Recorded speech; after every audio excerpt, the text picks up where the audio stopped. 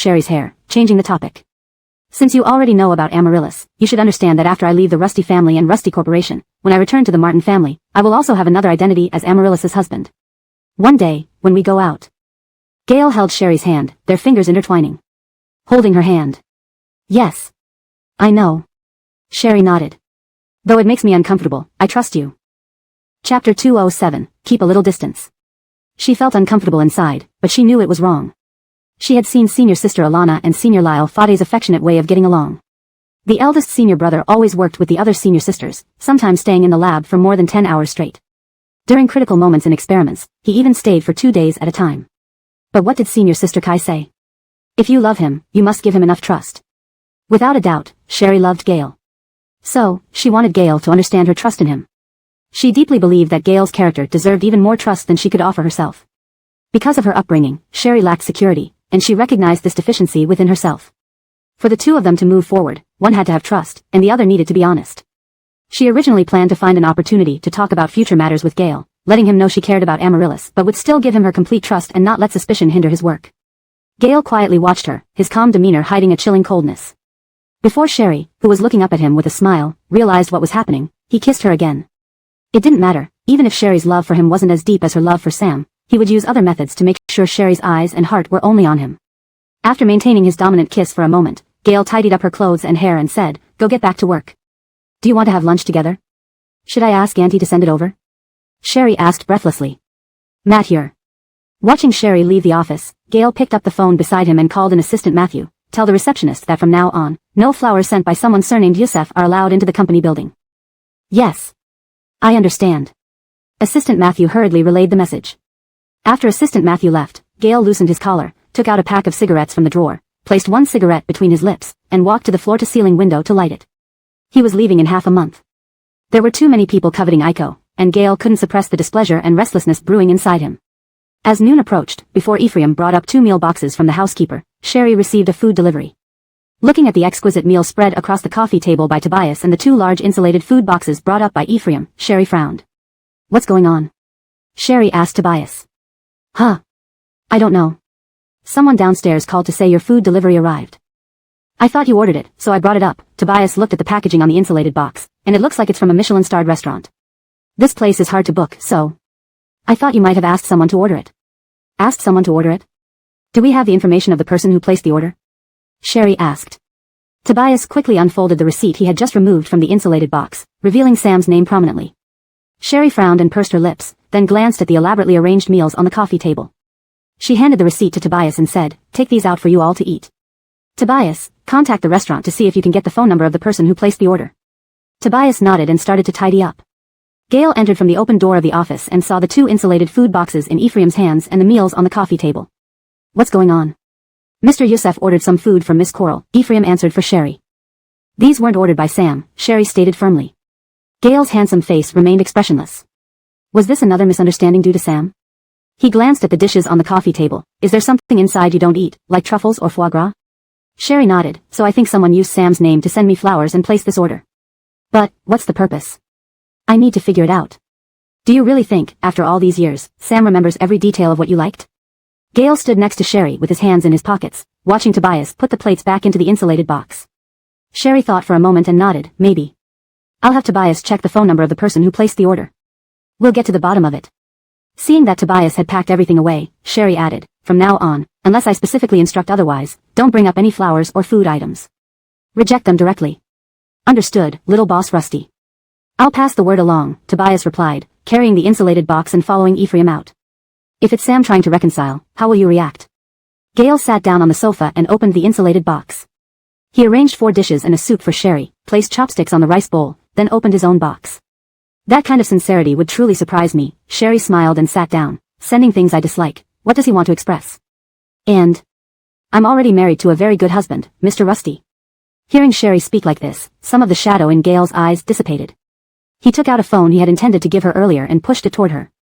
Sherry was surprised. Looking at the phone that was identical in appearance to her current one, she picked it up. "What's this?" "After I leave, you can use this phone to contact me.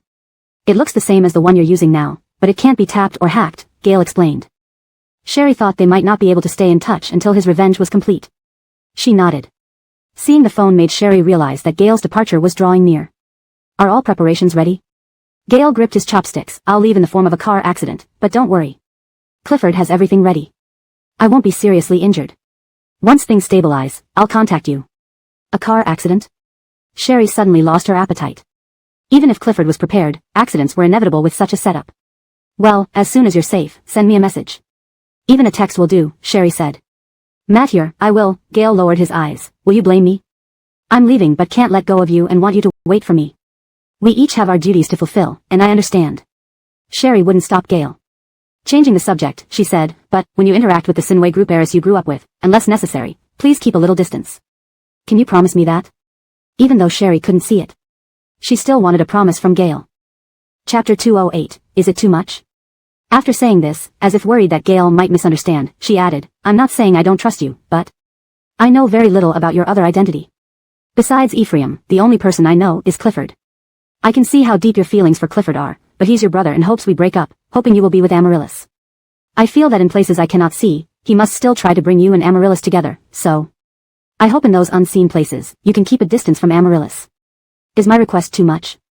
Gale put down her chopsticks. I agree, and at the same time, I also ask you to keep a distance from Sam. Just like today, don't accept anything he sends. Sherry. I will be jealous. I'll be jealous of any object he gives you appearing before you. Not just Sam. Anyone who approaches you with an agenda, I will be jealous. I can't always be by your side, but I selfishly hope you keep a distance from those people. Is it too much? Their eyes met, causing Sherry's heart to miss a beat. She didn't expect Gale to speak so frankly about jealousy. Gale's clear-cut face showed no expression, staring intently at her as she awaited her response. Not too much. In fact, even if Gale hadn't said this, Sherry would have done it anyway. In these past few days, apart from work, she had been thinking about how to give each other security while being in long-distance relationships. The moment Sherry answered, she was pulled into Gale's embrace, kissed deeply. The soup on the table tipped over, spilling all over the floor. She curled up in Gale's arms, gripping his shirt tightly, thankful that the frosted glass prevented outsiders from seeing. The next instant, she felt her breath taken away by Gale's deep and passionate kiss, tears welling up in her eyes. She could feel Gale's arms tightening around her like a python coiling around its prey, never letting go. Sherry awkwardly reciprocated, eventually hooking her hands around Gale's neck. Knock knock knock. The sound of knocking startled Sherry. Hastily, she withdrew her hands from around his neck, trying to push Gale away. He frowned, showing displeasure, holding onto Sherry's wrist, refusing to let her go. What is it? He asked. Assistant Matthew outside the door seemed to pick up on Gale's unhappy tone and whispered, Chairman Priscilla called. Tell Chairman Priscilla that I and President Rusty are discussing something. We'll call back later. Okay. Assistant Matthew didn't dare open the door and left immediately. Gale turned back to look at Sherry, whose heart pounded fiercely inside her chest, removed his glasses and tossed them on the coffee table, preparing to kiss her again. Sherry felt herself becoming dazed, retreating further into his embrace. Just as Sherry felt she was suffocating, Gale released her lips, tucking her long hair behind her ear, giving her a moment to breathe.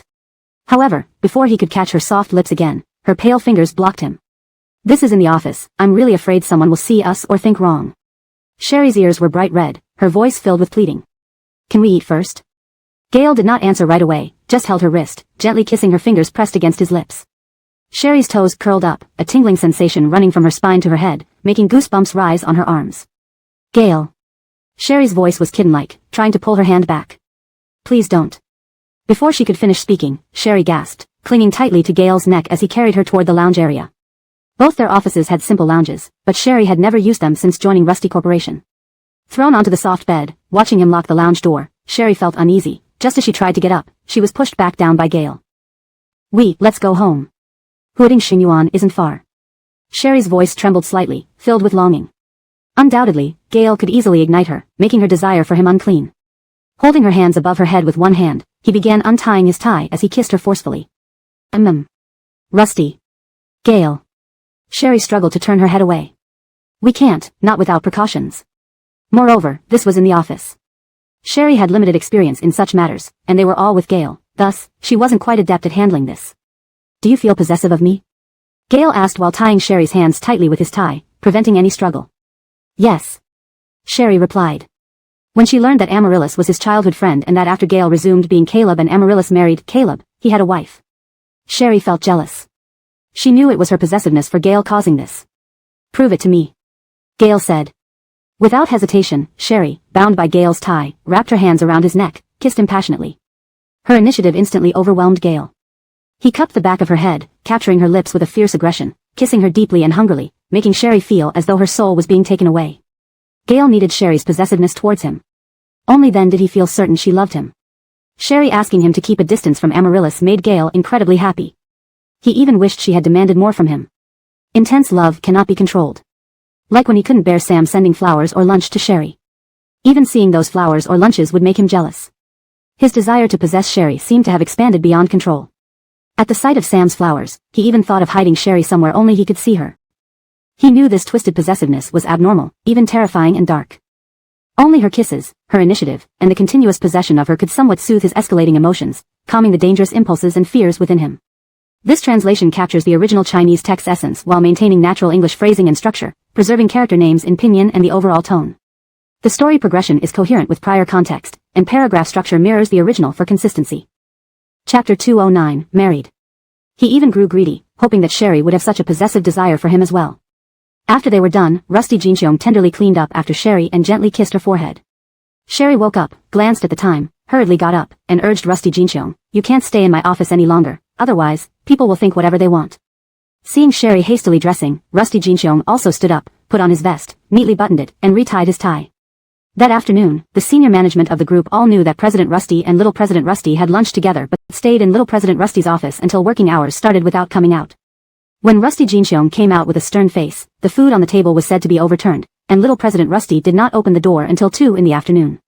The carpet was replaced, and Little President Rusty changed into a new set of clothes. The secretary speculated wildly, wondering how fierce the argument must have been to overturn the dishes onto Little President Rusty. The news spread even more dramatically, saying that President Rusty and Little President Rusty argued all afternoon in the office, with Little President Rusty backtalking, which made the usually emotionally stable President Rusty flip the lunch table. Everyone was guessing whether the inheritance battle between President Rusty and Little President Rusty had finally begun in earnest now that their relationship had deteriorated openly.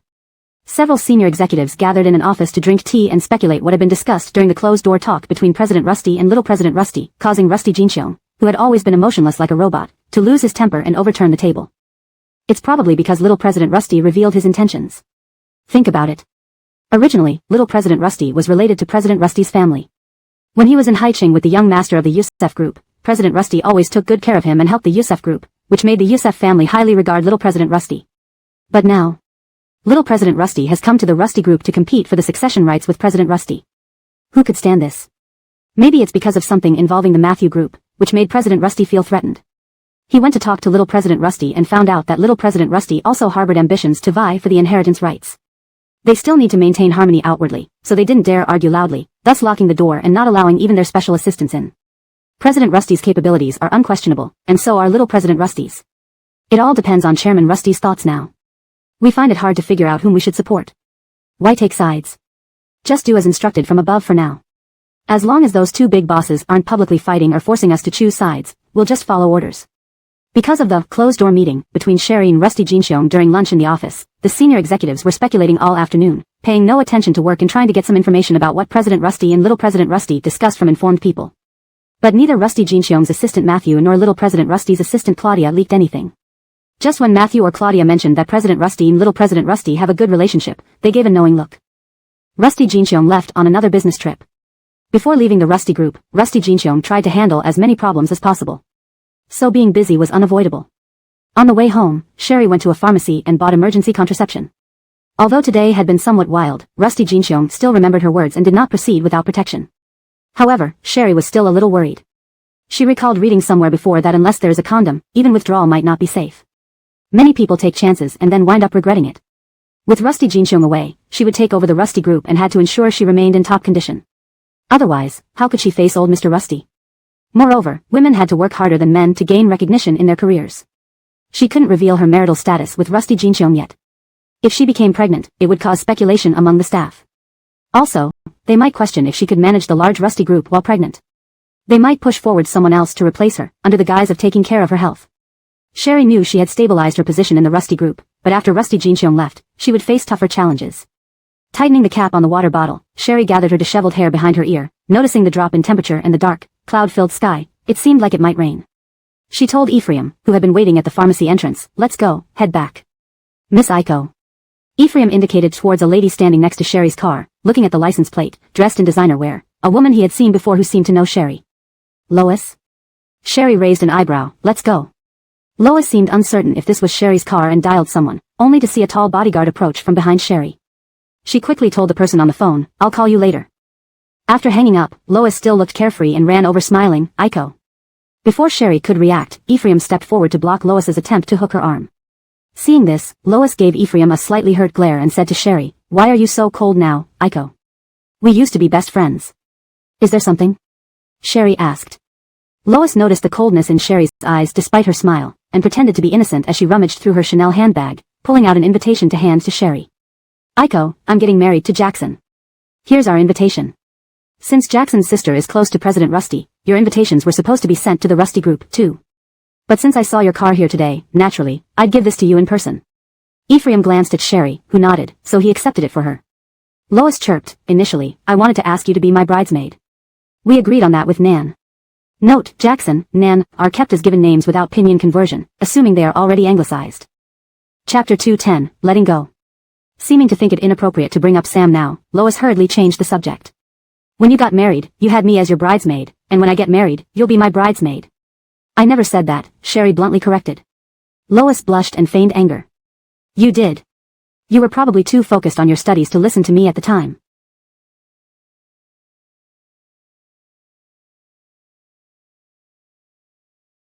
And you even agreed then. But I know you're very busy as the executive vice president of Rusty Corporation now. So I won't bother you for being a bridesmaid. But you must come. You, I, Jackson, we all grew up together. There will be many old friends there, they all miss you so much. And excuse me. Sherry pretended to glance at her watch and smiled, interrupting Lois's words. I have another appointment. If I have time, I will definitely attend the wedding. Congratulations. Why are you being so distant with me now, Iko? Lois could no longer hold back. Back then, regarding the drug incident, I have already explained to Lyle Nanshan. At that time, I didn't come forward to clarify immediately because I was worried that Lyle Nanshan would think we were in cahoots, that we conspired to drug him, which would make things even more complicated. Moreover, Lois had also been afraid that Godric would find out she had drugged him. So you just watched as Sam bullied me like that without saying anything? Were you afraid of Sam's retaliation hurting you? Or harming the Lay family? Sherry smiled faintly, watching Lois bite her lower lip. Still maintaining her indifferent demeanor, she chuckled softly. But it doesn't matter anymore. After all, you've always been Sam's friends, I was merely an addition. Now that I no longer have any ties with Sam, you bring up past affections to me now because I am no longer a helpless orphan. Do you really want me to tear off this veil? Struck at her core, Lois blushed and tried to justify herself. I really considered you a friend. In the past, she indeed kept silent about the drug incident because Sherry was just an orphan from Coralgia village. Honestly speaking, if not for Sam's insane love and obsession with Sherry, and if not for Sherry being a genius who consistently won gold medals in international competitions, they wouldn't have lowered themselves to be friends with her. Perhaps Lois had already forgotten how they complained about Sherry stubbornly clinging to Sam in the group chat where Sherry remained unconscious and never backed out. They grumbled about how she caused trouble for everyone, bringing sorrow to their new celebrity friend Enid. They spoke up for the innocent Enid, accusing Sherry of making Enid a third party. They discussed ways to speak out in support of Enid. They posted on Weibo, swearing to heaven that Enid was not like netizens speculated, destroying others' relationships. They claimed that even if Sherry and Sam once had a passionate relationship, the memory loss Sam was a brand new person, and his newfound love for someone else was understandable. Almost all the so-called friends who grew up with Sherry publicly declared their childhood friendship with her while collectively supporting Enid, effectively quelling the trending topic of Enid being a homewrecker. Everyone was innocent except Sherry, who bore the greatest guilt. She shouldn't have woken up, she should have quietly died on that hospital bed. Who among them hadn't complained about how much better it would be if Sherry had never awakened? They would earnestly advise Sherry in front of her, saying that Sam loving someone else didn't mean he owed her from a past life. Why couldn't she gracefully let go and give him what he wanted? Because Sherry considered them friends, these words pierced her heart like daggers. But now, as Sherry no longer cared about the friendship she never had, those past wounds became insignificant. Madeline, I was once someone easily blinded by emotions, but not anymore. So much time has passed, I don't hate you for this, nor will I make things difficult for you. In fact, I sincerely thank you. If not for you, I wouldn't have known Sam wasn't suitable for me. Sherry's voice was gentle yet composed. I wish you and Godric a lifetime of happiness. Watching Sherry enter her car, Lois gripped her purse tightly, breathing heavily. Actually, she knew. Godric liked Sherry. If not for Sherry being with Sam, Godric would have confessed long ago. Later, when Sam lost his memory and fell for Enid, and Sherry woke up, Godric briefly thought he had a chance with her, leading Lois to hatch the plan involving the drug. Fortunately, Sam's action of plastering Hai-Ching University with photos of Sherry prevented the Alina family from potentially accepting her despite her humble origins but renowned talent. Now that Lois was about to marry Godric, she wasn't sure whether the matured Godric had buried his feelings for Sherry deep within or truly let go of his unrequited love after all these years. So although her brother and Godric both said sending the invitation to Rusty Corporation, if Sherry still wanted to be friends with them, she'd come back, and if she didn't wish to associate with them again, they would send a gift anyway, as a courtesy. She couldn't help it, she just wanted to invite Sherry to their wedding to test Godric's reaction. Somewhere along the way, Lois had become greedy. From initially wanting only to be with Godric, to thinking marriage would suffice, now, she wanted his heart too. Watching the car carrying Sherry drive away, Lois suddenly turned to look at the pharmacy and walked in. What medicine did the lady wearing the white suit buy just now? The clerk eyed Lois warily but didn't respond. Lois then rubbed her red eyes and said, "Sorry, that lady is my sister. Our family has been through some troubles recently, and my sister has been extremely busy. Her health isn't good either, she only recently regained consciousness from a vegetative state. I'm just worried about my sister." Seeing Lois's red-rimmed eyes in her obviously wealthy attire, the clerk finally replied, "There's no need to worry. That lady just bought emergency contraception." Lois's pupils widened. After leaving the pharmacy, she frowned in deep thought. Note, the names used here follow Pinyin transcription standards, ensuring correctness and consistency. Chapter 211, Get Lost. Thinking of the handsome and tall young bodyguard by Sherry's side, Lois quickly searched her bag for her phone and dialed Sam's number. She knew that Lyle Nanshan had regained his memory and gave up the Yusef Corporation just to get back at Sherry. She had to tell this to Sam. While walking toward her sports car and pulling open the door, she said, "Lyle Nanshan, I met Aiko just now.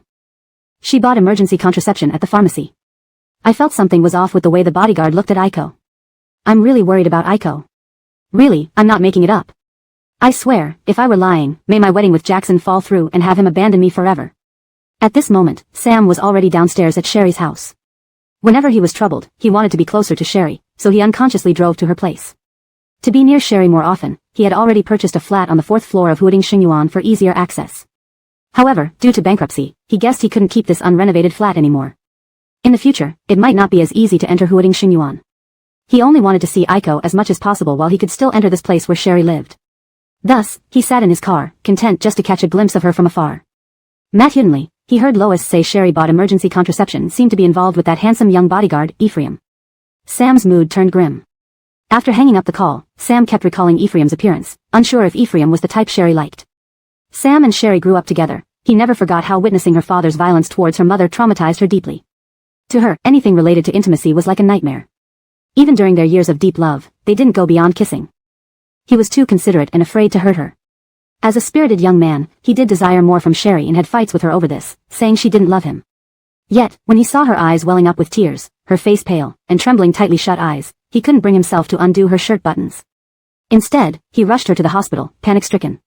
He imagined countless times how to comfort her if she remained this way for life without any marital relations or children.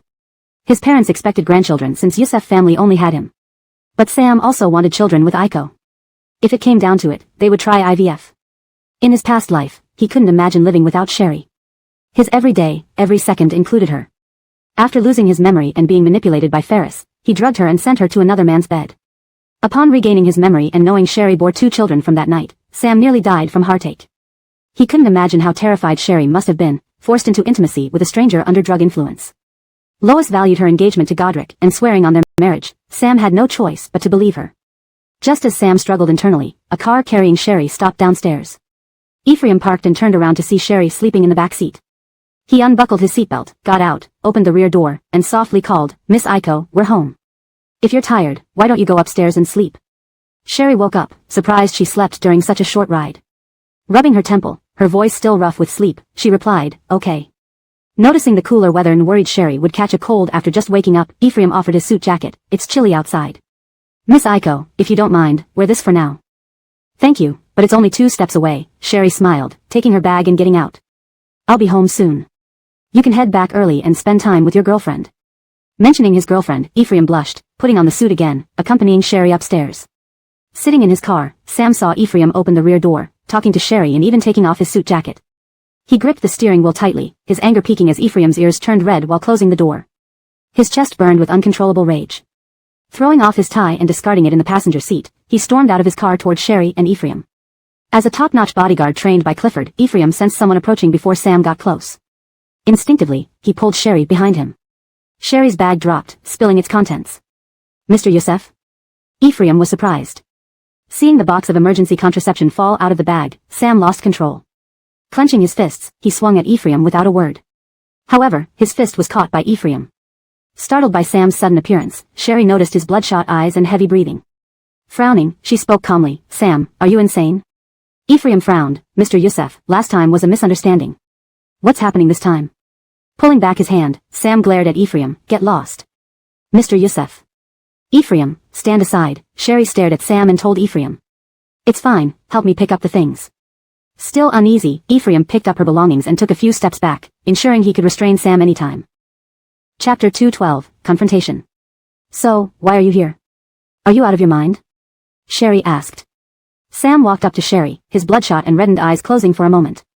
He gripped her shoulders tightly with his veined hands, stared at her with those red eyes, and whispered in a peculiarly soft tone filled with pain and fierce hatred, "I couldn't even touch a finger on you without going crazy, and yet, you so easily shared a bed with some random man?" Sherry was taken aback, but she quickly recalled encountering Lois earlier. She guessed that Lois must have seen her leaving the pharmacy and had asked the pharmacist about it. Sam squeezed her shoulders harder, veins protruding from his knuckles as he struggled to speak through trembling lips. "You slept with this bodyguard?" Even Ephraim was surprised upon hearing this. "He has a girlfriend. What's so great about him?" What makes him worthy of your love? Is it because he's young? Or... Mr. Youssef, please be respectful with your words." Ephraim's face darkened. "Miss Coral and I have always been above board. If you continue making such baseless accusations, I can sue you for slander." Ignoring Ephraim, Sam's eyes were fiery red, glaring at Sherry like a ravenous wolf. He clamped down on her shoulders forcefully, pushing her hard against a pillar. The impact sent shocks through her back, and she felt the pain clearly where Sam gripped her shoulders. Yet, she remained silent, only frowning slightly. "Mr. Youssef." Ephraim grabbed Sam's shoulders, mindful of the relationship between Sam and Sherry. He glanced at the calm Sherry, ready to dislocate Sam's arms at her command. Sherry's serene gaze stung Sam deeply. Clenching his teeth, he demanded, "Speak. Do you lack men too? How is it any of your business?" She cut off his emotional tirade. "On what grounds do you question me?" Her words slapped Sam into sudden clarity, extinguishing his fury. He appeared flustered, his posture weakening. Tears rolled down as he choked out, Did you sleep with him?" His trembling hands gripped her shoulders fiercely, shaking her weakly as he sobbed. "Did you sleep with him? You couldn't. You couldn't possibly." She looked at Sam with calm eyes, stopping Ephraim from pulling him away. She freed herself from his grip and faced him directly. "Miss Iko." Ephraim hesitated, unsure. "It's fine. Although Mr. Youssef indeed laid hands on me before, now he remembers everything. Even if he were scum, he wouldn't hit his ex-wife. Besides, even if he does, I would retaliate." Sam felt as though a knife had stabbed him in the heart. His hands trembled by his side, pulled instantly back into their past. Yes, he once laid hands on Sherry. On that snowy winter night when it was his birthday and she handed him the divorce papers, he had pushed her into the shallow pool, leaving her bleeding. "Iko." Sam wept. "I'm sorry, Is it something Lois told you? That I went to the pharmacy for emergency contraception? So you assumed I had slept with my bodyguard, Ephraim, which made you rush here, to interrogate me?" Sherry gazed at him, a hint of a smile playing on her lips. Her expression was so candid that it unnerved Sam. "I'm sorry, Iko, I didn't doubt you, I just... What does your belief or disbelief mean to me?" She brushed her disheveled hair behind her ear, her eyes clear and bright. "I don't care what you think, Sam." Sam's complexion drained of all color. Breathing rapidly, tears streaming from his bloodshot eyes, he cautiously reached out to pull Sherry's hand. "Iko. Please don't say that. I know I'm wrong. Don't reject me. You promised.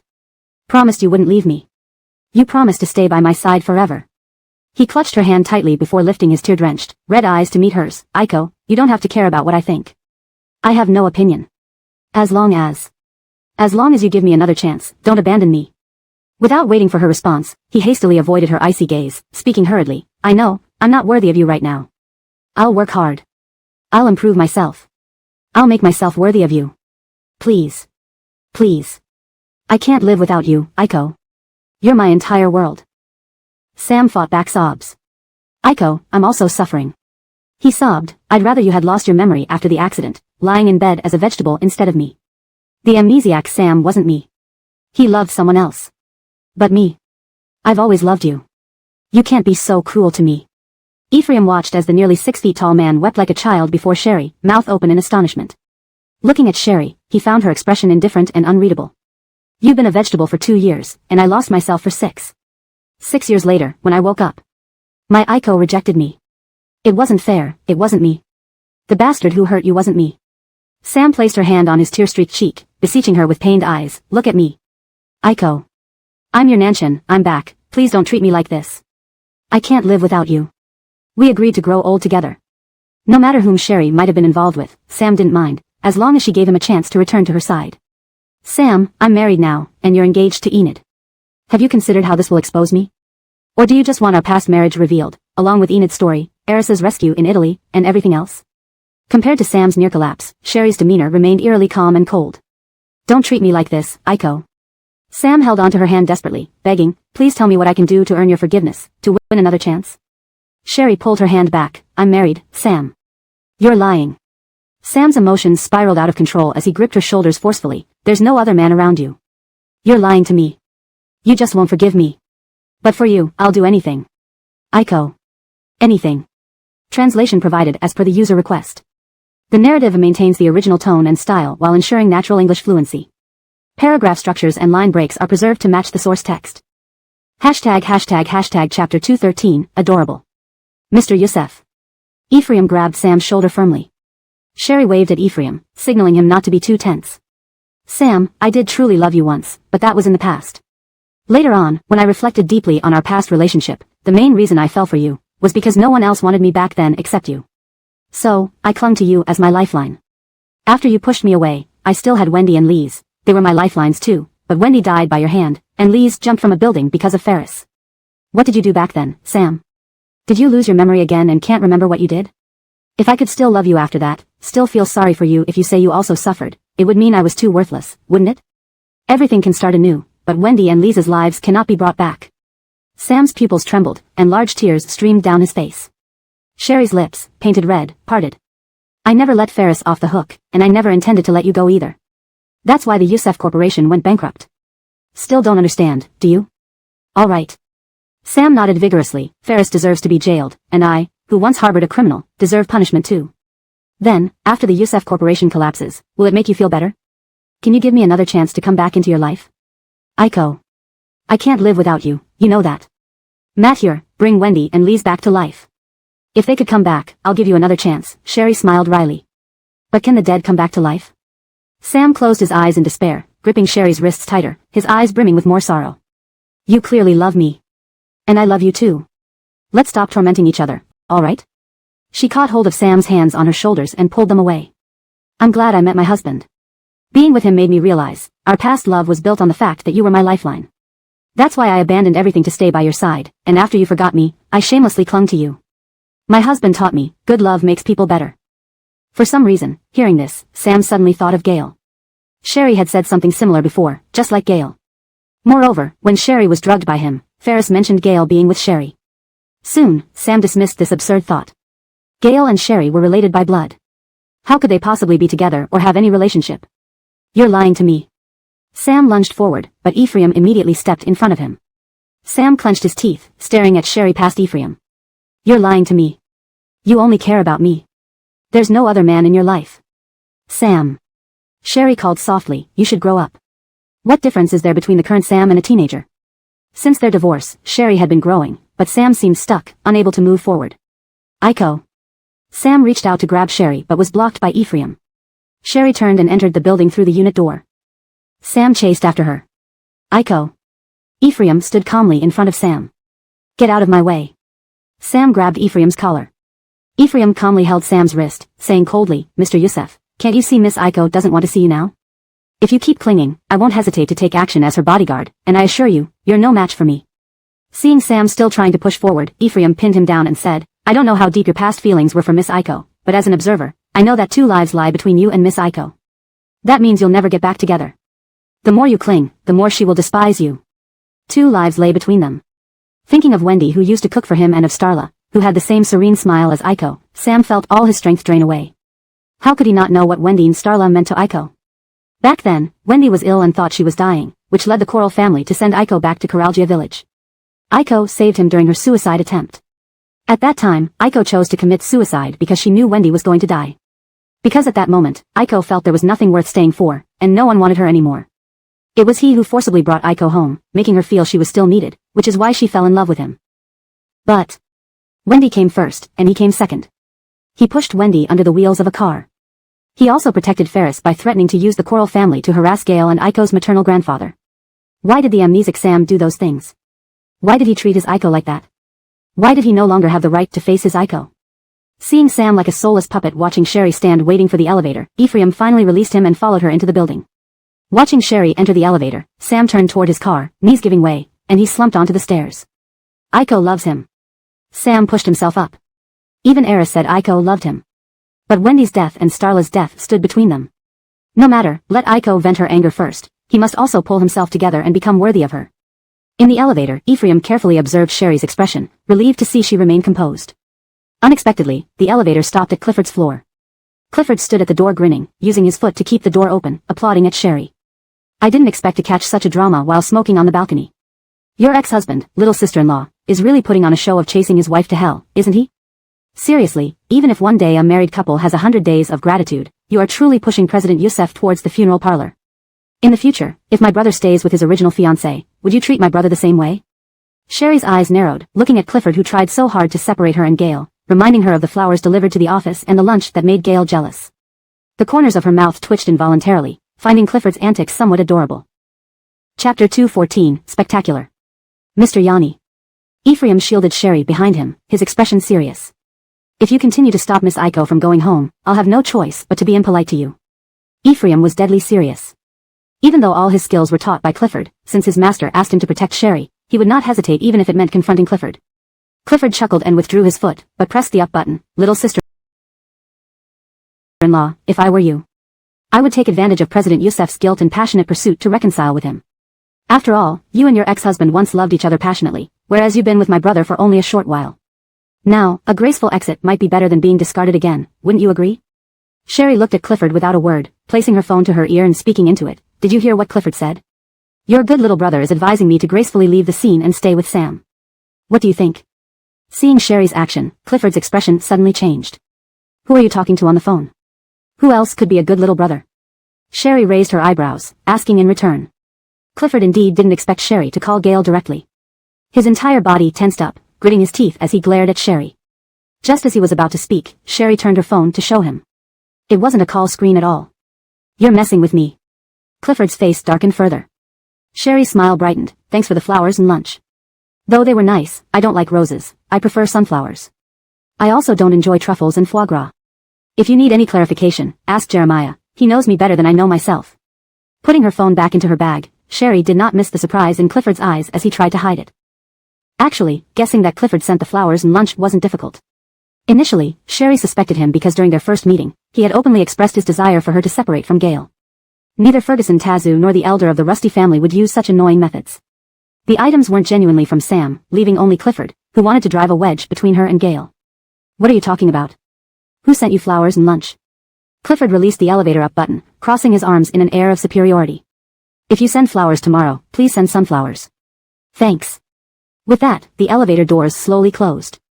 Clifford cursed under his breath and turned towards his home, deciding he would still send flowers tomorrow, specifically roses, not sunflowers. Slamming the door, Clifford clenched his jaw. He needed to work on Sam. Taking out his phone from his pajama pocket, he slid to Amaryllis's name but hesitated and finally decided not to call her. He walked angrily to the bar, poured himself a drink, and gulped it down. Inside the ascending elevator, Ephraim was equally surprised. He had assumed the morning flowers and noon lunch came from Sam, especially since he saw Sam downstairs just now. Sherry opened the door and said to Ephraim, "All right, I'm home. You can go back." As Ephraim was about to say goodbye as part of his routine, she added, "Don't open the door for anyone else." "I remember." "Go quickly." Closing the door and changing into indoor shoes, Sherry caught the scent of food. Glancing at the lit dining room, 4 dishes and a soup were neatly arranged on the heated table, but she had no appetite. She slumped onto the sofa. The demanding work today drained her physically but left her feeling mentally secure. She realized that the stack of documents on her desk grew because Gale was gradually handing over the company to her. The time when Gale would leave Rusty Corporation and her was drawing near. Closing her eyes, Sherry covered her face with her hand. Recalling Sam's tearful eyes made her laugh. He actually felt wronged.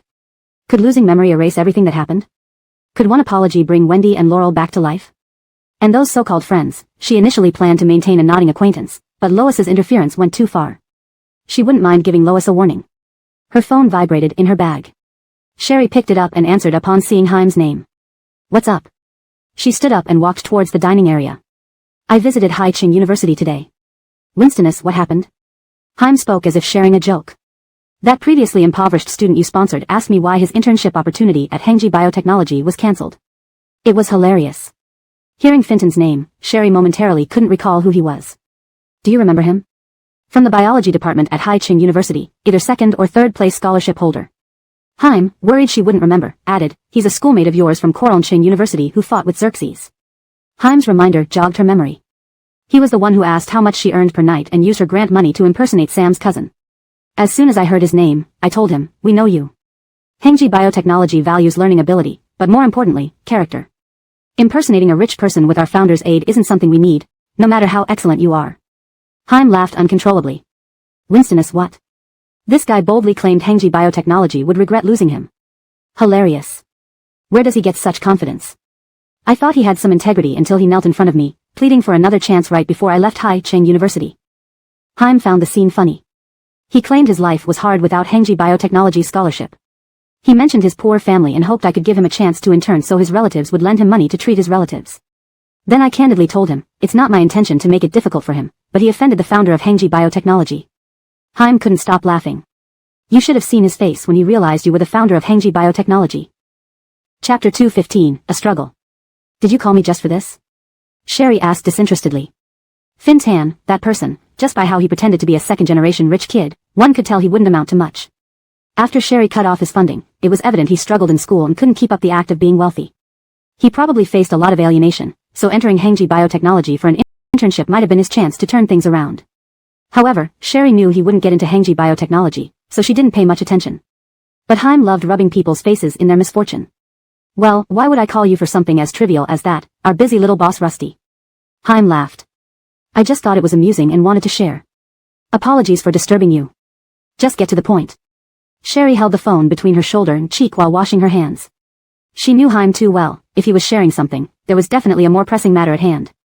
Sherry sat down at the dining table. Haim's surroundings seemed quieter, indicating he had gotten into a car. He began, I thought I saw your relative Gale in the outskirts of Hai-Ching and was about to greet him, but he acted like he didn't know me. As I got closer, I realized, he didn't quite resemble Gale. Even stranger, I noticed 3 people following this look-alike, who were once on international arrest warrants. Sherry gripped her chopsticks tightly. On international arrest warrants? Boss, do you know Gale's background? Does he have a twin or younger brother? Haim's voice turned serious with genuine concern. Now you're part of the Rusty family through adoption, which gives you the right to compete for the family inheritance. If Gale has such connections backing him, you need to be cautious. I understand. Gale won't harm me. Don't overthink it, Sherry said. Keep an eye on the lab progress and bring Lexia back soon. Boss. Haim was preoccupied with Sherry's safety. Bring Lao Winston back to protect you. Hearing Emerson mentioned, Sherry couldn't help but think of Amaryllis, possibly the very person Emerson sought. She closed her eyes briefly. I know you're worried, but I'm fine. Ephraim is enough protection for now. We don't need Emerson. Besides, I promised Emerson something I haven't fulfilled yet. Let's not disturb him, Sherry insisted. Haim hesitated. You're really going to help Lao Winston find who stole his sister's heart? I thought you only said that to calm him down, fearing he'd do something irreversible. Back then, when Lao Winston received news of his sister's accident and rushed to the hospital, she had already passed away. The doctors informed him that she had signed an organ donation agreement before her death, allowing them to remove her heart. Lao Winston nearly lost it, almost assaulting the doctor who removed her heart, resulting in his own imprisonment. But Lao Winston insisted his sister never signed any such agreement. They grew up together and shared everything. It was impossible for her to sign without telling him. Plus, she had always resisted signing it herself, considering it bad luck. So Lao Winston firmly believed his sister would not have signed the agreement a week before her accident. The police found no discrepancies. The signature and fingerprints matched his sister's. Later, Emerson found his sister's information on the dark web, even stamped with an electronic seal, leading him to believe her death was not accidental but orchestrated by someone who bought her heart. Sherry, hearing Emerson's story, immediately thought of her own sister, May, and thus promised to help Lao Winston find who was responsible. I've investigated most of the suspects, leaving only 3. It won't be long, Sherry stated seriously. I promised Emerson I'd help legally and won't break my word, just like I promised all of you. Among the remaining 3 suspects was Sinway Group's heiress, Amaryllis. Sherry hoped it wasn't Amaryllis. Being Gale's childhood friend, even if they weren't romantically involved, they were close, especially after Amaryllis covered for Gale by announcing her marriage. If Amaryllis were indeed the culprit, Emerson wouldn't forgive her.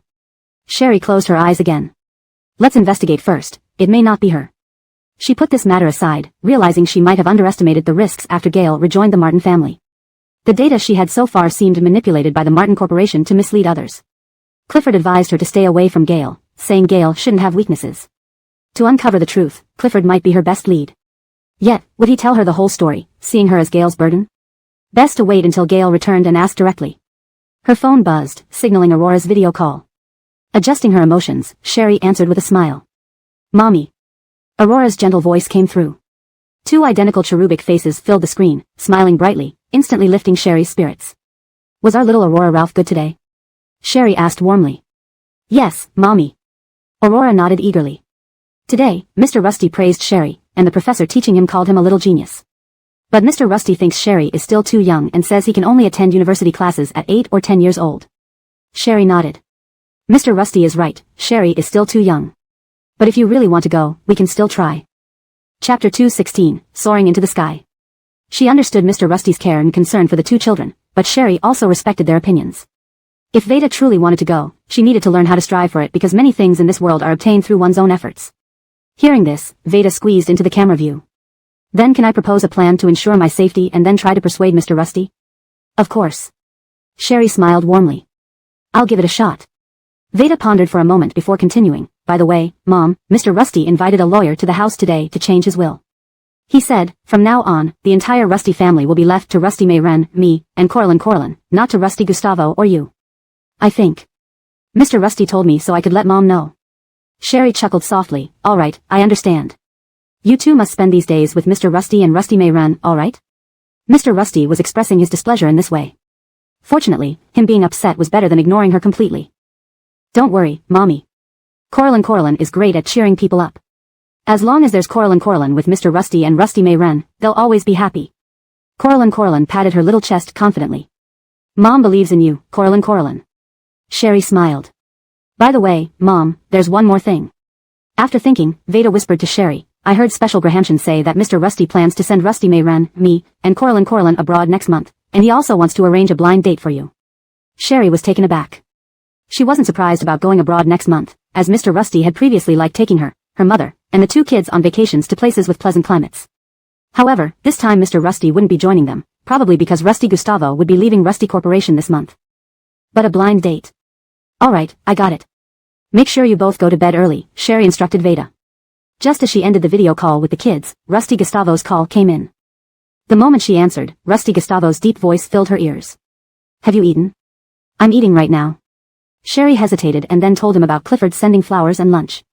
Today when I came back, I met Clifford. I tricked him into revealing that he sent the flowers and lunch to the office. Seeing how relentless he is in trying to separate us, I'm worried about your return to the Martin family, especially after Lisbeth Wynn's Tony met your body double in Hai Cheng, accompanied by 3 men who were on international wanted lists years ago. Sherry put down her chopsticks and said seriously, so, could you tell me more about the Martin family this time? Matt here. Rusty Gustavo replied, anything you want to know, I won't hide from you. The next morning, while having breakfast and listening to the news, Sherry received a call from Tobias. Little boss Rusty, are you coming to the company today? Do you need me to order flowers for you? Tobias asked. Sherry sipped some milk. Why would you ask that? Haven't you seen this morning's news? Tobias sounded surprised. Chairman Rusty, the one who claimed to be acquainted with CEO Lisbeth from Hengji Biotech, Rusty Jean Ning, was attacked last night with 6 knife wounds and fell from the 6th floor. Do you need to visit the hospital? This news surprised Sherry. Last time she saw Rusty Jean Ning, she was threatening Mr. Rusty to get the position of marketing manager using the Coral family's troubles.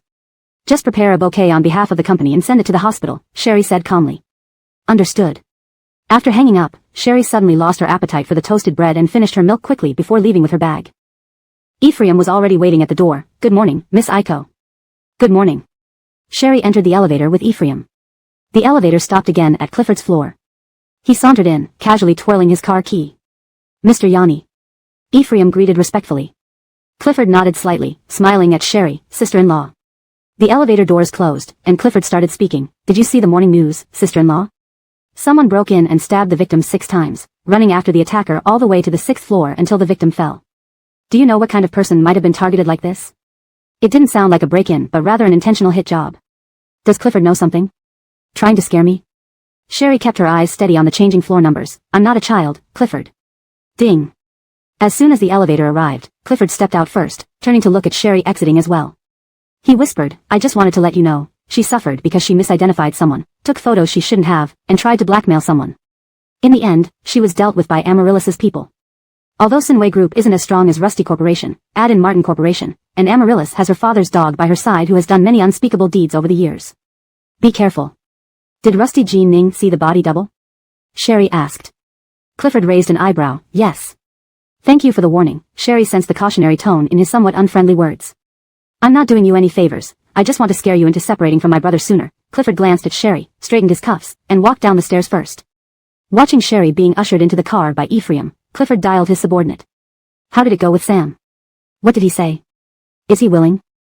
At first, Sam wasn't interested, but for some reason changed his mind last night and agreed. However, he wants to meet the person behind you, wanting to know who he's collaborating with. The subordinate sounded embarrassed. I'm not sure where I slipped up. Worthless. Clifford spat at his subordinate and continued, just tell him.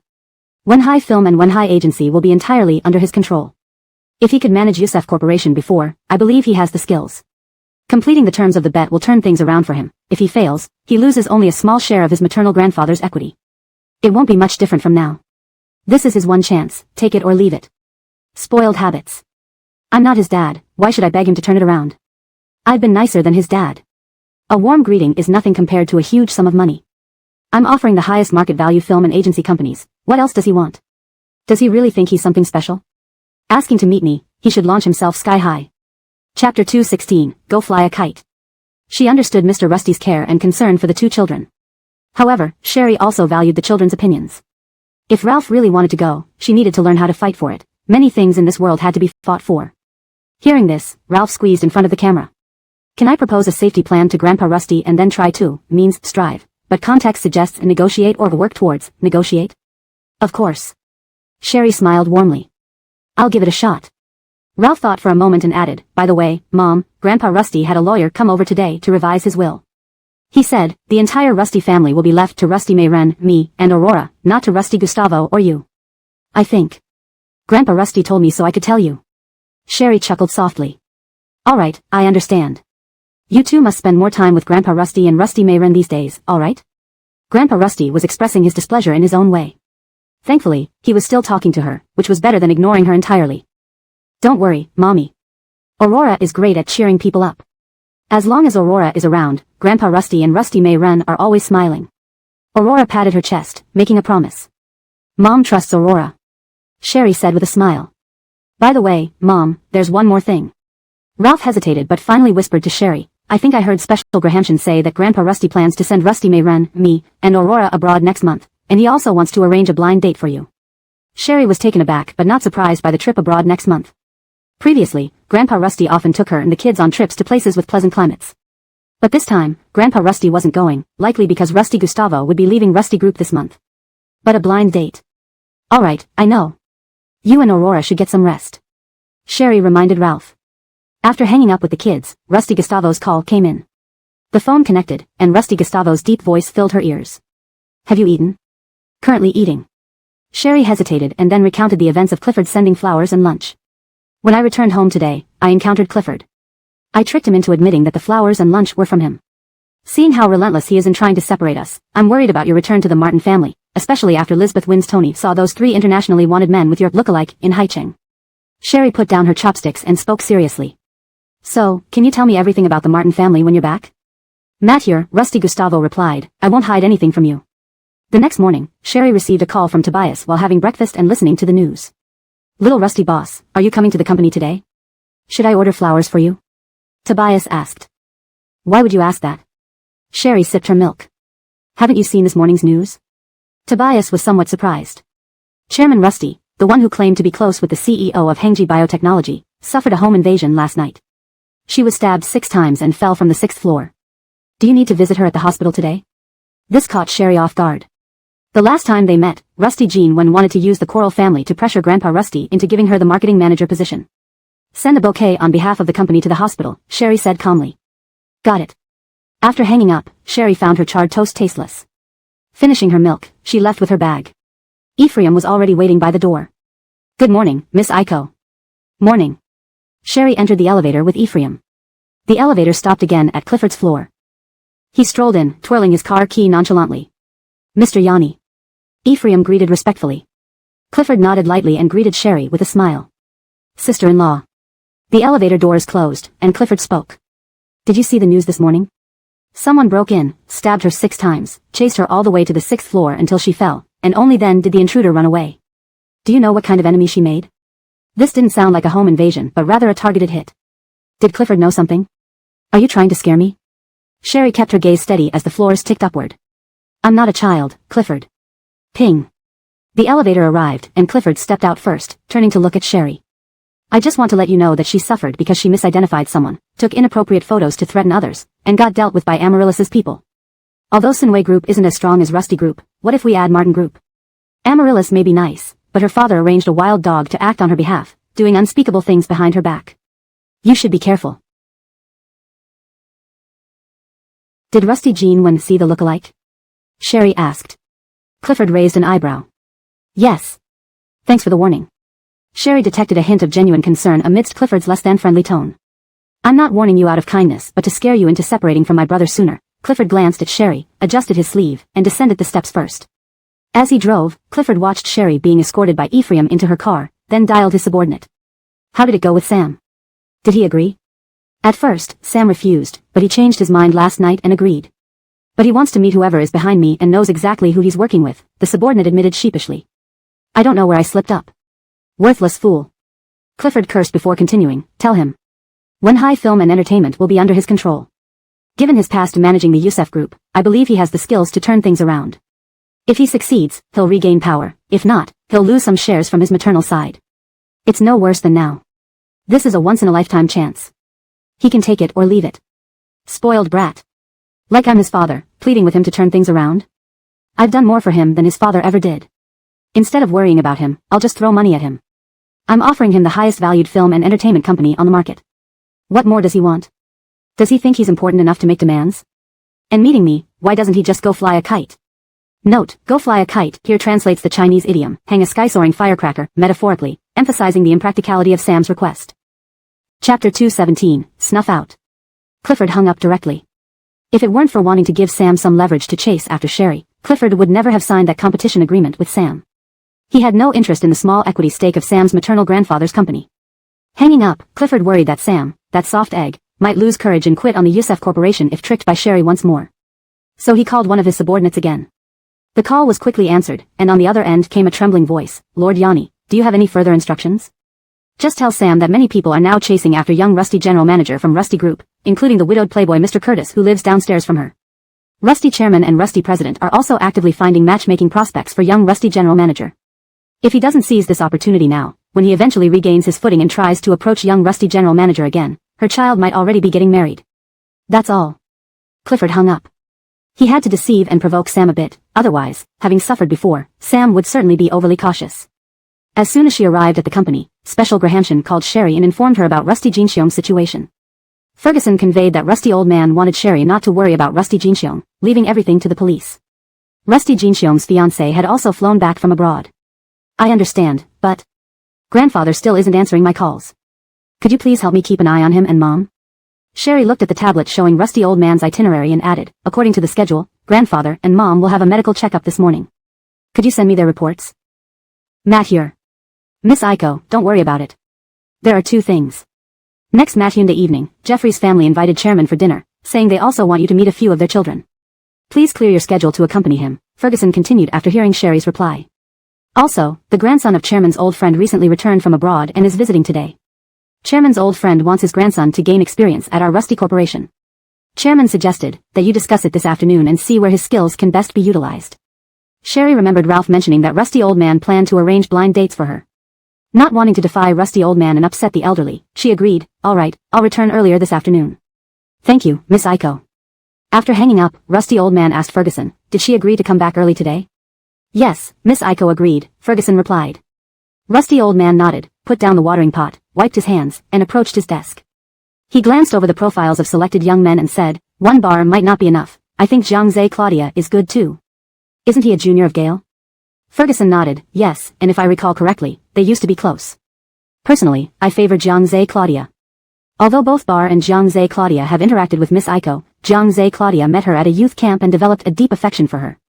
However, upon learning Miss Aiko was dating the Yusef boy, out of moral considerations, he cancelled his confession.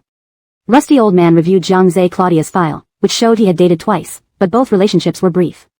According to his friends, Zhang Zhe Claudia couldn't forget his first love. Rusty old man nodded approvingly. This man had morals and was loyal. More importantly, Zhang Zhe Claudia had a clean lifestyle.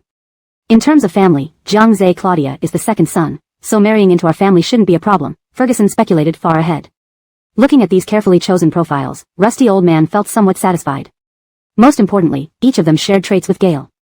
Grahamshan ensured that every candidate resembled Gale in build and character.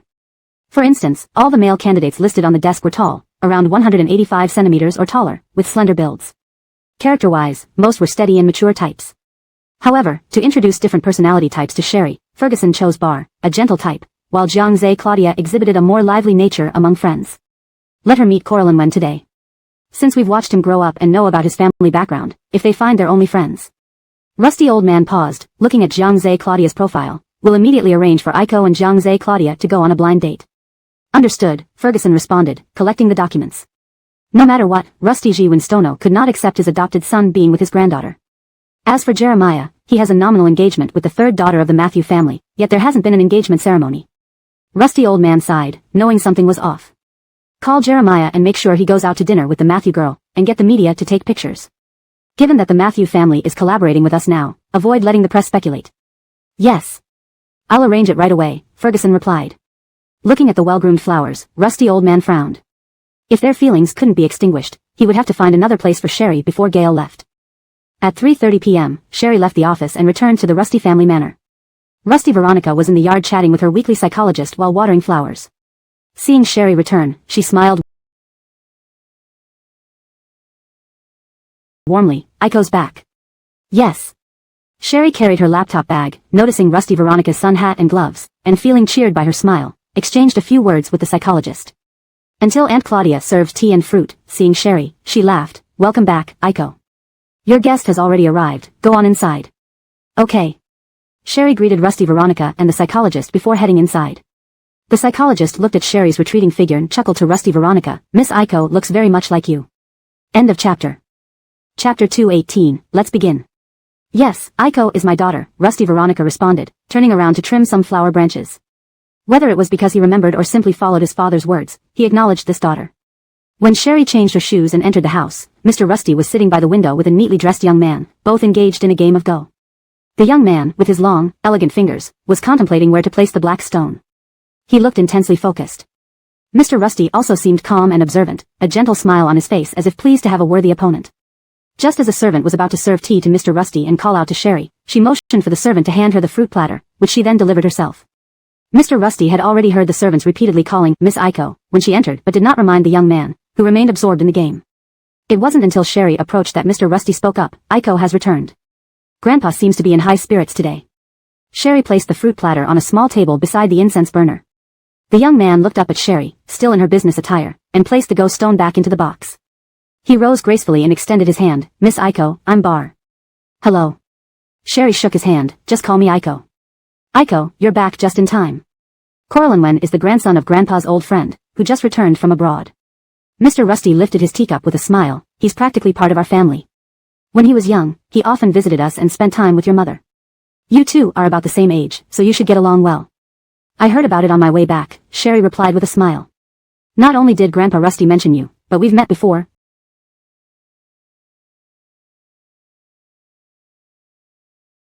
Albeit briefly. Bar looked at Sherry sincerely. During the German physics competition, you won the gold medal, and I got the silver. Sherry's expression showed surprise, and she recalled the event upon his reminder. You've changed so much, I didn't recognize you just now. Sherry released his hand. In her memory, the silver medalist wore glasses and wasn't very tall. However, the young man before her had striking almond-shaped eyes and stood impressively at about 187 centimeters, clearly fit from regular exercise. Aiko has changed a lot too. Bar smiled. Call me Coraline Wen, like Grandpa does. I didn't expect such a coincidence. Mr. Rusty, who seemed to know about this, gave a visibly rehearsed surprised look and placed the ghost stones back in the box. Perfect timing. Aiko, why don't you take over? I'm getting old and lack the energy. I'll watch from the side. Coraline Wen doesn't mind, right? Not at all, Bar responded with a smile.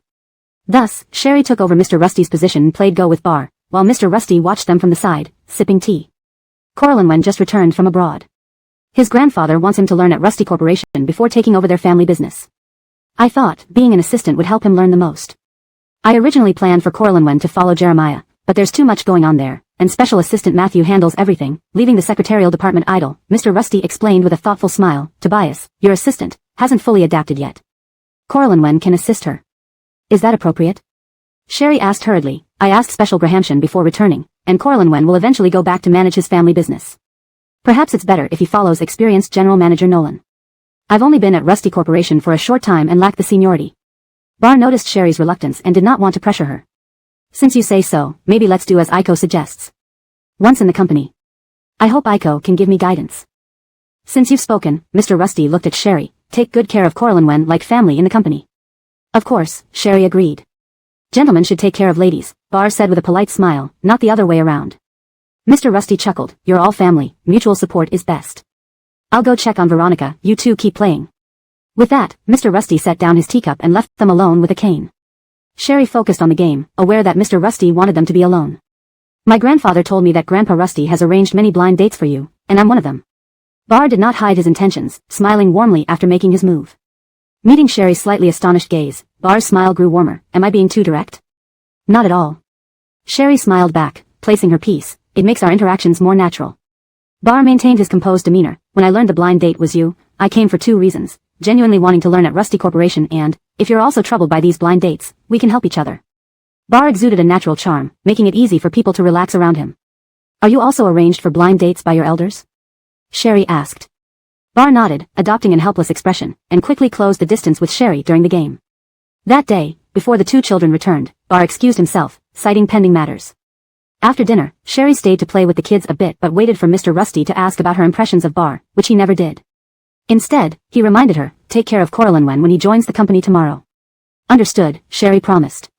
The next morning, Bar accompanied Sherry to the company and attended the morning meeting. Sherry had Tobias arrange a seat for him. Gale arrived a bit later. He had returned at 6 that morning, taken a shower, and rushed to work. His deep eyes appeared even darker from lack of sleep. His gaze briefly paused on Bar beside Sherry before unbuttoning his suit jacket and sitting down. Let's begin. Chapter 219, A Low-Level Mistake. Gale, dressed in a suit and tie, sat at the head of the table. Leaning back in his chair, he lightly tapped the file folder with his slender fingers, occasionally turning to glance at Bar who was leaning close to Brielle, whispering something intimate into her ear. Brielle let out a soft laugh at whatever she heard, picked up a nearby file, wrote something down, then pushed it toward Bar. He studied it intently. Leaning on the armrest, Gale frowned as he scrutinized the documents before him. Despite his stern features showing no emotion, the executives presenting felt an impending low pressure. The subordinates standing in front of the screen felt increasingly stressed, losing the confidence and fluency they had earlier. They couldn't help but wonder if they had made a mistake in their speech. When Gale finally glanced up at them, they froze mid-sentence. Continue. Gale adjusted his tie, maintaining a calm tone. Brielle looked over at Gale. His face appeared tight in the dimly lit room due to the projection, and faint bloodshot eyes suggested he hadn't rested well. The cold light from the large screen cast sharp shadows on his face, making his features even more defined. Brielle felt like Gale seemed suppressed with anger, though it might have been a mere illusion. She turned to ask Kayla, who stood behind Gale, for confirmation, but Kayla simply shook her head, indicating she was also unsure. Bar, sitting beside Brielle, had met Gale during previous visits to the Rusty family estate but hadn't expected him to be so stern and serious about work. After all, in Bar's memory, Gale was an older, patient figure who played chess very well. Seemingly noticing Bar's gaze, Gale glanced over, and Bar nodded respectfully in greeting. After the meeting, Brielle introduced Bar and Erwin. This is an old family friend who has come to learn at Rusty Group. Grandfather wishes for you to guide him. Erwin, understanding Bar's background, shook his hand warmly. Gale propped his file on the conference table, glanced at Brielle, and instructed Kayla, tell President Rusty I need him to come to my office. Yes, sir, Kayla replied. After entrusting Bar to Erwin, Brielle prepared to leave but was intercepted by Kayla. President Rusty wants you in his office. All right, I'll go now, Brielle said, walking away with Kayla. Upon entering Gale's office, she saw him standing by the floor-to-ceiling window, elegantly dressed in a black shirt and trousers, speaking on the phone. Her phone vibrated. It was a call from the old family residence. Seeing Gale still on the phone, she closed the door and returned to her office to answer. Hello. Has everything been arranged for Corlin Wen? Came the voice of the elderly Mr. Rusty. Brielle hadn't expected this long silence to be broken by a call from Mr. Rusty, feeling a mix of surprise and joy. Yes, I've handed him over to Erwin and already briefed him that Corlin Wen is your old friend's grandson and will inherit his family business eventually. Please take good care of him. Good. Mr. Rusty sounded pleased. I'll have lunch delivered for both you and Corlinwen. During the meal, ask Corlinwen if there's anything he finds uncomfortable. He's placed his trust in us, so don't disappoint him. I understand, grandfather. I won't let you down. Brielle replied. After hanging up, she called Patta, instructing her to prepare only one lunch for Gail. Just then, Gail's internal line rang. Hello? From the other end, Gail spoke formally. Did you approve the budget for the theater acquisitions in the second half of the year? Yes, is there a problem? Brielle asked. Come to my office, both of you, Gail instructed. Brielle asked Tobias to gather previous profitability reports and acquisition plans for the theaters. By the time she arrived at Gail's office, Erwin and Bar were already there. The project is already underway. Stopping now would cause significant losses, Erwin explained, having calculated the figures. Also, when I discussed this with President Rusty, we concluded that according to our market research and profit trends, this will bring substantial profits to the group in the future, right, President Rusty? Brielle nodded. Despite the varying debts of these theater companies, the market trend looks promising. Young people prefer theaters for dates or leisure activities. Over 80% choose them, with 65% as their first choice. She laid out the documents on Gail's desk. These companies took on debt during an economic downturn. Now, the entertainment market is entering an expansion phase. This is the perfect time to invest and increase our market share. Understanding the economic cycles and adjusting strategies accordingly to ensure corporate survival and profitability was the essence of senior management. With this development, the returns could be very high, Erwin added. Has the market department conducted on-site inspections? Gail asked, flipping through the documents. They did. And the occupancy rates are impressive, Erwin quickly replied. Gail noticed the integration between the theaters and their film production company, along with the purchase of several quality IPs from a few years ago. You're aiming to create an ecosystem loop? Gail looked up at Brielle. Erwin paused, also looking at Brielle. 4 years ago, our group acquired numerous IPs during a supersaturated market, which have been idle, Brielle explained calmly. Watching Brielle meticulously elaborate, Bar couldn't help but smile, reminded of her confident demeanor during debate competitions. Gail furrowed his brow, reviewing the documents while listening. Matthewly, he frowned deeper and glanced at the computer screen. The liabilities sheet you provided doesn't match the data in the system. How could such a low-level mistake happen? Chapter 220, I believe in you. Sherry was taken aback. How could that be? Gail released the mouse and pushed her chair back from the desk with a push of her long legs. Come take a look. Sherry stood up, circled around the desk, and stood beside the computer. She bent over to grasp the mouse, carefully reviewing the data on the screen and in the documents.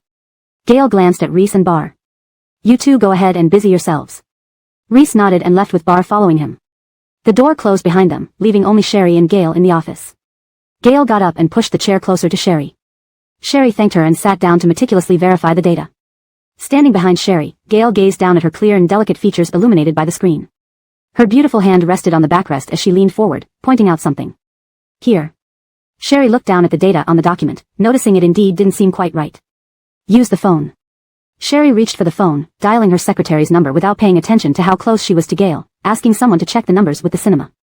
After hanging up, Sherry turned around to tell Gail that they should recheck the report in the afternoon and submit it. But before she could speak, Gail's thin lips pressed against hers. Still in working mode, Sherry's heart pounded wildly. Voices of Kayla and little Claudia came from outside the office, causing Sherry to quickly turn away and push Gail off, whispering, I think we should set some rules for ourselves. Don't do this in the company. If Matthew or little Claudia walks in unexpectedly, how can I explain to grandfather? She had promised Mr. Rusty to keep their relationship a secret, having made a mistake in the office last time. She resolved not to repeat it. Seeing Sherry's serious gaze, Gail, with his thin lips pursed, gently grasped her chin, turning her face to meet his intense black eyes. Once Bar arrived, I feared that grandfather would know about our time in your office lounge. Gail. Sherry clutched Gail's shirt, her ears red, feeling her heart might leap out. Stop being jealous. You understand my jealousy, which means you realize how intimate you were with Bar today. Today during the morning meeting, Bar had been sitting beside Sherry, interacting closely. Even when she introduced Bar to Reese and asked Reese to bring him along, even though it was her who called Reese. That wasn't intimate. Sherry was stunned. Grandfather asked Bar to follow me. I wanted to avoid making you uncomfortable, so I handed Bar over to Reese. Grandfather asked me to take care of Bar. I couldn't just ignore him, right? And jealousy must have reason. What does grandfather mean by letting you take care of Bar? Gail said coldly. Sherry bristled, picking up on Gail's slight resentment towards Mr. Rusty. I know. Grandfather wants us to interact more. But did I leave Bar by my side? Moreover, you are grandfather's adoptive son, while I am his granddaughter. The news of us together already defies propriety. Even if grandfather cares about the family's reputation and hasn't used harsh measures to separate us but instead distracted me with blind dates, he isn't wrong, is he? Sherry. Gale propped his wristwatch on the edge of the desk, grabbed Sherry's slender waist, and pulled her into his arms, her chair wheels sliding gently against the bookshelf. Startled, Sherry placed one hand on Gale's broad shoulders and another on the remote control, changing the glass windows to frosted surfaces. After watching Gale for a moment, she finally couldn't suppress her anger. Haven't I ever interfered with what you're doing? Haven't I stayed silent about your fiancé? I helped arrange for someone to marry your childhood friend. What have I said about all that? Sherry met Gale's gaze fearlessly. I knew when you told me you might still be close with your childhood friend, it upset me too, but did I say anything? Feeling the icy air growing denser around Gale, Sherry didn't step back, maintaining eye contact. You haven't said anything, aren't you, not loving me as much as I love you? Gale's voice was unervingly calm. Even less than when you once loved Sam. I disagree with you. Adjusting her emotions, she continued earnestly. But there are people I want to protect too. I love you, and I wish to be with you, willing to wait for you. But at the same time, I don't want to make grandfather sad. If you trust me and understand me, you'd know I wouldn't cross the line. Just like I believe you wouldn't either with your childhood friend. You know I'm willing to do everything to protect my family. Gale watched Sherry's lips move, his breath growing colder. Each word from Sherry intensified the turbulent cold rage within him. Seeing the pulsing vein in Gale's temple, she remained unforgiving this time. I hope you won't be so hostile towards grandfather, after all, he raised you. Though she loved Gale's strong possessiveness, she hoped he would restrain himself at work. He deeply stared at Sherry. So, her meaning was, she was willing to do anything to protect the Rusty family, including sacrificing him? Could you restrain yourself a bit more in the company? Sherry gently pried open Gale's grip on her waist, lightly holding his hand, trying to soothe him. Just for me. Didn't you do well before? At least let others see us as normal uncle and niece, not tarnish the family honor that grandfather values so much because of us, okay? What is normal uncle and niece? Gale's feelings for Sherry were never normal. His possessiveness had been openly expressed to Sherry before. So when he was loving her, possessiveness felt blissful to her. But when it wasn't needed, it became a burden. In truth, Gale understood better than anyone else what the Rusty family meant to Sherry. As they grew closer, Gale's desire grew each day, hoping Sherry's eyes and heart would be solely focused on him. Today's words from Sherry chilled him, bringing clarity. He once cautioned himself to rein in his desires for Sherry, knowing she wasn't like him. Sherry had never harbored romantic feelings for him from the start, let alone prioritize him over the Rusty family. Chapter 221, Credit Bankruptcy. He was too greedy, wanting to compete with the Rusty family for a place in Sherry's heart even after he had her. Seeing Sherry's obviously appeasing gaze, Gale leaned back against the large desk, creating distance from Sherry and responded lightly, all right. The calmness in the man's voice carried a trace of cold menace. Then I'll get to work first, and at noon I'll have the housekeeper prepare lunch for you. Sherry's words were interrupted by the vibration of Gale's phone. He turned around, took the call while facing away from Sherry, and said, no need, I have an appointment with a client at noon. Seeing that Gale had put the phone to his ear and was talking to someone on the other end, Mr. Ferguson. She didn't say anything more, pushed her chair back, straightened her clothes, and walked towards the door of the office. Gale removed his glasses and placed them beside the keyboard. He fished out a cigarette from a drawer, put it between his lips, and watched Sherry's retreating figure calmly and deeply. As soon as the office door closed, he lit the cigarette. So Chairman Rusty means that no matter what, you must have several decent dates with Miss Matthew Jarrow, preferably caught by reporters, so that all those rumors outside will disappear automatically. If you agree, I'll confirm the schedule with Kayla and then arrange the restaurant, said Mr. Ferguson. First, arranging Mails to approach Sherry's side, then having him dine with Matthew Jarrow. Just as Sherry said, Mr. Rusty wanted to use softer methods to separate him from Sherry. Only now, in name, he had a fiancée, so it wasn't good to set up other female friends for him. Hence they brought out Matthew Jarrow. Otherwise, why did Mr. Rusty never ask about this so-called fiancé over the years and now start meddling in his dinner with Matthew Jarrow right after introducing an old friend's grandson to Sherry? All right. Gale responded. After hanging up the phone, Gale casually threw it on the desk and walked to the floor-to-ceiling window with the ashtray in hand. Kayla knocked on the door and entered. Seeing her boss's cold and tall silhouette holding the phone cautiously, she asked, Mr. Ferguson confirmed your schedule. Should I give him a response? Without turning around, Gale tapped the ashes off the cigarette into the ashtray and exhaled a thin mist. Confirm. Okay. Kayla shut the door and left. At noon, the staff saw Barr eating lunch in Sherry's office. After finishing, Claudia's assistant personally escorted him out, sparking speculations about Sherry's and Barr's relationship. Especially today morning, when Barr was brought to the company by Sherry and personally handed over to President Nolan. Humans' gossipy genes can't be hidden, and soon Claudia's assistant was dragged into the break room by Gale's secretaries for intense questioning. Claudia hurriedly explained, that's the grandson of Mr. Rusty's old friend who came to Rusty Group to learn for some time before going back to take over the family business, so little President Rusty pays special attention to him. You see, even today's lunch was delivered by Mr. Ferguson from Mr. Rusty's side. Don't guess blindly. Oh my. The old friend's grandson. Is this indirectly setting up little President Rusty for a marriage partner? Yeah, I haven't heard of little President Rusty having a boyfriend. This must be selected by Mr. Rusty for her marriage. No way, maybe we're overthinking. I've heard that Mr. Rusty once tried to introduce little President Rusty to Jeffrey's eldest son.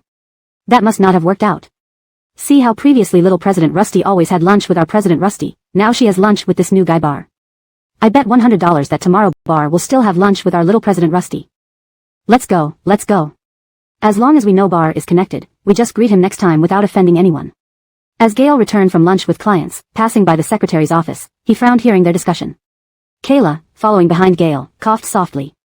The secretarial staff saw Gail through the transparent glass window, immediately stopping their chatter, greeting President Rusty.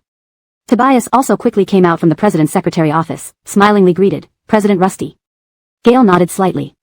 Feeling upset, Gail hadn't expected to hear Bar calling out to Tobias right after entering his office, Assistant Claudia. Bar held a cup of fruit tea in one hand and carried coffee takeaway in the other, with a colleague helping carry more coffee. I won't enter and disturb since Aiko is still working. Please help me deliver this jujube and longan tea to Aiko, and these coffees are for your secretary department. Bar smiled and handed the tea to Tobias. Gail stood at his desk, expressionless, coolly unbuttoning his suit jacket. When Kayla, who was hanging Gail's suit, entered but didn't close the door, Gail could see the scene outside clearly. Sherry came out of the office, took the jujube and longan tea, and thanked Bar. Gail squinted his eyes, pulled out a cigarette, and bit it between his lips, searching for a lighter on the desk. Kayla, who hung Gail's suit, turned back, noticing Gail smoking more than usual. President Rusty, you seem to be smoking quite often today. If you're too tired, why don't you rest and cancel the afternoon video conference? Last one, you can leave. Gail moved aside files and found the metal lighter at the bottom, gripping it tightly. Just as Kayla shut the door, he saw Sherry sending Bar to the elevator. Frustrated, he asked while biting the cigarette, did Mr. Ferguson contact the third Miss Matthew and confirm tonight? Kayla hesitated briefly, responding, yes. Confirmed for tonight, but I thought you needed to catch up on sleep tonight. Do you still want to arrange it for tonight? To Gail, dining with Matthew Giaro was merely a task assigned by Mr. Rusty. Better to finish it sooner. You arrange it. Got it. In the elevator, Bar looked apologetically at Sherry. Sorry, I didn't think much and caused you trouble. I know you meant well. Sherry raised the jujube and longan tea in her hand, thanks. What I mean is, if you don't want Mr. Rusty to frequently arrange blind dates for you, would you consider joining forces with me to handle the elders? Bar put his hands in his pockets, his smile still polite and gentle. This way, my grandfather won't nag anymore. You underestimate them, they'd know whether we're genuine or not. Besides, I don't want to lose credibility with Grandpa because of this. Sherry laughed. Chapter 222, An Argument. If I tell my grandfather that I'm pursuing you, will it cause you any trouble? Bar asked. His expression showed no embarrassment or awkwardness, he was completely at ease. At least this way, my grandfather won't ask me to meet more potential matches, and it might also slightly reduce your troubles. I don't fear losing credibility with my grandfather, I really don't want him nagging me anymore. Ding. The elevator arrived, and Bar stepped in, pressing the floor button. Think about it. Sherry nodded. After seeing off Bar, Sherry took the red date longan tea back to the office and glanced at Gail's office, noticing the light was on. She asked Tobias, is President Rusty back? Just now, Tobias replied. It was almost time to leave work, so Sherry sent a message to Gail. Coral Marigold, would you like to have dinner together tonight? Coral Marigold waited for half an hour but received no reply from Gail. When Tobias came in to deliver coffee, she asked, hasn't President Rusty finished working yet? It seems he's in a video conference. She nodded. As soon as it was time to leave, Coral Marigold tidied up and exited, only to see the lights in Gail's office were already off. Coral Marigold thought about what had happened in the office today. Is Gail still angry? Let's go, Coral Marigold said to Ephraim. Adelaide, Gail's nominal fiancé, had been invited for dinner by Gail again after 2 years and made a point of dressing up carefully for the occasion. I'm sorry, it was busy today, and I couldn't come to pick you up, Gail courteously pulled out the chair for Adelaide. With short hair and dressed in a white summer blazer and a black knee-length pencil skirt, Adelaide looked sharp and elegant. She smiled and sat down. No problem, I understand. The restaurant's luxurious decor provided a great atmosphere. Under the warm lighting, the pianist in a white gown and the violinist played harmoniously, filling the air with soothing and elegant music. The entire setting was warmly lit, though dim, but the candlelight on the table shone brightly. The view from this spot offered a breathtaking panoramic night view of Jingdu's illuminated cityscape, perfect for romantic dates. Looking at Gail, who had undone his suit jacket buttons, sitting across from her, his handsome face became even more chiseled under the alternating light. After ordering the dishes, she smiled and asked, are you inviting me to dinner to discuss our wedding date? She held the water glass before her. Did Mr. Rusty adopting an and put pressure on you? Gail chuckled softly. Not quite. Now that the Rusty family and the Matthew family are cooperating, I don't want outsiders speculating.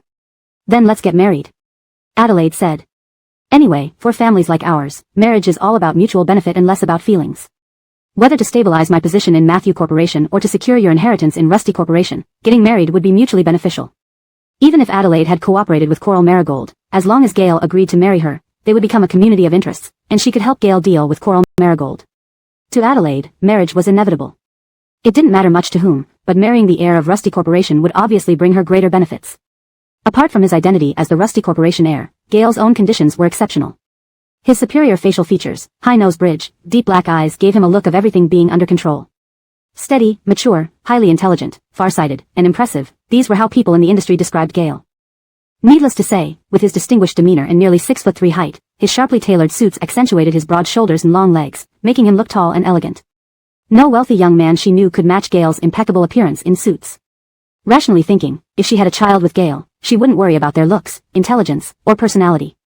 Her child, whether a boy or a girl, must be strong enough to run a corporation. Seeing Gail's phone vibrate with a WeChat notification, Adelaide raised an eyebrow. Strangely, she didn't even have her fiancé's WeChat contact. Seeing Gail not paying attention, just picking up his phone and tapping away at the screen, Adelaide laughed softly and waited quietly. After replying, Gail placed his large hand back on the table, occasionally tapping his phone with the wristwatch-adorned hand. I have no plans to get married, Gail stated bluntly. Despite smiling, there was an aura of coldness around him. We did agree that if Miss Matthew found someone suitable, you could tell me, and I would approach both families to annul the engagement. If anything I say offends you, please bear with me. Adelaide adjusted her posture.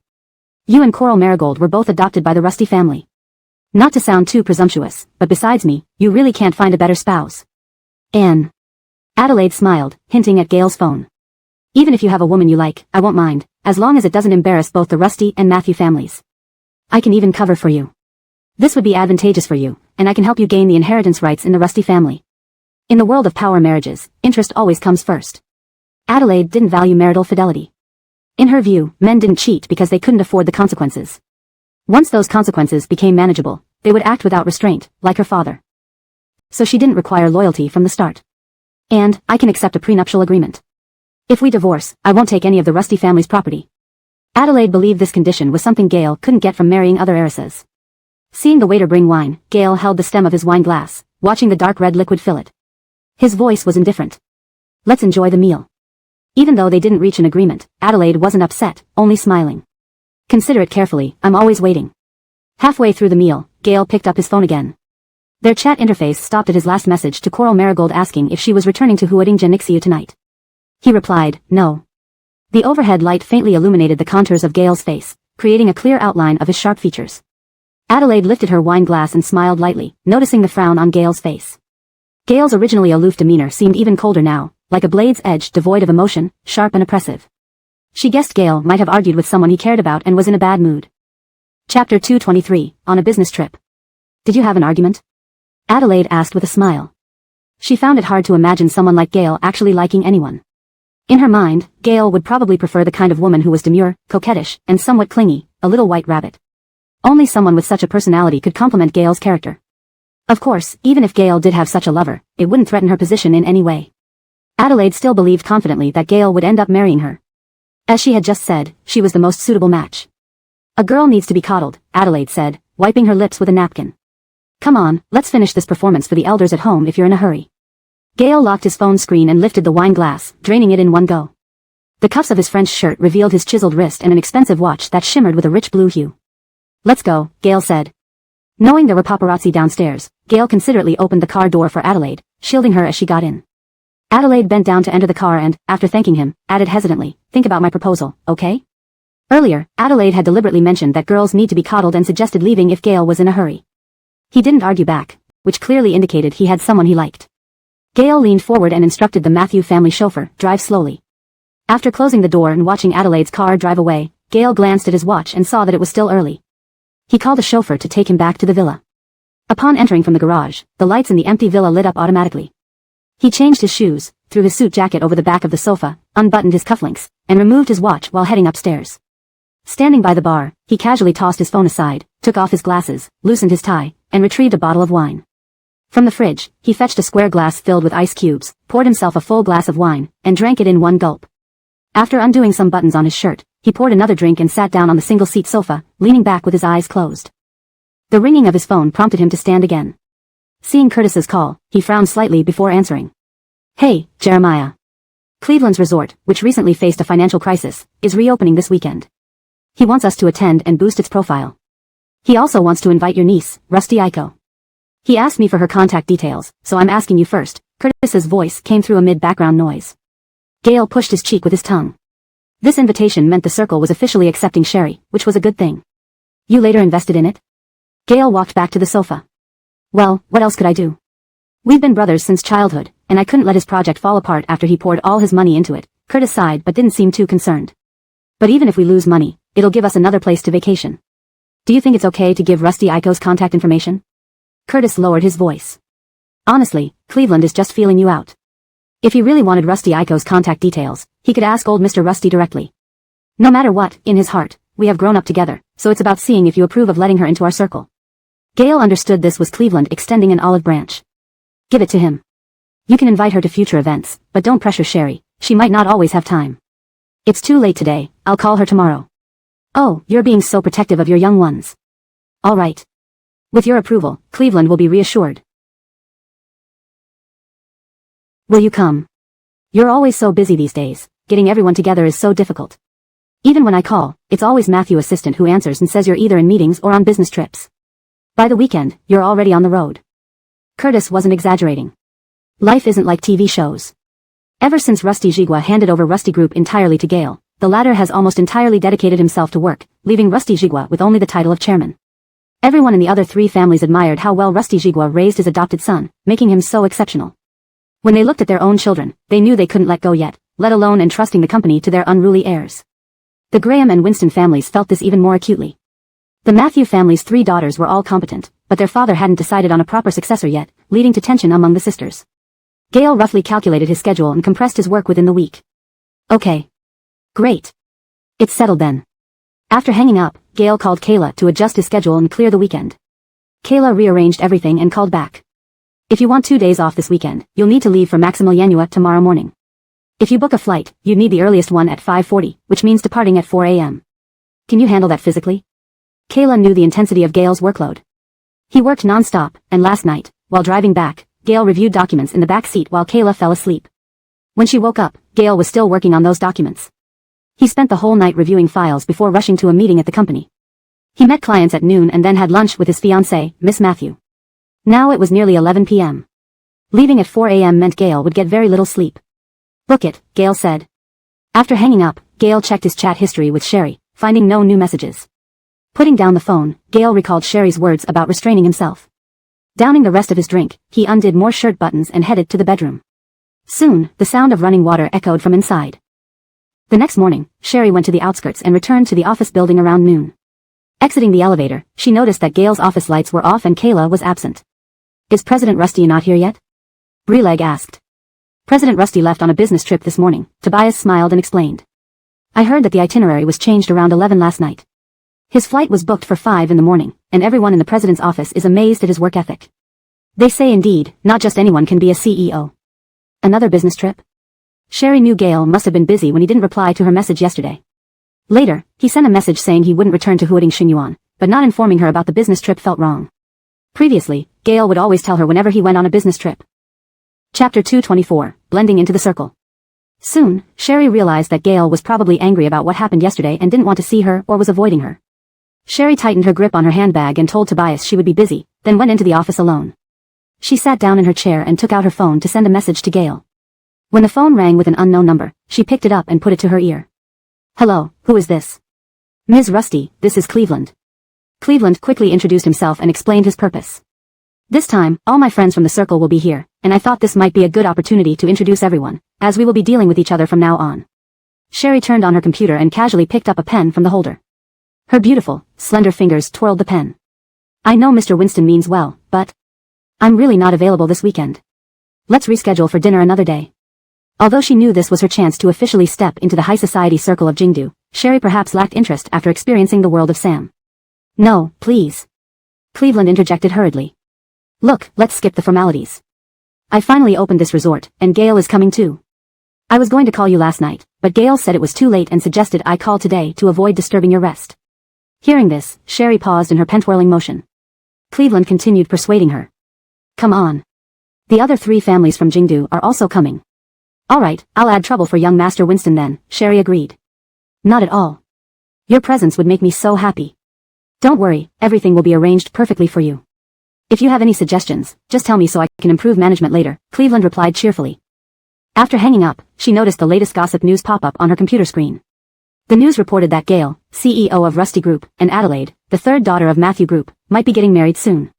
A series of photos showed Gail smiling while talking to Adelaide at a restaurant, holding her bag and blocking the elevator door for her, pulling open the car door for her and shielding her head while she got into the car, and bending over to speak to her through the window. Seeing these photos made Sherry realize that the dinner between Gail and Adelaide last night coincided with the time she texted him asking if he would return to Huading Xingyuan. Sherry couldn't explain why she stared at these photos for so long before closing the news page and entering work mode. Gail and Adelaide had a pre-arranged marriage contract and rarely met, causing outsiders to speculate about their relationship or suspect that Gail had someone else, leading paparazzi to follow them. Similarly, since she publicly appeared single, to prevent others from being overly interested in her private life or suspecting her relationship with Gail, she attended arranged meetings set up by old Mr. Rusty. That noon, Bar brought 2 lunch boxes to Sherry's office. He opened them skillfully and placed them in front of Sherry. 4 dishes and a soup, they looked very tempting. This is made by our family chef. Grandpa insisted I bring it over for you to taste. Bar handed over the metal chopsticks to Sherry. So, no need for meals from the Rusty family residence. Thank you for the trouble. Sherry thanked him and ate small bites. After eating, Bar rolled up his sleeves, packed away the lunch boxes, and asked Sherry, what do you think about what I said yesterday? Caught off guard, Sherry finally understood he meant pretending to pursue her to avoid both families arranging blind dates for them. Sherry smiled and said, why ask for my opinion? We're not faking a relationship that needs cooperation. Because I'm probing. Bar's gentle smile remained unchanged. If you agree, it means I have a chance and can genuinely pursue you. Bar was quite candid. Though equally candid. Facing Gail, Sherry's heart raced, unable to sit still. Facing Bar, her heartbeat remained calm. Frankly, Aiko, I've known for a long time that you are an outstanding woman. Young people admire strength instinctively. Bar's voice was mild and composed. To marry you would satisfy the wishes of both sets of elders and would be a marriage I find satisfactory. Of course, all this depends on whether you feel anything for me. Bar's upbringing taught him not to force ladies. After confessing, if given a clear rejection, he would never disturb the person again. I appreciate your frankness, Sherry looked into Bar's eyes without flinching, her beautiful dark eyes pure and clear. Seeing Sherry's unembarrassed expression, Bar understood immediately. He nodded with a smile. I understand. So, would you help me by pretending to pursue you to avoid the elders arranging blind dates?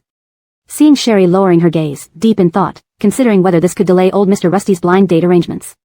Don't worry, Aiko. There's no need to force yourself, Bar comforted her gently.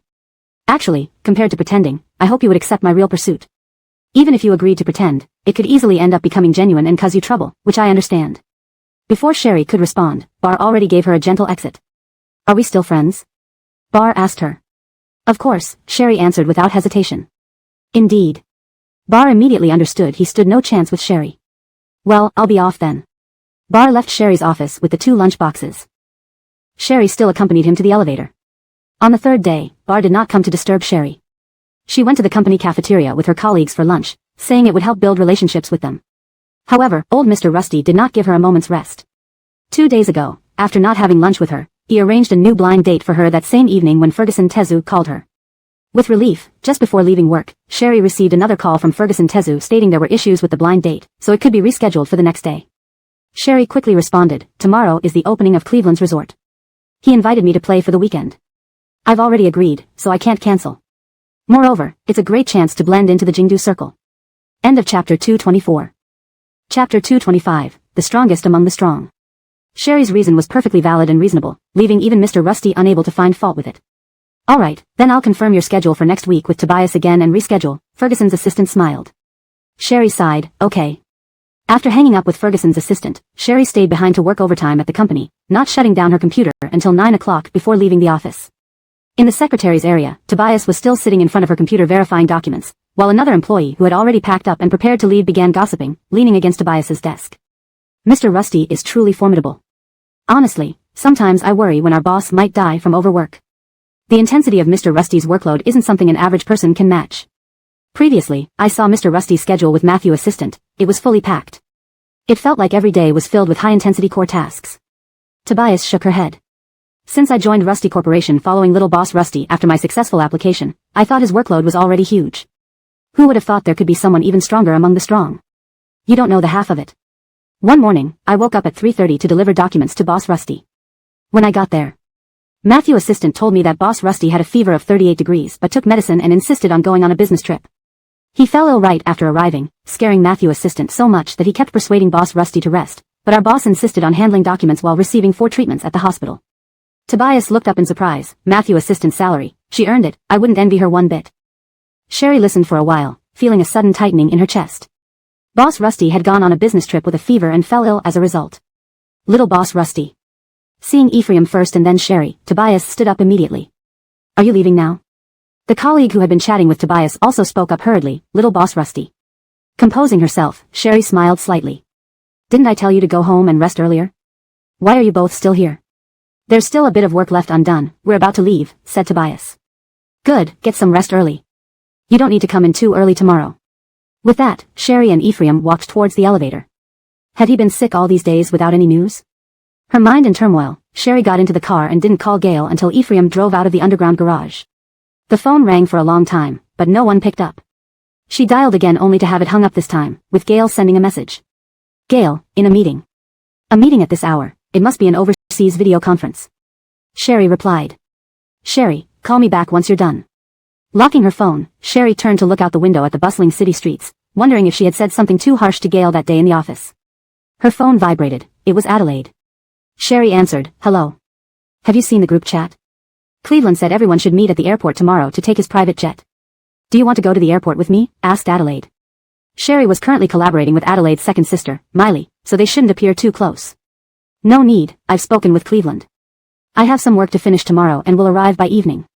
Sherry said with a light smile. You didn't call me just to invite me to the airport, did you? What's on your mind? After all, Sherry and Adelaide weren't that close. Caught off guard, Adelaide chuckled. I just wanted to ask if there's a woman in Gail's life whom he likes. Sherry's grip tightened on the phone, her voice faltering for a moment.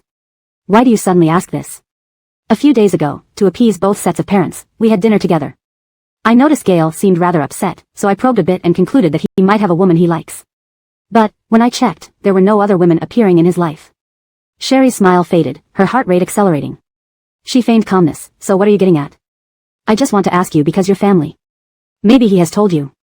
Adelaide quickly added, fearing Sherry misunderstood, I don't intend to cause trouble for the woman in Gail's life. I just want to know if she can keep things peaceful and maybe even talk to her. I can give her whatever she wants, as long as she keeps Gail in good spirits. Realizing Adelaide wasn't suspicious, Sherry relaxed slightly. Currently, I haven't heard anything about any women in his life. If you notice anything, try to let me know, okay? Adelaide asked. Only if he permits it, Sherry clarified, remembering they were merely collaborators, not friends. After coming home, showering, and having a video call with her 2 children, Sherry glanced through some emails. However, she received no further messages from Gail. Lying in bed, she opened their chat history. Was he really angry? Cleveland had mentioned that Gail would also be going to the resort hotel. Perhaps seeing him tomorrow and soothing him would help. The next morning, after finishing a video meeting, the housekeeper had already packed up, and Ephraim had placed the luggage by the door, ready to depart. When Sherry arrived at Cleveland's resort hotel in the afternoon, the sunset painted the sea a warm orange. The hotel manager personally guided Sherry to the villa connected to the ocean. Master Winston has arranged individual villas for his friends. This beach and the waters here are exclusively for you, the manager said, lowering his stance knowing Sherry's identity. Master Winston and the others are barbecuing by the seaside. Tomorrow night, there's a planned night fishing trip. The detailed itinerary is in your villa for you to review. Indeed, the beach was empty of tourists. Wearing flip-flops, Sherry followed the manager across the wooden bridge toward the sea-facing villa. Her eyes swept over the nearby seaside villas. Have everyone else arrived? She was actually asking if Gail had arrived. All have arrived, the manager pointed to the villa on Sherry's left. That's where Boss Rusty and Miss Adelaide are staying. Next to them is Miss Miley's villa with her male companion, and further down is the villa of Miss Matthew Yining and her husband. Master Winston knows you prefer quiet, so he arranged for you to stay here, the quietest spot. Gail and Adelaide being engaged, staying in the same villa made sense. The manager had set up facial recognition for Sherry and opened the villa door. Inside, the floor-to-ceiling windows offered an unobstructed view of the sunset, bathed in soft orange light. On the balcony, comfortable lounge chairs were surrounded by fruit on small tables, and the pool led directly to the sea. Chapter 226, Rising Tides. The villa had 2 floors. The lower floor was a spacious living area with only one room allocated for a personal butler, but Sherry had already stated she didn't require one before moving in. The entire upper floor consisted of bedrooms. The bathtub was also on the 2nd floor, offering a direct view of the sea while bathing. There was even a telescope on the balcony to facilitate stargazing. The manager smiled and told Sherry, "Ms. Rusty, please take your time to rest and prepare. Once you're ready, the yacht will be waiting for you downstairs. If you need anything, just give us a call. There is a dedicated butler service for you." "Thank you, much appreciated." Sherry nodded at the manager and then said to Ephraim, "We've checked in now, shouldn't you head to the airport to pick up your girlfriend?" Due to confidence in the Winston family's security capabilities, Ephraim had been arranged to stay elsewhere. This weekend was like a break for him, and Sherry had specially approved that he could bring his girlfriend along, with all expenses covered. "Afterwards, you can go back to Kyoto directly with your girlfriend. I'll meet you at the airport in Kyoto. I'll return with young Master Winston," Sherry added. Ephraim replied, "Call me anytime if you need anything. I'll keep my phone on 24/7. "All right," Sherry acknowledged. After the manager and Ephraim left, the villa was left to Sherry alone. She walked over to the floor-to-ceiling windows on the 1st floor, looking out at the shimmering sea in the distance. She glanced at her phone. Gail hadn't returned her call from last night until now. It wasn't because he was busy but rather didn't want to respond. Changing into a light blue beach skirt with shorts, her legs were white, slim, and straight. Her hair hung casually in a French braid over one shoulder, giving her a fresh, almost college student-like appearance compared to her usual sharp studio look. When Sherry arrived at the adjacent beach by yacht, she saw nearly 20 people gathered on the beach adorned with ambient lights, men and women chatting amicably as they seemed to be friends. Some were sitting on sofas in the wooden rest area chatting and drinking, while several men, including Cleveland in a floral shirt, were grilling meat and talking.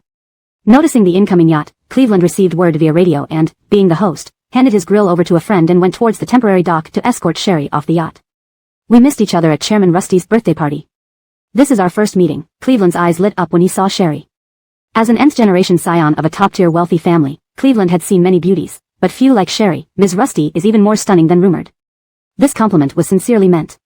Perhaps due to founding Hengji Biotechnology and now joining Rusty Corporation, Sherry exuded a stable demeanor. Yet, being a scholar, she also had a strong scholarly aura, making her unforgettable yet not easily arousing frivolous thoughts. "Young Master Winston is too kind. Call me Aiko," Sherry smiled. "Then don't call me Young Master Winston either, it feels too formal. Call me Qingxian or Old Winston, just like my friends do," Cleveland laughed. Before approaching, Sherry noticed Gail, wearing a dark blue casual shirt and shorts, leaning lazily against the railing with sunglasses on, holding a wine glass and a phone pressed to his ear. The sea breeze tousled his hair and made his open collar shirt billow. Seeing Cleveland engaging Sherry, Curtis got up from the sofa and leaned beside Gail, watching them. "Discuss this matter further in a team and get back to me with results," Gail finished his call. Curtis motioned towards Sherry. "Aren't you worried about little Cabbage being picked by Cleveland? That guy's quite the playboy, knows how to charm girls. Heard the old man took him off the marriage list from the start." Behind his sunglasses, Gail's deep, calm eyes focused on Sherry. The Rusty family removed Cleveland from the list purely because they disliked the Winston family.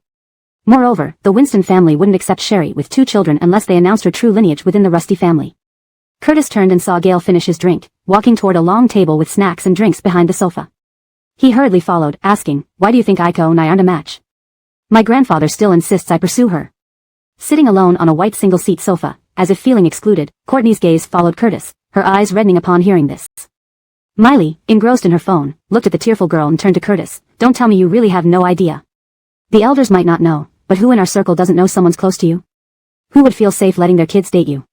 Janieing, don't make things up." Curtis chuckled, looking at the red-eyed girl. "Courtney is just a kid. Does she even know what love is? Besides, I'm divorced and considering a second marriage. She's younger by generations." Courtney's tears fell silently as she stubbornly kept quiet. Soon, Cleveland led Sherry over, introducing her to everyone. "Everyone here are friends, no need for formalities. Just call her Aiko." "Aiko, sit here," Miley patted the spot next to her. To Miley, since she signed the project with Rusty Corporation, Sherry was part of her inner circle. "How can she sit next to you?" someone teased. "Shouldn't she sit with Yuro? After Yuro marries Jeremiah, Aiko will call her aunt-in-law." "Let me add something." Miley interjected with a laugh. "Jeremiah has the highest seniority among us. But, speaking of marriage proposals, I'm Yuro's older sister. If she's senior, I'm not senior anymore. Come, Aiko, sit here. When Yuro marries Mr. Rusty, I'll rise too. Someone will have to call me second sister, and Aiko should call me aunt." Chapter 227, so quickly into character. In business, everyone was rivals, but now they had gathered here for Cleveland's sake. They put aside their past grievances and showed harmony, reminiscent of their childhood days. Among this group, thanks to Mr. Tuo Rusty, Rusty Jerry had the highest seniority. Adelaide playfully pelted Miley with a grape. Sherry walked over very considerately without deliberately avoiding Rusty Jerry standing behind the long table. She greeted Rusty Jerry and Curtis gracefully before sitting down next to Miley. What did Sherry just call him? Uncle? Was she getting into character that quickly? Calling him Jerry in bed and then turning around to call him Uncle? His phone kept vibrating in his pocket. Rusty Jerry clenched his cheek, took it out, glanced at the screen, and walked away to take the call. Since Sherry was considered a newcomer in the circle and had an exceptional status, many people came to talk to her. Sherry responded to each person with a smile, never letting the conversation drop. It proved that as long as Sherry was willing, being the only granddaughter of the Rusty family and the founder of Hengji Biotech was enough to integrate her into this group. Whether it was business matters, extravagant hobbies, or cultural experiences from different countries during her study abroad years, Sherry always engaged well in conversations. Even when it came to investment company matters, Sherry could provide timely opinions, often hitting the nail on the head. Do all your Rusty family members have to be so capable? The threshold for being a Rusty is so high. Cleveland remarked. I really want to poach you for my investment company. Don't be silly. As the founder of Hengji Biotech and vice president of the Rusty Group, would you go to your failing investment company? Adelaide couldn't help but retort at Cleveland. What kind of place can you offer? I'm just saying. Cleveland laughed heartily. After a satisfying meal, some went to the beach to play, others went back with their partners to rest. Only about a dozen people remained, gathered around the bonfire on the beach roasting marshmallows. Sherry was wrapped in the blanket provided by Cleveland's request to the hotel staff, holding a string of marshmallows in her hand. She felt a bit tired and wanted to go back to rest. But she hadn't had a chance to speak with Rusty Jerry yet. From the time she arrived until now, Rusty Jerry had been either answering calls or talking to others, leaving no spare moment. Cleveland had also arranged Rusty Jerry and Adelaide in the same villa, making it harder for her to find an opportunity to speak with Rusty Jerry. Sherry glanced over the leaping flames toward Rusty Jerry standing by the sea on a call. She lost count of how many times he had taken calls today. When Rusty Jerry came back, everyone hurriedly made space next to Adelaide, directly opposite Sherry. Perfect timing, Jerry is back, and there are only a few of us left. Cleveland counted and smiled. Let's play a game. Matt here. No more. Sherry and Rusty Jerry spoke simultaneously. She looked up at Rusty Jerry, who said he didn't want to play. The warm glow of the fire highlighted Sherry's fair and delicate features, casting an orange hue on her luminous skin. Her beautiful eyes sparkled under the firelight, looking straight at him. Rusty Jerry's gaze swept over her through the flickering warmth of the bonfire, indifferently picking up a bottle of wine beside him. I'll finish this and head back. I still have some work to handle. Sherry tightened her grip on the marshmallow, as if something had pricked her palm. Aren't we supposed to be here to have fun? Why are you so obsessed with work, such a workaholic? Cleveland looked at Sherry. Aiko, please persuade your uncle. This workaholic wants to dedicate every day of the year to work, even spoiling the mood when we finally come out to play. Those who can do much. Sherry smiled at Cleveland. Seeing that Sherry wasn't going to plead, Cleveland grabbed Rusty Jerry's shoulder. You leave and aren't afraid we'll bully your kids. You know our game rules. Adelaide chimed in, indeed, it's hard to come out to play. Work can wait. Silence means you agree. Jerry, join us. Cleveland pushed Rusty Jerry to stand up. Same old rules. Truth or dare, no asking about business secrets, nothing involving company collaborations. I advise against it, Rusty Jerry said, lifting his gaze to meet Sherry. Hearing this, Sherry agreed immediately, putting down the marshmallow, clapped her hands, and stood up. All right, I'll go back to rest first. Don't go. Rusty Jerry, why are you so domineering? Miley pulled Sherry's wrist. Aiko clearly wants to play, don't use your seniority to pressure her. Yes, Aiko, sit down. Curtis stretched out his legs, took out a cigarette from his pocket, biting it between his lips. We're all part of one circle now, but we don't know each other well. This game will help us get to know each other better. Sherry was pulled back to sit by Adelaide. Soon, the hotel manager brought alcohol with servers placing a pack of drinks and a deck of cards beside each person before leaving. The game's rule was simple, draw cards and compare the numbers. The one with the highest card chose a person to ask a truth question or assign a dare. If the one chosen couldn't answer or perform the task, they had to finish a bottle of wine within 30 seconds, otherwise lose 10,000 yuan as a fund for future gatherings. This method promoted unity among them. They've played like this since high school, and now their play fund was nearly 1 million. Cleveland shouted 1, 2, 3, and everyone revealed their cards. Curtis sighed seeing his own card and scanned the room, unexpectedly finding Zora's card was the highest. You didn't cheat, did you? Curtis, feeling somewhat guilty, looked at the girl earnestly watching him. My card is the highest, Curtis. I want to ask you a truth question. Zora held up her crumpled card, trembling slightly like a petal bracing herself courageously. Do you like me at all? Sherry used to be outside this circle and didn't know the backstory, but she admired the girl's bravery. Curtis smiled, looking at the girl seriously. I've always considered you a younger sister. The kind of affection between men and women, I don't have even a hint of it, and never will in this lifetime. As Curtis finished speaking, Zora's tears fell like heavy drops. Everyone seemed accustomed to such scenes. Under Cleveland's hosting, they started another round. This time, Cleveland drew the highest card. Chapter 228, Unyielding Strength. Cleveland predictably looked at Sherry. Ladies have the choice. You decide. Truth or dare? Sherry wasn't sure how far they would go with the dares, so she replied, truth. Very well. Cleveland glanced at Curtis. Jeffrey and Mr. Rusty are trying to set you up with Curtis. Would you accept his pursuit? Zora's moist eyes also turned towards Sherry. No, Sherry answered succinctly. Why? Cleveland pressed. Sherry laughed as she pushed the wind-blown strands of hair behind her ear. That's a second question, you can save it for next time. In the third round, a young man drew the highest card. He grinned and looked at Gale. Mr. Rusty, French kiss your fiancée for a minute, not too much, right? Gale picked up the wine bottle with one hand, opened it with a flick of his finger, and finished it off in one gulp amid everyone's cheers and catcalls. The sparkling liquor dripped from his lips down his throat. His Adam's apple bobbed prominently as he swallowed. Within 30 seconds, Gale turned the bottle upside down. Adelaide shrugged without embarrassment. It's helpless, family arranged marriage, no emotional foundation, Mr. Rusty just can't kiss like that. So boring. Curtis shook his head. In the fourth round, Matthew Yale beside Sherry drew the highest card. Smiling, Matthew Yale said, I choose Aiko. Dare, hug any male here for 30 seconds, is it excessive? Sherry suppressed her instinctive urge to look at Gale, hesitating between choosing the hug or drinking when she heard the pull tab on a beer can opening across the table. Oh. Gale playing games, yet you're this protective of your niece. Cleveland remarked, looking at Gale who was tilting back his head to drink, even if Aiko doesn't want to hug me and Curtis, isn't there still you, her uncle? How can you be so straightforward and just drink? Again within 30 seconds, Gale shook the bottle downward, and Curtis clapped enthusiastically. Just like you. Gale really cares for you, Matthew Yale said. Sherry tightened her blanket and smiled. In the fifth round, a girl drew the highest card. Blushing, she looked at Gale. I want to ask Mr. Rusty, what type of girl do you like? Sherry stared at her cotton candy, finally understanding why Gale advised her not to play. Gale frowned and grabbed another bottle of wine. Adelaide tossed the card back and whispered, you're protecting her so tightly, not even telling us what type she is. In the sixth round, Adelaide drew the highest card again. Looking at Gale, she asked, how many opposite-sex partners have you been with? Wow. Finally getting intense? Cleveland clapped. Don't drink. Time to answer. Sherry's heart suddenly raced.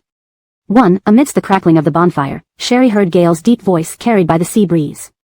Huh. Curtis reacted strongly, last time we played, Gale was still a lifelong virgin, now just one. Who? Who is it? Is it Adelaide? Adelaide, you've done it. Just got initiated. So aggressive, right? Adelaide, could you handle it? Our Jeremiah looks like someone with immense prowess. Sherry gripped her hand tightly, staring at the burnt cotton candy in her hand, her heart pounding fiercely. Though we are engaged, it's not me. I'm curious too. Adelaide rested her chin on her palm, laughing. Yeah. Usually, men like Gale, living a monk-like life, once initiated, they can't control themselves. Tell us, who is it? Among those invited by Cleveland? That's the next question, Gale drawled. Reserving the next question. Whoever draws, remember to ask him. Keep asking until he confesses. He's been drinking all day, even with great capacity, he's had enough. If he can't answer, make him fund our little kitty. Curtis clapped. Adelaide drew the highest card again but wouldn't ruin her face in front of so many people, so she shifted the topic to Sherry. Aiko, how many men have you been with? Drunk from the drinks, Gale's gaze wavered, finally landing on Sherry. Their eyes met, and Sherry could only hear her own heart pounding. Gale reached for another bottle. Let me change the question. Adelaide pulled Gale's arm, then turned to Sherry kindly. Aiko, how many boys have you liked? Before Sherry could answer, Gale gulped down a whole bottle, clearly not wanting to hear her response. His phone vibrated, and Gale took a cigarette offered by someone, stretched his leg to grab it from his pocket, set down the empty bottle, and stood up to take the call. Adelaide raised an eyebrow at Gale, feeling he was overly protective of Sherry. She turned to Sherry, confused. Was my question too much? Maybe because I'm divorced, Uncle might fear reminding me of past pain, Sherry explained, slightly guilty, as her cotton candy had completely burned. The game continued. With 2 bottles left in her pile, Sherry noticed Gale and never returned after the call. More drunk, the questions and dares became increasingly provocative. When Sherry drew the highest card, she spared others the trouble by posing a high math problem, which left Matthew Yale speechless. How do you give us a math problem with such a beautiful but seemingly stupid face? Matthew Yale leaned against Sherry, noticing Adelaide sharing a fry with a guy, nearly kissing over the fire. Matthew Yale whispered to Sherry, why doesn't Gale care about Adelaide doing this outside? If he did, I'd have ruined their engagement long ago. In their circle, most marriages were driven by interests, yet men often cared deeply about their own dignity, allowing themselves liberties while restricting their wives. But Gale didn't seem to impose such restrictions. You think, should I help divert Uncle for you, so you can play freely? Matthew Yale laughed, asking Sherry. If I helped divert him for you, it would push you into a rivalry. Do you think I'd help? Sherry smiled back. After all, in Matthew Yale's view, Sherry chose to collaborate with her due to Adelaide's engagement to Gale. Hashtag chapter 229, as she wished. Just a joke, Matthew Yale glanced at her wristwatch. I need to head back. My little model is already washed up and waiting for me in bed. With that, Matthew Yale staggered to her feet. I'll take her back to the yacht. Sherry helped Matthew Yale onto the yacht, watching her leave. She scanned the shore but couldn't find Gale's figure. By the bonfire, people were already drunk and began dancing around it. Sherry wrapped herself tighter in her cloak, not wanting to return just yet. The yacht that had just taken Matthew Yale away would take a while to come back. Tipsy from the alcohol, Sherry hugged her cloak tightly and strolled along the beach. The bright moon hung at the horizon where the sea met the sky, and the sound of gentle waves lapping against the rocks filled her ears. She walked barefoot on the empty beach, leaving footprints behind, feeling an inexplicable emptiness and ache in her heart. It might have been because Gale hadn't spoken much to her today. Sherry knew exactly what the problem was between them. But she couldn't keep indulging herself just because Gale wasn't happy. She had asked him to exercise restraint, and wasn't she doing the same? At least, she thought her grandfather had made significant concessions, and she didn't want to upset him. Seeing the yacht returning to pick her up, Sherry put on her sandals and stepped aboard. A sudden sway, whether from the sea or the alcohol, made her lose balance, but a strong hand caught her arm, and she bumped into a warm chest. Turning around, she saw Gale standing tall and straight. He held a half-smoked cigarette in his hand, the red ember flickering intermittently in the sea breeze. Today, Gale had drunk quite a bit, and his familiar scent now carried notes of alcohol and mint tobacco. Sherry didn't mind. With a frown, he steadied her, guided her into the yacht, and protected her as she descended. He took the ashtray from the attendant and then relaxed against the other side of the yacht. Even sitting lazily, his well-maintained physique exuded calmness and composure. He placed the ashtray gently on his crossed knees, letting ash fall with long, drooping eyelashes, maintaining a deliberate distance from Sherry. Following her request, he was restraining himself as before. Sherry tightened her grip on the cloak, lips pressed tightly together, and said nothing until the yacht reached her residence. Matthew-porting herself on the railing, she climbed the steps leading up to the villa, turning to look at Gale. There's something about the company I'd like to discuss with you, Sherry began. Gale's dark eyes met hers, his chiseled features looking distant and unapproachable when not smiling. He glanced at his watch. It's getting late. Sherry clenched the railing tighter. A low, indifferent voice sounded slowly, would 20 minutes be enough? 10 minutes should do, she replied. Only then did Gale rise leisurely, instructing the staff, no need to wait here, I'll go back myself later. Understood, Mr. Rusty. He followed Sherry inside, casually sitting on the white sofa on the balcony. Noticing his empty cigarette box, he crumpled it and tossed it into the ashtray on the coffee table. Playing with the lighter, he looked at her. Speak. The rising full moon cast its silver glow on his shoulders, adding a silvery shimmer to his appearance. Though no lights were on, anyone passing by could clearly see them from neighboring villas. Were you upset because I asked you to restrain yourself in the office that day? Sherry asked softly. Recently, Gale's possessiveness had felt like a tight net enveloping her, giving her a sense of immense security. Now, with his sudden withdrawal, Sherry felt lost and adrift. The metal lighter sparked, a trembling flame illuminating Gale's usually composed face. The weak light vanished instantly as he closed the lid, twirling the lighter on his slender fingers. Wasn't I always restrained? His gaze was cold and distant. So distant, it made Sherry feel as if their previous intimacy and his passionate love were mere illusions. Yes, in the past, this seemed to be how Gale behaved around her. They hardly contacted each other unless necessary, but in public, he would still protect her as an elder. But she hadn't expected Gale's self-control to be so precise and perfect. She clutched her shawl tightly, shivering intensely. Was she being too greedy, asking for both? To keep a respectful distance publicly while craving intimate moments privately? Her concerns about his recovery stayed lodged in her throat, unable to voice even a word. Their gazes locked, as if they were engaged in a silent standoff, seeing who would crack first.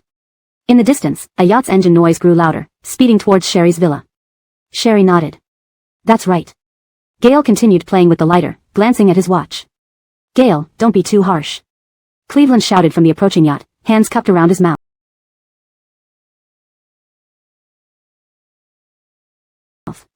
Aiko came here to have fun, don't impose your workaholic habits on her. The sound of the yacht roared past, carrying Cleveland's voice away. There's really nothing urgent at work, and it's getting late. You should get some rest. Sherry turned towards the house, removing her shawl and draping it over the sofa. Inside, only dim light strips illuminated the edge of the sunken living area. She heard Gail's footsteps following her, stopping where the moonlight couldn't reach. She wanted to kiss Gail. Her hand clenched, breathing quickening. Usually, Gail initiated all the advances. This time, she wanted to take the lead, hoping it might thaw their relationship. Driven by the alcohol, Sherry felt an urge to embrace Gail, wrap her arms around his neck, and kiss him. To tell him how much she missed him. These days, thoughts of him occupied her every moment. Closer and closer. Sherry sensed Gail walk behind her. Turning around, she watched him pass her lightly, heading for the door. Her breath paused momentarily as she heard the door unlock and close. The sea breeze seeped through, chilling her body. Gail indeed kept his distance, perfectly so, even in private. Sherry considered packing her bags and leaving that night. As she wished, he had remained consistent, even in the unseen corners of life. Chapter 230, Picking a Fight. Despite being tipsy, she lay in bed for a long time without being able to fall asleep. Sherry got up, gazing at the bright moonlight swaying through the sheer curtains. Barefoot on the white fur rug, she fetched her laptop and sat by the candlelit sofa on the second-floor balcony, turning on her computer and working while enjoying the sea breeze. Adelaide, who lived in the adjacent villa to Sherry and was also suffering from insomnia, emerged from her room clutching her robe. Turning her head, she saw Sherry sitting on the balcony, hunched over her computer. Her eyebrows shot up, she lit a slender cigarette and took a picture of Sherry with her phone, sending it to her newly added fiancé Rusty Jerome. Adelaide, are all the Rusty family members workaholics? Adelaide didn't even know where Rusty Jerome had gone, not having seen him yet. Originally, she had planned to be alone with Rusty Jerome that night, intending to push their relationship to the point of marriage. But those plans had failed. In the presidential suite, Rusty Jerome, fresh out of the shower, saw Adelaide's WeChat message. He sat down on the bed and opened the photo. His damp hair drooped over his eyes, obscuring his emotions. Finally, when the screen dimmed, he tossed the phone aside, frowning and pulling a cigarette into his mouth, searching through his discarded shorts for a lighter. Since that argument with Sherry in the office, Rusty Jerome's smoking habit had become intense. The next day, Cleveland had scheduled them to sleep in until noon before meeting to set off for deep-sea fishing. By the time lunch was served, several people were still sleeping. When the staff finished loading the fishing gear onto the yacht, Cleveland counted the heads one last time before boarding the yacht. Aiko hasn't come yet, Adelaide mentioned, thinking about how late Sherry had worked the previous night. Did she stay up too late working? I didn't fall asleep until 3 in the morning, but I still saw her working. Cleveland, adjusting the walkie-talkie, looked up. Aiko left early this morning, saying there was an emergency at the company. I thought it was an excuse, but if you say so, it seems it's true. Rusty Jerome, sitting in a corner of the yacht's sunken sofa, manipulating his phone, reached for a cigarette again upon hearing this. I remember you didn't smoke much before? Curtis glanced at Rusty Jerome as he lit up and handed him an ashtray. When did your habit get so bad? Rusty Jerome placed the ashtray on the sofa armrest and continued reading emails. Recently. Seeing you two like this makes me not want to inherit the Winston Group anymore. Being a boss is meant to be about freedom, but you two are harder working than employees. You probably don't even get 4 hours of sleep. Cleveland shook his head. On Mat Hyundai, while Rusty Jerome and the others went out deep-sea fishing, Sherry returned to the laboratory at Hengji Biotechnology Building. Haim noticed that Sherry came to the lab on a weekend and felt something was amiss. In the afternoon, he brought coffee to the lab, staying in the lounge, playing games while waiting. Finally, when Sherry emerged from the lab after removing her lab coat, Haim lowered his feet from the coffee table and pushed the coffee towards her. What's going on? Isn't the Rusty Group enough to keep you busy? Why are you here in the lab? Sherry sat on the single sofa, taking a sip of coffee. I was bored. Bored? Previously, you wouldn't come even when I begged you. Is something wrong? Haim coaxed, you're getting dividends from Hengji, right? Isn't it for you, the founder, to solve problems? Speak up. Really nothing, Sherry smiled. Don't lie to me, Haim crossed his legs, staring at her. Come on, talk. It has something to do with inheriting the Rusty fortune, doesn't it? She glanced at Haim. Don't look at me like that. Haim leaned against the sofa armrest with his phone. Although Rusty Jerome helped you, Mr. Rusty acknowledged you to see which of you two is more suited to inherit the Rusty family, obvious to anyone. If Lexia and you dated, but then asked you to keep your distance, and after doing so, she felt uncomfortable inside, why would that be? Sherry asked. This is just stirring trouble. Haim immediately put himself in her shoes. Oh, asking me to keep my distance, I do, and she gets upset. If I don't, she'd definitely get upset anyway. So, just looking for a fight, huh? Sherry couldn't disclose everything and frowned. If Lexia asked you to keep your distance, would you get angry? Haim pondered. That's tricky. But if this was a condition to be with Lexia, I'd accept. I understand she's a workaholic.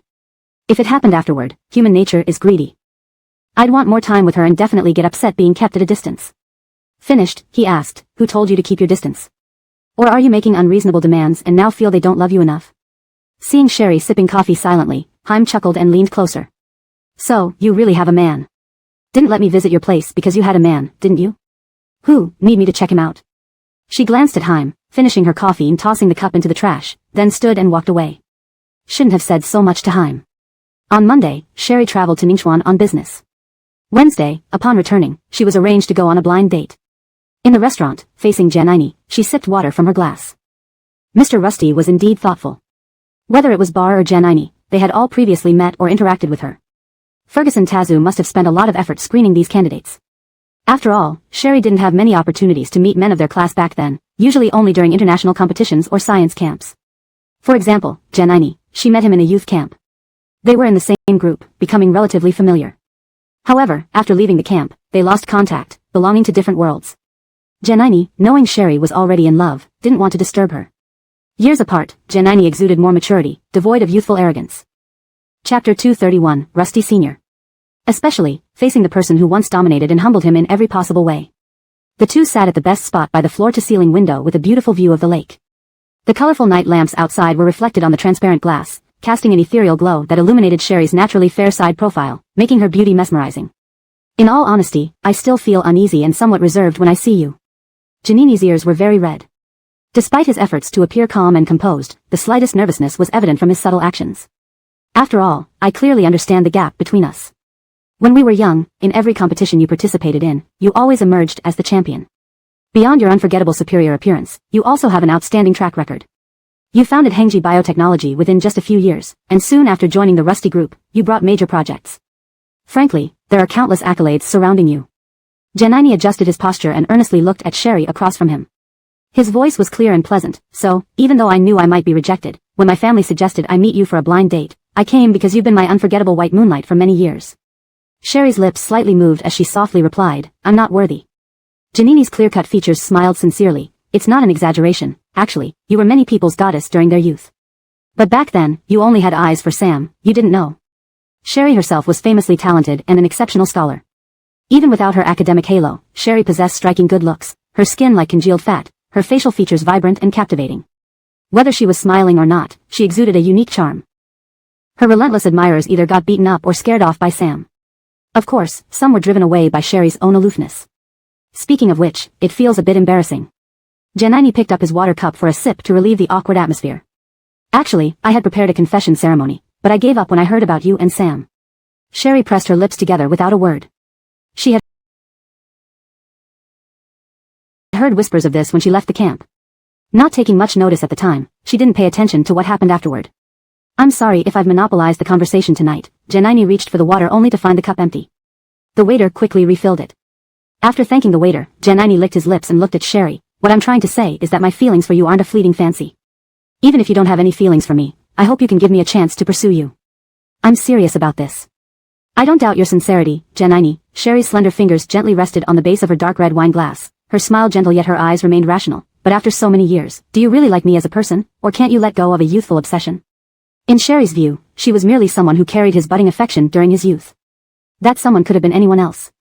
After all, even the perfect partner can become mundane over time. How can you tell it's just an obsession if you don't give me a chance? Janini's voice grew urgent. Perhaps your past relationship with Sam has hurt you, but you can trust me. Give me 3 months to try, and if you still feel unwilling to be with me, I'll let go. Seeing Sherry's expression unchanged and about to speak without contemplation, Janini interrupted hurriedly, 1 month. Even if not me, there will be others. Chairman Rusty will arrange other blind dates for you. I think, you've been going through these meetings half-heartedly, wasting time. I promise, during this month, I won't overstep boundaries.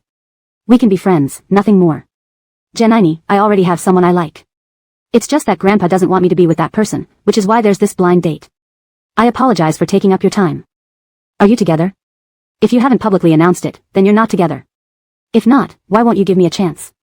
You had such a passionate relationship with Sam before. I don't believe you can love your next person as much as you did Sam. Or, is the person you claim to like just a shield? Janini mustered the courage to look at Sherry. If there really is such a person, tell me who it is. Give me a reason to accept and move on. Seeing Sherry tighten her lips without answering, only staring straight ahead behind him, Janini turned and followed her gaze. Sorry, traffic was bad, so I'm late. A familiar clear and steady voice sounded, causing Janini to turn. After the man sat down facing Janini's back, he finally saw Gale, broad-shouldered and long-legged. Wearing just a black shirt after removing his suit jacket, his collar open, he lounged lazily at the table behind them. His sharply defined profile was barely visible under the dim lighting, his dark pupils, high nose bridge, and thin tightly pressed lips giving an air of superiority. Though the distance between the tables wasn't close, it was enough for Janini to recognize it was Gale. Seemingly noticing their table's gazes, Gale glanced towards Sherry briefly before looking away. His long-fingered hand signaled the waiter to pour wine. It's actually Rusty Sr. I'll go greet him. Still feeling the excitement from his earlier attempts to win Sherry's favor, Janini excused himself to greet Gale. Previously, Janini and Gale had a good relationship. Perhaps because Gale had to inherit the family business, giving up his passion for scientific research, he took care of Janini, a junior dedicated to science. Rusty Sr., Janini greeted happily, I didn't expect to see you here. Just seated, Gale stood up again, shaking hands with Janini and exchanging pleasantries. Janini had a deep admiration for Gale, naturally showing respect as he explained his presence today before Gale could ask. Sherry pretended to glance at her phone. Several days had passed, and Gale hadn't contacted her. Chapter 231, It's Senior Rusty. Especially when faced with the one who had once dominated and overshadowed him in every way, his white moonlight crush from the past. The two were seated at a spot with the best view of the lake through floor-to-ceiling windows. The colorful night lights reflected off the transparent glass, creating an ethereal glow that softly illuminated Brielle's fair, natural profile, making her look stunningly beautiful. Actually, seeing you now still leaves me feeling uneasy and a bit stiff. Janini's ears were red as he tried to appear calm and composed despite his discomfort. Yet, the subtle tension in his actions betrayed him. After all, I'm well aware of the gap between us. In my youth, you always won championships in every competition you participated in. Beyond your unforgettable appearance, you have an unparalleled record, founding Hengji Biotech within a few years and securing major projects for Rusty Corporation shortly after joining. Honestly, you're surrounded by countless accolades. Janini adjusted his posture, gazing earnestly at Brielle across from him, his voice clear and pleasant. So, even though I knew I might be rejected, I still came here when my family suggested setting us up. Because you've been my unforgettable, white moonlight for so many years. Brielle's lips moved slightly as she murmured softly, you flatter me. Janini smiled genuinely, his handsome features clean-cut. I'm not exaggerating, actually, you were many people's youthful goddess. You just didn't know because back then, your heart only belonged to Sam. Brielle was already known as a prodigy and super scholar. Even without that title, Brielle possessed striking beauty, with skin as smooth as jade and striking features that captivated everyone, whether she smiled or remained expressionless. Her admirers either got beaten up by Sam or were scared away by him, and some were deterred by Brielle's indifference. Speaking of this, it's somewhat embarrassing. Janini picked up his water cup and took a sip to ease the awkwardness. Actually, I had prepared a confession ritual back then, but after hearing about you and Sam, I gave up. Brielle kept her lips pressed together, not saying anything. She had heard rumors about this when she left the camp, but she hadn't paid much attention. Sorry for talking so much tonight. Janini reached for his water and realized it was already empty. A waiter quickly apologized and refilled the water. After thanking the waiter, Janini licked his lips and looked at Brielle. My point is, my feelings for you are genuine and long-standing. Even if you don't feel the same way, I hope you give me a chance to court you seriously. I don't doubt your sincerity, Janini. Brielle placed her slender fingers on the stem of the dark red wineglass, smiling gently. Her eyes remained rational, unaffected by his heartfelt words. But after all these years, do you like me as a person, or can't you let go of a youthful obsession? In Brielle's view, she was merely someone who carried Janini's teenage infatuation, and that person could have been anyone else. After all, even the perfect, white moonlight, can become old news over time. You won't know unless you give me a chance to try. Janini's voice grew urgent. Perhaps your past relationship with Sam hurt you, but you can trust me. Give me 3 months to prove myself. If you still don't want to be with me, I'll let go. Seeing Brielle's expression unchanged, almost ready to speak without thinking, Janini hurriedly interrupted. 1 month. Even if it's not me, there will be others. Chairman Rusty will arrange more matches for you. I think you've been going through these meetings perfunctorily, wasting time. I promise, during this month, I won't overstep. We'll just be friends, nothing more. Janini, I have someone I love. This match was arranged because my grandfather doesn't want me to be with him. I'm sorry to have wasted your time. Are you already together? Since you haven't made it public, you aren't together yet. Why wouldn't you give me a chance? Your past relationship with Sam was intense, but I don't believe you can love anyone as deeply as you loved him before. Or, is the person you mentioned just a shield? After Janini finished speaking, he mustered the courage to look at Brielle. If there really is such a person, tell me who they are. Give me a reason to accept it and move on. Seeing Brielle remain silent with her lips pursed and looking past him, Janini turned to follow her gaze. Sorry, traffic delayed me. A familiar clear and steady voice sounded, and Janini turned around. After sitting down behind Janini, Janini finally saw Gale, broad-shouldered and tall-legged. Gale removed his suit jacket, wearing only a black shirt with the collar unbuttoned, lounging lazily at the table behind them. His chiseled side profile was barely visible in the dim lighting, his eyes dark and deep-set, his nose prominent, and his thin lips tightly closed, giving off a detached air. Though the tables were not close, they were close enough for Janine to recognize Gale. Seeming to notice their attention, Gale glanced over at Brielle briefly before turning away, tapping his long fingers on the wine glass to signal the waiter. It's actually Senior Rusty. I'll go greet him. Still recovering from his earlier excitement trying to win Brielle over, Janine used this as an excuse to leave Brielle and approach Gale.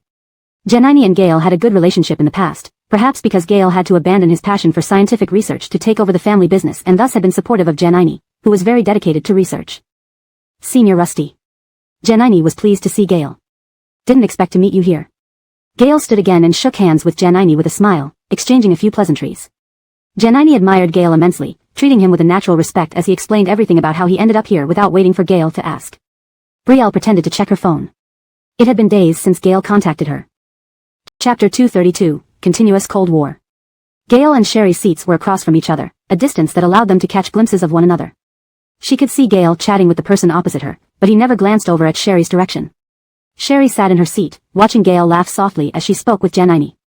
She sipped her water, checked her phone, trying hard to suppress her feelings.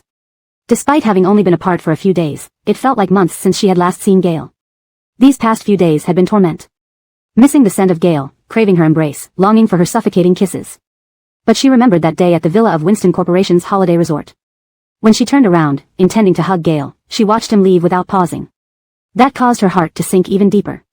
She thought she had mastered her emotions after all these years, but she couldn't be as calm as Gale. Even if their cold relationship started when she asked Gale to control himself, even if Sherry felt she was being greedy, she still felt justified. She loved Gale but would never harm the Rusty family. That principle outweighed everything else. Sherry held back her emotions towards Gale, drained her wine glass in one go, signaled for more wine by tapping the table, moved the napkin from her knees, and headed to the restroom. Janine had kept Gale's contact details and mentioned scheduling a meeting with her next time. Upon returning to the dining table and not seeing Sherry, he paused in shock until he saw her phone still on the table, which reassured him. In the restroom, Sherry stood under the faucet's warm water stream, rinsing her fair fingers, and then accepted a clean towel from the attendant to dry her hands. After fixing her hair, Sherry left the restroom. Just around the corner, she saw Gale standing in the hallway, staring at a painting and smoking. This side belonged to the restaurant's smoking area. Her footsteps hesitated, the hand by her side clenched. The emotions she had just suppressed surged up again. Gale also noticed Sherry. He exhaled a puff of smoke, blurring his gaze behind the golden-rimmed glasses. He even courteously stepped aside, leaving the passage clear so as not to obstruct her path. Was this signaling they should remain in a continuous Cold War? Sherry frowned, stopping before Gale. Staring fixedly at him, her eyes welled up with moisture. The corridor's warm lighting faintly illuminated Gale's face. Seeing Sherry stop before him, Gale extinguished the cigarette in the ashtray above the trash can, looked at her with dark eyes, and asked casually, anything? Unlike the possessive gaze he once cast upon her, Gale's eyes remained tranquil and uneventful, completely different from the previous passionate version of him. It was as though the passionate Gale was merely another personality of his. They stood close together. If Sherry took 2 steps forward, she could hug Gale's waist. She could even smell the mint tobacco mixed with a hint of alcohol emanating from him. Are we going back to Huading Xingyuan tonight? Sherry initiated, hoping to break the ice. After all, Gale would soon leave, and they had limited time left to be together. She said, let's talk. I have plans tonight, Gale replied calmly. Despite her thick skin, Sherry felt upset by Gale's rigid demeanor. Nodding stiffly, she returned to the table and sat down. Janine smiled at Sherry, saying, what a coincidence. I didn't expect to meet Senior Rusty here. Sherry merely pulled the corners of her lips without responding. Knowing that both Gale and Sherry were adopted by Chairman Rusty, Janine assumed Sherry felt nervous about bumping into an elder while out with a man. Thus, he remarked, Senior Rusty is your uncle, considering the generation gap. Right, Sherry lifted her wine glass for a sip. I told Senior Rusty about Chairman Rusty's arrangement for us to meet, so you don't need to worry, Janine assured Sherry with a smile. Besides, Senior Rusty said you established Hengji Biotechnology because of your interest in academic research, so we should have plenty to discuss. Is that so? Sherry's smile became more evident. I didn't know Uncle knew me so well. Seeing Sherry smiling more, Janine was delighted and seized the opportunity to ask, so, Aiko, can I invite you out again? Or, do you want to visit my laboratory? My schedule with the company is tight, but I can plan ahead, Sherry replied. What are you currently researching in your lab? It's okay if you can't say. Janine visibly perked up, confirming what Senior Rusty had said. Discussing research topics seemed to make Sherry more talkative. Throughout the meal, Janine enthusiastically chatted about his laboratory projects. Sherry listened quietly, nodding occasionally in agreement or offering her thoughts. Gail, who was dining with clients, glanced over and saw Sherry laughing with sparkling eyes. She instinctively reached for a cigarette but remembered it was a no-smoking zone. Instead, she sipped her wine. At the end of the meal, Sherry had drunk quite a bit but refused Janini's offer to send her home. Watching Sherry be supported by her bodyguard Ephraim into the car, Janini was somewhat uneasy, bending over to speak through the open car window. "It's my fault. Today was so joyful that I talked too much and didn't stop you from drinking." Sherry didn't show signs of drunkenness, but seeing an empty bottle made Janini feel guilty. "It wasn't much. Work has been stressful, so drinking a little helps relax," Sherry patiently told Janini. "Drive safely on your way back." "Matt here." Janini nodded and reminded, "Send me a WeChat message when you get home." Sherry gave a thumbs-up gesture. Ephraim drove the car out of the parking lot. Lowering the window, she gazed absent-mindedly outside. Gail actually taught Janini how to chat with her. How dutiful and responsible of an elder. That way, no one would doubt their relationship. He really did a great job. "Miss Aiko, has work been particularly stressful recently?" Ephraim asked gently. "You rarely drank before." "Not really. I was in a good mood today and had a few more drinks," Sherry replied with a slight smile. Ephraim had been with Sherry for a long time. Although Sherry was smiling, he sensed that she wasn't feeling well. Chapter 233, Itinerary. Just as she reached the building's entrance, Sherry saw Sam getting out of his car. Sam was in a rush. He still held a cigarette between his fingers. Noticing Sherry raising her eyebrows at him, he quickly dropped the cigarette and extinguished it with his shoe before hurrying up the steps. He successfully opened the building's door with facial recognition and waited for Sherry. Sherry ascended the steps with suspicion, looking at Sam who was acting like a doorman. "You." "I live on the 4th floor," Sam said hurriedly. "I know you made it very clear last time that there's the tragedy of Piper and Laurel between us. I understand. I don't expect this to earn your forgiveness." The tall and lean Sam held the door open, looking down at Sherry with humility, his eyes red, Adam's apple visibly moving. Even if Sherry didn't speak to him, just being able to see her from afar was enough for him. Sherry gave him a long look but said nothing, then walked in. Sam followed her into the elevator lobby, maintaining a 2-step distance behind her. Not far away, in a black sedan, Gale sat in the back seat, legs crossed, holding a cigarette in his mouth. He loosened his tie and unbuttoned 2 buttons on his shirt, saying, "Let's go." The driver drove off upon hearing him. Inside the elevator, Sam smelled alcohol on Sherry. "Did you drink?" Sherry remained silent. The elevator stopped at the 4th floor. Sam got out, lips tightly pressed together, watching the elevator doors close. Sherry didn't even spare him a glance as she looked down at her phone. The numbers kept climbing until the elevator stopped at the top floor. Sam turned around and went inside. Before entering, Sherry instructed Ephraim to return home, saying she wouldn't go out. However, today Ephraim noticed something was off about Sherry's mood and stayed seated at the door instead of leaving. After changing shoes, the alcohol started affecting Sherry. She threw herself onto the sofa, feeling dizzy. Ferguson's assistant called, telling Sherry that Mr. Rusty had heard she and Janini had a good chat today and asked what Sherry thought of Janini. "Grahamshan, I went on the arranged date to avoid public speculation and not upset grandfather, but you know I won't fall in love with anyone I'm set up with." Sherry covered her eyes with her arm, speaking calmly. "I chose Gale, and I will walk this path with him. Except." "Unless" rolled over Sherry's tongue, startling her awake. She never used the word "unless" before. Sitting up, she continued into the phone. "Apart from him, I want no one else. If we can't make it work, I don't plan on looking for the next person. Being alone isn't bad at all." Grahamshan was silent for a moment before saying, "Since you're trying to please Chairman, why not be more thorough?" Sherry exhaled deeply, "Because I can't. Grahamshan, if grandfather arranges more dates, I'll obediently attend, but I will also honestly tell them that I have someone I like. Can we stop these arranged dates? Then Miss Aiko, when you tell them you have someone you like, can you tell them who that person is? Can you tell them that the person you like is your nominal uncle?" Grahamshan's voice was gentle but carried an underlying tone of warning. "If this news gets out, it will certainly become big news for the Rusty family. Won't the paparazzi dig deeper into who little President Rusty really likes? What would happen if they uncover that it's the adopted son of the Rusty family, your nominal uncle, who also has a fiancé?" Sherry's pupils trembled slightly. "Miss Aiko, understand the chairman. This is already the mildest approach by the chairman.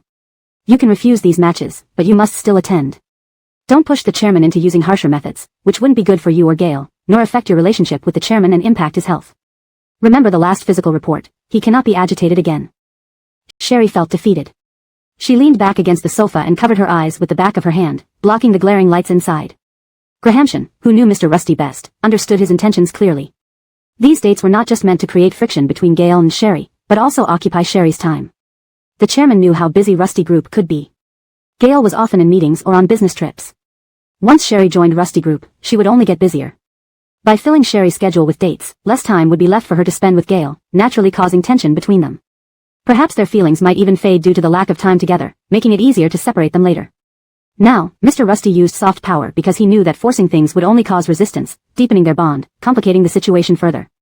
It was better to use a gentler approach, like boiling a frog slowly in warm water, to break them apart. Grahamshan spoke softly, Miss Aiko, you can stick to your choice, but don't defy the chairman too much.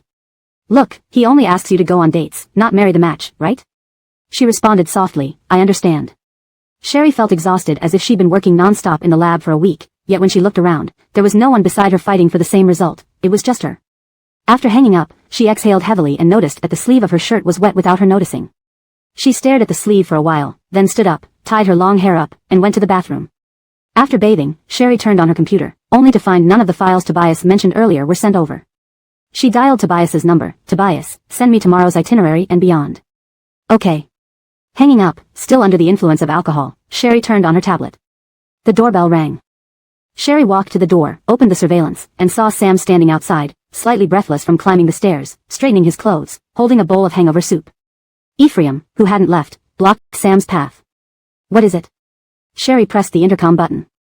Chapter 234, Never Again. Sam was about to step forward when he was stopped by Ephraim. All he could do was say, Aladi, you've had alcohol. I'll bring you some sobering tea. Sam, don't do unnecessary things. I don't need it. Ephraim, you can send him away and go back, Brielle said as she hung up the phone, walking back to the sofa with a cold expression to continue reviewing her schedule. She confirmed that there was no morning meeting the next day and leaned against the sofa. Brielle wasn't sure how long this cold war between her and Gail would last. She had never felt such discomfort, not even when she was completely in love with Sam and considered him her whole world. Leaning back on the sofa with closed eyes, after some time, she impulsively got up under the influence of alcohol, changed her clothes, picked a file from her bag at random, glanced at the surveillance camera outside the door to confirm Sam and Ephraim were gone, and then grabbed her car keys and went downstairs. Driving out of the residential area and confirming nobody was following her, Brielle sped up. On the way to find Gail, Brielle's heart pounded. The intense longing for Gail almost suffocated her. Determined, she drove to Gail's doorstep, unbuckled her seatbelt, exited the car, walked briskly to the villa's entrance, and pressed the doorbell. She didn't want to delay. Since there was friction between them, they should talk openly. Indeed, she wanted everything, but solutions always existed. Brielle wasn't one to be daunted by challenges, she had crossed many obstacles in business and could do so in matters of the heart. While waiting for Gail to open the door, Brielle's heartbeat quickened. After some time, with no one answering, she tried to call Gail but realized she had left her phone behind. She continued pressing the doorbell, ready to give up when the door finally opened. Brielle tightly held the document, her palms sweating nervously. The door opened, revealing a sleepy-looking housekeeper who was deaf and mute. She had not heard the doorbell and showed Brielle a message on her phone. Mr. Rusty won't be home tonight. May I ask what brings you here at this hour? Can I relay your message? The housekeeper usually stayed over only when Gail did not return home at night. Brielle's excited heart sank immediately, and she sobered up instantly. Her impulsive attempt to see him had ended without success. Without her phone, she could only awkwardly smile at the housekeeper and walk back to her car. Just as she sat in the driver's seat, the housekeeper chased after her, knocking on the window and showing another message on her phone. Did you forget your phone? You can use mine to contact Mr. Rusty. Brielle hesitated for a moment, thanked the housekeeper, took the phone, and dialed Gail's number. As a deaf-mute, the housekeeper knew that if someone called, it likely meant someone came looking for Gail. It was unusual for Gail to answer at this time, yet inexplicably, he picked up. Hello. Gail's deep and magnetic voice resonated through the receiver, followed by laughter and cheers from the background. Brielle tightened her grip on the phone. You're not home? There was a pause on the other end before he replied, No, I have a business engagement. Okay, Brielle gripped the steering wheel, I won't disturb you then. Bye. Before she could hang up, Gail suddenly asked, Why are you calling from the housekeeper's phone? I forgot my phone, Brielle said, It's fine, I'm going back. Are you alone? Gail furrowed his brow, remembering that Brielle had consumed a fair amount of alcohol earlier. Before she could respond, Gail continued, I won't be coming back tonight. Stay at the villa. No trouble, it's fine, Brielle's voice was slightly hoarse, bye. After hanging up, Brielle returned the phone to the housekeeper with a laugh and thanks, drove out of the neighborhood, and parked by the roadside. Seeing a convenience store with a face recognition payment sign, Brielle got out and bought a bottle of cold water. She slowly exited the store, stood at the door twisting the cap off the water bottle, and took a sip, wondering whether to leave the car here and take a taxi back. Just then, she saw the housekeeper from Gail's place standing beside her car, anxiously looking around. Brielle screwed the cap back on and walked over. The housekeeper hurried over, stopped in front of Brielle, and showed her messages. Mr. Rusty called you back but you had left. He asked me to stop you. I couldn't catch up with you as you drove too fast. He is on his way back and told you to wait at home. Don't leave. Drunk driving is dangerous. No matter how urgent, you mustn't risk your life. Before Brielle could respond, the housekeeper frantically dialed Gail and handed the phone to Brielle. The call connected quickly. Brielle pursed her lips, putting the phone to her ear. I didn't intend to drive drunk. There's no need for you to rush back. I parked the car at the entrance of the neighborhood and will take a taxi now. Aren't the Rusty family important to you? Gail's calm and steady voice came from the other end. If someone sees you visiting me alone at this hour, they might suspect something about our relationship. Brielle felt a lump in her throat. I brought documents. The words, I miss you, lingered on the tip of her tongue, but she couldn't utter them. Imagine the news if it's reported that the vice president of Rusty Corporation came to my house late at night while driving under the influence. What kind of document would weigh enough to convince people it was for business? Gail's words stung. Brielle admitted she had acted impulsively today. His aloofness had unsettled her, causing her emotions to run wild. Tears welled up in the corners of her eyes. She casually placed the water bottle on the hood of the car and pressed her temple with the back of her hand. Sorry, it's my fault. Maybe, my mind isn't clear. It won't happen again. She accepted the criticism and recognized her impulsiveness. I'll take a taxi now and have Ephraim come for the car tomorrow. Brielle handed the phone back to the housekeeper, bent down to retrieve the file from the car, locked it, and walked away. The housekeeper, unaware of the conversation between Brielle and Gail, saw the phone vibrating again. It was Gail calling. She handed the phone to Brielle once more. A stubborn streak surged within Brielle, making her reluctant to pick up. She noticed an empty taxi approaching in the distance and flagged it down. Translation provided strictly adheres to the guidelines given. Any further adjustments or clarifications can be made based on specific requirements. Chapter 235, Cannot be forced. Before Sherry could get into the car, Gail's car stopped on the opposite side of the road. Gail got out of the car with a grim expression, slamming the door and striding toward Sherry, barely suppressing her anger. Sherry had let go of the car door handle, bent down to apologize to the driver inside, then closed the door. She didn't know that from Night Palace to the villa area, Gail had been speeding back, running red lights and making it in 12 minutes. Even the phone call just now was to stabilize Sherry. Looking at Gail standing before her without glasses, her lips quivered as she struggled to hold back tears. The documents, Gail indicated for Sherry to hand over the files. We still have to maintain appearances. Sherry passed the documents to Gail, catching a whiff of alcohol and cigarette smoke from him. Her heart raced. Did you drive back drunk? He glanced at the file while flipping through it. I was already on my way back. I had a designated driver take over at the next intersection. Finishing, Gail closed the file folder and strode towards the SUV parked across the street. Get in the car. Sherry followed Gail into the car, glancing back to see the housekeeper already entering the residential complex. Inside the vehicle, Gail took out a bottle of water, drank a few sips, drove into the compound, and parked in the garage.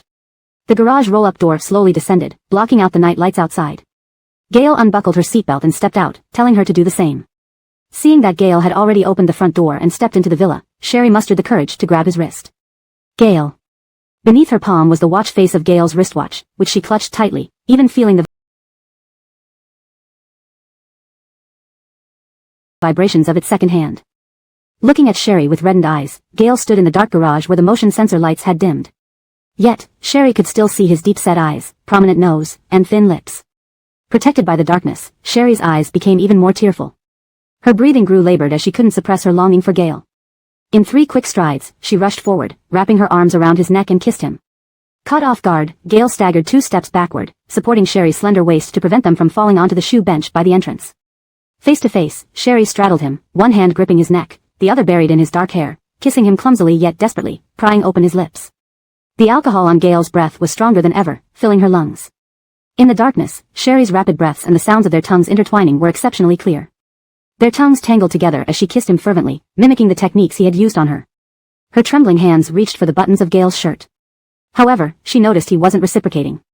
He merely held her waist, protecting her back, passively accepting her kisses without responding or rejecting.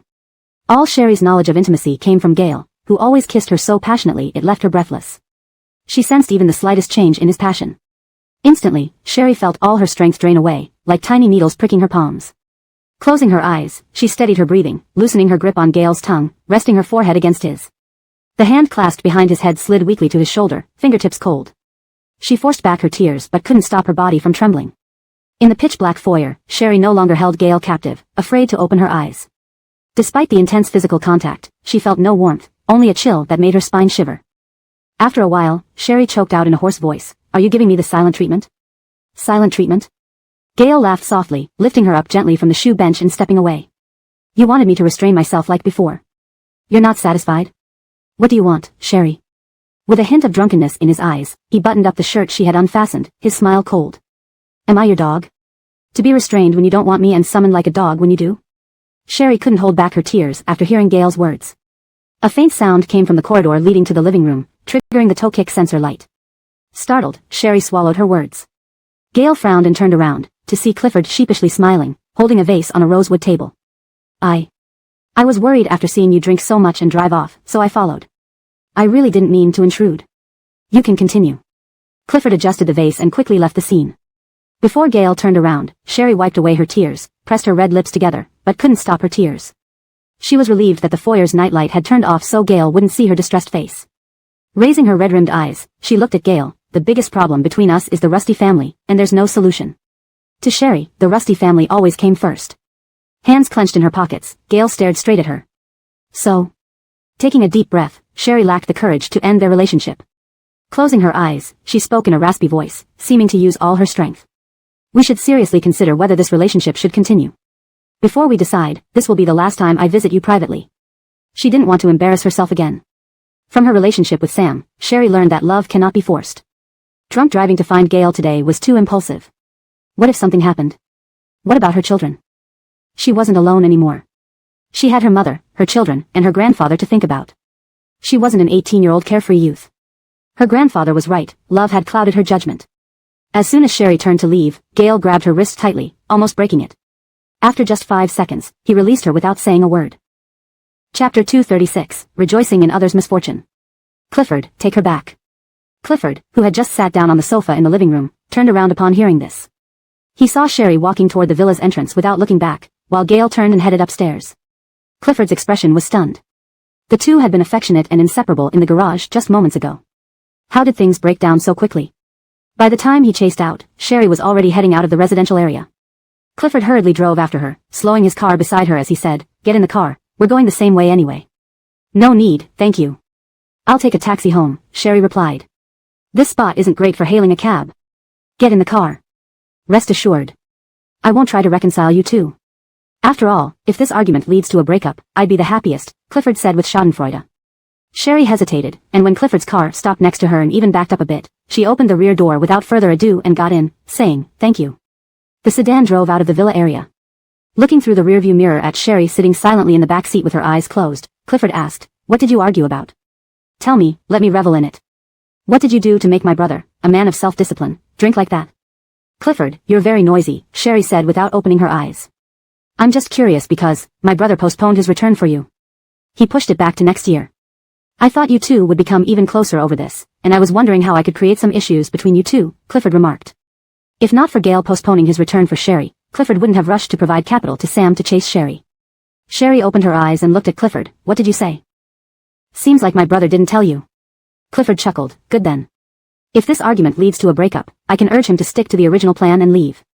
Sherry didn't respond but remained quietly seated in the back. When Clifford parked in front of her building, she didn't ask any questions. The next morning, Sherry received flowers from Janine, her favorite sunflowers. Looking at the flowers, she thanked Janine via WeChat and asked him not to send any more.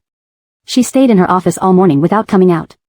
Any documents that needed to be delivered to Gale were taken care of by Tobias.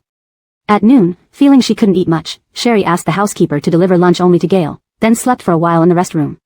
Around 3 in the afternoon, Sherry received a call from Ferguson's assistant reminding her not to forget accompanying Mr. Rusty to the Graham family banquet the next day. By this time, she was starting to show signs of fever.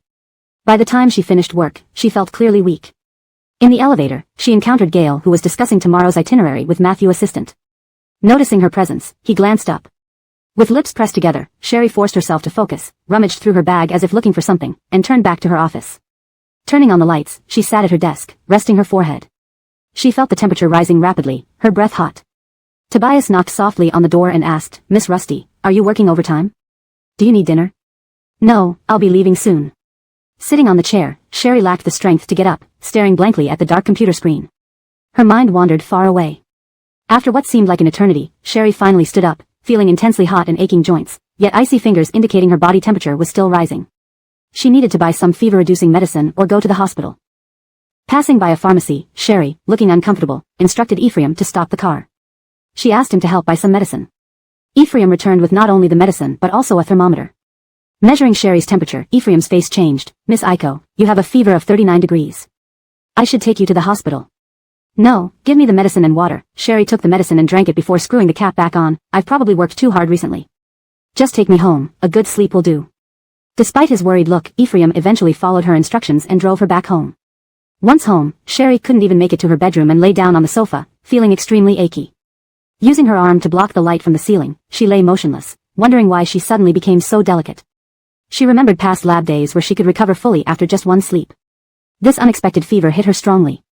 Concluding she might have caught some bacteria, she wondered how many blood tests she would have conducted if she were in the lab.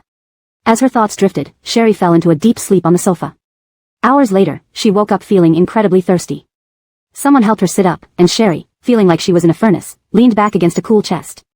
Comforted by the coolness, she leaned further and was given water to drink. Still dazed, she instinctively leaned towards the coolness.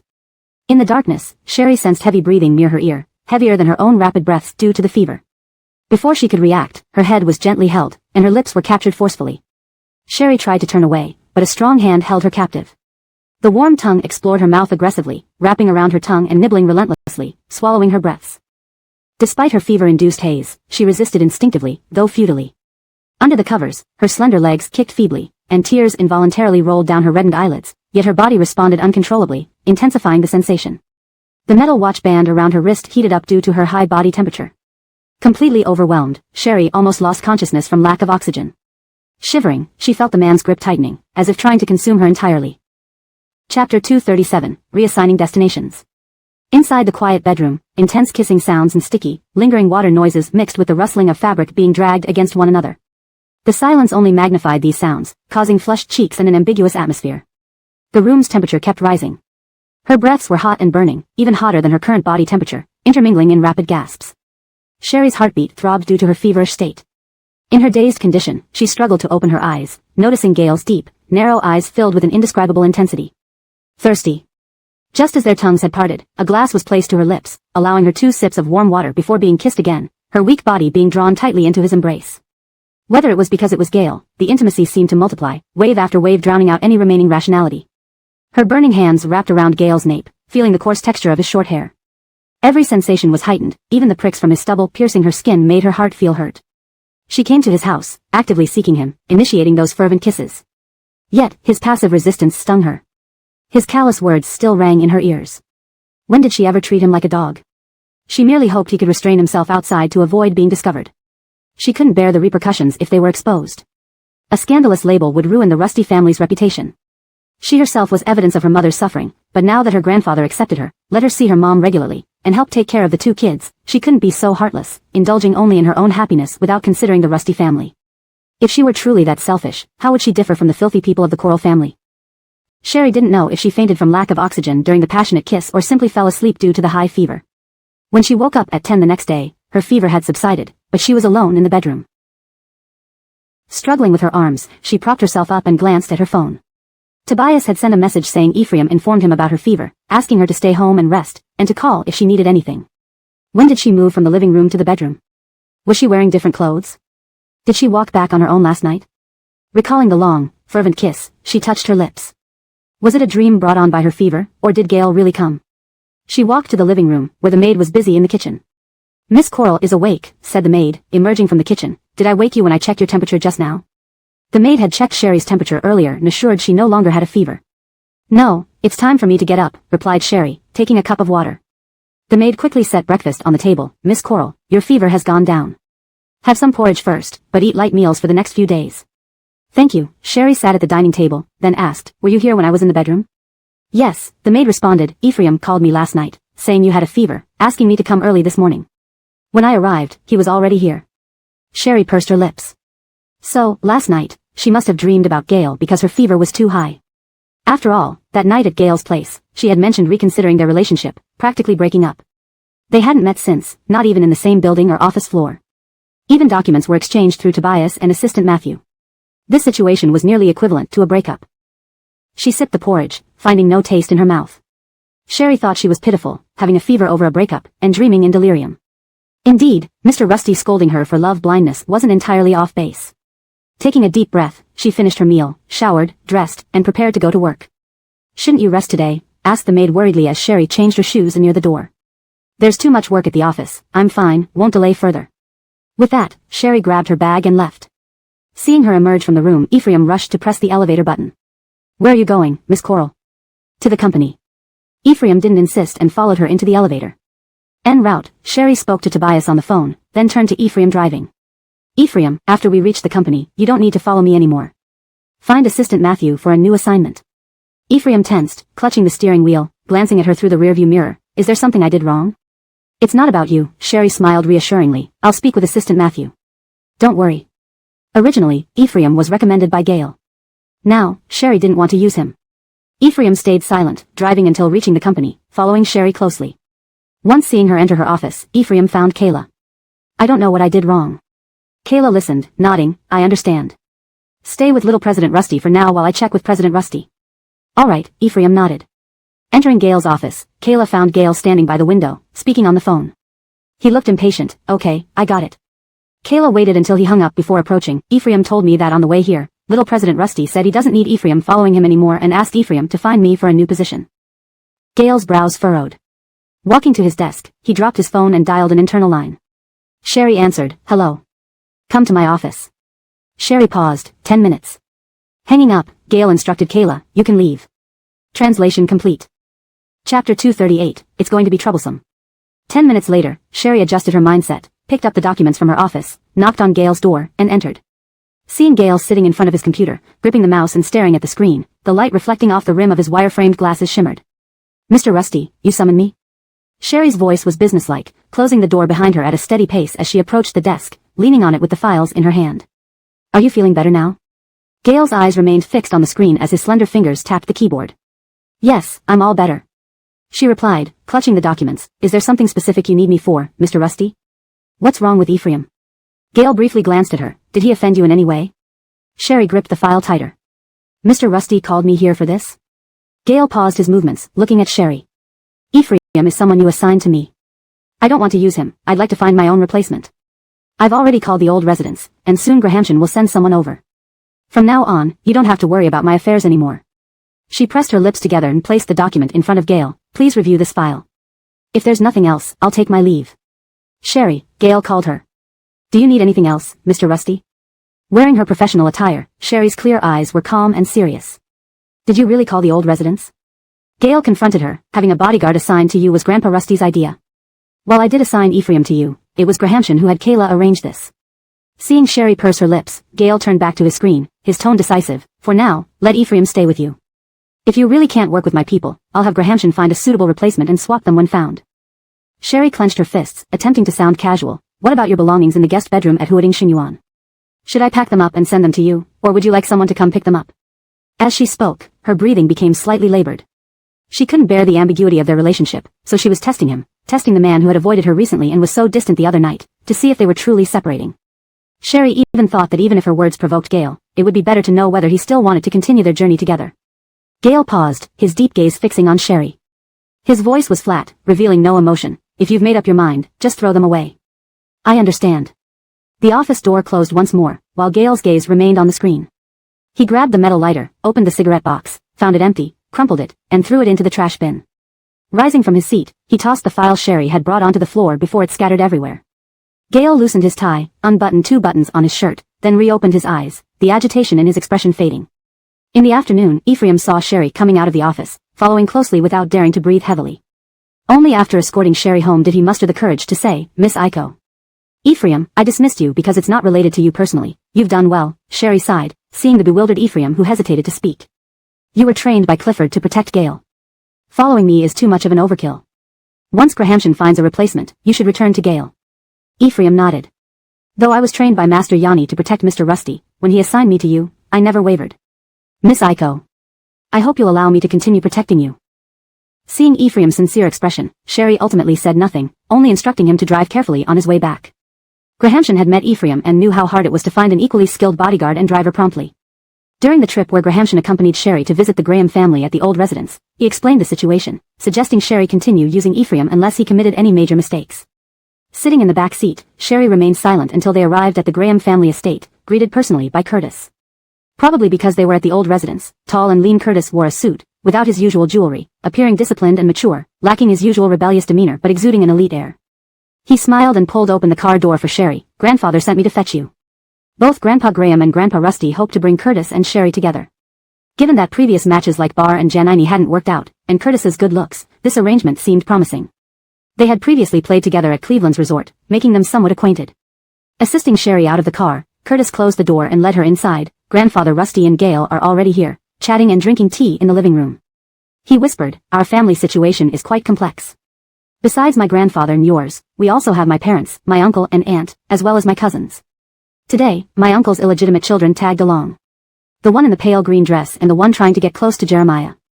Curtis considered Sherry part of his inner circle and provided detailed introductions, though he knew Grandpa Rusty likely briefed her beforehand. "Grahamshan already informed me before I came," Sherry said. Grahamshan followed behind them, his lips curving slightly as he observed them talking. "In our generation, my cousin and my sister prefer not to speak much and rarely socialize with us, but they mean no harm. Ignore the illegitimate siblings just as Jeremiah does, don't let them stick around, as they're troublesome, trust me." Curtis gave Sherry a meaningful look. "All right, I understand." "Thank you," Sherry expressed her gratitude. Chapter 239, A Private Meeting. "Also." Curtis paused mid-step, lowering his voice even further. "I know you're not interested in me. If my grandfather says anything inappropriate, don't take it too seriously. If he makes any requests, feel free to refuse outright. My grandfather is incredibly understanding when it comes to girls, more than you can imagine." Brielle nodded as they stepped into the main hall. Grandfather, Grandpa Graham, Uncle Graham, Aunt Graham, Brielle greeted everyone with a smile. Rusty Jean Sheen sat beside old Mr. Rusty, replying to messages without looking up. "Stars here." Old Jeffrey, who had been chatting with old Mr. Rusty, waved to Brielle. "Your grandfather and I were just talking about you. He boasted that all the health supplements he takes now are from Hengji Biotechnology. Your grandfather looks healthier lately. With such good products, you mustn't forget Grandpa Graham." Brielle sat down on the sofa and smiled. "I didn't mention it earlier because the Graham family has its own hospital and presumably your own doctor. If Grandpa Graham is interested, your doctor could discuss with Hengji and have them tailor a regimen based on your health status." Considering old Jeffrey's status, his health details were kept strictly confidential, so Brielle did not suggest he undergo a medical checkup. "Does Hengji Biotechnology have any new projects?" asked Curtis's uncle's illegitimate son. "Is there any possibility of cooperation between our two families?" Brielle maintained a gentle smile. "Hengji Biotechnology is currently managed by Lisbeth Wynn's Tony Martin. I no longer oversee operations. It's impossible for you, the founder, not to be involved. Are you holding back? Just say if you don't want to talk about it. No one will judge," remarked Curtis's uncle's illegitimate daughter with a sweet smile. "Can business secrets be shared so casually?" One person asks nosily, and another rejects an easy way out. "Stupid or what? Do you need to use the Graham family name to embarrass yourself?" Curtis's cousin scoffed, not minding the presence of the Rusty family. She then turned to Brielle with a smile. "Sorry, some in our family aren't well-mannered." Brielle hadn't expected such a direct response from Curtis's cousin, but she merely laughed and nodded silently. Fortunately, the housekeeper announced that dinner was ready, which diverted attention from the matter. At the dinner table, Brielle was seated to the left of Rusty Jean Sheen, with Curtis next to her. This arrangement seemed deliberately designed to create opportunities for the two. Curtis knew Brielle wasn't interested in him romantically, so they dined like ordinary friends at a resort hotel. The wine served at tonight's dinner was said to be brewed by old Jeffrey in his French estate, fragrant and fruity. Brielle had a couple more glasses. Old Jeffrey and Rusty Jean Sheen discussed the current chip market, highlighting numerous issues. Rusty Jean Sheen patiently responded to old Jeffrey's questions. Noticing Brielle's enjoyment, Curtis personally poured her more wine. "During our last trip to Old Winston's resort, I noticed you're quite the drinker. My grandfather is picky, he uses grapes from the sunniest part of his estate. It tastes better than commercial wines." Brielle reached for her glass, but Rusty Jean Sheen's long fingers suddenly covered the stem, effortlessly moving the glass to his side. He didn't even glance at her, handling it as if it were his own. Startled, Brielle looked at Rusty Jean Sheen, who was smiling while answering old Jeffrey. She clutched the glass, trying to reclaim it, but the cup remained immobile. Everyone's attention was focused on the heated debate between old Mr. Rusty and old Jeffrey, unnoticed of Brielle's actions. Afraid someone might notice, she sipped her soup quietly instead. Old Mr. Rusty and old Jeffrey debated vigorously like children, drawing laughter from the guests. Rusty Jean Sheen finished Brielle's wine in one gulp and casually returned the empty glass to her. "I'm putting this out there. The project the Winston family is preparing will definitely result in losses. Our Graham family won't get involved." Old Jeffrey, whose voice had risen after a few drinks, looked at Brielle. "What do you think, Star? Grandpa Graham trusts your judgment. Are you aligned with me?" Brielle put down her chopsticks and wiped her mouth with a napkin. "Grandpa Graham, this time I agree with my grandfather. Fragmented user time will remain important in the future." Seeing Brielle's empty glass again, Curtis refilled it from behind a servant. After listening intently, old Jeffrey summarized, I didn't expect 3 generations of your family to agree so closely. Should I reconsider cooperating with the Winston Corporation? Though this trend seems inevitable, it's premature. Old Mr. Rusty's slow speech drew everyone's attention. Being right is one thing, but timing is crucial. I agree with Uncle Rusty, said Curtis's father. Even if the proposal sounds promising, it's still just pie in the sky. The elders continued their discussion, eventually shifting to Brielle. Old Jeffrey smiled. I see Star and Harry Jo getting along well. Star is mature and steady, while Harry Jo is considerate. They complement each other. In the future, you two don't have to wait for both families to dine together, you can meet privately. No problem, but Star is very busy these days. During our trip to Winston Chengshuan Resort, it was past 2 in the morning, and Star was still working, Curtis replied, glancing at Rusty Jean Chin. Let me ask this in front of Grandpa Rusty and Jean Chin. If Star agrees, Jean Chin, you could give her less work. Star, would you give me a chance to date? Well, Before Brielle could finish, she abruptly stood up. The wine glass tipped over, spilling dark red liquid down the table. Despite her quick reflexes, her clothes still caught splashes of wine. Rusty Jean Chin silently placed his silver fork down and handed her a napkin. Go clean up. Sorry, Brielle murmured, catching sight of Rusty Jean Chin as she took the napkin and excused herself to the bathroom to handle the stain. Chapter 240, I won't. It's all Grandpa's fault for making such good wine. Iko drank quite a bit, Curtis smiled. Grandfather Graham also smiled and said, when Iko leaves, I'll give her a case of the wine. Curtis's cousin asked with concern in her voice, I usually don't live at the old house so I don't have any spare clothes for Iko to change into. Does Iko have spare clothes in the car? Someone can fetch them. Today, Grahamshan had picked up Sherry, driving Mr. Rusty's car, so there were no spare clothes in the car. Grahamshan picked Iko up this afternoon, so there probably aren't any spare clothes in the car. Gale, supporting himself on the chair backrest while getting up, said, let me take Iko back first. Grahamshan, please watch father carefully so he doesn't drink too much. Jeremiah, let Grahamshan take Iko back. Mr. Rusty said that outside people should not be treated too obviously and still maintained his smiling demeanor. How long has it been since you last came here to have dinner with Uncle Graham? Chat a little longer. Mr. Rusty didn't understand Gale's thoughts. Gale just deliberately spilled the wine on Sherry, wanting to ruin things between Iko and Curtis. I still have company matters to discuss with Iko, and originally planned to take her back after today. We will talk on the way. Gale took his suit from a servant and hung it over his arm. I'm going on a business trip tomorrow. If delayed, there will be no time. Look, Grandpa, it's not that I don't want to inherit the family business, but managing a family business is exhausting. Curtis joked. Even Cleveland said that seeing power couples like Jeremiah and Iko makes him not want to inherit his own company. Although I feel the same. I didn't dare say it. Look at what a wimp you are. Jeffrey gave Curtis a look but then smiled at Gale. Work comes first, go ahead. Whenever you have free time, come over with Iko, and tell Iko that Grandpa Graham always has plenty of wine. Okay. Gale responded with a smile. Bring Iko to the door, Harry Jo. Jeffrey said. With those words, Mr. Rusty was speechless as he watched Gale leave. Sherry looked at the wine stain on the pink silk blouse in the mirror, now slightly see-through after being dampened, which looked very unsightly and couldn't be wiped off. Gale was clearly doing it on purpose. After wiping for some time, a servant brought a hair dryer, and Sherry dried the stain. Though the clothes were no longer see-through, she could not return to the dining room like this. Sherry clutched the tissue paper and walked out of the bathroom, intending to inform everyone before leaving, only to see Gale smoking by the bathroom entrance with one hand in his pocket and Curtis beside him. She paused, glancing from Gale to Curtis. Why are you two here? Grandpa told me to send you off, Curtis replied with a smile, crushing out the cigarette. Let's go. Gale handed her the suit. Sherry put on the suit, hiding the stain, and followed Gale without saying a word. Assistant Matthew already had the car waiting at the door. Gale grabbed Sherry's bag from a servant, opened the door, and signaled for her to get in. Bending to sit inside, Gale didn't wait for the door to close when Curtis stepped forward and leaned against the top of the car, looking towards Sherry. Iko, let's plan a private date. It would stop our elders from nagging, saving me from my grandpa's daily reminders. Alright, we'll contact when we're free, Sherry agreed. I'll add you to our previous group chat. Please accept, Curtis said. No problem. With Sherry's confirmation, Curtis smiled, closed the car door, and watched the sedan drive away. As soon as the car left the Graham residence, light rain began falling. Both Gale and Sherry in the back seat sat silently. The scent of Gale on the suit made Sherry uneasy, feeling like tiny brushes gently tickling her palm. She removed the suit and returned it to Gale. Thanks. Gale glanced at the suit, received it, and tossed it aside impatiently. Feeling the alcohol slightly taking effect, Sherry leaned her head against the seat back, staring out the window. Raindrops hitting the glass produced soft sounds, distorting the bustling cityscape and nightlife outside the car, turning into surreal patches of color sliding across Sherry's fair skin and slender neck. Kayla, pull over at the front and buy a bottle of water and hangover medicine, Gail suddenly instructed. Sherry opened her eyes upon hearing this. Turning to Gail, unsure if he was asking Kayla to buy medicine for him or her, she kept silent. Parking at the roadside, Kayla activated the hazard lights and went to a nearby store to purchase the items.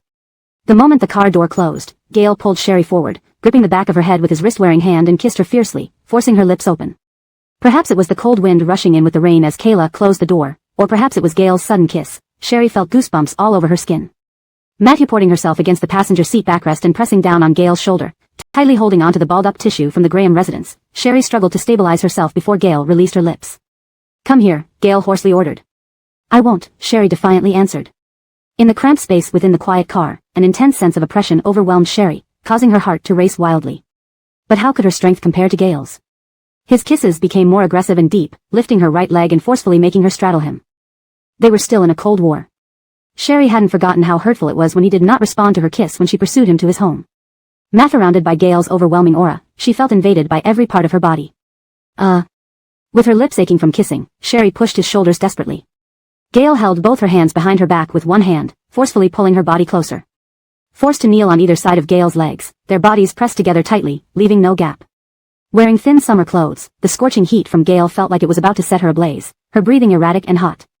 Her struggle only made Gail's grip on the back of her head tighter, his kisses deeper and fiercer, almost as if he wanted to devour her entirely, tears brimming in Sherry's eyes.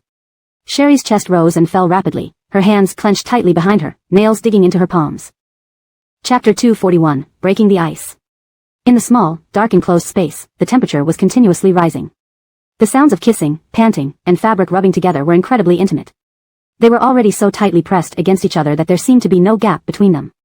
However, Gail, who was extremely eager for Brielle, still didn't feel it was enough. He held her hands with his large ones, pressing her even deeper into his embrace as if trying to melt her body into his.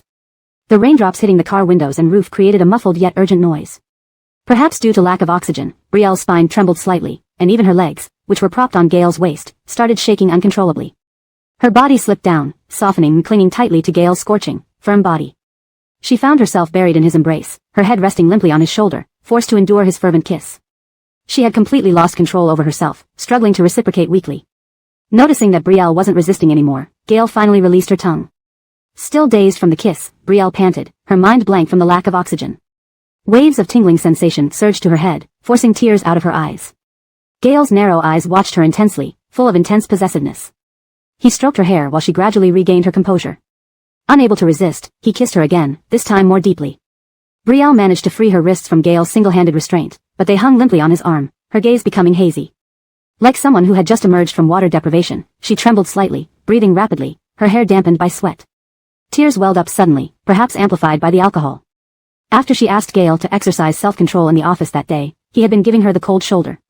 How could she not feel wronged? Even though she had spoken harshly that day, she had gone to see him and wanted to resolve the issue, but he remained distant. The Rusty family was important, but she had never said he wasn't significant. When Gail finally released her lips as she neared suffocation, he kissed the corners of her mouth gently, allowing her to catch her breath. "You've been giving me the cold shoulder," she choked, her voice breaking with emotion. In fact, Gail had already regretted quarreling with her when he learned she was running a fever. Even if he wasn't as important to her as the Rusty family, he knew this all along. He didn't mind not measuring up. But what Brielle said yesterday afternoon was too infuriating. She had asked if the items at Huading Xinyuan should be packed and sent to him or if he would send someone to collect them. She never treated Sam like this. When Sam lost his memory, he refused to let go for 2 whole years, whereas with Gail, she had been willing to pack his things and send them over. If only she had tried to comfort him yesterday, he would have forgiven her. But she had been too infuriating. Gail caressed Brielle's delicate neck with his fingertips, lifting her chin with his thumb. His kisses became gentler, unlike the fierce possession earlier. His touch was tender and soothing, making Brielle lose herself in the moment, clutching his shirt uncontrollably. Her lips parted slightly, unable to focus, as she rested her head on his shoulder, catching her breath. Every nerve in her body felt calmed and relaxed. Gail couldn't take his eyes off her rosy lips, wanting her intensely. Sensing his intention, Brielle raised her head. "Gail," she breathed, both breathless and coquettish, "please don't kiss me anymore. Assistant Matthew will come back." Gail brushed away the strands of hair sticking to her sweaty forehead, his voice hoarse. "If Kayla doesn't know better, he wouldn't have followed me for so long." During their first intimate encounter when Brielle was drugged, Kayla had bought and delivered clothes for her. He knew everything. Meanwhile, Kayla had already purchased water and hangover medicine and stood under the awning of the convenience store, waiting for the owner's call. Brielle regained some composure and pushed Gail away gently, rolling down the car window slightly. The cold air brought relief to her flushed cheeks. She asked, "Are you going back to Huading Xingyuan today?" The warmth and intimacy lingered in the car. Gale lounged lazily in his seat, legs bent, reaching for a cigarette and holding it between his lips. Remembering Brielle was still in the car, he put the lighter back. He lowered the window a bit, and Kayla approached leisurely with an umbrella, heading towards the parked car. Brielle's words died in her throat as Kayla opened the door. Her lips, red from kissing, pressed tightly together. Her heart sank further, feeling this man's changeability. She thought they had made some progress, hence inviting him to continue. Water and hangover medicine. Kayla handed the plastic bag over. Gale took the bottle of water and handed it to Brielle, then gave her the pills. "Thank you." After taking the medicine, Brielle felt much clearer with the cool breeze. As Kayla parked at Huading Xingyuan, Sam was standing at the building entrance, smoking. Gale glanced at him once, took Brielle's bag, and got out, opening an umbrella to shield her until they reached the entrance. Sam quickly extinguished his cigarette with his foot, shifting his gaze from Brielle to Gale, politely calling, "Uncle Rusty." Gale handed Brielle her bag and asked, "Why are you here?" There were several cigarette butts on the ground, indicating he had been waiting for a while. Initially, Sam planned to wait in the car, but given the rain, he feared missing her. Now, he didn't expect forgiveness but just wanted to see her every day. "I live on the 4th floor. Since I didn't see Star come back today, I felt uneasy, so." Gale raised an eyebrow, remembering that Sam had helped Brielle enter the building that day. "Stop doing these meaningless things. All they do is annoy me." Hearing Brielle speak to Sam like this with the same lips that had passionately kissed him in the car, Gale felt somewhat better. Chapter 242 Can't Hold Back. "Once I finish reviewing the documents, I still have to leave." Gale glanced at her watch. "Let's head up first." Sherry tightened her grip on her bag strap. "Didn't Gale say she wasn't coming up earlier?" She put on a serious face as if there were really documents waiting for them upstairs and nodded. "Okay, let's go." Watching Sherry and Gale enter the unit door together and then the elevator, Sam stood outside, hesitant to follow. Inside the elevator, Gale stood beside Sherry with her hands in her pockets, silent. Reaching the top floor, Sherry stepped out of the elevator and turned to ask Gale, "Are you going down later or now?" Gale strode out of the elevator, wrapped her slender waist, and kissed her deeply. She clung tightly to Gale's arms, almost being lifted off the ground. Her toes barely touched the floor as they stumbled backward, with Gale shielding her head against the wall next to the door. The door unlocked, Gale continued kissing Sherry, pushing the door shut with her foot, lifting Sherry by supporting her hips. Her handbag slipped from her hands, causing Sherry to gasp and wrap her arms around Gale's neck. Kayla was still downstairs waiting, and possibly Sam too. If Gale started something serious here, she might not be able to leave today. However, their relationship had just started improving, and Sherry couldn't outright ask her to leave. After all, she had invited Gale to Huading Xingyuan in the car earlier. At that time, though slightly disappointed when Gale declined, she didn't want to upset things. Lost in thought, Sherry was carried to the sofa by Gale. She loosened her vest buttons and threw it aside. His scent enveloped her as their lips locked passionately, their breaths becoming rapid and heavy. Her legs wrapped tightly around his narrow waist, bringing them even closer. Sherry shakily used her hands to push against his shoulders, turning her head away. The cool air from the open window cleared her mind a bit. "Gale, Matthew's assistant is still downstairs." She panted, "And so is Sam." "Do you fear Sam finding out?" Gale's voice grew cold. "It's not about Sam. I fear anyone else knowing," Sherry, breathless from kisses, said softly, "You mentioned earlier, about staying to avoid arousing suspicion and protecting the Rusty family's reputation." Gale frowned unhappily, his thin lips pursed tight, feeling like he was reaping what he sowed. "Stand up," Sherry urged, seeing his displeasure and pushed him gently. He rose and sat on the sofa, unbuttoning his shirt while pulling Sherry into his embrace. "Sherry, I've told you about my possessiveness towards you. I could control myself before because I never had you." Gale combed through her long hair with his fingers, his distant expression contrasting with his fervent words. His Adam's apple moved as he looked into her flushed face intently, caressing her lips with his thumb. "The more I take you, the harder it is to satisfy this desire within me." Sherry suddenly recalled Cleveland's words during the resort night games. People like Gale, who lived a life of self-restraint, would find it unbearable once they indulged, unable to hold back even a little. Her eyelashes fluttered, and her breathing became unstable. "I can restrain myself from losing control when someone tries to approach you, but I can't hold back from wanting to kiss you." Again and again, Gale moved closer, the friction of clothes making slight noises. "I've given you chances to back away before, do you want another chance now?" If Sherry backed away, no matter how hard it was for him, he would immediately pull away. "Are you asking me to choose between you and the Rusty family?" Sherry asked. "You might have to make that choice someday." Gale cupped her delicate neck, kissing the corners of her mouth, drawing her closer, his lips near her ear. "Even if we discard the name Gale and stand side by side, what will others think? Will they speculate that you harbored impure feelings for the Rusty family's adopted son, your nominal uncle? How will the Rusty family's reputation be tarnished? This was one of the main reasons Mr. Rusty vehemently opposed their relationship. As long as it involved Gale, it wouldn't work. Sherry clutched Gale's shirt tightly, locking eyes with his deep, dark gaze. The Rusty family is important to me, and you are right, but I believe there's always a solution. I'm greedy, I don't want to choose between you and the Rusty family. Can I have both? Sherry held on to Gale unwillingly, expressing her distress under the influence of alcohol. During our Cold War, I felt awful. When you ignored my calls and acted coldly at the resort hotel, it hurt. Going on blind dates makes you feel wronged? Gale pinched her face, pressing her red lips. With an engaged man, why shouldn't I feel that way? Gale chuckled, I'll go to the Matthew family and cancel the engagement. Saying I fell for my nominal niece sounds perfect. I've wanted to do this for a long time. Sherry punched his chest lightly. Gale. And tell Mr. Rusty that if he arranges more blind dates for you, you'll inform each date that you and Uncle Rusty already have 2 children. My special assistant showed me grandfather's health report, his health isn't good. How can I disobey him? Besides, grandfather hasn't threatened to cut ties forcefully to keep us apart. As long as our love remains strong, no one can separate us. They argued back and forth, seemingly stuck in an unresolved conflict.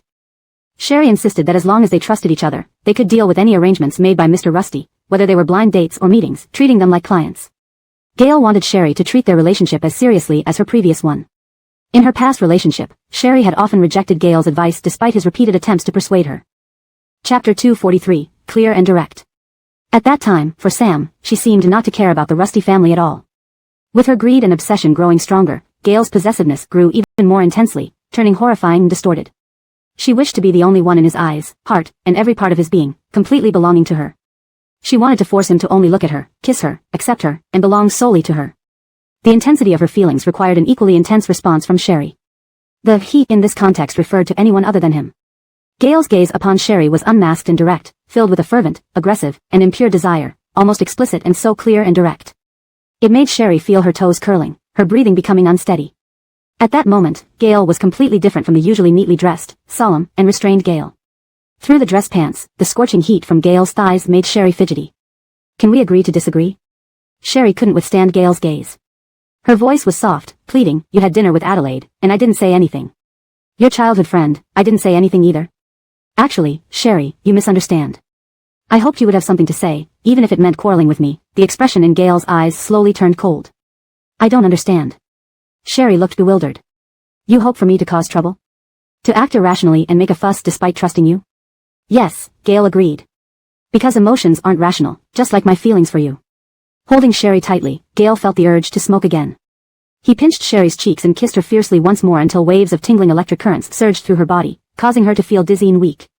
She clung onto his shirt, trembling hands eventually losing strength. Only then did he let go of her, wiping away the saliva at the corner of her mouth with his thumb while wearing his watch. I should leave. Staying any longer might raise suspicions about us as uncle and niece, which is bad for the Rusty family's reputation. After inflaming Sherry, Gale promptly withdrew, helping her up, picked up the blazer from the coffee table, and fastened the buttons carefully. Sherry sat dazed on the sofa, knowing it was intentional, biting her lip, wanting to throw a cushion at him. Regaining some composure, Sherry asked, I heard Clifford say you postponed your return because of me? Gale didn't want to discuss this matter but replied, partly because of you, and partly for other reasons. After tidying up his clothes, Gale said goodbye to Sherry, I'm leaving. Entering the elevator, Gale pressed the downward button, loosening his collar. This kind of torment wasn't limited to Sherry, he suffered too. Exiting the elevator, he saw Sam still standing at the entrance. Hands in his pockets, he walked out. Uncle Rusty, Sam greeted Gale. Why haven't you gone back to rest? Gale's voice was indifferent. Aiko seems very tired. Sam could not show concern directly to Sherry, so he said to Gale, could you reduce her workload? Gale raised an eyebrow. Are you interfering with Rusty Corporation's affairs? That's not my intention, Uncle Rusty.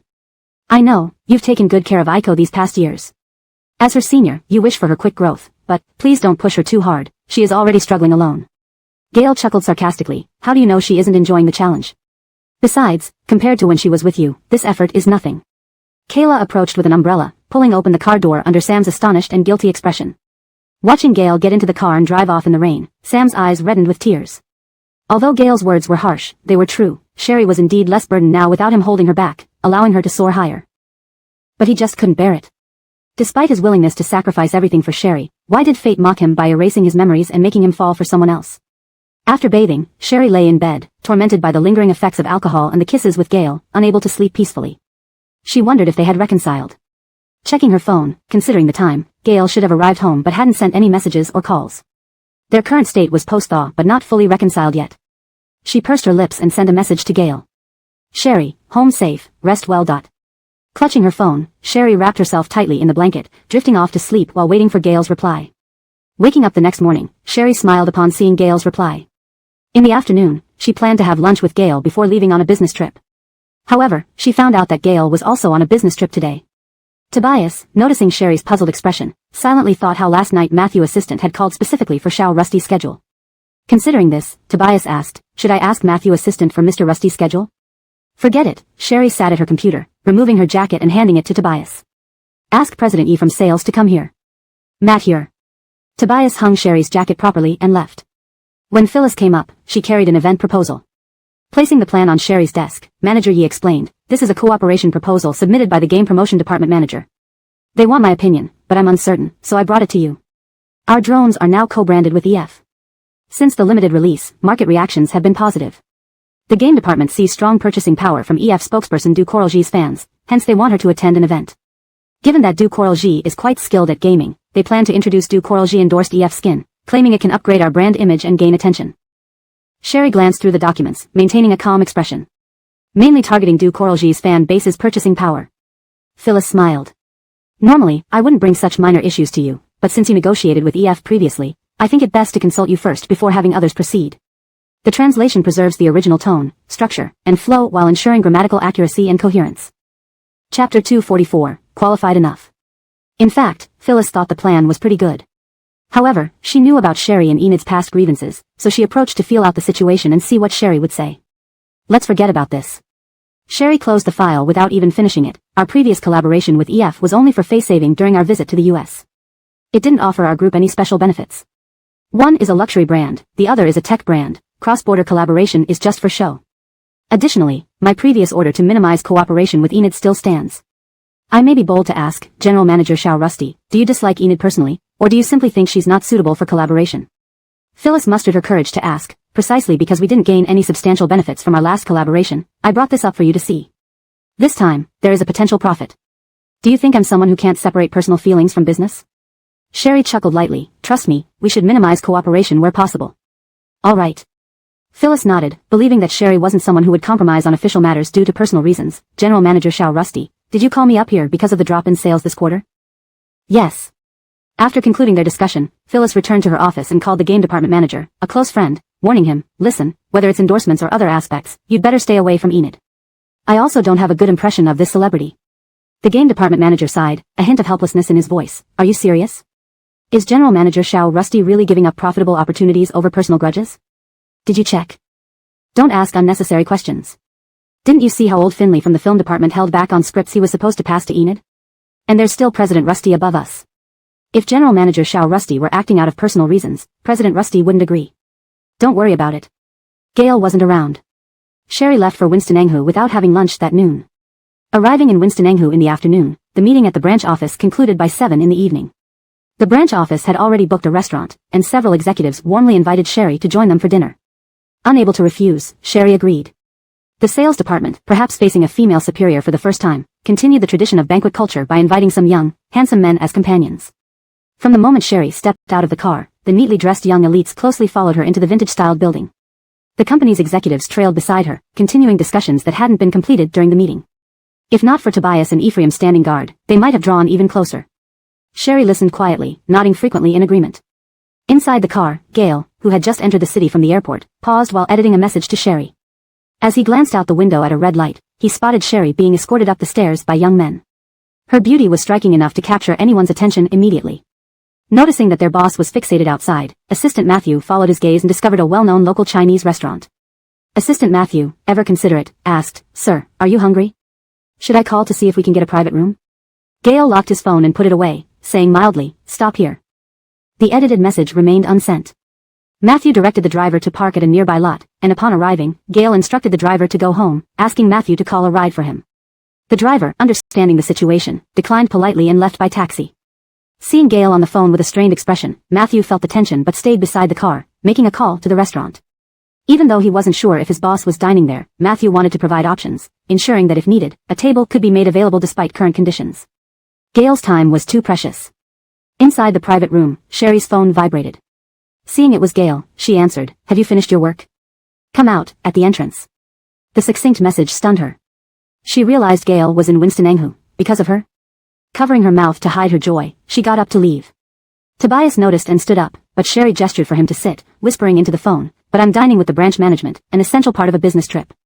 Gail tugged at his tie, unbuttoning 2 shirt buttons, his voice sharp and cold. "Will you come out, or shall I come in and fetch you?" The brief standoff ended with Sherry conceding. "I'll be right out." Ending the call, she walked out with Ephraim following closely. Fortunately, Tobias remained inside, leaving Sherry's coat and bag behind. He didn't pursue her. Exiting through the luxurious door of the restaurant, Sherry spotted Matthew waiting by the car. Tucking her wind-blown hair behind her ear, she jogged towards the car. Matthew, seeing her approach, tapped on the window and once lowered, said, "Sir, the private room is reserved, and Shao Rusty has arrived. Would you like to dine now?" Reaching the car, Sherry greeted Matthew, "Shao Rusty." He nodded, leaning close to the window. "Why are you here?" Matthew added tactfully, "President Rusty came straight after wrapping up today's events in Shanghai." "Get in," Gail told her. "The dinner just started." Sherry checked her watch. "Have you eaten? If not, you should eat first, otherwise, let's head back to the hotel." Under Gail's amused yet intense gaze, she fell silent, pressing her hands against the window, her beautiful eyes glistening. "If I leave now, without a reason, it wouldn't be appropriate." "Would Matthew accompanying them be qualified enough?" Gail asked. "Wouldn't that reveal everything?" Seeing no way around it, Sherry asked, "Have you eaten?" Matthew interjected, "Sir rushed here from Shanghai and only had tea since lunch. The private room is already booked." Chapter 245, 15 minutes. "Get in the car," Gail said, trying to control his agitation. Sherry still felt touched by Kayla's remark that Gail had only had a cup of tea since noon on the flight. She circled around the rear of the car and got in. As she sat down, the privacy glass on the car window rose up. The door closed, and Sherry turned to look at Gail. "You could eat something nearby while waiting for me. I still feel uneasy if I'm seen by people from the branch office." Before she could finish, Gail pulled her into his arms. He gripped her slender leg, pulled her to straddle his lap, held her waist with one hand and cradled the back of her head with the other, kissing her passionately. "Don't." Sherry's heart raced anxiously as she looked uneasily at Kayla and Ephraim walking away together. Her ears were blushing red. Kayla and Ephraim are still outside. Privacy glass, they can't see. With that, Gail drew her closer. This time, Sherry didn't refuse him. She lowered her head and kissed him back, her hands resting on his shoulders, trembling fingertips clutching Gail's shirt at the shoulder. Gail kissed deeply and fiercely, their tongues entwining aggressively. The moist sounds mixed with Sherry's heavy breathing and the faint rustling of clothes made the intimate atmosphere in the confined space of the car rise rapidly. Noticing that Gail did not intend to make her leave the dinner abruptly, but probably just missed her, Sherry kissed him back with effort. But she couldn't withstand his relentless kisses, melting in his embrace and speaking intermittently during the heated kiss. Jeremiah, enough. I need to go back." Her lips were again captured by Gail as she spoke indistinctly. "I've been out too long, no more kisses, Though she spoke words of refusal, she was forced to keep kissing Gail, her breath completely thrown off. She really couldn't continue losing herself in this kiss. It would lead to something serious if it went on any longer. Sherry pushed him forcefully, their tongues separating with a slight sound. She clutched Gail's shirt tightly, her breathing unstable. "I'll end the dinner as soon as possible." "Which hotel are you staying at? Can I come find you after?" Because of the lingering effects of their kisses, Sherry's voice carried a hint of nasal tone and coquettishness, sounding like she was pleading. Gail gazed at Sherry's swollen lips, stroking her hair, seeming much calmer now. He did not keep pressuring her further. "Is half an hour enough?" Gail asked. "1 hour. I'll do my best to wrap it up," said Sherry. Then she was drawn into another gentle, slow kiss. His husky voice said, "1 hour, you must be at the hotel." "How unreasonable, Before she could finish, her lips were sealed again, his tongue probing inside recklessly, forcing her to submit with forceful movements. "Do you want me to accompany you to the dinner?" Gail breathed heavily, pressing her waist closer, allowing her to feel his urgency. "I want you. I can wait at most 1 hour." Sherry's eyelashes fluttered uncontrollably due to Gail's overt words. Their tongues entangled once more, dopamine surging through her system like a tidal wave, drowning reason. With numbness in her tongue, she softly murmured under the pressure of the passionate kiss. Sherry also missed Gail. Last night at Huading Xingyuan, she wanted him to stay, but he left after arousing her. Gail combed through Sherry's hair, giving her another deep, prolonged kiss before they finally separated. Sherry rested her head on Gail's shoulder, gasping for air. Still dazed from the kisses, she panted, "More kisses?" "No more." Gail kissed her flushed cheek gently, a smile in his voice. "We'll do more in the hotel later." He promised her 1 hour, and Gail kept his word. After watching Sherry tidy her clothes and calm her breathing, he glanced at his watch. 1 hour starts now. Seeing Sherry remain silent, he caught her glare and repeated, "No extra minute allowed." "I understand." Sherry shut the car door and rejoined the private dining room, instructing Ephraim to send the room card to Gail. Seeing Sherry return, the branch manager hurriedly smiled and pulled out her chair. Why did little Miss Rusty take such a long call? Sherry hadn't returned, and no one dared touch the food on the table. Yes, a bit of work business. Sherry placed her phone aside. Seeing the manager about to pour her wine, she covered the cup and smiled. "I have an early flight tomorrow, so no alcohol for me. Enjoy yourselves." Since Sherry didn't drink or smoke, the men at the table couldn't fully relax either. Halfway through the drinks, her phone vibrated. It was a message and photo from Gail confirming he had arrived at the hotel. In the photo, Sherry saw her suitcase. Putting down her phone, she responded to the manager's questions while glancing at her wristwatch, striving to conclude everything within 40 minutes before leaving for the hotel.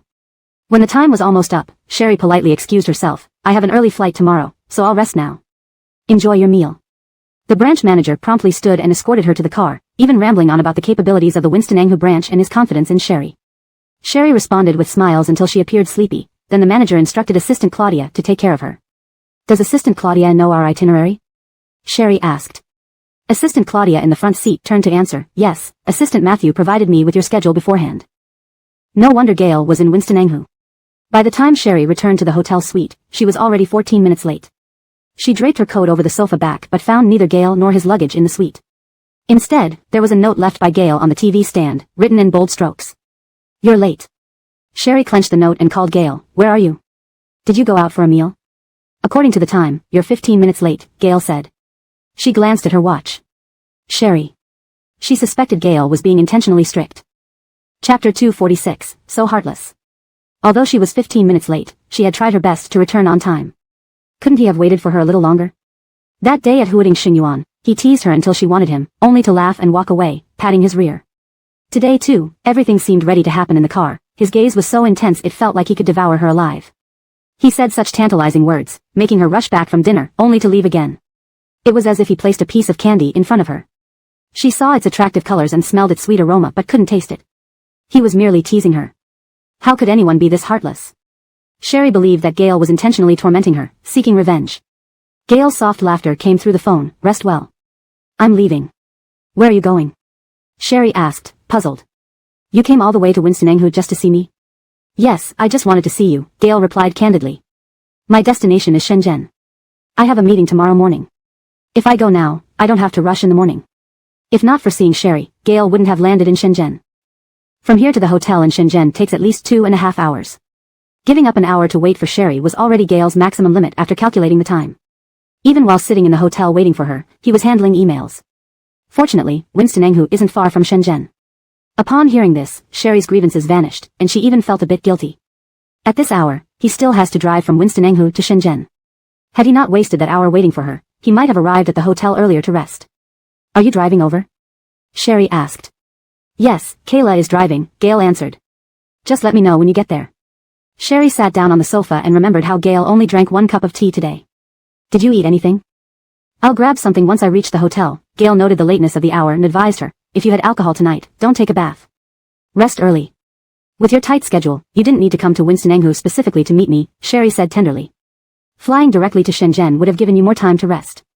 There was a brief silence from the other end of the line. She even heard the faint sound of a car passing through a toll booth. "Afraid you'd forget me with all those young and handsome guys around you." Gail said this casually. But it hit Sherry hard. She clutched her phone guiltily, recalling the young men at today's dinner. It was just a normal dinner. "I can't ask the manager to only invite people with low attractiveness," Sherry explained gently. "Besides, it's my first time visiting the branch in Winston-Anghu. It would have been inappropriate to refuse the dinner." "Do you think those young men who dined with you today are handsome?" Sherry was speechless. "You were the one who mentioned handsome young men." "I barely noticed what they looked like," Sherry replied softly, pinching her fingertips. "Though you're not young, no one compares to your handsomeness." "Do you think I'm old?" Gail asked. "Sherry." Gail was picking on her words. "Why do you always find fault with my words? Why must you always find faults in my words?"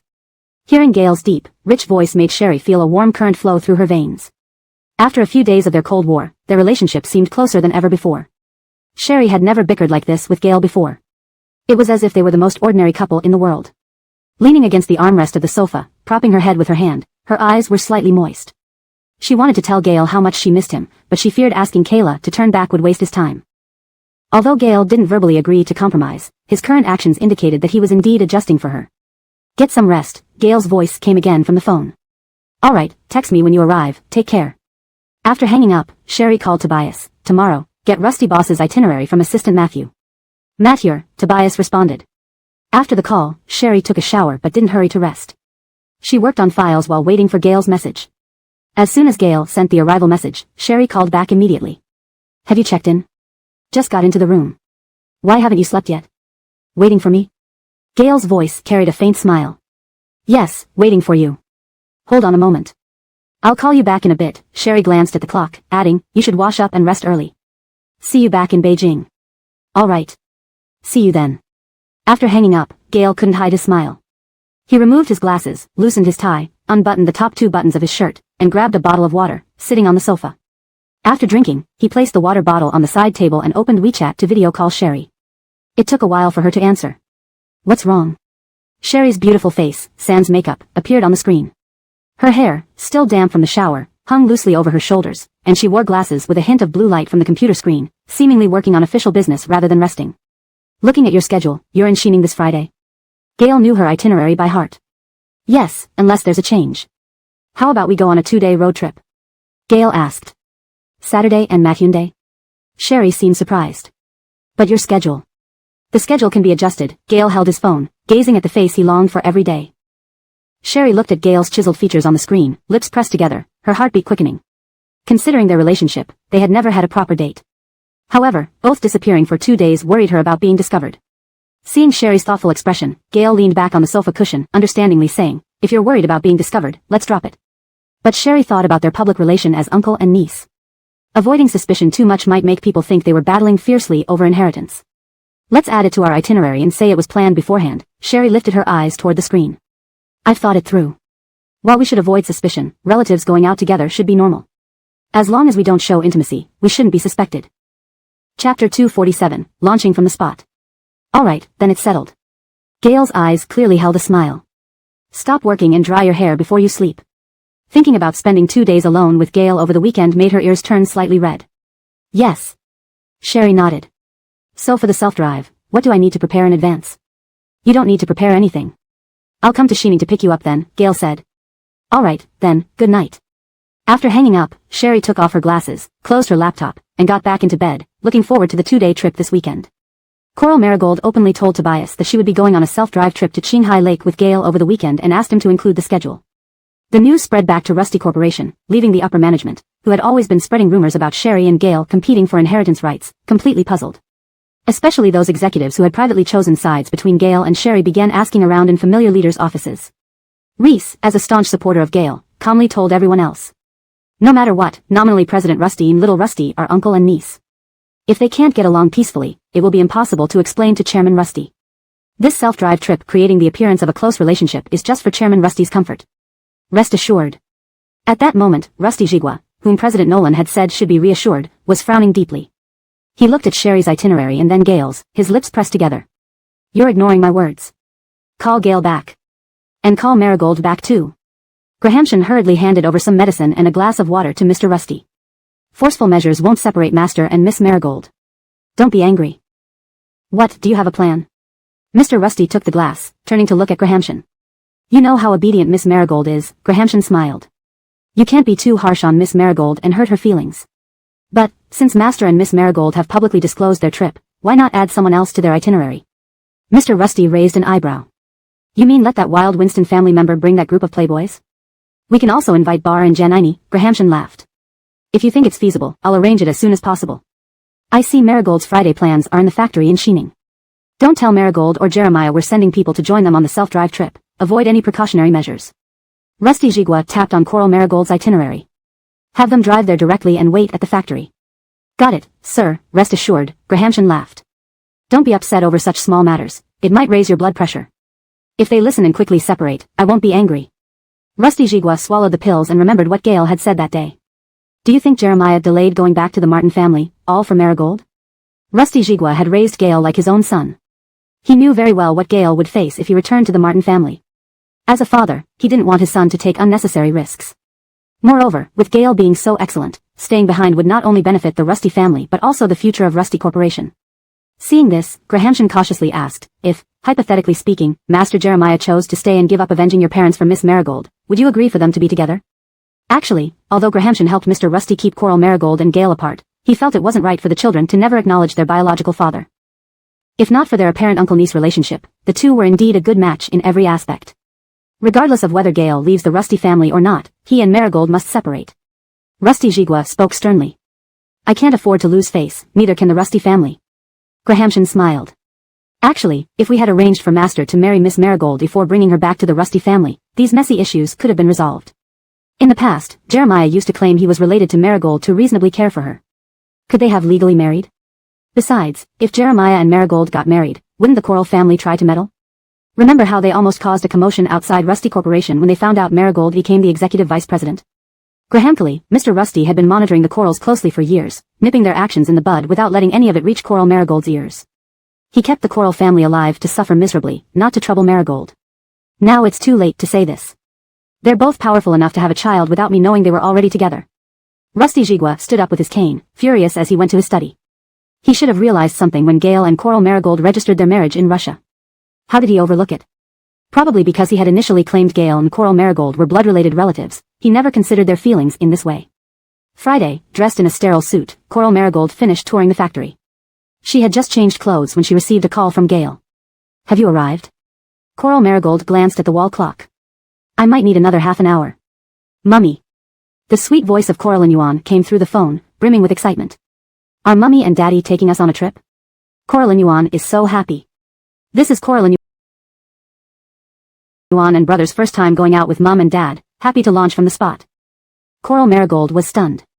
Gale brought the two kids. Her lips curled into a smile. Hearing Coral Yuan so joyful warmed her heart. Good. Our Coral Yuan and She-11 being happy makes Mum happy. Coral Marigold missed the kids too. Even though they video called daily, she still longed to see them in person. Coral Yuan, don't call Daddy. Others might find out. She-11's mature yet innocent voice sounded from the other end. What does it matter, we're in Dad's car, no one can hear. Other people? Coral Marigold paused. Did Grandpa arrange for someone else to look after the kids? Indeed, Mr. Rusty had arranged a nanny car specifically to take care of the two children, but besides the children, there were also Cleveland and Curtis. Zora followed too. As for Janini and Bar, they were still en route. Chapter 248, Call Grandpa for a Listen.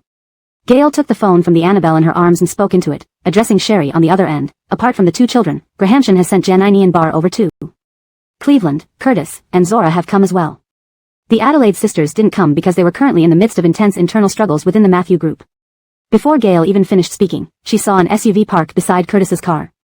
Miley opened the door with a smile, waving at Curtis. She added, Miley has also arrived. Sherry on the other end was quite puzzled by the situation. Initially, it was supposed to be just her and Gale driving out with the children, which made Sherry very happy. But why were all these others coming? Were they here to cause trouble? Her guess wasn't far off. These others were indeed arranged by old Mr. Rusty to cause some disruption. Then make sure the kids don't give anything away in front of others. I'll come out after a brief meeting, Sherry said. All right. After hanging up the call, Gale looked at Ralph who was sitting in the child's seat fiddling with a Rubik's Cube. She felt Ralph probably didn't need any reminders, so she gave Aurora a few instructions instead. Ding dong dong. Curtis tapped on the window. Gale lowered the window. Seeing the small, soft, and cute bundle in Gale's arms, Curtis felt delighted. He leaned against the window teasing Aurora, little girl, you're Aaliyah's child. You look a lot like her. Then, he glanced at Gale, and not just her, you also look a lot like your granduncle. Ralph, who was playing with the Rubik's Cube, lifted his head towards Curtis, seeing him stroke Aurora's head affectionately. Hearing this, Aurora was about to protest but remembered her father's warning. She pouted her already chubby cheeks, resembling a puffed-up blowfish, and then lay down on Gale's shoulder, ignoring the naughty uncle. Aurora's white and tender face pressed against Gale's shoulder, her long curly black eyelashes adding charm.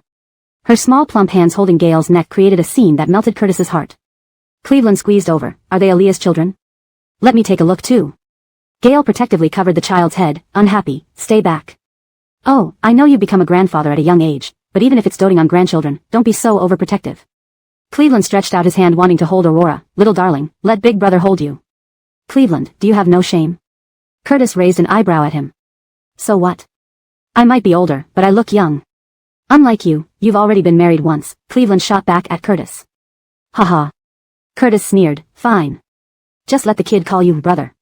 But then you must call Jeremiah, grandpa. Since I'm friends with Jeremiah, let's share this honor, call Grandpa. Hearing the two uncles bickering merrily, Aurora couldn't help but smile sweetly, hugging Gail's neck. The evening sunlight shone through the windshield, illuminating the fine hairs on the little one's ears, making her look like a gentle kitten. My heart's melting. Cleveland clasped his chest. How can kids be so adorable? It makes me want to get married and have a baby to play with. How about it, Jeremiah? Could I borrow your kid for a couple of days? You'd better watch out or Chairman Rusty will break your legs. Curtis pointed at the two nanny cars and an RV behind them. With these two little princes going out, just look at the setup Chairman Rusty provided. These two are his darlings. That was true. Now the two children were old Mr. Rusty's precious treasures. Isn't there another little prince from the Rusty family? Cleveland peered inside, seeing the little one seated at the back playing with a Rubik's Cube. The child and Aurora had identical features but wore headphones, focusing on the cube. While they looked alike, Aurora was clearly an adorable Annabelle, while Ralph seemed more composed and preferred quiet moments. Especially when he looked up at Cleveland, Cleveland had a strange feeling that the child was like a miniature version of Gale. Do all the boys in the Rusty family turn out this way? Cleveland asked Gale in a low voice. Gale pushed Cleveland's head away. Don't scare the kids. I think Ralph and Aurora prefer me, their Uncle Graham, don't you think so, Aurora? Curtis leaned on the roof, bending down to tease the little one in Gale's arms. What was originally meant to be a peaceful trip for 2+2 children was now cluttered with more people, making Gale feel slightly annoyed. Zora sat in Curtis's car, noticing his eyes glued to the child inside, filled with joy. Clenching her fists tightly, she could not tolerate him looking at anyone else that way, not even children. When Sherry emerged from the factory, Miley was still on the phone inside the car. She sounded choked up, knowing they would soon leave. She held back her emotions before saying into the phone, all the dirty and exhausting work in the Matthew family falls on me. If the company was always meant for my eldest sister to inherit, why did you promise it to me initially? Don't tell me all this, I'm not Adelaide. Once father announces eldest sister as the heir of the Matthew group, I'll leave the Matthew family immediately. All the dirty, tiring, and shameful work will be left to elder sister and the third sister. After ending the call, Miley adjusted her emotions, got out of the car, and smiled at Sherry. Gale, dressed casually in desert-appropriate boots, stood nearly 1.9 meters tall and erect. Mummy. Aurora waved vigorously from Gale's arms. Ralph stood beside Gale's long legs, coolly like a little cool dude. Sherry picked up Ralph and heard Miley say, this is the first time I see your children. They really look like you. Then, Miley looked at Gale, they also look very much like CEO Rusty. You're saying that because Iko and Jeremiah are blood relatives, it's only natural they resemble each other. Cleveland put his hands in his pockets and nudged Curtis, hey, try harder to court Iko. You might directly become a dad. Hearing this, Zora looked at Curtis. Seeing his gaze fixed on the children with a smile, her hands clenched tightly behind her back. Huh. Ralph sneered at Curtis. What does this little ball of meat mean by that laugh? Curtis pretended to be angry, rolling up his sleeves. Chapter 249, so harsh. Now that Iko is out, let's go. Gale looked at the two children, you two are going to the RV. We want to stay with Mommy and Daddy. Aurora nearly slipped up. Didn't Grahamshan say there were two of Iko's friends still coming? Shouldn't we wait? Cleveland asked. No need. Gale's tone was indifferent as she buckled Aurora into the safety seat behind the driver's side and fastened the little one's seatbelt. Sherry glanced back at Ephraim and smiled, Ephraim, you can go back and spend time with your girlfriend. Before they left, Sherry had told Ephraim she would be driving out with Gale for a trip, so she gave Ephraim 2 days off to be with his girlfriend. I'll see you and Manager Rusty off before I leave. The flight is still early anyway, Ephraim said smilingly. Sherry nodded, securing Ralph in the safety seat behind the passenger side while asking Gale. Cleveland said 2 more friends of mine were coming, who are they? Bar and Jenini. After buckling Aurora in, Gale touched the safety seat and asked Sherry across from her, do you want to wait for them? Startled, Sherry replied, you should have Janini's contact details, ask where he is. Since you've already brought so many people, these 2 don't matter. Gale closed the car door and sat in the passenger seat, then spoke, I've already instructed them to head directly to the next destination. Let's go. Gale drove with Sherry and the 2 kids, leading the convoy with Miley and Cleveland following closely behind, and Curtis and Zora further back. The RV and supply vehicles were at the rear. The route was something Gale had meticulously planned earlier. The drive would take about 2 to 3 hours. Initially, she had intended to camp with Sherry, but since they were bringing 2 children, the RV provided a safer and more comfortable option. As she drove, Gale discussed the night's plans with the children, getting them quite excited. I checked the weather forecast before we left. Tonight is perfect for stargazing by Haima River, Gale said, glancing at Ralph through the rearview mirror. Grahamshan mentioned that Ralph is very interested in astronomy. Recently, during Aurora's cartoon times, you've been watching astronomy documentaries. Yeah. Ralph agreed, suddenly more chatty when his favorite topic came up. My biggest dream is to explore the universe. I want to know its secrets. Our world is incredibly fascinating, like everything has just been set up. As Professor Janik Jinning said, it's impossible for this wonderful world to exist by chance. According to the Big Bang Theory, many universal constants, like the speed of light, gravity, and others, were generated simultaneously. These constants are so precise, as if they'd been programmed. Any slight deviation and our world wouldn't exist. I want to uncover this mystery. I think the answer lies within the universe. Do you want to know where we come from? Gale chuckled. Exactly. Ralph nodded. Mr. Rusty finds my thoughts too profound. This question leaves many eminent scientists feeling powerless. You're still young and have a long time ahead to research these questions. Plus, you have better inherent conditions and resources than anyone else. Keep your passion alive, and I believe you will achieve great things. Gale smiled at Ralph. Hearing Gale's words, Ralph blushed slightly. Aurora's current dream is to become a doctor. If I become a doctor, then Mommy, Daddy, and brother won't have to worry about getting sick anymore. Lyle can focus on his studies, and I can take care of Daddy and Mommy. Aurora said, swinging her short legs. But maybe when I grow older, my dream might change again, hee. Sherry turned around, patted Aurora's head, and pinched Ralph's cheek. You both are remarkable. Whatever you choose to do in the future, Mommy will fully support you. Sherry looked at the children. For now, your task is to eat well and grow healthily. Yes, Mommy. Aurora responded enthusiastically. That night, Gale found a suitable spot and set up the telescope, holding the children to gaze at the starry sky. The two little ones chirped excitedly around her. Sherry descended from the RV and handed each child a cup of milk just as Janine and Bar arrived. Standing by the bonfire, Cleveland whispered to Miley as he watched Janine and Bar greet Sherry and Gale, does President Rusty really want to rush Aiko into marriage? One Curtis wasn't enough, now he's added these two potential matches for her. A big mixed-up group outing together with the kids included. Do you think he's setting up a test to see which man the kids prefer as their dad? Curtis should already be ruled out, Miley remarked, glancing at Curtis who had adjusted the telescope for Zora. I doubt President Rusty hasn't heard about his relationship with Zora. How could he trust Aiko and the children to Curtis? You make sense. Cleveland tightened his jacket and sipped his hot water. Weren't you planning not to come? Why did you end up here? Cleveland, how about we get married? Miley suddenly suggested. Pfft. Cleveland spat out his water in shock, wiping his mouth with the back of his hand, utterly disbelieving. Are you crazy or am I hallucinating? You, and me? Seeing Cleveland's expression irked Miley. She pushed her wind-tousled hair behind her ears and stared at the flickering flames. You know my family situation. My eldest sister insisted on marrying the man she loved, so the family decided to have us three sisters compete for inheritance rights. The youngest has Gale as her fiancé, the heir to the Rusty family. Without a strong family backing, my father plans to marry me off to a 40-year-old Priscilla Marty man. If I don't comply, I lose my chances at succeeding the Matthew group. The only person I thought of was you. We can have a contractual marriage.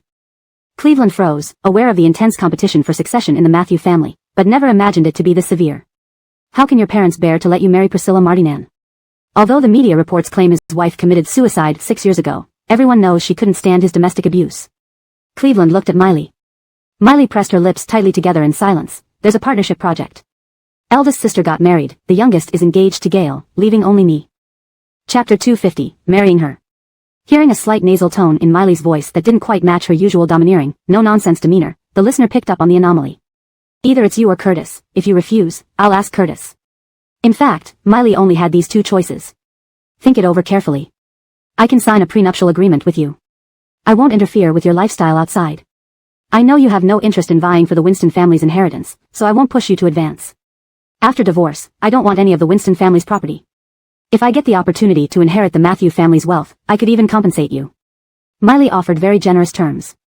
As she had pointed out, Cleveland was hesitant to marry because he feared his wife would constantly pressure him to fight for family assets. Taking a sip of warm water, Cleveland pondered its feasibility. Let me think about it.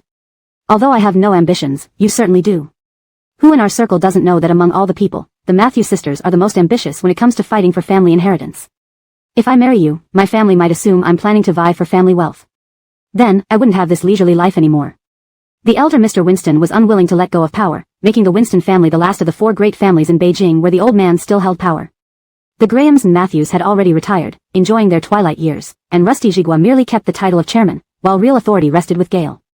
Only at the Winston residence did the grandfather, uncles, and father dominate the Winston group, with cousins fiercely competing for succession rights. Only Cleveland remained detached, engaging in leisure activities daily. Even his investment company was one of the lowest subsidiaries within the Winston group. The only reason Cleveland managed to walk around the Winston group without hindrance was likely due to his father's outstanding abilities and the favor of grandfather Winston. I'll give you 3 days to think about it, Miley said, turning to glance at Curtis who was chatting with Zora. If it weren't for needing to reach an agreement with Zora not to interfere in her relationship with Curtis, I'd feel that dealing with Curtis first before handling Zora would waste too much time and be quite troublesome. Miley then headed back to the tent. You make it sound like settling things with me is easy, Cleveland murmured, holding his cup. His gaze wandered towards Brielle and Gale. Seeing Gale hugging Xiao Coraline who was drinking milk, conversing with Brielle, Cleveland muttered, it looks like they're a family of 4. I wonder when I will have my own kids. It seems pretty fun. Once the children were asleep in the RV under the nanny's care, Brielle finally got some free time to sit with Gale by the campfire, stargazing. Brielle and Gale sat side by side in camping chairs. Gale was adjusting a tablet connected to a telescope, which stretched and retracted according to his adjustments, changing the star view on the screen. Brielle was sipping from her thermal mug, gazing up at the night sky full of stars. Before she could marvel at how beautiful this night sky was compared to Beijing's urban areas, her chair was pulled closer to Gale, catching her off guard. The familiar yet captivating woody scent emanating from Gale made her grip her cup tightly. She glanced around, lowering her voice. People might see us. They're all asleep now. Gale steadied her stool. Besides, since we came here together, watching the screen together isn't unusual. Your distance makes it seem odd. The flickering bonfire cast a rosy hue on Brielle's flawless face. Gale chuckled softly. Or, are you thinking something? She admitted to herself that her thoughts were getting carried away. With them suddenly so close, she thought Gale might kiss her. What are you saying? I don't understand. Brielle turned to the laptop screen, awkwardly taking a sip of hot water. She pulled out her phone to check emails, intending to wait for shooting stars while working. Initially, when Gale suggested the self-drive trip, Brielle really thought it was just the two of them. She even secretly prepared a small umbrella, but dared not mention it.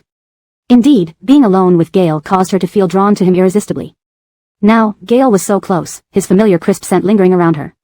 Gale checked his watch, took out the tablet, and seeing Brielle on email, said, the meteor shower will happen in a bit. Watch a movie and take a break from work. What do you want to see? This email done. Choose a movie, Gale said. Brielle moved closer, looking at the tablet on Gale's lap. They're all documentaries. Matt here. Gale watched as Brielle's finger, poking out from her jacket sleeve, slid over the tablet. You can download anything you want. Can we download animations? For Xiao Coraline and Ralph to watch tomorrow, Brielle looked up, meeting Gale's deep eyes. Their gazes locked silently, while the crackling fire provided background noise. Gale's eyes fell on Brielle's lips. Just as he leaned in, she pulled away. No, others are around. If someone sees us, it'll be hard to explain. Let's hold off. At the sound of a car door opening, Brielle sprang up, pretending to stretch, only to turn and see Cleveland. What are you two doing here? Cleveland walked towards them with his hands in his pockets. Aren't you going to rest? The observatory mentioned a meteor shower tonight. Did you not prepare? Gale picked up the water bottle and took a sip. Cleveland, oblivious to social cues, dragged a chair over, sat next to Gale, and started discussing his equipment while admiring the computer screen showing the starry sky. Matt hiddenly, Cleveland asked, tell me, with you and Adelaide engaged but nothing happening, when do you plan to marry her? After hearing Miley's proposition today, Cleveland also considered marriage and came to Gale for advice. Brielle, sitting on the other side of Gale, drank her water, watched a movie on the tablet, pretending not to listen. Why ask this suddenly? Gale responded vaguely. Miley approached me today and asked if I would marry her. Translation notes. Names like Miley, Adelaide, Cleveland, Gale, etc., are rendered in pinyin. Maintain the narrative flow and character dynamics as closely as possible to the original. Ensured coherence with previous content where relevant. Hashtag chapter 251, a feint. Sherry looked at Cleveland after hearing his words. I know she saw that Miley gained favor in Matthew Corporation because of her engagement to you, the Rusty family's heir, so, she also wants the title of being a Winston family granddaughter-in-law, Cleveland said somewhat irritably. She said she could sign a prenuptial agreement with me and wouldn't demand any property from the Winston family. Even if we divorced later, she would compensate me. It feels quite unusual. This is the first time a woman has offered to compensate me. Gale hadn't expected that while the Matthew family's eldest daughter had fallen in love and insisted on marrying an ordinary person with no wealth or ability, their second and third daughters treated marriage as a business deal. Do you like Miley? Gale asked. Cleveland thought for a moment and shook his head. Not really. Then forget it, Gale said. If you meet a girl you like in the future, having a fiancé, even nominally, will be troublesome. So. Cleveland's eyes lit up. You really do have someone you like, just like Adelaide said? What kind of girl? Don't keep it so hidden, bring her out next time so we can see. Seeing that Gale didn't respond, Cleveland turned his gaze to Sherry. Aiko, spill the beans. You must know who Jeremiah likes, right? Since no one else is here, just tell me. Sherry, who was watching a movie, lifted her head and looked at the excited Cleveland. I don't know. Nonsense. You definitely know. Although outside everyone says you and Jeremiah are fiercely competing for the Rusty family inheritance, I've figured out that the two of you aren't really enemies but rather deeply affectionate. Sherry tightened her grip on the water cup. Huh. People may lie, but children don't. Cleveland looked as if he'd seen through everything. Children don't lie? Did Aurora slip up? At that moment, Sherry felt her heart almost jumping out of her chest, her mind racing to figure out how to respond to what Cleveland might have heard from Aurora. Look at how close Aurora and Ralph are with Jeremiah. Clearly they have a great relationship. If you and Jeremiah were truly rivals, the two kids wouldn't be so close to their granduncle, would they? Isn't that right? Cleveland spread his hands wide. Sherry. In that instant, Sherry had already thought of countless ways to respond. But in the end, it was just a feint. Thankfully, it was only a feint. Ha. Sherry awkwardly scratched her temple and laughed, nodding, right. You guys keep chatting, I'll check if the kids are asleep. Sherry set down her thermos cup and got up, pulling the large shawl over her shoulders tighter. Do you two want some mulled wine? I can make some to warm us up. The meteor shower was still some time away, and drinking mulled wine would keep them warm. She noticed that Gale had something in his trunk. Gale glanced at Sherry. That was the wine brewed by the Graham family patriarch. He brought it because he knew Sherry liked it, but he hadn't planned to share it with Cleveland. Matt here. Cleveland grinned like a carefree young man. Watching Sherry leave, Cleveland nudged Gale. Honestly, are you really against your little niece dating old Graham? Aside from having been married once and having Zora around, Curtis is actually a decent guy. If he's with Aiko, he'd be good to the kids. Sherry opened the trunk, took out the red wine and small stove, and upon hearing footsteps turned to see Zora standing beside the car. Still awake? Sherry greeted her with a smile. Curtis is mine, Zora said steadily, staring at Sherry. Sherry paused, then smiled while holding the wine bottle. So. I don't care what Graham Grandpa hopes you and Curtis will develop. I will never let you take the position of Graham Lady. Let. Sherry, supporting the trunk lid with the wine bottle, looked at the hostile Zora. First off, I have no interest in Curtis and won't be with him. I'm not the slightest bit interested in the position of Graham Lady and definitely won't want it. I'm not your rival. With that, Sherry turned to walk away with the wine bottle in hand. Better make sure you mean it. Zora shouted at Sherry's back, her fists clenched. If you trick me, I'll make you suffer. I'll hurt your kids. Sherry froze mid-step, her blood boiling. Is there something wrong with you? Sherry looked at Zora. Curtis hasn't lacked women before, but those women all ended up maimed or disfigured by me, yet Curtis protected me. Zora stood in the shadow of the SUV, her entire demeanor dark. I'm telling you this so you understand my place in Curtis's heart. No matter what I do, he'll protect me. As the legitimate eldest grandson of the Graham family, nobody can touch me, whereas you're just an adopted member of the Rusty family, ensuring Rusty family girls' futures. How dare you challenge Curtis? Even if I hurt your kids, who can say anything? For your kids' sake, I advise you to invite Curtis to fewer such events. Before Zora finished speaking, Sherry slapped her hard, causing her face to turn. You. As Zora covered her face, Sherry kicked her into the adjacent SUV, which sounded its alarm sharply. Zora's head spun, dazed by the sudden attack. She hadn't expected Sherry to suddenly lash out, nor had she expected such brutality. Sherry. Sherry grabbed Zora's collar and half lifted her off the ground amidst Zora's screams. Zora's pupils trembled. How dare you hit me? Curtis will never let this go. In front of the Matthew family, you were so careful not to breathe too loudly, yet here you dare defy me?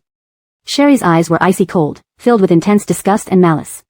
Even if I'm adopted by the Rusty family, I am still part of the Rusty family. Who are you to threaten me and harm my children? Ha. Do you think Curtis would seek trouble with me, an adopted granddaughter of the Rusty family, if I cut off both your hands? Although Sherry wasn't particularly fond of Zora from the start, she had never deliberately provoked her.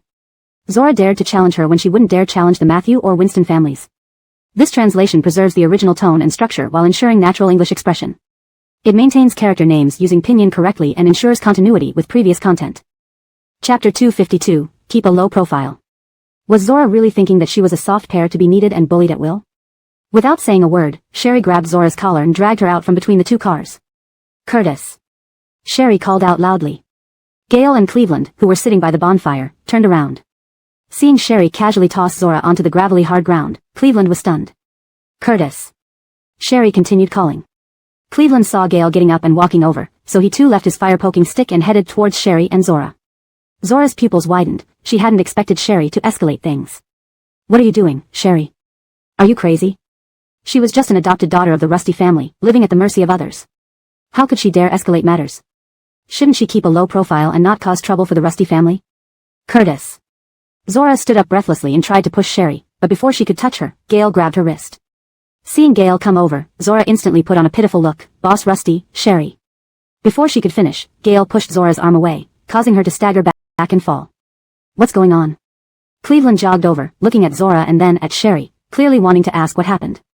Even Janine came out of the tent upon hearing the commotion. What's happening? Janine walked over, glancing at the angry Sherry and then at Gail. Senior Rusty, this. Zora, what happened? Cleveland frowned at Zora. I was just telling Boss Rusty that Curtis is mine, and she suddenly hit me. Tears welled up in Zora's eyes as she pitifully covered her face. This can't be.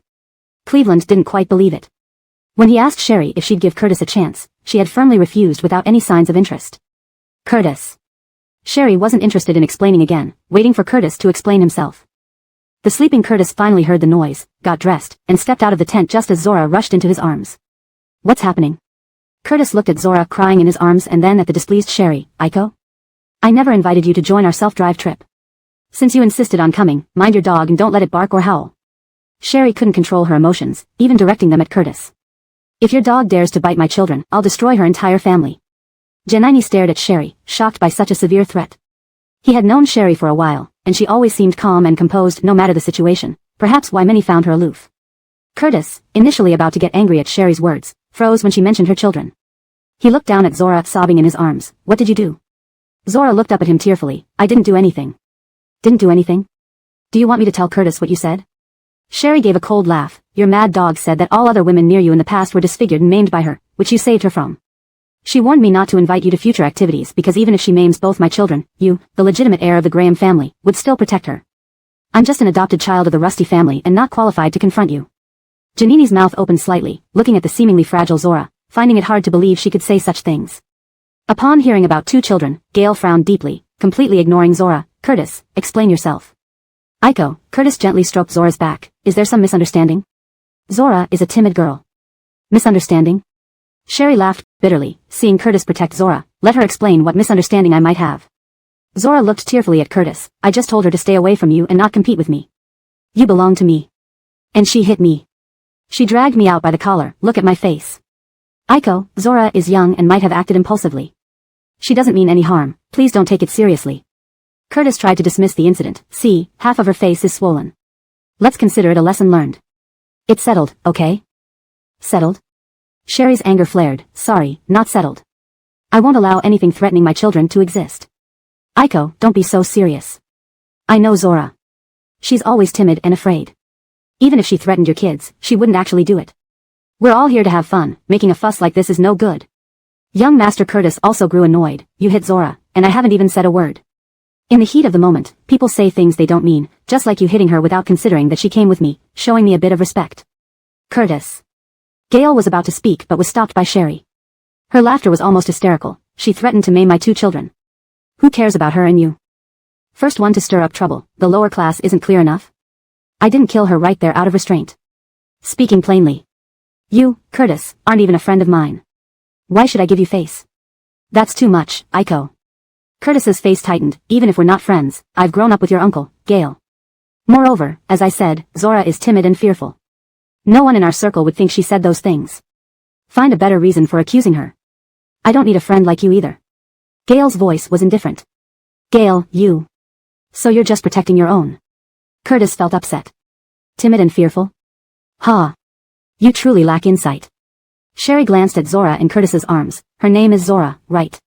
Sherry took out her phone and dialed Haim's number. Chapter 253, Perfect Match. Curtis saw that Sherry was genuinely angry and gripped Zora's shoulders tightly. Aiko, can you calm down for a moment? Haim, being a night owl, immediately answered Sherry's call. Boss, what brings you to call me this late? Check the background of Curtis's companion named Zora for me.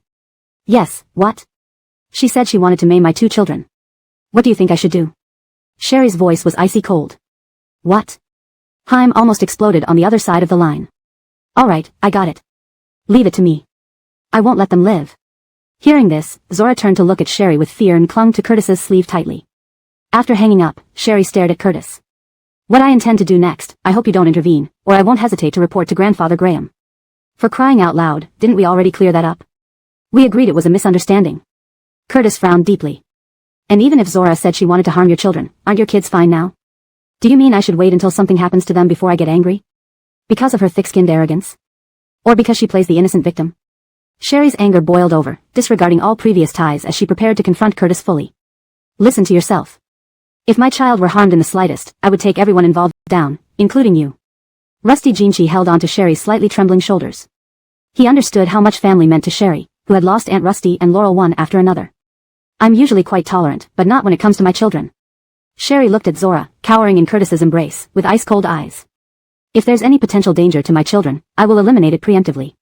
Since you provoked me first, you should have thought of the consequences. Rusty Aiko, you never liked me. Why target Zora? Curtis, as a scion of the Graham family, was also annoyed by Sherry's attitude. You seemed like a nice girl before. Why are you being so unreasonable today? Rusty Jinchi, shouldn't you control her? How do I control her? Rusty Jinchi stood beside Sherry with his hands in his pockets. Should I tell Grandfather Graham that you protected a woman intending to harm our child, and thus declared war on the Rusty Group? The Rusty Group can see it through to the end, no problem. The Rusty Group? Are you serious? Isn't this too severe? Zora didn't actually harm your child. If she did. Rusty Jinchi's icy gaze fell on Zora, she wouldn't be breathing right now. Zora shuddered with fear, seeking shelter in Curtis's arms. She hadn't expected to encounter such firm resolve from a foster daughter of the Rusty family. I never said anything about harming the Rusty family's children. I never did. I was only trying to reason with her not to compete with me for you. But she slapped me right after I finished talking and accused me of wanting to maim their kids. I didn't. That's not true. Rusty Jinchi, is this your first time meeting Zora? Doesn't she always seem timid and weak? How could she ever say something like hurting the Rusty family's children? Curtis was exasperated. Calm down, everyone. Let me speak fairly. Cleveland intervened quickly. Looking at Curtis, he continued, first, we all know Sherry has no interest in you. Earlier, she called someone in front of us to investigate Zora. Remember the Janig twins who were mutilated and disfigured? You suppressed the news so effectively that even Rusty Jinchi didn't know, and only you, me, and Zora knew. I swear on the future of the Winston family, I told no one else. So, how did Aiko find out? Cleveland then glanced at Zora. Indeed, only Curtis, Zora, and Cleveland knew. Since neither Cleveland nor Curtis had revealed it, who informed Sherry? Curtis looked down at Zora, who was sobbing and shaking her head against him. To Curtis, Zora had always been clingy, lacking in decisiveness, and often made foolish mistakes. Matutely, the previously irritated Curtis felt a splash of cold water over his head, dousing his anger and bringing him back to his senses. Did you say those things? Curtis fixed his gaze on Zora. Zora, this is the last chance for the truth. Tears dripped down Zora's face as she bit her lip. Did you admit it? Curtis felt his heart sink. You said you wanted to harm Aiko's 2 children. Zora, are these words really yours? I was desperate. Zora cried. I knew Grandfather Graham didn't approve of me because of my humble background, but I truly love you. Grandfather Graham kept pairing you with the Rusty family's adopted daughter, as your cousin told me. I couldn't just stand by and watch you be with someone else. You know. I love you more than my own life. Sherry had once said similar things about Sam, so hearing this stung her. Apologize to Aiko. Curtis demanded. Zora obediently turned around, standing close to Curtis. Fearfully, she faced Sherry. President Xiao Rusty, please forgive me. I was overly concerned about Harry Zhou, so I said those reckless things. I'm sorry. With that, Zora bowed deeply to Sherry. Seeing Sherry's unimproved expression, Curtis spoke hesitantly. Aiko, as friends, give Zora a chance. I'll make sure she doesn't cause trouble again and won't let her harm your children. Okay? You two are a perfect match. If you both really like each other, just stay together and stop ruining others' lives. Sherry couldn't bear to watch anymore. One plays the innocent flower while acting completely different behind closed doors, the other feigns innocence despite obvious intentions and takes her everywhere. Both of you should be locked up together. Sherry turned to Rusty Jinchi. This self-drive trip has left a sour taste. Let's leave at dawn. I've lost the interest in traveling with young Master Graham and company. The translated content maintains the original paragraph structure and tone, ensuring a natural flow and coherency with the previous narrative. Chapter 254, Undivided Heart. Get in the car and rest first. Gail picked up the shawl that had fallen from Sherry's shoulders, dusted it off, and draped it around her. Watching Sherry get into the RV with a huff, Gail cast an icy, indifferent glance at Zora, who was so frightened that she instinctively retreated into Curtis's embrace. Janini, standing there listening for quite some time, was still stunned. He knew how these aristocratic young masters and mistresses in the upper echelons of Beijing society could disregard human lives, but to stand here and hear about the disfigurement and maiming of the Janig family's twin daughters made him feel somewhat melancholic. After all, if you considered the hierarchy, Janini's family was on the same level as the Janig family back then. Although the Janig family couldn't compare to the Graham family, they were well known in Beijing. Yet, their twin daughters being harmed by someone associated with Curtis led to such a situation where they dared to not speak out. Mr. Janig looked 10 years older overnight and remained tight-lipped no matter what questions people asked. Putting himself in their shoes, Janini felt he would be suffocated if revenge were hopeless. Jeffrey, though we aren't familiar, adults shouldn't involve children in their matters. Even if you don't have children, but you do have a mother. Would your mother tolerate anyone saying they wanted to cripple you? Janini frowned. You should control your girlfriend. After finishing his words, Janini initially wanted to console Sherry but reconsidered knowing that she might be with the two kids and considering it inappropriate late at night. He returned to his tent. Gale stared at Curtis. I've heard about the suppression of the news regarding the injuries and disfigurements of the Janig twins before, but it didn't concern me directly, so I never interfered. But, Curtis, do you really think you're keeping a tame pet? Or are you aware of what you're nurturing and just enjoying this feeling? That was an accident at the time. Zora didn't mean it. Curtis defended her, furrowing his brow. Moreover, is Zora doing what she does because of me?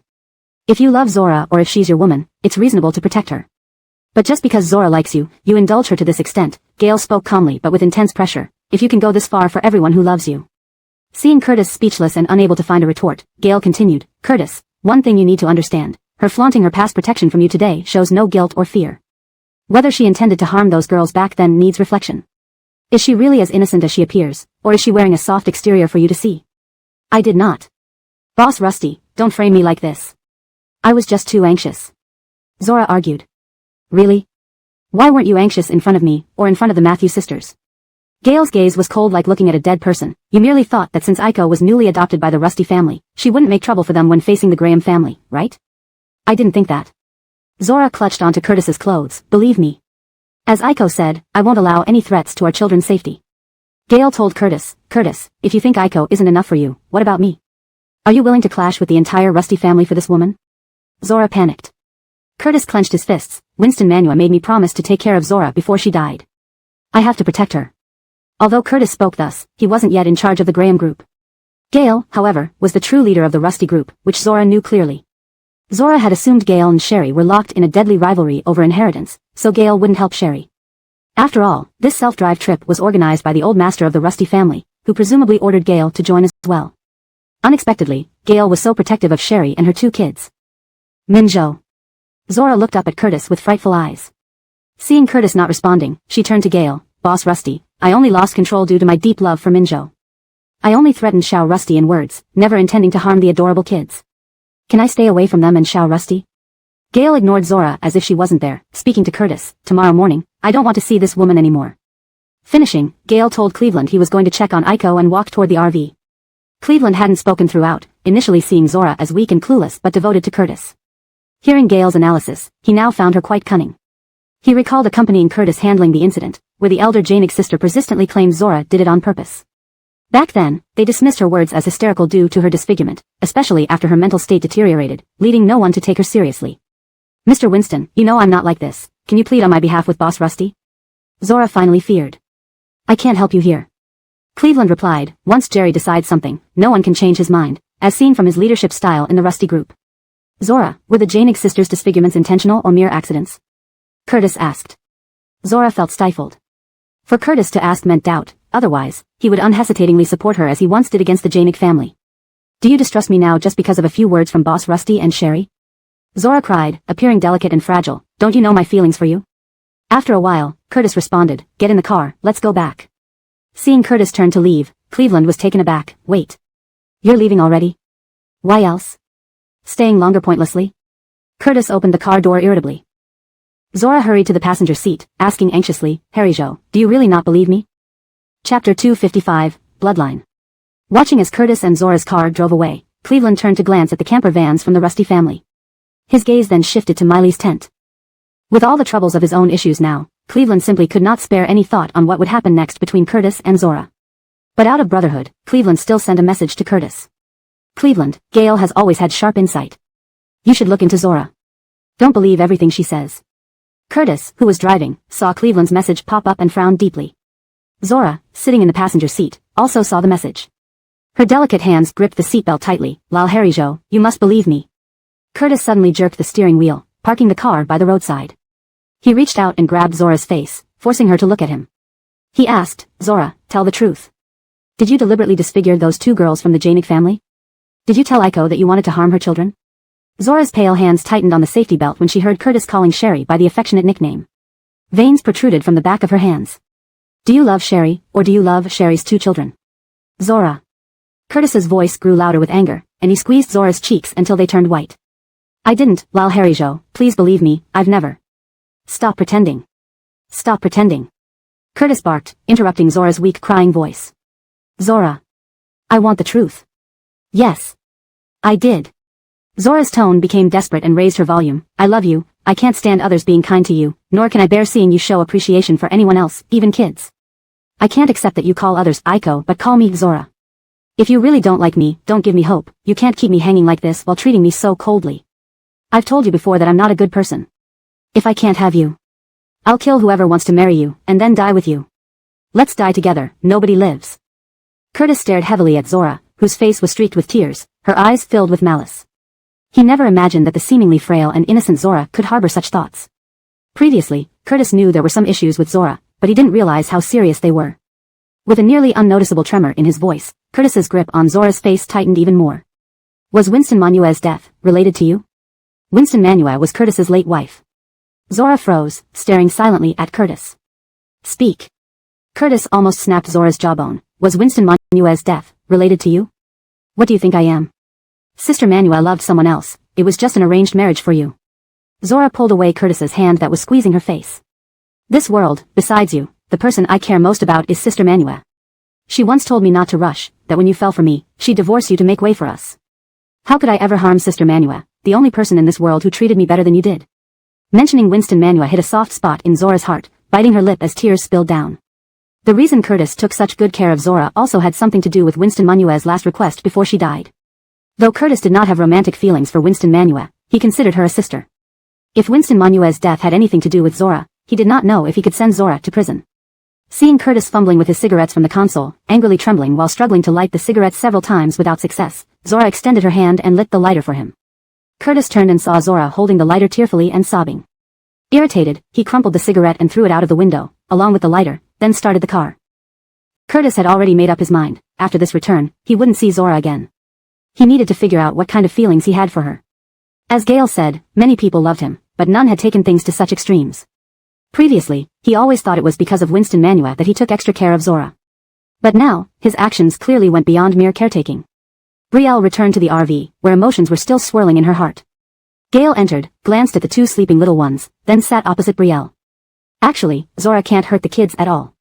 Grandfather Rusty treats them like the apple of his eye. Wherever they go, there are always people guarding them. Even the circle around the RV consisted of SUVs full of bodyguards. Anyone approaching the RV would immediately be intercepted. I know, but I can't tolerate anyone saying harmful words about the kids. They can do whatever they want to me, but if they dare to touch the kids, I don't care about going against the Graham family. Brielle said, looking at Gale. I know. Gale held Brielle's hand. I feel the same way. So you're not here to advise me not to confront the Graham family? Brielle asked. Of course not. The simplest solution is for you to make a call to Jeffrey. Once you do that, Haim won't need to take action. Jeffrey will swiftly put the Lisbeth family in their place. Gale caressed Brielle's slender wrist bones. Although, I don't particularly want you getting too close to Jeffrey. He always tries to get you to become his granddaughter-in-law. Brielle chuckled softly and glanced at the sleeping children behind her. Haim handles things systematically. He protects the kids dearly and will surely find a way to control Zora. I trust him with this matter. As for Curtis, he has no real power over the Graham group. The fact that Zora hasn't been with Curtis all these years shows that the Graham family doesn't favor her. So the Graham group wouldn't oppose me, and the Rusty group for Zora. Brielle wasn't just speaking in anger. She knew that if it were any other issue causing friction between her and Curtis, it might bring trouble to the Graham group and the Rusty group. But regarding Zora, it absolutely wouldn't escalate that far. Shall we leave early tomorrow morning? We can leave the others behind, Gale smiled at Brielle. It's inconvenient doing anything with so many people around. Gale had initially planned a private trip for two, but unexpectedly, the group kept expanding. What about taking just the two kids? Brielle asked. Gale's brows furrowed slightly, his gaze moved to the two children on the bed. Hesitating for a moment, he finally agreed. Alright, let's take the two kids. They were their blood after all. Chapter 256, A Good Match. Would it be too obvious if we left the others behind? Sherry's anger during her conversation with Gale gradually subsided, and her tone softened. Wouldn't Cleveland and Miley feel that we're not sincere enough? Besides, Janine and Bar were both arranged by Grandpa. Let them be. We'll go our own way. The next day before dawn, Janine turned over and continued sleeping when he heard a car starting, as he was indeed exhausted from driving all day yesterday. When Cleveland came out of the tent and saw the empty camping site, Gail's car was gone, along with the recreational vehicle, nanny van, and bodyguard cars sent by old Mr. Rusty to protect the two young princes. What happened? Miley also emerged from the tent, equally confused. Where is the RV? Where are Gail and Sherry? F***K. Did they go back directly? Cleveland quickly dialed Gail. When Gail answered, she was driving with Sherry in the passenger seat. The two children were intently watching screens on the back seat. One was watching cartoons while the other watched documentaries. Gail, what's going on with you and Aiko? Didn't you leave because Zora went crazy last night? You could at least have taken us with you. I didn't even manage to offend you two this time. Why did you leave me behind? Cleveland's voice sounded like a screeching chicken through the phone. With one hand on the steering wheel, Gail smiled. Didn't you say Miley asked if you should consider getting married? This is a great opportunity for you two to bond and perhaps develop a good match. We don't want to disturb you. Saying that, Gail hung up. Cleveland was stunned. What happened? Miley approached Cleveland, asking, you said Zora went crazy, and Gail and Aiko left. What does this mean?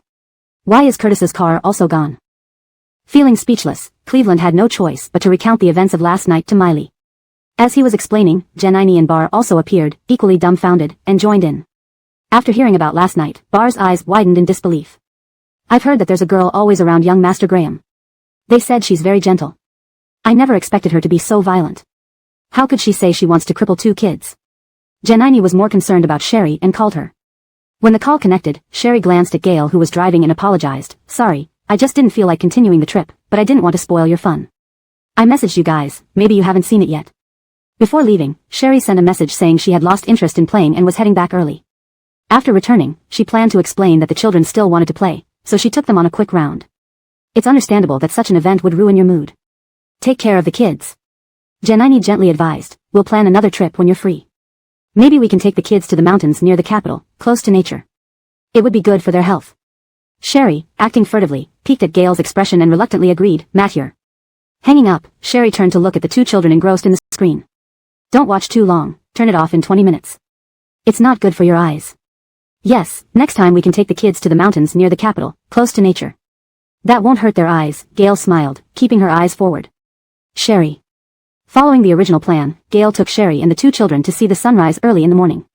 By 9:30, they arrived at Erlang Jian's scenic area, parked nearby, and headed to the lake to play. The two kids were ecstatic. Kim tugged at Sherry's hand and asked, Mommy, is this the sea? Sherry promptly informed Kim, this is a lake, the largest saltwater lake in our country. Each taking a child, Gail and Sherry rode white-haired bulls, snapping many photos. Mommy. Mommy. Can you send these photos to my smartwatch? I want to send them to Miss Rusty and Grandpa Rusty. Kim hopped around Sherry, pestering her to send the photos. Okay. Sherry gathered her windblown hair behind her ear, pulled out her phone to send the photos but was immediately disrupted again by the wind. Gail, holding Sherry's hand, walked behind Sherry and gently restrained her long hair with both hands. Sherry tried to turn around. Don't move. Gail's slender fingers collected her hair, removed a small hair clip from Kim's head, and used it to tie Sherry's hair.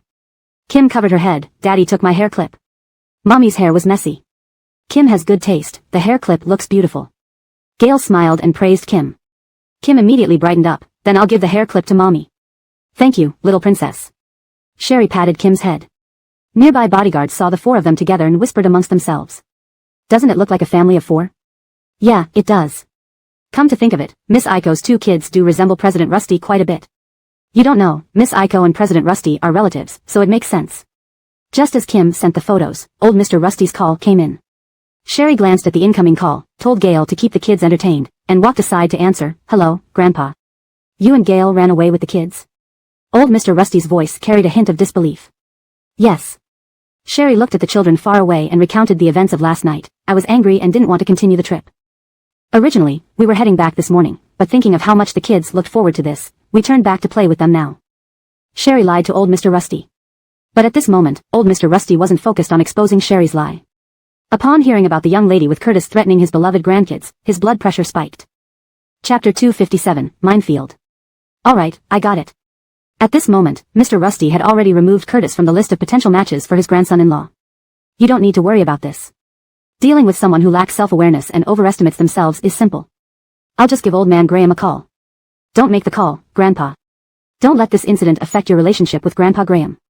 I've already asked Zora Chu to handle it, Sherry said. Sending your China region head of Hengji Bio to deal with her is an overstatement. Mr. Rusty's voice was heavy. Let the Graham family handle their own matters. Now, take the kids and have a good time. After hanging up, Mr. Rusty angrily called the Graham family and demanded compensation for emotional distress on behalf of the two children. His call would likely result in some reprimands for Curtis as well. Seeing photos sent by Aurora, Mr. Rusty listened to her voicemail. Mr. Rusty, look how pretty. Lyle says this isn't sea, it's a lake. It's the first time Aurora has seen a lake that looks like the sea. Next time, I'll bring you here to play. Riding yaks is so much fun. The innocent voice came through along with some wind noise, causing Mr. Rusty's lips to curl into a smile. He replied softly, it's windy there. Remember to wear hats and coats, Aurora and your brother. Don't catch a cold. Claudia Ma came with Mr. Rusty's medicine and warm water, smiling at his tender tone. Miss them without the kids around, sir? Yes, Mr. Rusty sighed deeply, taking the medicine. I've gotten used to having the little ones around. The house feels empty now that they're gone. Sending the kids to Gail and Aiko wasn't making it easier for him either. Veronica also said he misses the kids, Claudia Ma chimed in. I miss them too. After taking the medicine, Mr. Rusty called Gail. Bring the kids out to play today and tomorrow. Have the private plane wait at Sheening Airport and send them straight back to the Rusty family mansion tonight, Mr. Rusty instructed. Got it, Gail replied. Don't worry, I'll get them back no matter how late it gets. It's windy there, take care of the kids, and ensure they don't catch a cold. Don't worry. Even after hanging up, Mr. Rusty still felt uneasy, fearing that Gail and Sherry might not take proper care of his grandkids despite assigning people to accompany them. In the evening, after putting the kids to sleep, Sherry came down from the camper van to find Gail setting up a telescope. Is there a meteor shower tonight? She asked, pulling her shawl closer. No meteor shower, but we can stargaze, Gail replied, adjusting the settings and stepping aside. Take a look. Sherry leaned over the telescope. It's beautiful. Gail stood nearby with his hands in his pockets, watching her smile. No wonder Ralph likes these. The air quality around Shanghai Lake was excellent with no light pollution, allowing clear views through the telescope. Seeing Sherry enjoying herself, Gail went to fulfill her wish for hot red wine from the night before. By the time Sherry returned to sit by the fire, Gail handed her a cup. Thank you. Sherry sipped it. The spiced red wine cooked by Gail tasted fruity and rich. As she was about to praise it, her phone vibrated. Upon seeing it was a call from Curtis, Sherry hesitated but eventually answered, What is it? Aiko. Curtis's tone softened. Gail blocked me. Sherry glanced at the relaxed Gail sipping his hot red wine on a camping chair. So, you're calling me because you want to reach him? I apologize for Zora. She's just a kid. A kid over 20? Curtis, if you love Zora, be honest with her. Don't cling to her while agreeing to arranged dates set up by your family. You go on dates, and she doesn't blame you but threatens others. Sometimes, I think you two are perfectly matched. After speaking, Sherry added, I'm hanging up this call and blocking you two to save myself from Zora's trouble. Please don't. Aiko. Curtis pleaded. When I got back, my grandfather scolded me mercilessly. I'm already unlucky. Unlucky like the Janig sisters? Sherry countered. Zora Chu moved quickly and found the Janig sisters the same day. Sherry knew most details, because grandfather Graham wanted to pick a wife for you from the Janig sisters. They ended up disfigured due to Zora. Curtis, I know the Janig sisters mean little to you, but what about their parents' heartache? Curtis mumbled incoherently, unable to refute her words. Finally, he blurted out, at that time, Zora was young. At that time Zora was young. Sherry anticipated his response mid-sentence. Curtis felt embarrassed hearing this. You use youth as an excuse again. How young? 3 years old? One can bear legal responsibility after 14. Curtis, deep down, you don't see anyone outside your social circle as real people. You only care about what you choose to care about. Do you really want Zora jailed? I won't leave any threat against my kids unaddressed. Zora expressed those thoughts, meaning she means it. I won't risk my children's safety, regardless of who pleads for her. Sherry's tone turned cold. Zora thinks I'm soft and easy to push around since I joined your social circle. I'll show her that it's dangerous to provoke the wrong person. Curtis understood he couldn't interfere. If he dared, his grandfather could crush Zora easily. Trying another angle, he complained, my deceased wife asked me to take care of Zora before passing away. So, Zora needs a lesson, Sherry insisted. If she harmed the Janig sisters then, who knows if she'd escalate to murder later. If you genuinely cared about her, you should let her face the consequences. Realizing Sherry was serious, Curtis saw that the minefield for this seemingly mild-mannered woman was her children. Chapter 258, Innocent Words. Zora was recklessly dancing in Sherry's minefield, and indeed, it was high time she learned a lesson. Curtis could only choose to step back and let things settle down before extending a hand to help Zora avoid too much suffering. Regarding Zora, I won't interfere anymore. Can you ask Gail to remove me from the blacklist? Curtis asked Sherry. Curtis, it seems you have no clue at all. Yesterday we had already torn our faces apart. He blacklisted you because you didn't discern right from wrong and tried to protect someone who harmed our child. Now you want me to ask him to remove you? Do you think I'm a pushover? Although Sherry spoke these words, her tone softened. I was wrong. Let him take me off the blacklist. There are business matters that Graham Corporation needs to discuss with him. He wasn't so impartial before, maybe having kids changes people. Curtis sighed. Curtis spoke without thinking, but Sherry felt her ears heat up. Having kids. According to Curtis's understanding, Sherry and Kim were indeed their Rusty family's children, but they were indeed Gail and hers. After hanging up, Sherry asked Gail, did you blacklist Curtis? He wanted to protect someone who would harm our children. Should I keep him around for New Year's? Gail took off his glasses and wiped them with a cloth. You can also blacklist him. Although Curtis and Gail got along well, the elders of both families wanted to pair Sherry and Curtis together, something Gail wouldn't tolerate. From today onward, Zora probably won't be able to see Curtis anymore, and the Lisbeth family won't let her leave to find him, Gail whispered to Sherry. This time, Grandfather Rusty warned the Graham family. Gail dealt with the Graham Corporation, and Haim, under his command, joined forces. Sherry felt this was somewhat lenient towards Zora. But this was because Grandfather Rusty and Gail cared about the two kids. Sherry held her cup and gazed at Gail's illuminated side profile, unable to resist smiling. How could anyone be this handsome? Gail put on his glasses and turned to see Sherry looking at him. He pulled her chair closer and asked softly, why are you staring at me like this? Sherry kept her lips still, pretending to smile and said, don't do this. You're too close. Someone might see us. I somewhat regret revealing our news in advance. Gail's gaze fell on Sherry's lips, wanting to kiss but holding back. His Adam's apple bobbed as he looked at Sherry with an unguarded gaze, making her ears turn red. A little while later, just sprain your ankle slightly, Gail said. Huh? Sherry stared blankly at him, holding her water cup. Let's go, it's getting late. We should rest. Gail moved Sherry's wine glass and placed it on the heater, then helped her into a large shawl draped over the chair back. Let's go. Understanding Gail's intent, Sherry tensed up immediately, unsure how to fake it. How do I pretend? She stumbled when Gail gave her a gentle tug, allowing him to catch and carried her towards the RV. The guards noticed and jogged over. Mr. Rusty. It's fine, Miss Coral twisted her ankle. Please tidy up. With those words, Gail carried Sherry to another RV and set her down on the sofa. The nanny was in another RV. Gail pretended to look for the medical kit, taking off Sherry's shoes and socks for inspection. Sherry clung tightly to the edge of the sofa, nervously watching the guard approach. So embarrassing. How did Gail manage to act so naturally? The guard stood at the door, asking, Mr. Rusty, do you need help or should we go to the hospital? Sherry stayed silent, tightly pursing her lips. No, it should be fine with some medicine rubdown. I've got everything here, Gail replied, rolling up his sleeves. Go back to work, please close the door. I can handle it. Okay. The guard closed the door for them.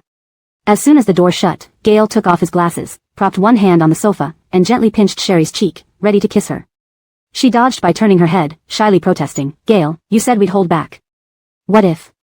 5 minutes, no one will suspect anything. With that, Sherry's lips were captured and kissed passionately. Gail cradled her head, pulling her closer, letting her feel his urgency. Gail's scent and the smell of alcohol filled her senses. Sherry felt tense and frustrated, slapping Gail's shoulder, which only made him kiss harder and hold her tighter. Her cheeks flushed, her heart pounding in her throat, her hands trembling as she clung to Gail's neck. In the quiet RV, the sounds of fabric rustling, heavy breathing, and kisses were magnified. The tingling sensation from the kiss almost paralyzed her nerves. Afraid of being discovered, Sherry clutched Gail's clothes, pressing herself deeper into his embrace, eager to end it quickly. Gail. It's enough, No more kissing, we'll be caught, Sherry panted between kisses, reacting like a startled rabbit whenever there was any noise outside. 5 minutes, is over. Gail nipped her lip gently, swallowing her startled cry, capturing her tongue in an aggressive kiss. Sherry lost all resistance, feeling weak and hanging loosely from his neck, unable to escape his grasp. Seeing the 5 minutes nearing its end, Gail gave her a deep, intense kiss, almost stealing all the air from her lungs until tears welled up in her eyes, nearly choking her. Finally, he released her. Their intertwined tongues parted, and Sherry whimpered softly, clutching Gail's clothes tightly, still lost in the pleasure of the kiss, her teary eyes unable to focus. Note, translated with natural English phrasing while maintaining the original style and structure. Character names are transliterated correctly. Chapter 259, Not Enough. Her red lips, kissed by Gail until they were vividly red like ripe berries, seemed ready to exude juice at the slightest touch. Nearly breathless, Sherry rested her head on Gail's shoulder, panting. Gail's hand slid from the back of Sherry's head down to grasp her nape, his fingertips gently caressing the delicate lines of her neck as he waited for her to catch her breath. 5 minutes are up. Sherry's hot breath fanned over Gail's neck, causing him to stiffen. He couldn't help but lift her chin with his thumb, kissing her thoroughly kissed lips again, and reminding her, 5 minutes are up. Do you want to continue? She felt a bit embarrassed and angry, pushing herself off Gale and leaning against the sofa's backrest. She couldn't understand how Gale could be so composed and effortless in such intimate situations. In comparison, she felt like a complete novice. Since we told everyone outside that you twisted your ankle, you should stay here and rest early. I'll sleep here tonight, then will you sleep in the tent? Sherry asked. Yes. Gale put on his jacket and glasses. But my phone charger is still in your car. Sherry glanced at her nearly dead phone, only 7% left. Gale poured some medicinal liquor into his hands and rubbed it in. I'll get it for you, wait here. As the motorhome door opened, a gust of cold air rushed in, cooling Sherry's flushed face slightly. The bed inside the motorhome was already made, but Sherry wanted to sleep with the two children. Soon, Gale returned carrying Sherry's bag. I want to sleep with the two kids. Sherry said to Gale as he entered the motorhome. Usually, they're always at the Rusty residence, and I don't get much time with them. Okay, I'll carry you over later to make it convincing. It's fine. Sherry lowered her voice. You can just pretend to support me over there. Gale nodded and opened Sherry's bag. Is the charger in the bag? Yeah. Sherry replied. Seeing Gale searching through her bag for the charger, Sherry suddenly remembered the small umbrella she kept inside. Horrified, she rushed forward to press her bag down. Just as Gale saw the contents of the bag, Sherry pounced, holding down her bag tightly and staring at him, her face flushing bright red. I'll find it myself. Thank you for bringing the bag over, you can go rest. Sherry clutched her bag tightly. Gale watched Sherry lightly chuckling. Didn't you say you wanted me to help you walk over to the kids' car? Yes. Sherry nodded hastily, quickly securing her bag and sitting down to put on her socks and shoes. Then, let's go. Gale didn't reveal Sherry's secret, helping her, who was still clutching her bag with a beet-red face, towards the children's motorhome. Despite the distance between the two motorhomes being only 5 meters, Sherry felt like the journey was dragging endlessly. She wondered if Gale had seen the small umbrellas in her bag. If he had, what would he think of her? Sherry screamed silently in her mind. Why did she have to keep those umbrellas in her bag and ask Gale to bring it for her? She scolded herself mentally. Who knew they'd end up coming out with the kids? If it had been just the two of them, considering Gale's stamina, they would definitely need those umbrellas. She was only preparing for the unexpected. After all, Sherry had no plans to give the two kids any more siblings in the future. Are you this excited about being alone with me? Gale suddenly asked when they reached the motorhome. Sherry looked up at Gale. Gale smiled at the bag Sherry hugged tightly. You're well prepared. Sherry's face heated up even more. She avoided eye contact, her toes almost digging holes through the floor. I just thought it was better to be prepared. I really wish to use them. Gale's lips curled upward with restrained laughter, especially now. Sherry's face flared even hotter. Good night. I'm going up to be with the kids. As soon as we return, let's use them as soon as possible, Gale suggested seriously. Sherry stared wide-eyed at Gale, wondering how he could speak such suggestive words with such an earnest expression. Gale stood still, waiting for an answer from Sherry. Well, see how it goes. Sherry felt a little timid. According to our original plan, we're out for only 2 days. Do you think the ones you bought will be enough? Gale was very serious. If I don't hold back, it might not be enough. Please stop talking. Sherry bowed her head, feeling utterly embarrassed. I'm going up. With that, Sherry, forgetting about her supposed twisted ankle, pulled the door open and climbed into the motorhome. Gale couldn't suppress his smile as he turned to return to the other motorhome. The nanny, seeing Sherry return, quietly slipped away. Sherry's heart pounded loudly as she lay down next to the two children, her heartbeat refusing to calm. Mommy. In the dark, Veda suddenly called out to Sherry. Sherry propped herself up and looked at Xiao Jian, who was sleeping on Coralin's other side, whispering, Why aren't you asleep yet? Veda sat up next to Coralin, gazing round-eyed at Sherry. Mommy, did you decide to be with both of our biological father? Why? Don't you like him? Sherry whispered back. Not necessarily dislike. Veda pursed her lips, but grandfather Rusty doesn't like you being together. And I checked, the relationship between you and him is considered uncle and niece, which is not allowed. Sherry pursed her lips. Before you two were born, indeed, I never thought we'd have this kind of relationship. Don't worry, Mommy. If you like him, Coralin, then I will help you. Veda's voice was low but firm. Anything Mommy liked, he would help her achieve. Really? Sherry smiled, reaching out to ruffle Veda's hair. Then, you and Coralin staying by grandfather Rusty and Rusty Marin's side is the biggest help you can give Mommy. Okay. I know. Veda nodded. Coralin is best at making grandfather Rusty happy, and I will learn to please grandfather Rusty and Rusty Marin so they agree sooner for you and him to be together. No, Veda. Sherry lifted Veda's small head and brought him into a hug. Mommy doesn't want you to please or coax anyone. Just be yourself. What Mommy means is for you and Coralin to stay with grandfather Rusty and Rusty Marin. They'll be happier with you around. When they're happy, their health improves too, and that's helping Mommy. Understand? Veda nodded earnestly. Yes, Mommy, I understand. Chapter 260, Cat Secrets. Sherry looked up at Brielle, extending her chubby little hand to hug Brielle's neck, her small head resting on Brielle's shoulder, her fair and tender little face squished into a puff. I love Mommy the most, Mommy. You can be with whoever you like, don't force yourself for me and Kim. Sherry said softly, I will like whoever Mommy likes. It doesn't have to be my biological father. This sentimental side of Sherry was rare. Brielle gently stroked the little one's back and leaned over to kiss Sherry's head. I know. Mommy loves Sherry and Kim the most in the world. The most. The little one hugged Brielle even tighter, her ears slightly flushed. Can Mommy sleep hugging me tonight? Matt here. Brielle placed Sherry on her other side, letting the little one rest on her arm. Sherry put her leg on Brielle's body and hugged her mother tightly. Okay, sleep now. Brielle kissed Sherry's chubby little face, then turned around to cover Kim better. Kim, who was sprawled out, was completely unaware that his mother was already hugging his brother. Listening to the steady breathing of her two sleeping children, Brielle felt incredibly happy, probably the happiest she had ever been since birth. If only Wendy and Laurel were still here. Thinking of Wendy and May made tears well up in Brielle's eyes. She remembered when Wendy and Laurel thought she would spend her life with Sam. Wendy said she wanted to take good care of Brielle during her postpartum confinement after she and Sam had children. Wendy had mentioned that according to elderly people, the postpartum period is a chance for a woman's body to rejuvenate. If it's done well, old ailments can improve. Wendy also said she wanted to make lots of soft little clothes for the child, ensuring they would always be comfortable. Laurel said she wanted to be the best aunt in the world. If Wendy and Laurel were still here, they would surely adore Kim and Sherry. Brielle closed her eyes, holding the two children tightly. The next morning, while it was still dark, Brielle was woken by knocking on the door. Wearing slippers to open the door, she found Sherry sitting up, rubbing her eyes, tear beads hanging from her eyelashes due to yawning. Gail saw Brielle dressed lightly and closed the RV door, worried about the cold outside wind. Why aren't you ready yet? Ready? For what?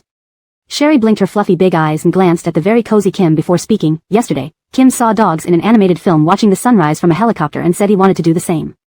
Brielle turned to Gail. You agreed? Yes, Gail nodded. Helicopter? Outside? Brielle was surprised. Yes. Gail checked his watch. Seeing Sherry shaking Kim awake, he kissed Brielle on the cheek and said, You tidy up, I'll dress the kids. Oh, okay. Brielle replied. By the time Brielle finished tidying, Gail had already dressed both children. Sherry, who has always been independent, sat on a small stool putting on her little boots. Kim, as limp as a ragdoll, lay on Gail's shoulder, chubby hands around his neck, too sleepy to open his eyes. They played too hard yesterday and now can't wake up. Brielle wiped Kim's face with a warm towel. The little one struggled to open his eyes, but his eyelashes kept fluttering. After wiping his face, he fell back asleep on Gail's shoulder. Gail carried Kim, while Brielle held Sherry's hand as they left the RV. When Brielle saw the helicopter, she still found it quite unbelievable. They boarded the helicopter groggily. Gail woke Kim and gave him headphones, saying, Didn't you want to see the sunrise from a helicopter? You're already on board, Kim. As the helicopter lifted off, the rush of air brought Kim back to reality. After a few moments, he realized he was on a helicopter and became excited. It wasn't fully light yet, but as the helicopter ascended, Kim spotted the grasslands undulating like waves, shouting gleefully. Sherry pressed her face against the window, looking equally thrilled. When the helicopter flew over the lake, Kim grew even happier. As the sun emerged from the horizon, the helicopter continued to ascend. From above, Sherry gazed upon the vast prairie and lakes, her view following the brightening sky dispelling the darkness over the distant mountains. Wow wow wow. Mommy, look. The sun is turning the clouds golden. Kim waved Brielle's hand, pointing far away and showing her with his phone. I want Lao Yi and Rusty Beauty to see this too. The helicopter hovered mid-air, allowing the children to witness the moment the sun rose from the horizon. Gail guided Kim's gaze toward Brielle, whose entire person seemed illuminated by the sunlight, filled with gentle tenderness. His love for Brielle had always been certain and never changed. Star, hold out your hand. Brielle froze hearing Gail's voice through her headset. Hand. Brielle extended her palm towards Gail. The two little ones at the window turned their heads. Gail tapped something into Brielle's palm, then flipped her hand over. This was long overdue. Gail said. Feeling a warm circle slip onto her finger, Brielle's eyes darted nervously to the pilot's head, quickly hiding her hand in her pocket. What? I didn't see anything. Was it candy? Kim blinked at Gail. I want candy too. Gail pulled out chocolate candies from his pocket and handed one to each child.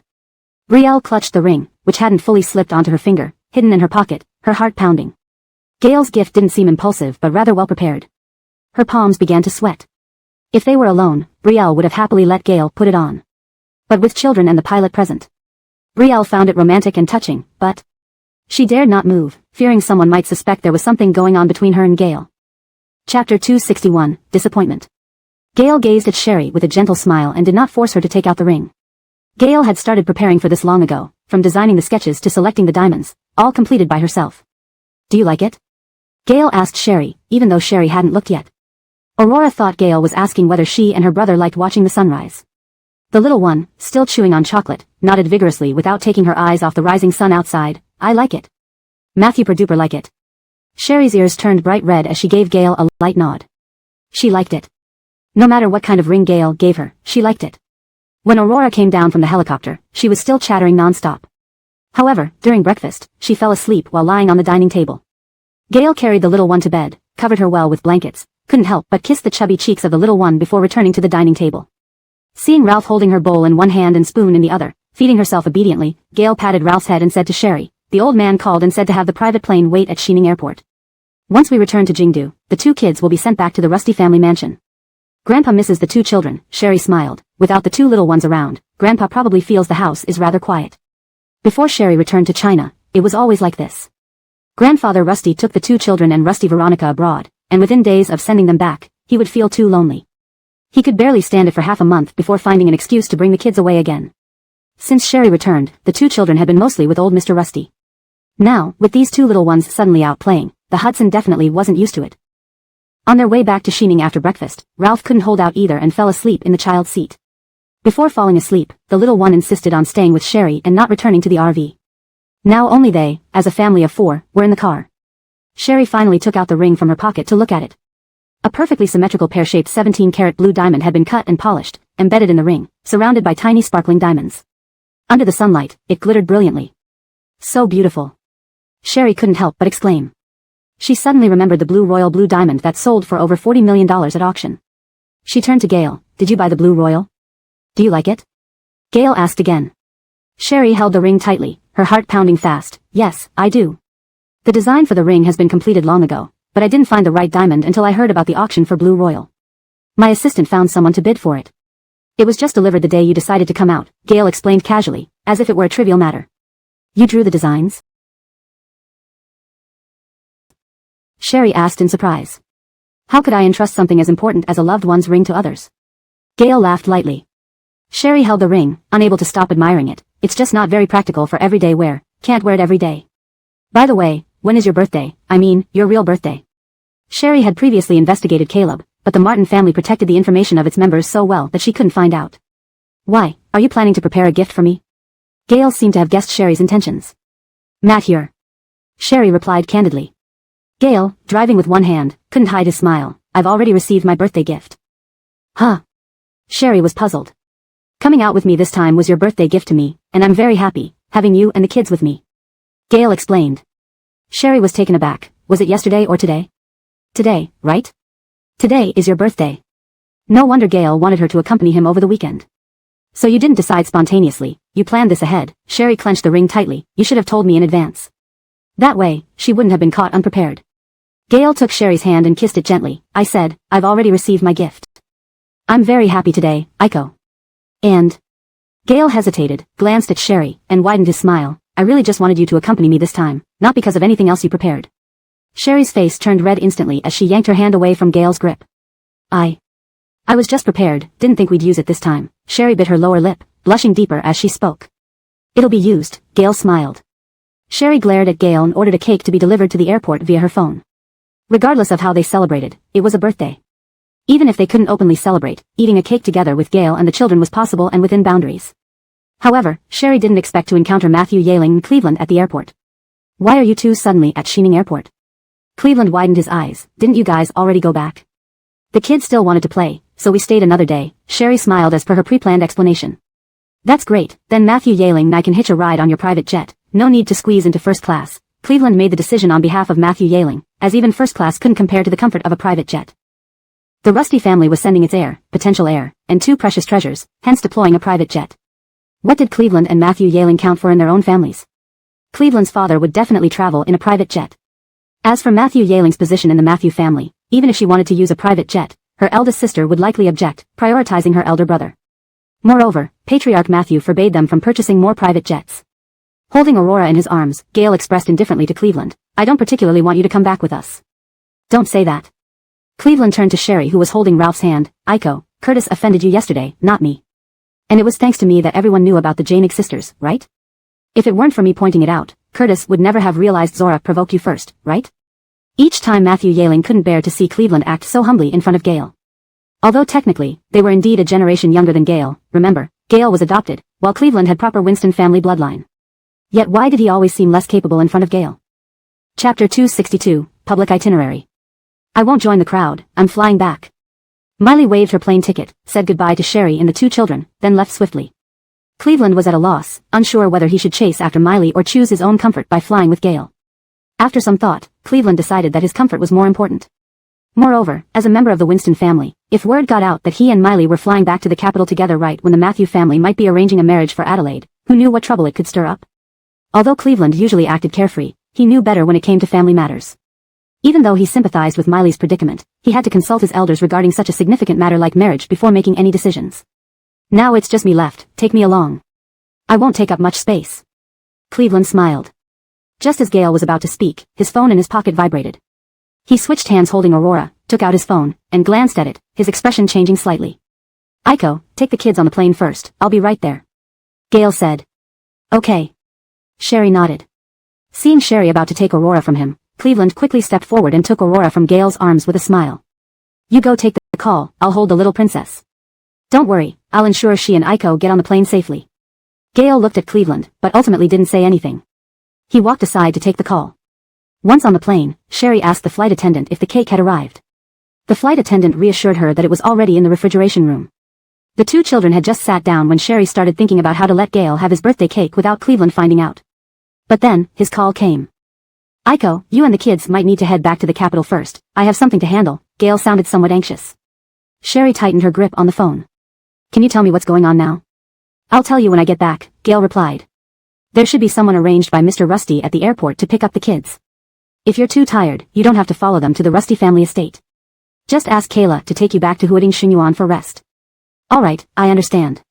Call me if you need anything, Sherry reminded him. After hanging up, Sherry turned around and saw Cleveland eating an apple while lounging on the sofa. Jeremiah isn't coming back? Just us? Yes, Sherry nodded. There was always talk outside about you and Jeremiah competing for the inheritance rights of the Rusty family. They must be really bored. Cleveland took another bite of his apple. He had never seen such amicable inheritance contestants in any other family. Not mentioning the three sisters from the Matthew family, even their Winston family wasn't peaceful. People say that traveling together reveals the true nature of a relationship. Gail and Sherry's closeness couldn't be faked. Gail treated Sherry better than the childhood friends they grew up with. Looking at the Rusty family, despite both kids being adopted, they were quite harmonious. Meanwhile, families like theirs, the Matthew family, and the Graham family, where blood relations fought ruthlessly but legally, it struck Cleveland that neither Gail nor Sherry seemed interested in the competition over inheritance. Or perhaps, both didn't care about the inheritance at all. One was the person who led the Rusty group through M-Country sanctions, the other was the founder of a company also sanctioned by M-Country. Both were capable enough to start anew and thrive, so there was no need to quarrel over the Rusty group. So, you rest here, I'll go spend time with the kids, Sherry smiled at Cleveland. Hold on, Iko, I have a very personal question. Cleveland put his feet down and looked at Sherry eagerly. Do you know the girl who broke Jeremiah's rule? I'm dying to know. Oh, this. That's a personal matter, maybe you should ask him. Sherry smiled, picked up her jacket from the sofa, and went to the back to join the kids. No sooner had Sherry sat down than Aurora tugged at her hand. Mommy, who is Amaryllis? Sherry froze. What? Just now, I saw Dad's phone screen, the incoming call was from Amaryllis. Do you know her? Did Dad stay behind because he received this call? Aurora stared at Sherry with wide eyes, waiting curiously for an answer. She paused, pinched Aurora's cheek, and whispered, it's work-related, don't think too much about it. Is it this one? Ralph turned her tablet screen towards Sherry, showing the information of Leeching Group's only daughter, Amaryllis. You. How did you find this? Sherry was surprised. I searched for Amaryllis online after Aurora mentioned her. It was the first search result. Ralph looked at Sherry with shiny black eyes. Is it really her? Don't think too much. Sherry forced a smile and handed the tablet back. It's work-related. Ralph nodded and obediently opened a documentary on the tablet. As the plane took off and the two children fell asleep, Sherry covered them with blankets and leaned her head against the window. Was Gail leaving because of Amaryllis? Thinking of Amaryllis, Sherry inevitably recalled the old man Winston whose sister died after losing her heart. Upon landing, Sherry sent the sleeping children back to the Rusty family estate and was summoned to the study by the elder Mr. Rusty. Aren't you even trying to cover it up anymore? Mr. Rusty glared at Sherry across the coffee table. Self-driving tours? Are you afraid people won't notice quickly enough or that the Rusty family name isn't disgraced enough? Sherry stood like a reprimanded child before the angry Hudson. Today is his birthday, and since we're related by law, I thought it would be less suspicious if our trip was public rather than sneaking out secretly. Mr. Rusty was taken aback. Indeed, even he didn't know Gail's real birthday.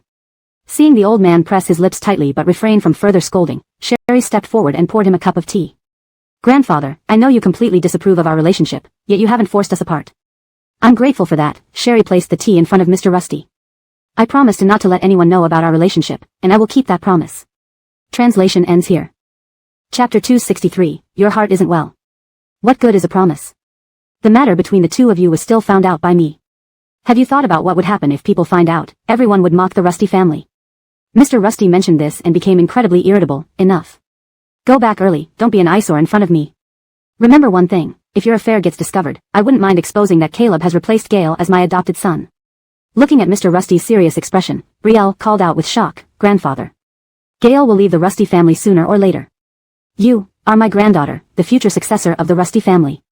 Therefore, I cannot allow any blemish on you. If you don't mind Gale's identity being exposed, then there's no need to hide your relationship from me anymore, Mr. Rusty said and left after forcefully slamming the study room door shut. The moment he stepped out of the study, Mr. Rusty covered his chest. His blood pressure had soared, causing his temples to throb painfully. Sir. Seeing the situation, Mrs. Claudia rushed forward to support Mr. Rusty. Sir, what happened? Shoo. Mr. Rusty motioned for quiet to Mrs. Claudia, afraid that Brielle might hear and worry. Matthew, port me back to my room and bring me my medicine. After leaving the Rusty residence, Brielle sat in the back seat of the car, her phone screen reflecting in her eyes while her mind was occupied by Mr. Rusty's words earlier. She knew that Mr. Rusty said those things because he understood her feelings towards Gale. He wanted to force her to pay more attention and not let their relationship be uncovered by others. Behind Mr. Rusty's sternness was his affectionate concern. Brielle opened WeChat and clicked into Gale's chat, her finger lingering over the message box for a long time before she sent a message. Brielle, are you done yet? I've returned safely to the capital city with the children. Upon receiving the message notification, Amaryllis, who was leaning against the dining table holding a glass of juice, turned around upon hearing the buzzing sound. Star. Amaryllis picked up the phone and saw the message. Returned safely to the capital city with the children? Children? What children? Matutely, Amaryllis recalled something. The profile data she had seen recorded that Brielle had 2 children with her ex-husband. This Brielle was also related to Gale, whom Caleb had impersonated, which explained why Lyle Gaynor had always taken good care of her. Hearing the bathroom door open, Amaryllis put the phone back on the table. Don't joke about such matters. Gale emerged from the bathroom, the wine stain on his clothes still visible. He casually threw the towel on the table and added, if it gets exposed, it could cause trouble for the Rusty group. What difference does it make? Anyway, even if we were together, others would only assume it was my fiancé with me. It'd be perfect if we get photographed. Amaryllis sat down opposite Gale. It would be best to prepare early, letting everyone know Caleb and Gale look alike, ensuring no one would suspect the Rusty family when you return. Seeing Gale staring at her without a word, Amaryllis continued, today is your birthday. After so many years of living incognito, even your birthday has belonged to someone else. Just imagine how heartbroken Martin's parents would be if they knew. I promised Aunt Martin that I would celebrate every birthday with you in the future. Although Aunt and Uncle aren't here anymore, I must keep my promise. As Amaryllis spoke, she lit the candles on the cake in front of her, her beautiful eyes gazing at Gale with a hint of redness. Happy birthday, Lyle Gaynor. This is the first birthday I celebrate for you since the accident involving Uncle and Aunt Martin, but definitely not the last. From now on, I will always be here to celebrate each birthday in place of Uncle and Aunt Martin. Apart from Gale, if anyone adored the Martins the most, it was undoubtedly Amaryllis. She had been raised almost entirely within the Martin household due to losing her mother at a young age. When the Martin family met with their tragic accident, Amaryllis had gone berserk, unable to believe that her Lyle Gaynor and Uncle and Aunt Martin were gone. Thankfully, Lyle Gaynor was still alive. Seeing tears in the corners of Amaryllis's eyes and her painful smile, Gale couldn't bear to reprimand her and gently replied, thank you. Happy birthday. Happy birthday. Amaryllis clapped and sang the birthday song to Gale, unable to stop her tears from falling. She missed Aunt Martin. All her fantasies about a mother stemmed from Aunt Martin, and all the maternal love she ever received came from her too. Looking at Gale's face, which increasingly resembled Aunt Martin's, how could Amaryllis not feel sorrowful? After singing the birthday song, Amaryllis said, Lyle Gaynor, make a wish. Gale gazed at the flickering candle and voiced his wish, my wish is to avenge my parents.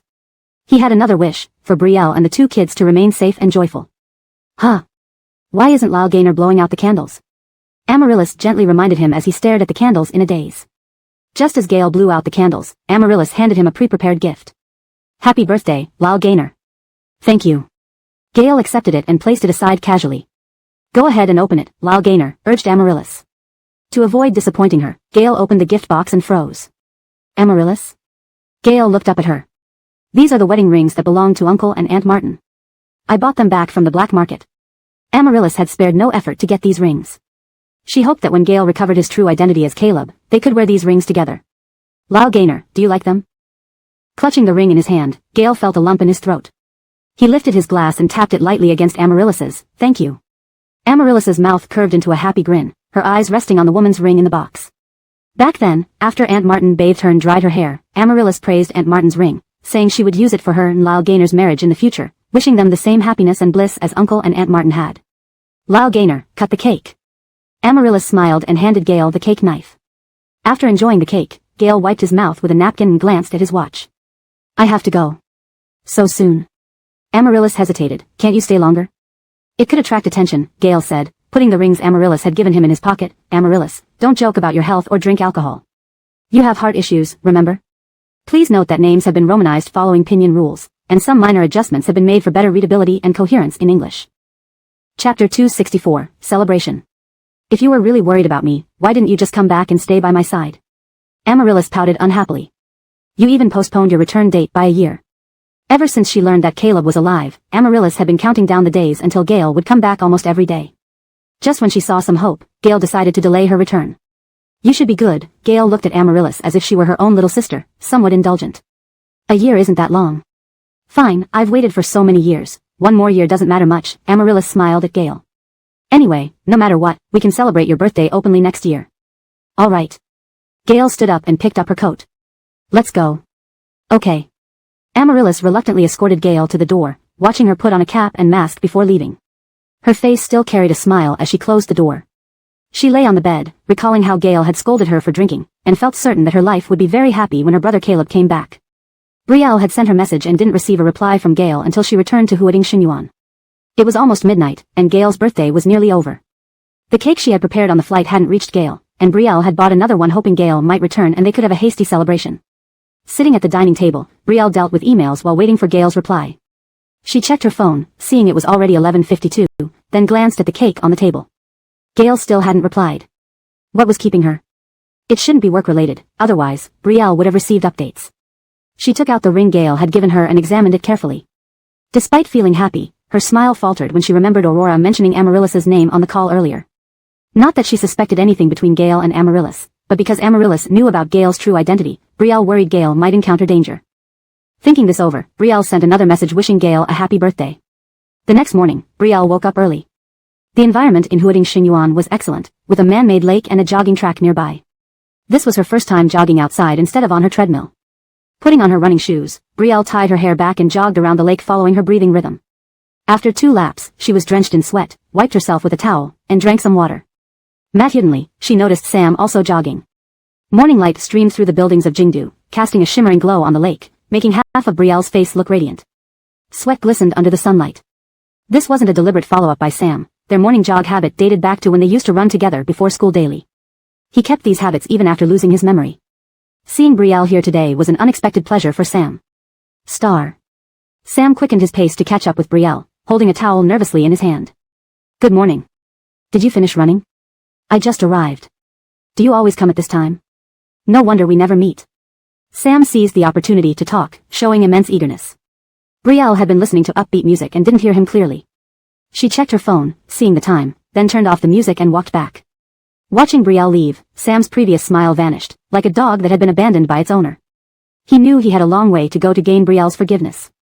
No problem, he would keep trying. One day, Star would forgive him, and then he could win her back. I saw your message late last night, thought you might be asleep, so I didn't reply. Gale's warm voice came from the phone. Let's have lunch together today. Coming home or having lunch at the company? Brielle asked with a smile. I'll ask Auntie to prepare. It felt like they were already living like an old married couple. Let's go home. Gale thought of the rings her parents left behind. I have something for you. Okay. After bathing and breakfast, Brielle was heading to work when she saw a news article about Sinway Group's only daughter and her husband celebrating a birthday at a hotel. She clicked on the photo, which showed Amaryllis with a man wearing a cap, whom Brielle immediately recognized as Gale. So, Gale had gone to Coron City yesterday to celebrate her birthday with Amaryllis? Although they grew up together, going all the way to Coron City for a birthday seemed risky and wasteful. Brielle scrolled down, seeing more photos of Amaryllis holding Gale's hand entering a hotel suite.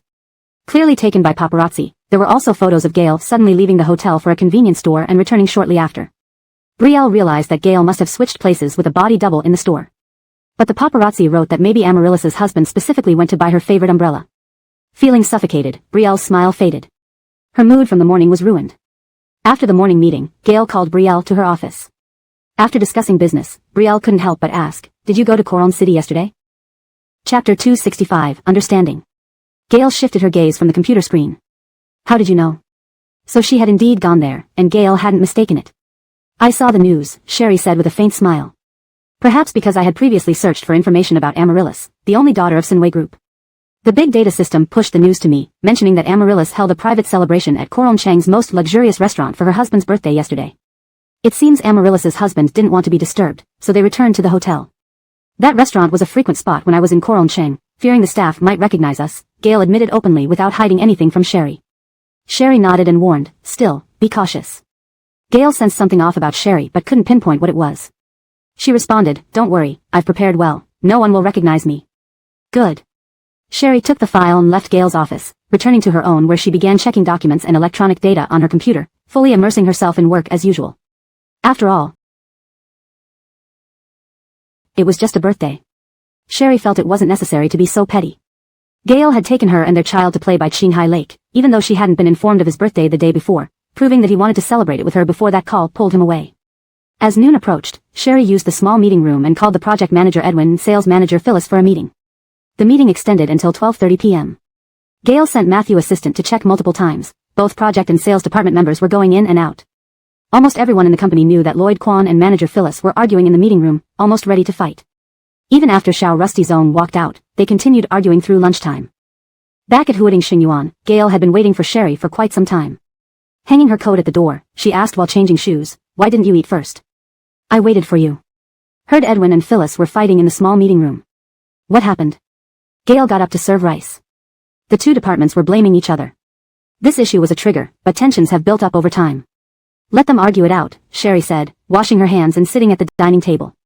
"I saw a cake in the fridge." Gale placed the food in front of Sherry. Sherry paused, holding her chopsticks. "Yes, probably the housekeeper forgot to throw it out." "Were you waiting for me to come back for your birthday yesterday?" Gale's voice was gentle. "I didn't know when you would finish working, so I bought it just in case. After all, it was your birthday. If you came back by midnight, we couldn't go without a cake." Sherry smiled calmly, not mentioning how she had specifically waited for him. "If you called me, I'm sure you would have tried to come back. But even if I had called, you wouldn't have been back by midnight, and you didn't reply to my message, clearly busy.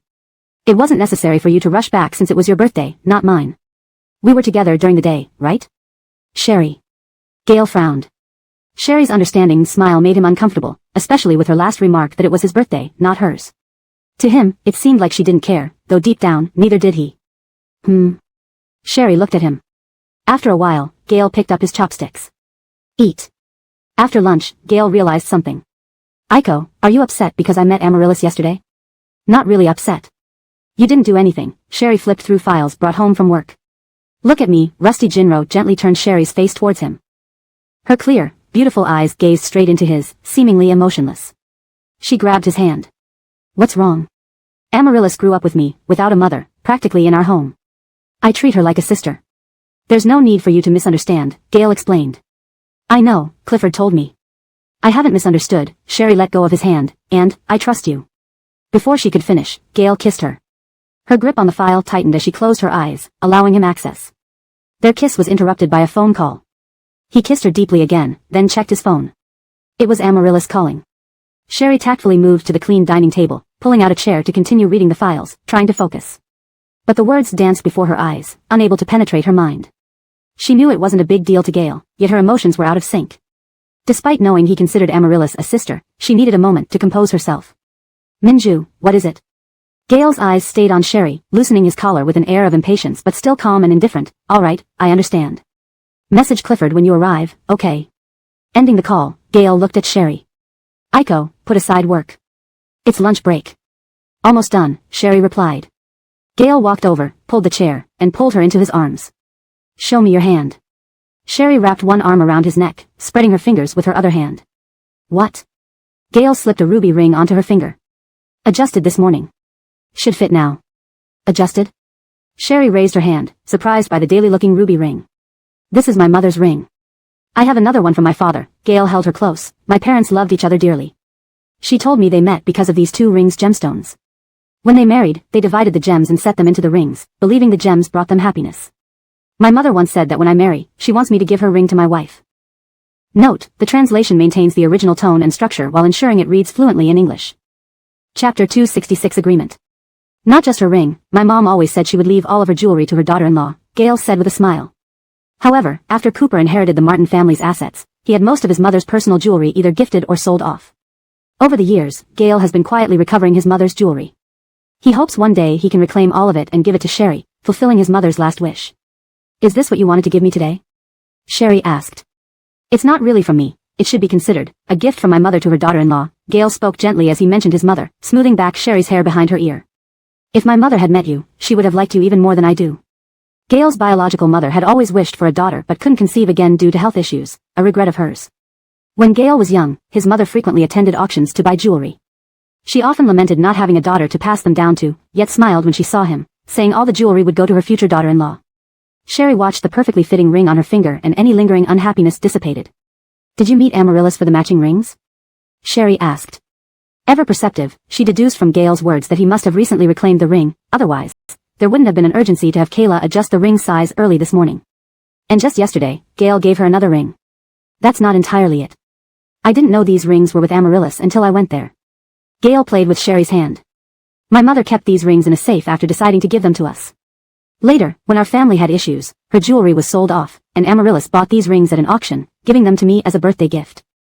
Sherry opened her lips slightly, nodded, and gazed at the ring on her finger. I'll keep this ring safe then. It might not be suitable to wear daily at work, and given how valuable it is, I'm also worried about damage. Whatever you want, it's yours. Gail smiled and tucked Sherry's stray hairs behind her ear, cupping her face and kissing her. Sherry was held tightly by Gail, the kiss deep and passionate. Her hands pushed against his shoulders but couldn't budge him. His fingers slipped beneath her shirt. Taking advantage of a moment to breathe, Sherry grabbed Gail's wrist. No, I have clients this afternoon. Gail lightly bit her lower lip before letting her go. There's a charity gala at year-end. Only the Rusty, Winston, Matthew, and Graham families from Kyoto participate. Initially started by the Winston family, the top 4 families gather to discuss their respective groups' development plans for the next year and review the previous year's promises. Since I became CEO of the Rusty Corporation, I've always attended. This year, you'll go. Gail mentioned this early so Sherry could prepare mentally. Would it be appropriate for me to go? Sherry furrowed her brow slightly. If not this year, then next year. You'll go eventually. Gail straightened Sherry's hair, smiling. Why not take the main seat from the start? Sherry nodded. Have Matthew assistant send me last year's material so I can prepare. Matt here. Gail couldn't resist cradling Sherry's head, giving her another deep kiss. The suffocating sensation made Sherry curl into Gail's embrace, her lips locked tightly. As her chin was gently pried open, she clung tightly to his back, trembling in his arms as she endured his kiss. Their hearts pounded in near unison beneath their chests. Sherry had no doubt that if they weren't in a restaurant but a sofa, she would have already succumbed completely to him. The phone on the table buzzed, and just as Gail released her, their tongues still intertwined. He chuckled, wiping away the moisture from her lips. Answer the call. Sherry steadied herself and picked up the phone, still shaking slightly. Seeing Claudia assistant's call, she adjusted her breathing and put the phone to her ear. Claudia assistant, what's wrong? Little Rusty, Manager Yanni's assistant from Minyang Bank called. Manager Yanni unexpectedly ran into friends and wants to invite you to join a gathering on a yacht this afternoon. Is it convenient for you? Alban from Minyang Bank was quite frivolous, taking many attempts to schedule a meeting. This was crucial for the Rusty Corporation's operations in Hong Kong next year. With a tight expression, Sherry nodded. All right, I'll go. Although Alban was somewhat careless, he wasn't lecherous and reliable in character, so Sherry hesitated only briefly before agreeing. After hanging up, she turned to see Gail already changing clothes in the guest room. She too chose an evening gown suitable for the evening gathering. As she stood undecided, a knock came from the wardrobe door. Gail leaned against the doorframe, buttoning his shirt. Want to go watch a movie this afternoon? Watch a movie? Sherry looked back. Just the two of us? Wouldn't we be discovered? Not if we bring the kids, Gail laughed. There's a Disney animated film out. If you want to go, I'll arrange it through Kayla. Not this afternoon. Sherry's eyes returned to the gown. Finally got Alban from Minyang Bank to agree to a meeting. The young master now invites me to a yacht gathering this afternoon. If we establish preliminary cooperation intentions, we can let our team handle the rest. Alban. Gale sounded surprised. To Gale, Alban seemed content living off his inheritance, indulging in leisure activities. Yes, very hard to schedule, often cancels on people. Sherry sighed. So, seeing him this afternoon would be best. Delay any longer and, if Alban doesn't care about Minyang's development, we must focus on expanding the Rusty Corporation in Hong Kong. If necessary, I may replace him, though I don't know if grandfather would agree. Chapter 267. Alban's deceased grandfather had a good relationship with Mr. Rusty. It was said that back in the days when Rusty Corporation faced difficulties, Minyang Bank extended a helping hand, so, it was Mr. Rusty who suggested cooperating with Minyang for matters in Hong Kong. What could Sherry do? She could only try to connect with Alban. Have you thought that Mr. Rusty insisting on working with Minyang Bank might also include an intention to introduce you to Alban? Rusty Jerry stood at the doorway of the dressing room, adjusting her watch calmly. Alban clearly backed out. Are you still going? Introducing Alban? Sherry laughed lightly, selecting a long dress and taking it down. I don't think so. You're overthinking it. While Alban is known to have a questionable character within his circle, my grandfather wouldn't push me into such a situation. Collaborating with Minyang Bank is merely repaying a favor without impacting Rusty Corporation. As a younger generation member, I'm willing to put in extra effort to fulfill my grandfather's wishes. Rusty Jerry looked at Sherry with a slight curl at the corner of her lips. It was about time. Sherry placed the chosen clothes on the bench in the dressing room and glanced at her watch. We should head to the company now. Let's stagger our times. Okay.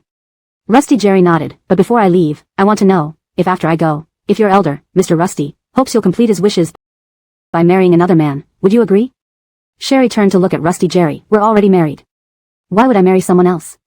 She smiled at Rusty Jerry. Jerry, to be honest, after going through a relationship with Sam and then mustering the courage to open my heart to you, I don't have the strength to accept another relationship. If you leave and never come back, I will protect the two children, work with my grandfather and mother to run Rusty Corporation well. That would consume all my energy.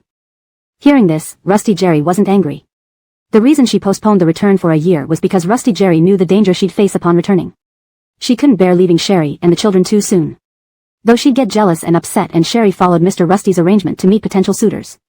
She understood that as Caleb, she'd face many dangers. If something were to happen to her, she wished more than anything for Sherry's happiness. Diving all her energy into work might not be bad either. Rusty Jerry thought it through. If something happened to her, it might be better for a double to take her place. Even if Sherry thought she had changed her heart. At least, harboring resentment towards her, Sherry would find it easier to move on and remember her longer. Unable to control her emotions, Rusty Jerry took 3 steps to stand in front of Sherry, held the back of her head, and kissed her deeply. Sherry attended Alban's gathering and unexpectedly ran into Zora. Before even boarding Alban's luxurious yacht, she saw Zora being pushed around by a group of men and women at the foot of the yacht. In the crowd, Zora wore an identical little dress as one of the girls. Clutching her skirt tightly, biting her lip, and teary-eyed, she looked like a stubborn little daisy trying to stand tall in a storm. How did you think coming here would let you find Graham DeSheo? Dream on. Graham DeSheo is locked up by the Graham's family patriarch and can't come out. People like you shouldn't attend such gatherings. A man in a suit with ear studs crossed his arms, looking at Zora. Girls, stop playing. Don't tell me Zora doesn't know Graham DeSheo can't come out. She must have realized there's no way to stay connected with the Graham family and is finding another path. How about, you look decent. If you're willing, I can keep you. 100,000 per month sounds fair, right? How, do you want to try the girl Graham DeSheo played with? Someone teased. Yes, otherwise why would she be worth that much? The man with the ear stud added with a smirk. Seeing Sherry approaching under the escort's guidance, Zora shouted, Iko. Claudia assistant asked Sherry, Ms. Rusty, shall I handle this? Those surrounding Zora turned to look at Sherry, hoping she would extend a hand. That who? Someone asked. Never seen her. What good person can mix with Zora? From afar, Sherry didn't hear what they were saying but understood Zora was in trouble. When Curtis was around, they treated her like a pushover. Now Curtis is gone, how does this adopted daughter of the Rusty family suddenly seem useful? Ms. Rusty, do you know them? The servant escorting Sherry to the top deck of the yacht asked. Iko. Zora called again, merely praying for help. They had a fallout just days ago. How could Sherry ignore this call? Don't know her, Sherry said, stepping onto the yacht with the servant. Ha. Someone snickered. What kind of friend does Zora have? Scared away by the crowd. Poor choice in friends, Zora. Zora gripped her skirt tightly, unable to breathe freely in front of these people, hating Sherry even more. Just an adopted daughter of the Rusty family, what right did she have to act superior? If she could catch Mr. Rusty's eye, he'd definitely adopt her instead of caring about Sherry. Seeing Zora's defiant eyes filled with tears, the girl wearing the same dress pushed her, oh, glaring at me. Wearing a fake designer dress and getting offended? This isn't a fake. Zora cried in large tears.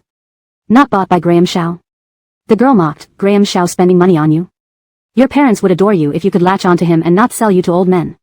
The boy with the ear stud joked, can't say. Maybe she gave Graham Shao enough pleasure, so he bought this dress costing a few tens of thousands.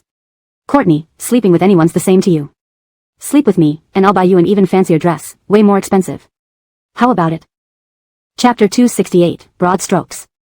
Zora bit her lower lip tightly, saying nothing as her teary eyelashes hid the deep chill in her eyes. About time, let's go.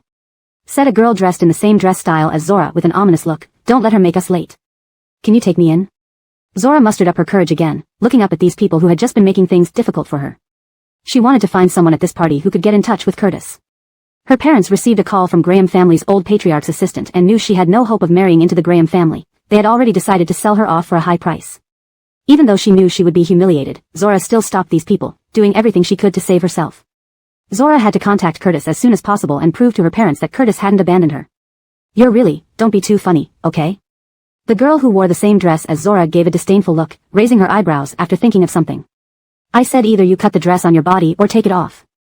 I will take you inside. In any case, I won't allow you to enter wearing this dress. It lowers my standards. Zora gritted her teeth, grabbed her hem, and tore it open. The decent long dress turned into a short skirt, and even the lace decorations were pulled down by Zora. With tears in her eyes, she looked up and asked, is it okay now? Wow, quite daring, alright, take her in, the ear-ringed boy laughed. A few of them glanced mockingly at Zora and showed their invitations to board the yacht first. As Zora was about to step in, the girl who previously clashed outfits with Zora turned around, smiling at the security guard stationed at the entrance of the yacht. She's not with us. You're playing me. Zora clenched her fists angrily. Yes. The girl smiled. What if I'm playing you? Zora's chest heaved violently, full of murderous intent. She would never forgive these people. Once Curtis was freed by the Graham family's patriarch, she would ensure they would regret what they did. She suddenly remembered Sherry going inside earlier, sneering at them. You target me because Curtis values me. But do you know who that woman who just went in is? She works for Rusty Group President Gale. After today's event, she will definitely tell Gale that you bullied me. Gale and Curtis grew up together. Once Gale knows, so does Curtis. When that happens, you can wait for death. Zora skillfully mentioned that Sherry worked for Gale but didn't specify as his lover. So even if they bullied Sherry, it wouldn't be related to her. She knew Paris's character all too well. Anyone associated with her would become a target for Paris. Plus, considering Gale's mistress identity,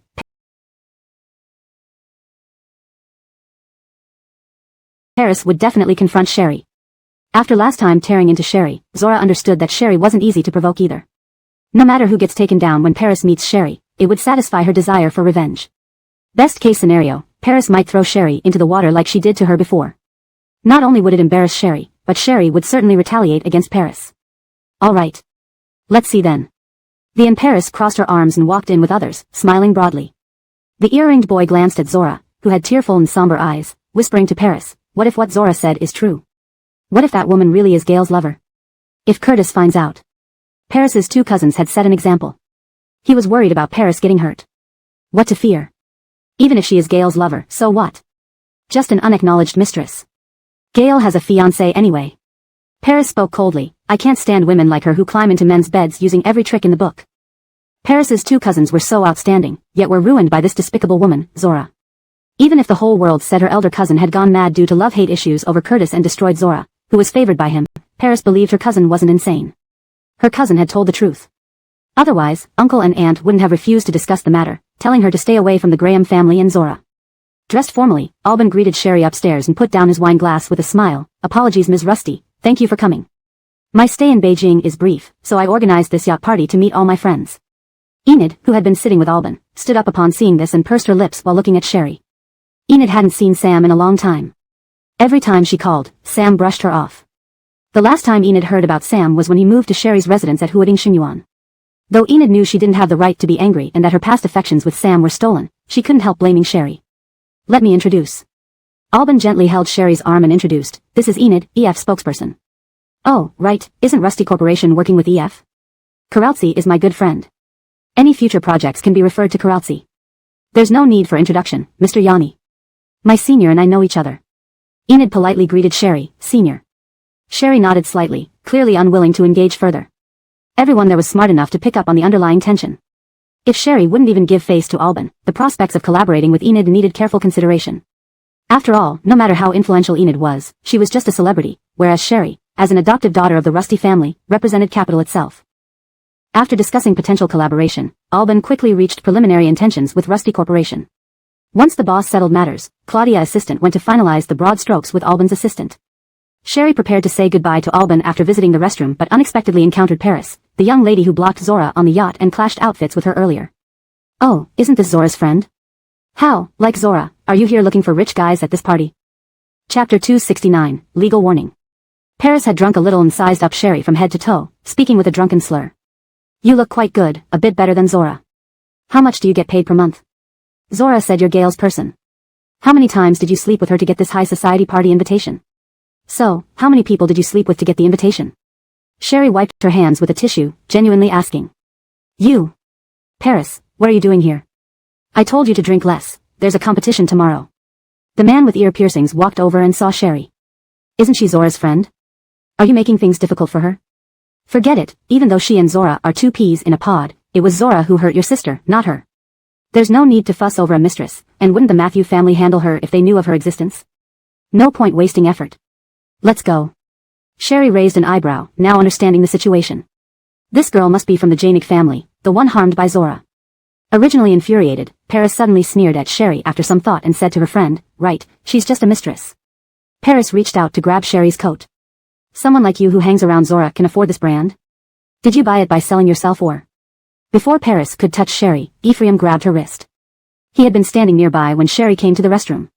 Hearing the commotion, he thought Sherry might have run into a friend, but this person seemed hostile. What are you doing? The pierced man rolled up his sleeves as if ready to fight Ephraim. Release my friend right now. Ephraim tightened his face and pushed the girl away. Miss Aiko, are you alright? Sherry patted her clothes, untouched by Paris. Did Zora tell you I'm her friend?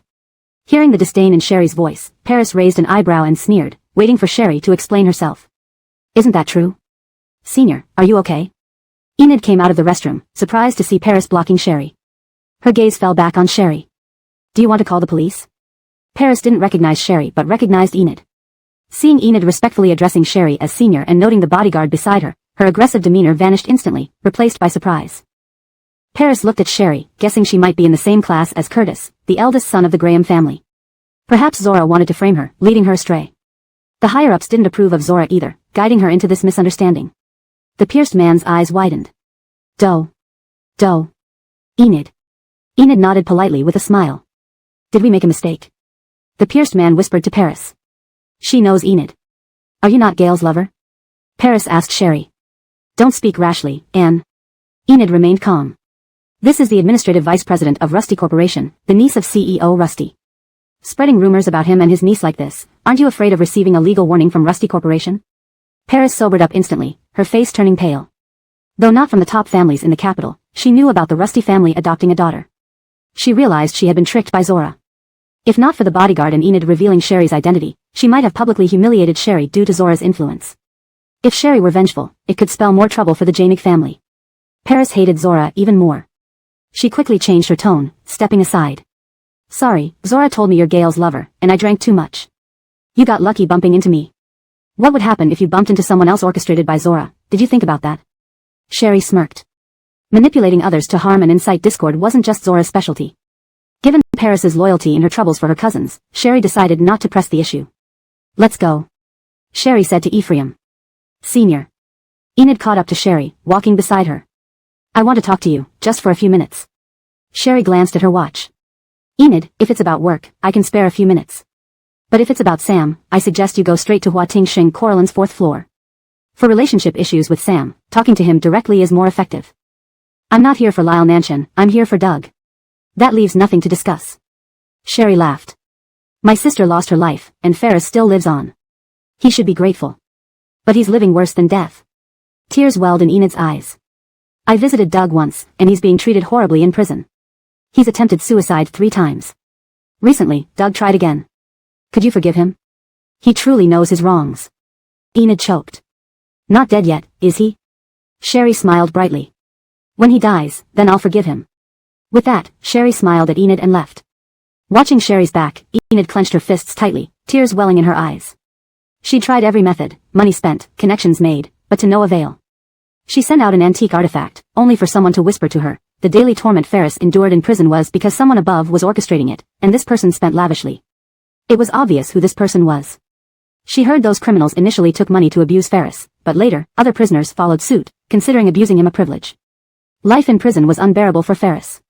Initially reluctant to seek Sherry, recent events forced her hand. Ferris kept attempting suicide. The torture in prison included repeated assaults and being coerced into disgusting acts, becoming everyday occurrences.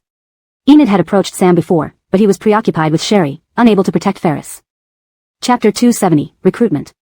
Moreover, ever since Sam recovered his memory, he has felt that Ferris was responsible for May's death.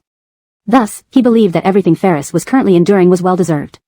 Enid had no choice but to seek help from Sherry. However, it seemed that Sherry had no intention of letting Ferris off the hook. But Enid couldn't bear to hate Coralia, as she knew all too well what truly happened to May back then. Even she felt that Ferris deserved his fate. Of course, no matter how one looked at it, Ferris had suffered greatly and learned a lesson since he was imprisoned. Why wouldn't Senior Coral just let him go? Was it necessary for Ferris to die before this matter could be put to rest? Sherry returned from the restroom, smilingly bidding farewell to Alban. Since everything is settled, I'll head home now. Why are you in such a hurry?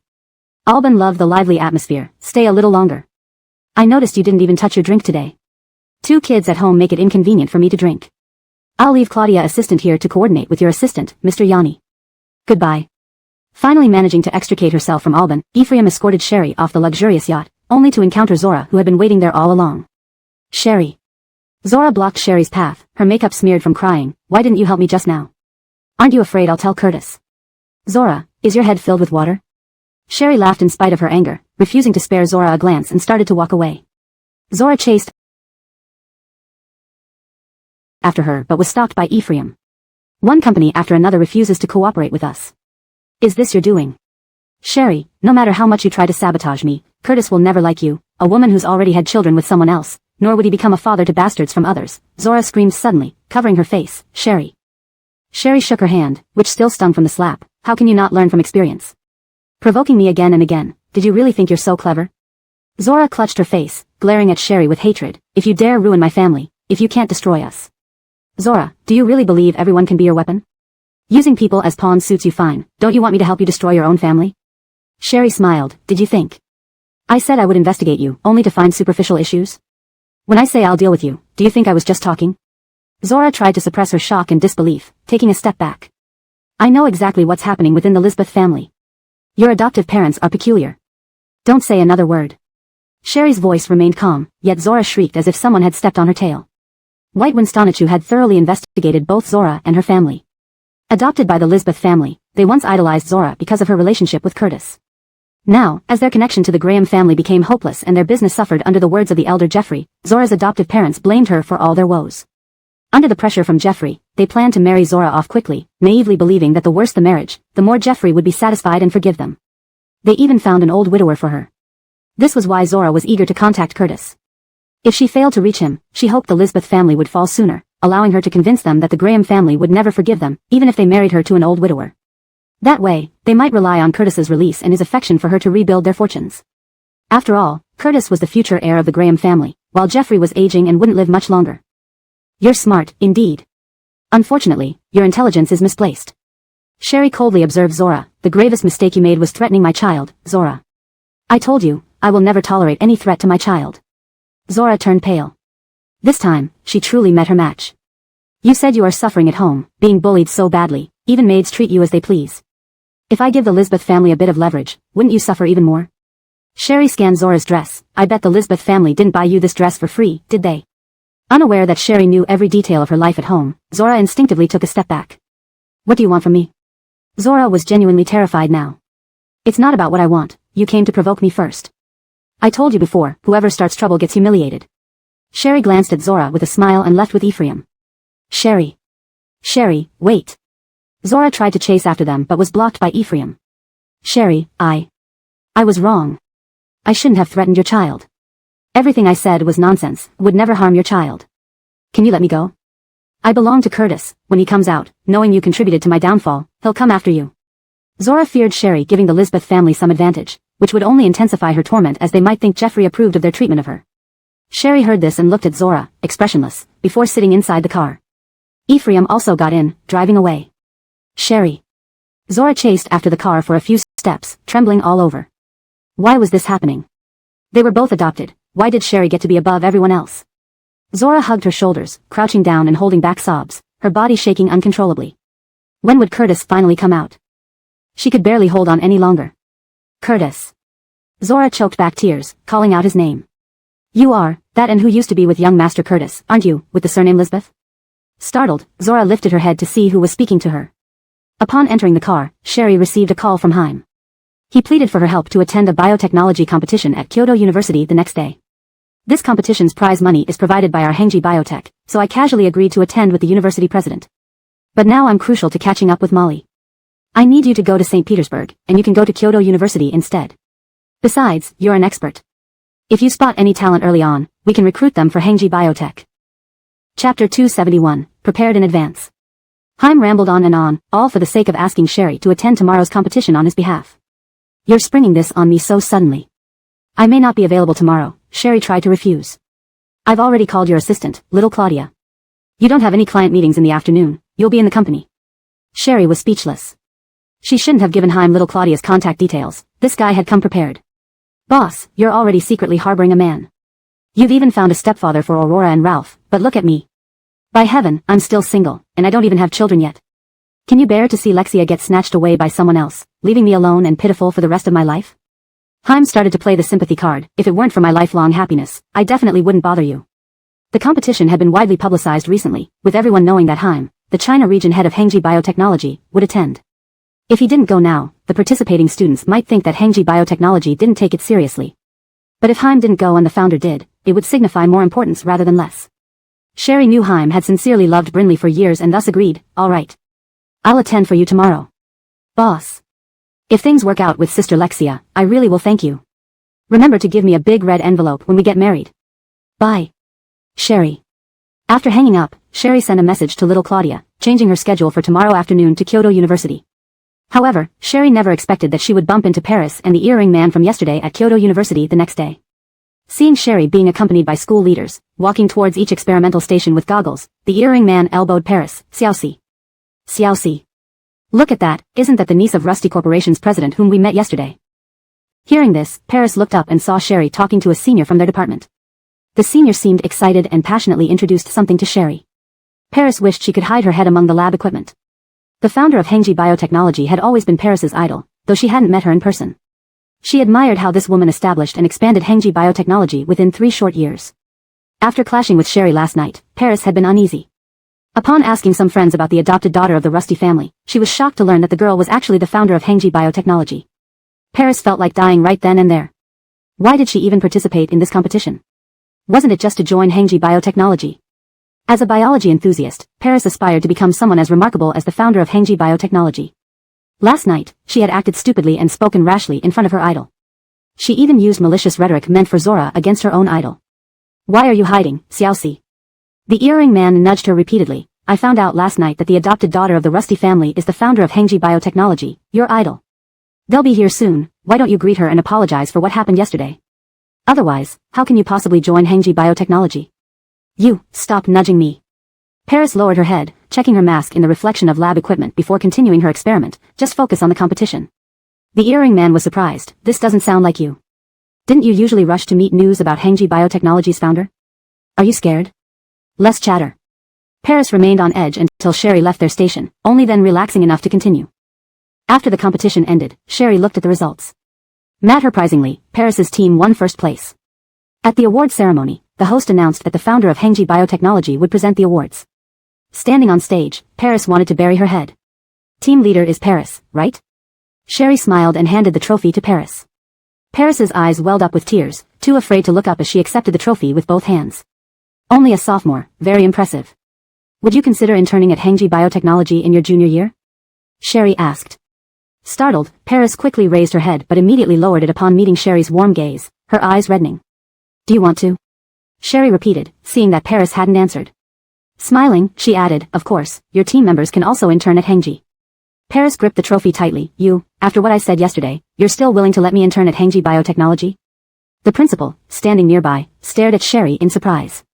You attacked everyone around Zora to protect your sisters, showing loyalty and righteousness, but, next time, use your brain. You're smart, but don't let others manipulate you or turn into the person you once despised. Sherry smiled warmly, shaking Paris's hand. Good luck. Choking back tears, Paris shook Sherry's hand, thanking her. I'm sorry about what happened yesterday. It's fine.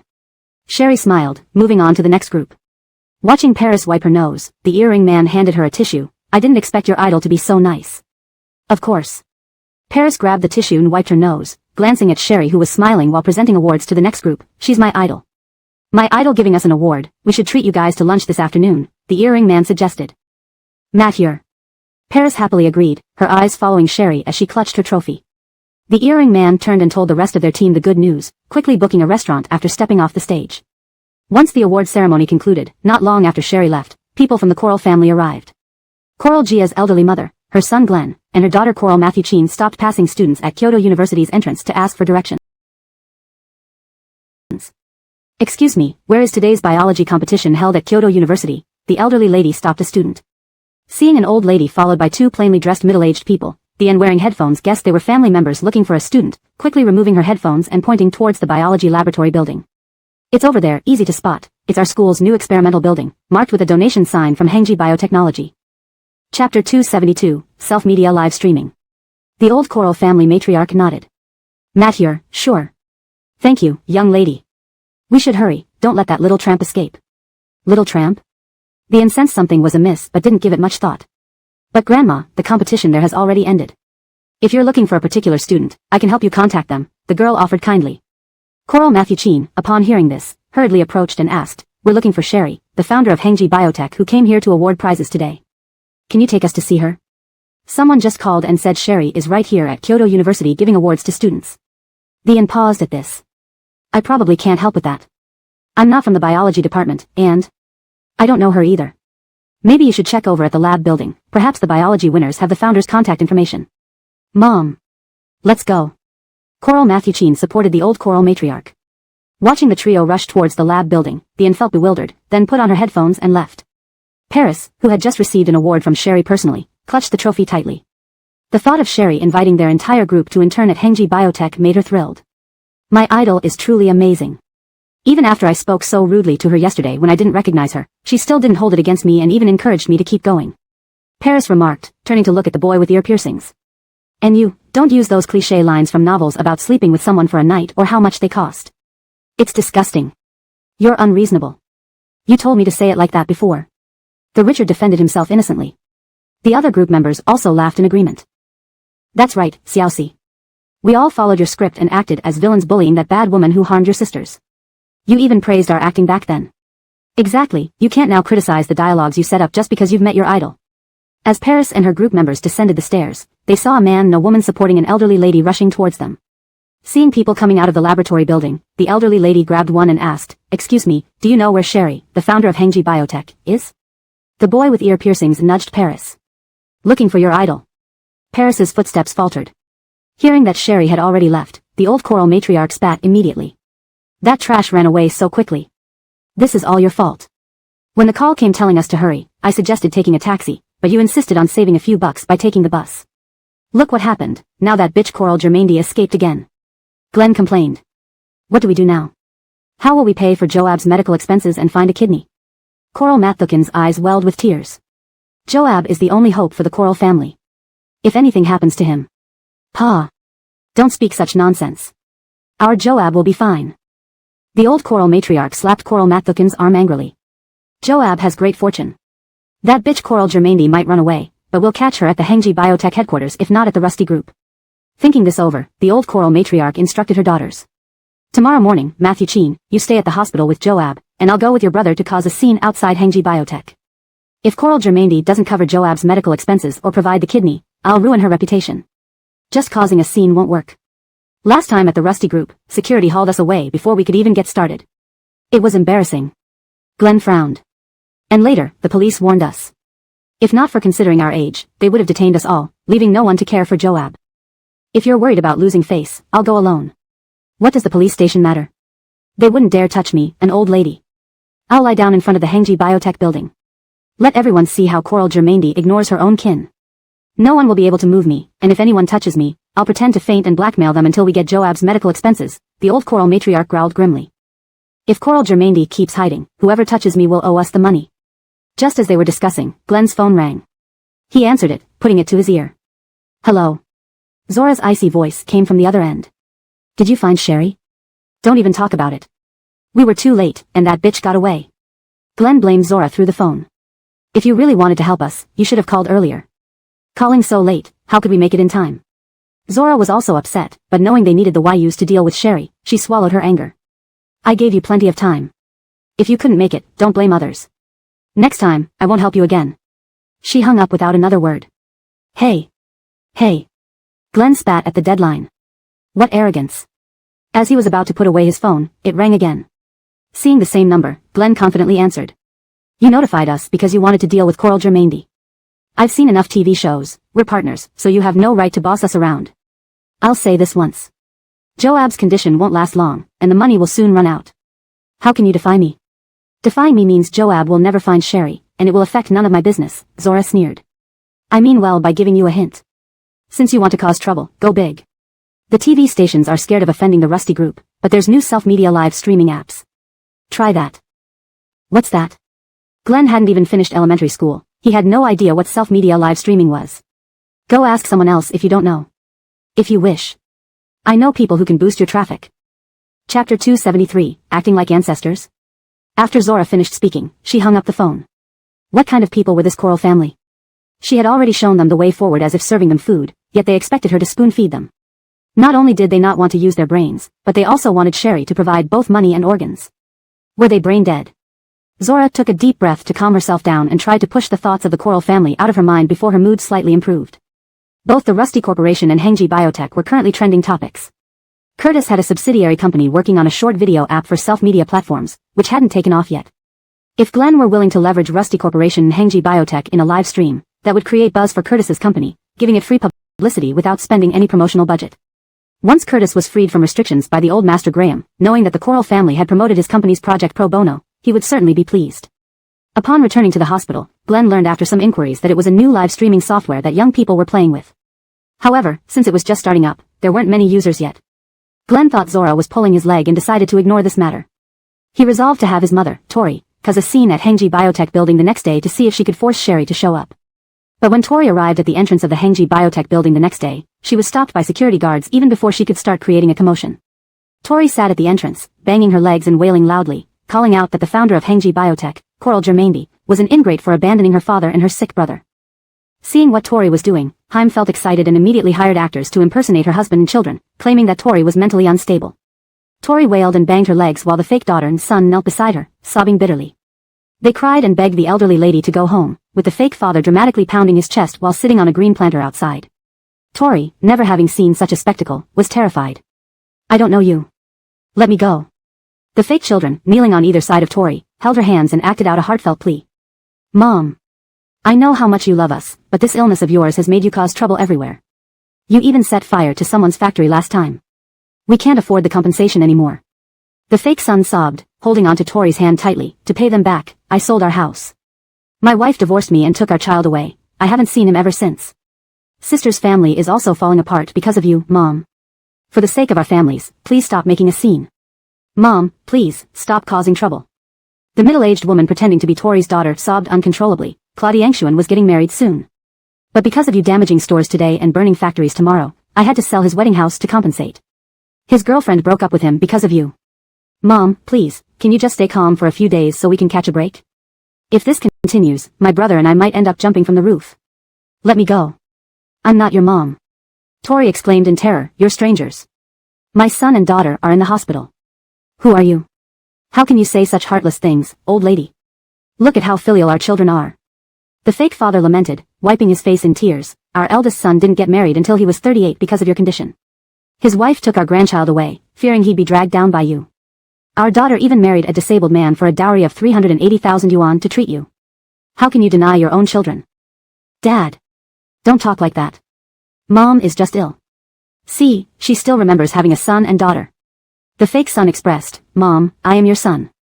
Please look at me. Mom, please come home with us. If you continue like this, Uncle might really send you to a mental institution, and we won't be able to stop it. We can't afford more compensation either, the fake daughter sobbed. Passers-by couldn't help but intervene. One person addressed the fake father. Sir, your wife seems so unwell, you shouldn't be too lenient. Allowing her to make a scene here isn't good. It's better to take her home forcefully. Exactly. This old lady's mental health issues are severe. She even set fire to a factory earlier. If she burns down the Hengji Biotech building, you can't afford to pay for it. Take her home, sir. The fake father shakily got up, supporting himself on the planter, and apologized to everyone. Sorry. I've caused you all trouble. You're right, we mustn't let her carry on like this. We'll take her home now, so we don't embarrass ourselves here. Hurry up, Mom. Let's go home. The fake daughter hurriedly stood up and tried to pull Tori. Tori pushed her away fiercely, shouting, Help! Help! These people are trying to kidnap me. I don't know them. My son, daughter, and grandson are in the hospital. I'm Coral Germaindy's grandmother, her real grandmother. The fake father said sternly to the children, we can't keep indulging your mother like this. Quickly, carry her away. As soon as he finished speaking, the fake children lifted Tori and carried her toward a tricycle nearby. Old tactics used to kidnap young women and children suddenly applied to Tori left her dumbfounded, unable to escape, and she kept shouting about kidnapping, asking passers-by to call the police. However, who kidnaps an elderly grandmother like this? To make her act like an ancestor? Moreover, after watching the performance by the fake father and two middle-aged adults, everyone considered Tori a madwoman. Some even suggested to the fake father, Sir, seeing how your wife's condition has disrupted the lives of your children, even though you're reluctant, perhaps sending her to a psychiatric hospital is the best choice. Otherwise, it will affect future generations. Translation note, the names provided in the story have been transliterated using Pinyin. Chapter 274, Regret Beyond Repair. Sorry. I'm so sorry everyone, really sorry. The old man kept bowing and apologizing as he walked away. Haim stood on the rooftop, laughing hard at the video one of his employees was recording. He immediately forwarded it to Sherry. Oh, boss.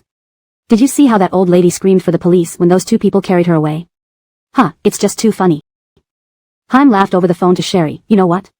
Dealing with these people who cry, make a scene, and threaten to commit suicide, you have to use unconventional methods.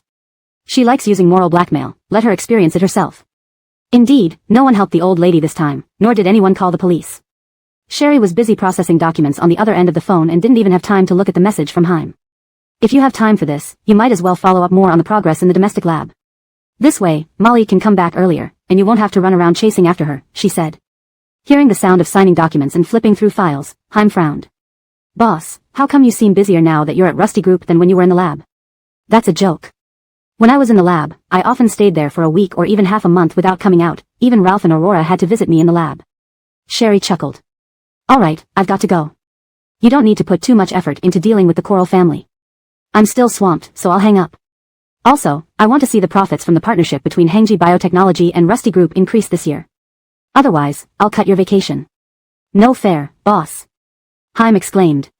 Sherry hung up with a smile and continued reviewing the documents on her desk. That night, someone posted a video of the Coral family's old lady causing a disturbance outside Hengji Biotechnology online, but it quickly got overshadowed by other content, leaving almost no one aware of it. The Coral family's old lady, whom Haim paid people to deal with, remained quiet for a few days. However, due to Donnie's medical expenses running low, they had no choice but to reappear at the entrance of Rusty Group's building, using the same tactic to get Sherry out. Once again, the pair of adult children and the husband who previously claimed the old lady was their neurotic relative appeared. The identical drama played out once more in front of Rusty Group's building. The old lady tried to flee again when she saw things weren't going her way, jumping into the small fountain near the entrance. But she was eventually tied up by the seemingly skinny middle-aged man and carried onto a tricycle while he cried, saying, Mom, I'm sorry, it's my disobedience. The onlookers were visibly moved.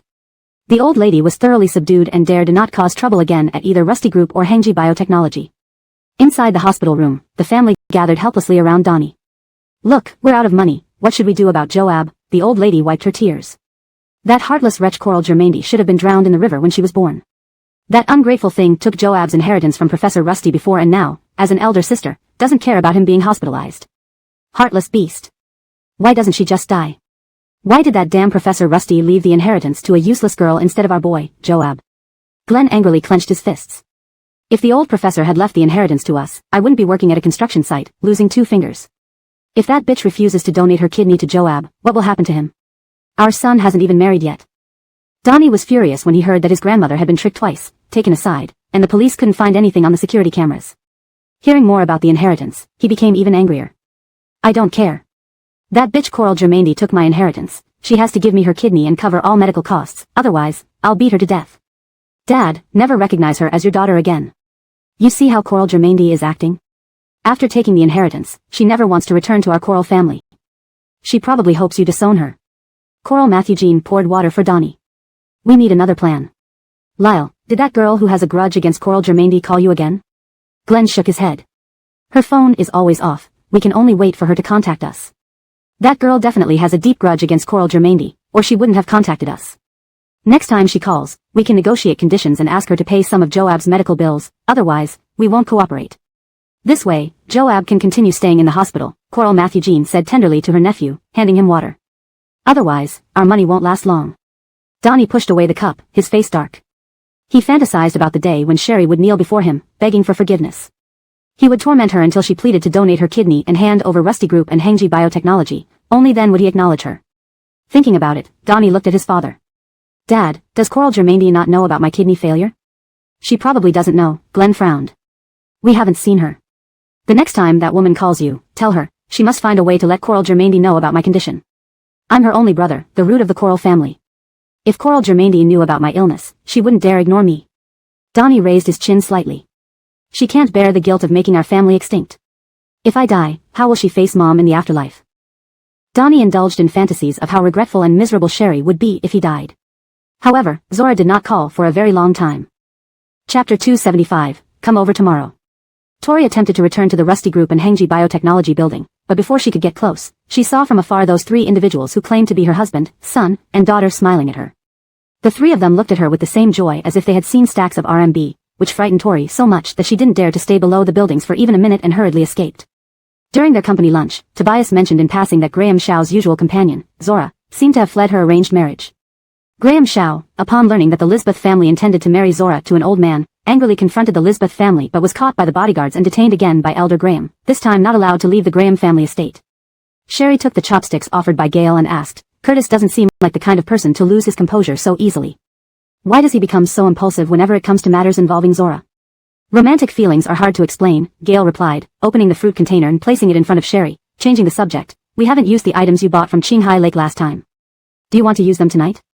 Ever since Gale's birthday, Sherry and Gale had been so busy that they barely saw each other.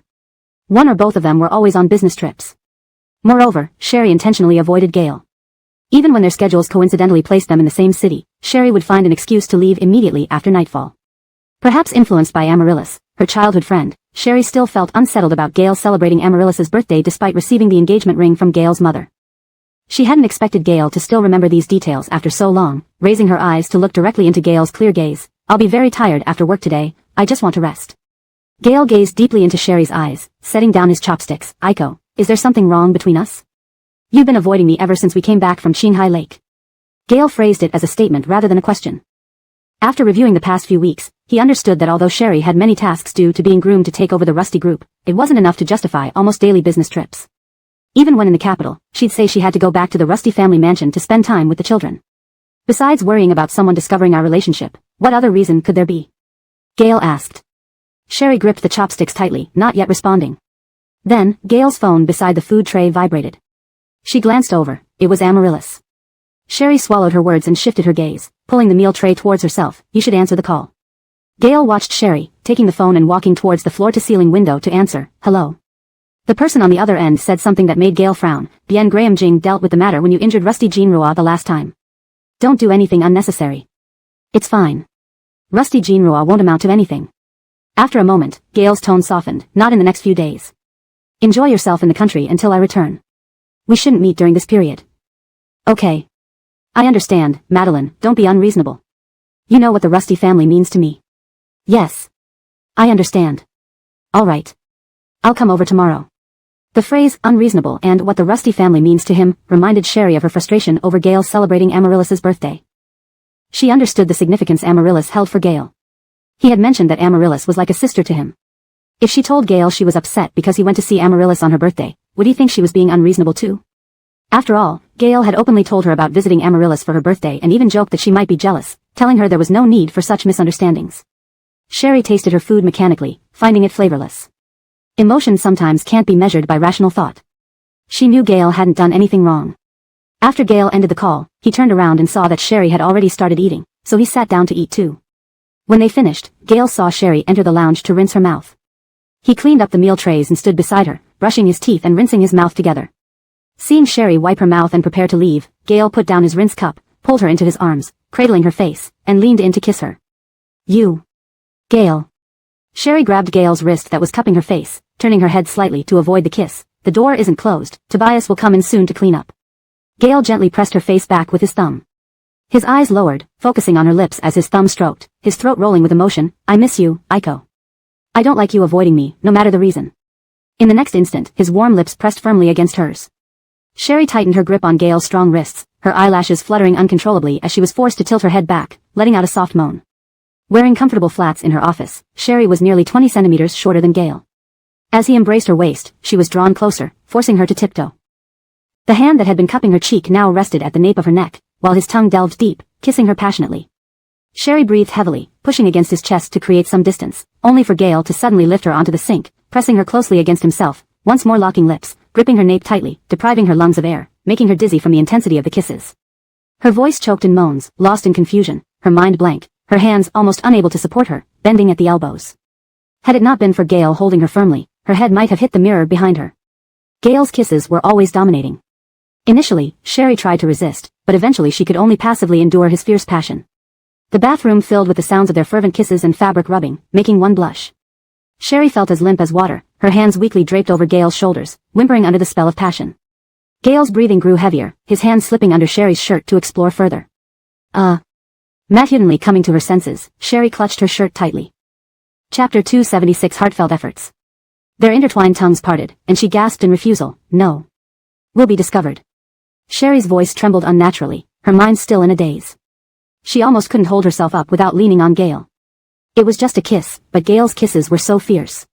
The passionate, heated kiss made Sherry sweat all over. Gail kissed Sherry's lips again and again, both of them were breathing heavily and their hearts raced. He gently stroked Sherry's spine, as if to comfort her, and rasped in a hoarse voice, You missed me, didn't you? Sherry buried her head in the crook of Gail's neck, her heart beating even faster at his words. Her body's reaction couldn't lie. She was held tighter by Gail, enduring his gentle yet lingering kisses. Shall we go back to Huading Xinyuan tonight? While kissing, he spoke in a voice like a mesmerizing sea demon. Let's not go back to the old house. She clutched Gail's shirt from behind.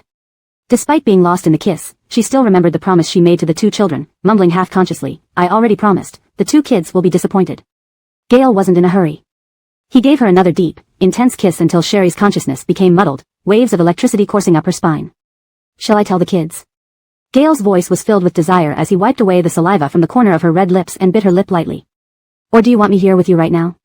With coaxing kisses, he confused Sherry's mind until she vaguely agreed to return to Huading Xinyuan that night. Only after Gail left her office restroom neatly dressed did Sherry realize what she had agreed to. She covered her reddened eyes with her hand and saw that the corner of her lip was also chapped. Sherry touched her lip, recalling how it happened while she resisted during Gail's coaxing. Fortunately, this spot wasn't obvious. Even if someone saw it, they could assume it was an accident during lunch. She quickly washed her face, composed herself, and stepped out of the restroom. She vowed never again to kiss Gail in the office. Henceforth, they would eat separately, him in his office and she in hers. Manager Rusty. Tobias pointed to the spot on her own lips where Sherry's lip was chapped. Your mouth? Sherry's ears turned red as she replied awkwardly, just talked too eagerly about company matters with Director Rusty during lunch and accidentally bit myself. It's fine, not very serious. Eating while talking can easily lead to biting your lips or tongue, Tobias said, placing tea next to Sherry and began reporting the morning's work progress. As soon as it was quitting time, Gail arrived at Sherry's office on time, looking completely official. Are you heading home? Standing at the door, file in hand, Gail saw Sherry putting on her coat and glanced at his watch. Then let's review this document at your place. Tell the maid to prepare an extra meal. I'll come with you. Sherry responded, Matt here. Sherry stood up, tidied her desk, asked Tobias to send her the unfinished documents via email, and then left together with Gail in the elevator. Initially, she thought the document Gail carried was merely a cover. Unexpectedly, he handed the document to her in the car. Take a look. This is last year's progress report on the projects confirmed during our exchange conference with the Graham, Winston, and Matthew families in Kyoto. Gail turned on the rear light. This year, you're summarizing last year and looking forward. Our company's plans for next year have been discussed. Have the secretary summarize everything and send it to you, checking if anything overlaps with other projects, ensuring we don't conflict and see which areas we can benefit from and share. Okay. Sherry replied. When they got home, the housekeeper had placed the dishes on warming plates and left. The rice was not yet ready, so Sherry sat on the sofa reviewing documents. Gale, having changed into casual clothes, came over, stroking Sherry's head. Just as he lifted her chin to kiss her, the doorbell rang. Sherry hurriedly got up and, wearing slippers, went to open the door. Gale sighed deeply, a hint of displeasure showing on his face. Seeing it was Grahamson on the monitor, Sherry opened the door quickly. Mummy. Mommy. The two little ones rushed in, hugging one of Sherry's legs each. Sherry knelt down immediately, holding the two little ones, glancing up at Grahamson with evident joy. Grahamson, why did you bring the kids over? Today is Friday, and Chairman thought it best for the kids to stay with Miss Aiko for a couple of days, Grahamson explained, looking towards Gale who was approaching. Chairman figured you must miss the kids, and they miss Mommy. As their great-grandfather, he couldn't bear seeing them sad. Sherry, noticing Grahamson's slight embarrassment upon seeing Gale, added, Jeremiah came today to discuss the upcoming conference. Grahamson, with an understanding expression, pushed the kids' luggage forward. Then I'll take my leave. Thank you for bringing the kids over, Sherry said, tightly embracing the two little ones. Watching Grahamson leave via the elevator, Sherry led the two kids toward the dining area. Gale carried the luggage inside. Have you eaten? Yes. Coraline Yuan happily replied, turning to look at Gale. After he closed the door, she called cheerfully, Daddy. Hearing Coraline Yuan's tender call, Gale felt his heart melt. He picked up the little one and lifted her up. You've gained some weight. Turning to Suzanne, who wouldn't let go of Sherry's hand, he remarked, Suzanne has grown taller. So that's why Mommy can't go back to the old house, because you're here? Suzanne asked Gale. Gale, holding Coraline Yuan, squatted down and patted Suzanne's head. Yes, your mom has a lot of work. So, our Suzanne needs to grow fast and help Mommy. Suzanne's ears turned slightly red, and she nodded, I will. Right. Coraline Yuan suddenly wriggled out of Gale's arms, ran to her suitcase, bent over and rummaged through it, finding two containers. She proudly handed one to Gale and one to Sherry, saying, This is the strawberry we grew with Big Brother in Rusty Marin's glasshouse. We planted them ourselves. They've ripened, so we packed a box for Mommy and Daddy. These are the fruits of our labor. Hashtag chapter 277, a proud little one. Really? Gale took the lunchbox with a smile that was far from her usual cold, distant demeanor at work. She beamed, Thank you, our Kim and our Sherry. Daddy will eat it all up in a bit. After finishing their meal, the two little ones stayed close to Sherry. Kim chattered nonstop about the events at the old Rusty family residence, while Sherry sat obediently on one side, engrossed in a tablet. Gale tidied up the dishes and went into the kitchen to cut fruit for the kids. Looking up, she saw Sherry laughing, talking with the children in the living room, her eyes soft with affection. After having some fruit, it was already past 10 o'clock, yet the two little ones were still excited and unwilling to sleep. Gale firmly scooped up Sherry, who clung to Sherry, carrying him to the bathroom like a little chick. Standing outside the glass shower door, she watched as the small child grabbed the hem of his hoodie, pulling it off effortlessly. Gale asked, Do you need help? I don't, Sherry replied sternly, undressing himself before stepping onto a stool and turning on the shower, extending his white, tender little arms to lather soap. Sitting on the stool, he squeezed shampoo and body wash, coating himself in bubbles, trying to reach the shower knob with closed eyes. The shower knob was too far for Sherry, even when standing on the stool. Gale rolled up her sleeves and helped lift the shower head for him. After rinsing off, Sherry rubbed his eyes, peering at Gale and politely thanked her, Thank you. Gale wrapped him in a towel and set him on the sink counter. Next to it was the moisturizer Sherry had taken from his luggage. She squeezed some onto her palm and began applying it to his chubby, white arms. Sherry cooperated, lifting his chin as Gale finished applying the lotion, drying his hair, and dressing him in pajamas. Then, Sherry put on slippers and trotted to the master bedroom, climbing onto the soft bed filled with his mother's scent, waiting for her to finish bathing Kim. Gale heard the joyful laughter from the bathroom and walked over to the bedside with a picture book. Is this your picture book? Seeing it was the one he'd just taken out of his suitcase, Sherry nodded. I'm waiting for Mommy to read it to me. Let Daddy read it. Gale looked at Sherry, freshly bathed and fragrant. How about that? Recalling how Gale had helped him bathe, Sherry relented, thinking of how much he wanted to hear the story. He nodded. You can read it. The little one was quite proud. Gale sat beside Sherry, cradling him in her arms as she opened the book. Sherry's ears turned slightly red, listening to Gale's deep voice resonate behind him. The vibration against her chest made him understand why Kim liked being with Daddy. It was a completely different feeling compared to listening to stories in Mommy's embrace. By the time Sherry and Kim finished their baths, Gale was already asleep in bed with Sherry. Sherry gestured to Kim, placing her next to Sherry and lying down on the other side. The king-sized bed easily accommodated them all. Sherry watched Sherry's tiny hand resting on Gale's neck, then gazed at Gale's chiseled features, turning off the light and kissing Kim's cheek. Good night, Mommy, Kim hugged Sherry's neck. Good night, my dear Kim. In the morning, Sherry woke up to find Gale and Sherry already gone. Kim slept sprawled out, showing no signs of waking. Wrapping herself in a robe, Sherry quietly left the bedroom. She saw Sherry sitting at the dining table, drinking juice eagerly, while Gail prepared more juice in the kitchen. "You're up so early?" Sherry smiled. "Mommy." Sherry put down his drink, grinning. "I've been back from jogging." Sherry didn't mention encountering Sam on the way back, which upset him enough to drink an extra glass of juice to dispel the bad luck. Woke up, Gail glanced at Sherry walking into the dining area. "I didn't call the housekeeper today. I'll prepare breakfast. How about scrambled eggs with bacon?" "I'll help." Sherry ruffled Sherry's hair, stepping around the counter to stand beside Gail, tying her long hair back and washing her hands to assist. "Circulate should be waking up soon. Why don't you warm up milk for her and yourself? This part is almost ready," Gail said. "Okay," she agreed. "Grandfather Rusty called earlier, asking us to send the kids back by afternoon." Gail's tone held a hint of amusement. Clearly, Rusty Elder couldn't stay away from the children and always sent them over when Sherry and Gail were alone together. "All right," Sherry nodded. "I have a flight this noon and need to go on a business trip. It'll be up to you to take the kids this afternoon," Gail spoke softly. "All right." Sherry paused mid-pour of the milk, asking directly, "To see Amaryllis?" Sherry knew Gail was meeting Amaryllis today. Yesterday at lunch, Gail had received a call from Amaryllis, who seemed to be in the country, and had agreed to meet her today. "Yes," Gail's voice carried a teasing tone. "Don't want me to go?" Sherry placed the milk cup in the microwave, looking back. "If I say I don't want you to go, will you not?" Gail chuckled. "Clifford will also be there." Sherry didn't press further, nodding. After breakfast, Kayla arrived to pick up Gail with her luggage. Gail kissed both children's cheeks goodbye and left with Kayla. Watching Gail enter the elevator, Sherry closed the door and turned to the kids. "Get ready. We're going back to the old residence to visit Grandfather Rusty and Rusty May Run, okay?" "Matt here." Kim responded enthusiastically. Sherry also nodded in agreement. The two kids were very independent, quickly packing their things. With Ephraim helping carry their suitcases, Sherry led them into the elevator, holding one hand of each child. On the 4th floor, the elevator stopped. Standing outside was Sam, dressed casually and seemingly in a rush. He froze upon seeing Sherry and her two children. Chapter 278, Unable to Bear It. He stepped into the elevator and faced the two children, his eyes instantly reddening. He couldn't help but think of the terrible things he had done to Elodie in the past, particularly pushing her down the stairs in Moscow, almost killing her and the twins. Ding. Lacey stood stiffly by the elevator door, frowning at Sam. "Mr. Youssef, could you please move?"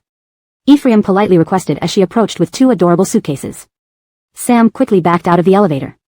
"Mommy, that mean uncle is so strange," Aurora said, looking up at Lacey. Lacey merely smiled, securing the two little ones in their car seats, fastening their seatbelts, and was about to get in the car when she heard Sam's soft voice. "Elodie." Lacey turned around, her expression indifferent. "What is it?" The fists at his sides tightened, his voice choked with emotion. "I know it's presumptuous to say this, but the children need a father. Bringing them into this world was my mistake, and I can. Sam, my children have a father. And I've never thought that bringing them into this world was a mistake." Lacey interrupted him. "They are treasures given to me by heaven. They are everything to me. I misspoke, that's not what I meant." Sam apologized cautiously, his nostrils flaring as his eyes reddened again.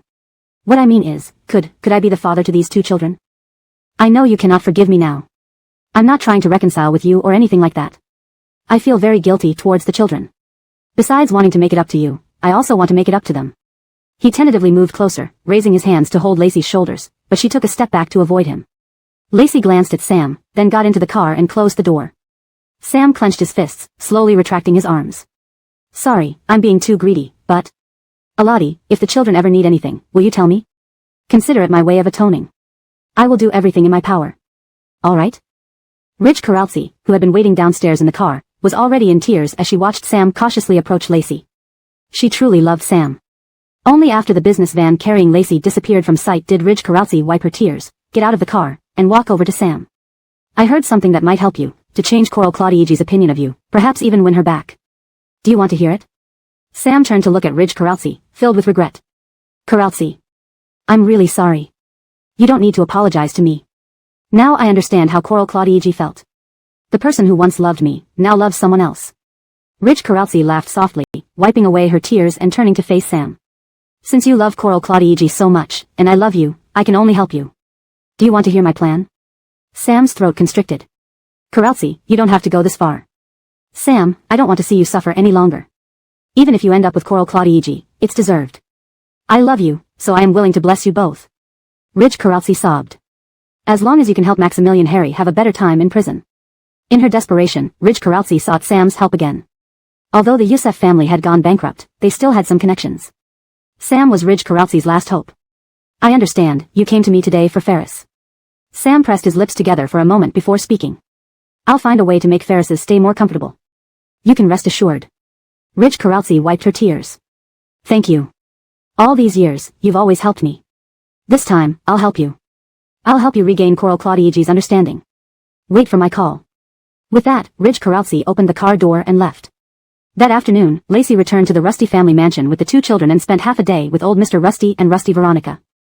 The whole family gathered in Rusty Veronica's glass conservatory, which remained warm year-round. Aurora climbed a small ladder, holding the watering can high above her head to water the flowers, while Rusty Veronica and Aunt Claudia carefully guarded the Annabelle. Ralph sat on the swing reading on her tablet, and old Mr. Rusty and Lacey sat under the grapevines playing Go. Do you know Amaryllis, the only daughter of Sinway Group, has come to China? Old Mr. Rusty stared at the chessboard, placing his teacup aside and making his next move. Yes, I know, Lacey replied, picking up another stone and placing it on the board. She's G. Rome's childhood sweetheart, old Mr. Rusty chuckled, dropping another piece. G. Rome must have gone on this business trip to see her. Lacey nodded, calculating where to place her next move. Old Mr. Rusty left it at that and discussed the upcoming exchange conference with Lacey. G. Rome told me that you would attend this year's exchange conference. I agree, but you can't go alone. Someone should accompany you. This conference started with the Winston family, who used to be the most prominent among the four great families of Jingdu. As they played, old Mr. Rusty detailed the history of the exchange conference for Lacey. Over the years, the nature of the conference had changed. The stubborn old patriarch of the Winston family still likes to lecture others frequently, especially since the Winston family's fortune has declined year by year. Every year he tries something new at the conference.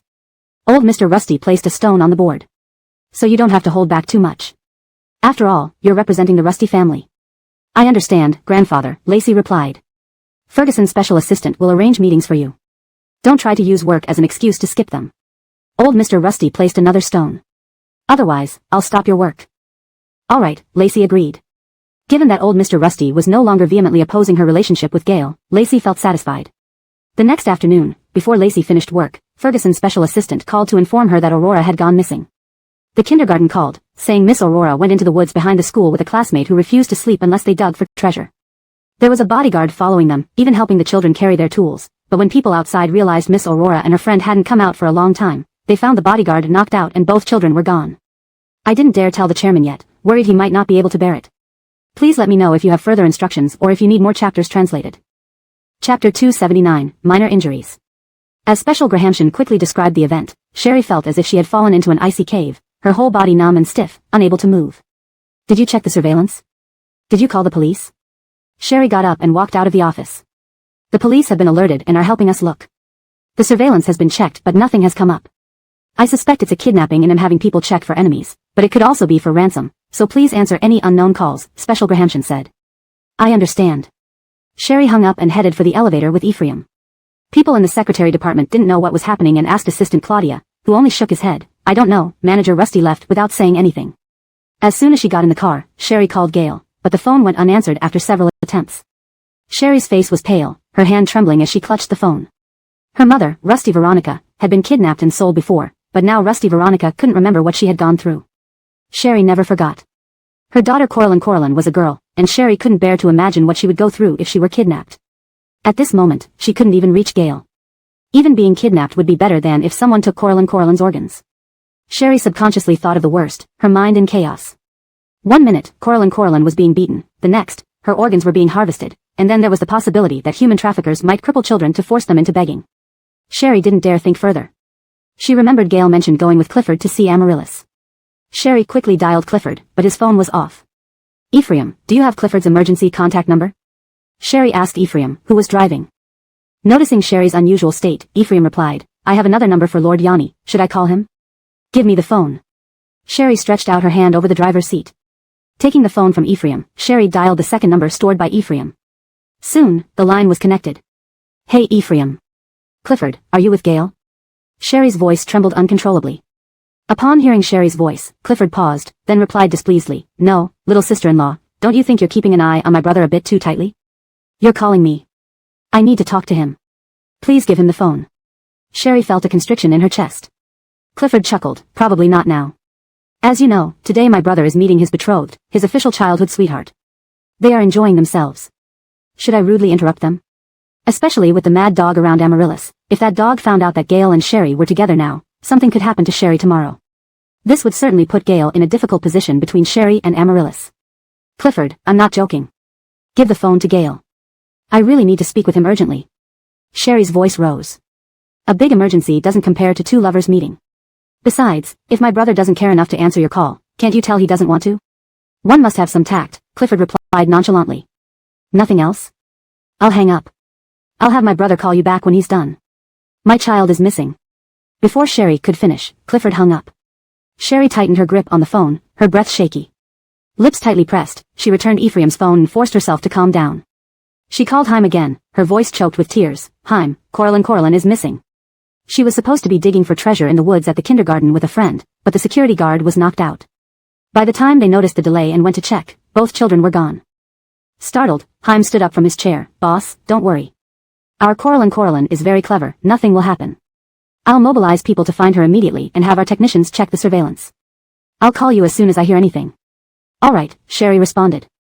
Soon, Sherry arrived at the kindergarten. Special Grahamshan was on site, seeing Sherry approach and hurriedly informed her, we've already investigated the scene.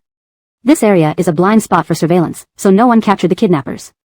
The police are checking cars that were here during the relevant time period and surveillance from other areas to try and find the children. Beside the woods, the grandmother of the other child was sobbing uncontrollably, blaming the kindergarten for losing her grandson while his parents were abroad. The grandmother brought a lawyer to discuss the matter with the police and the kindergarten. After all, every child entering this kindergarten signed a safety agreement, and the responsibility was huge given the child's disappearance on premises. Seeing Sherry's pale but composed demeanor, Special Grahamshan kept communicating effectively with the police. Concerned, Ephraim privately called Clifford, hoping he'd realize the severity and inform Mr. Rusty about Coraline's disappearance. Who knew, Ephraim's call was met with suspicion, and Clifford thought it was Sherry acting jealous and seeking Gale again, so he blocked Ephraim's number. Ephraim frowned, watching Sherry's tense posture and pale face, unsure how to help. Soon, Sherry's phone vibrated. Remembering Special Grahamshan's warning, she quickly answered the unknown call. Hello. Hello, Senior Coral, it's Enid. Hearing it was Enid, Sherry's heart sank. She preferred it if the kidnapper was calling for ransom, she'd pay anything. Don't call me unless necessary. Sherry tried to hang up. Senior Coral, your child is in the hospital. Enid interrupted before Sherry could hang up. Provincial People's 4th Hospital. She has minor injuries. Sherry froze for a moment. What did you say?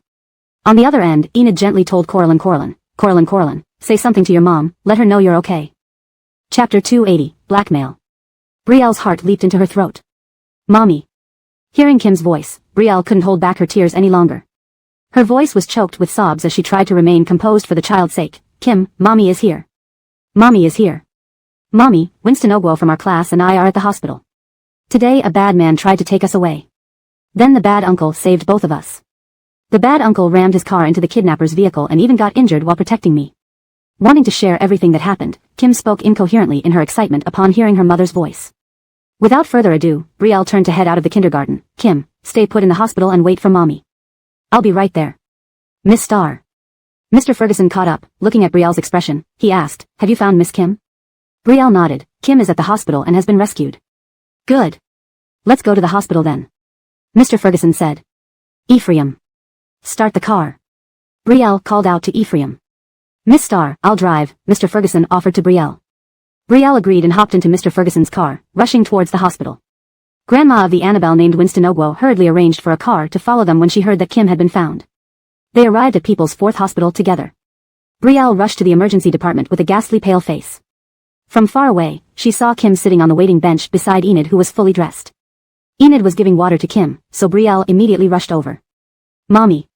The little one jumped down from the chair and ran toward Brielle.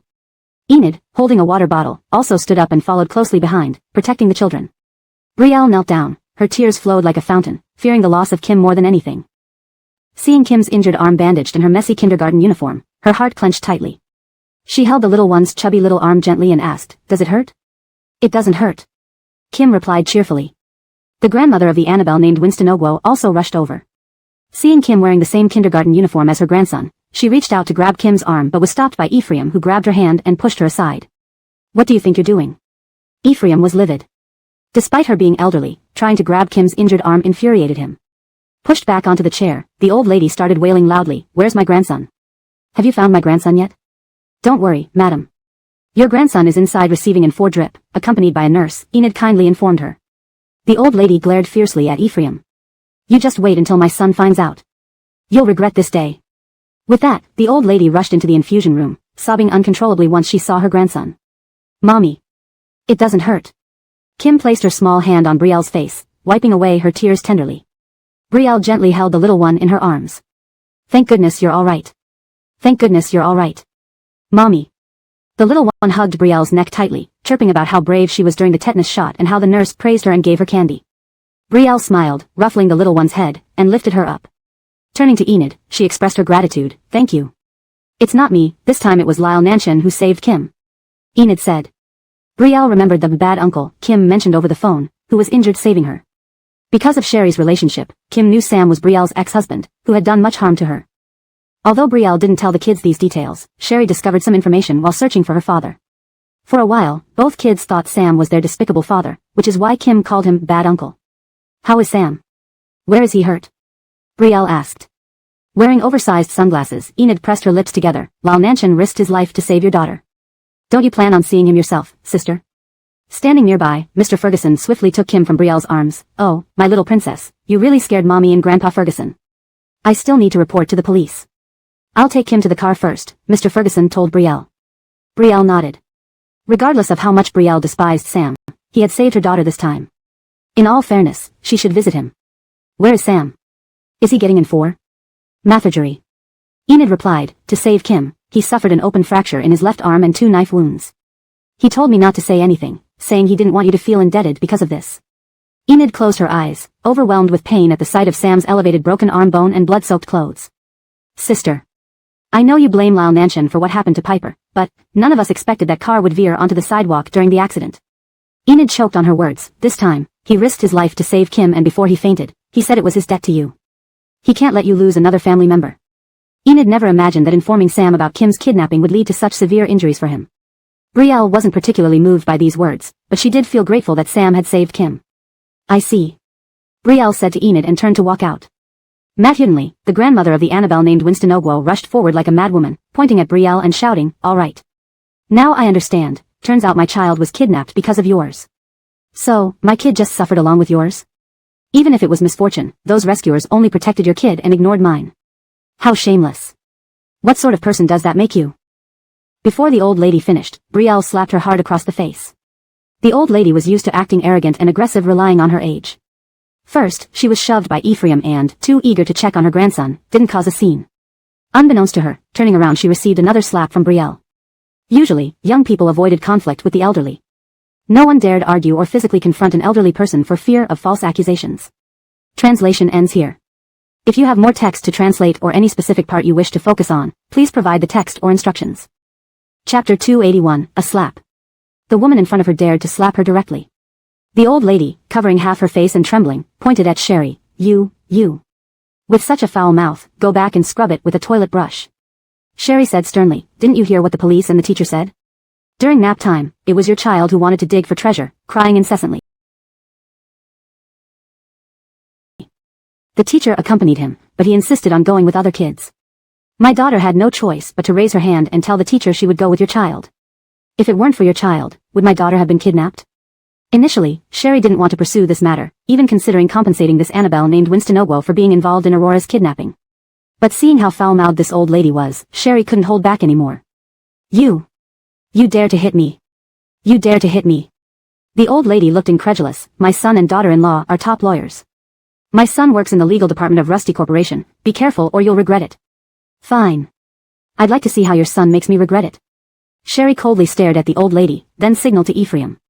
Ephraim immediately took out Sherry's business card from his pocket and handed it to Sherry. She walked up to the old lady and gave her the card. This is my business card. Your son can find me anytime. The old lady glanced at the card, her face instantly turning pale. Fake. How can you be the vice president of Rusty Corporation? You're just a woman, what makes you qualified to be the vice president of Rusty Corporation? The old lady refused to believe it. Sherry gave the old lady a cold smile and turned to Enid, saying, please take me to Sam's operating room. Enid nodded.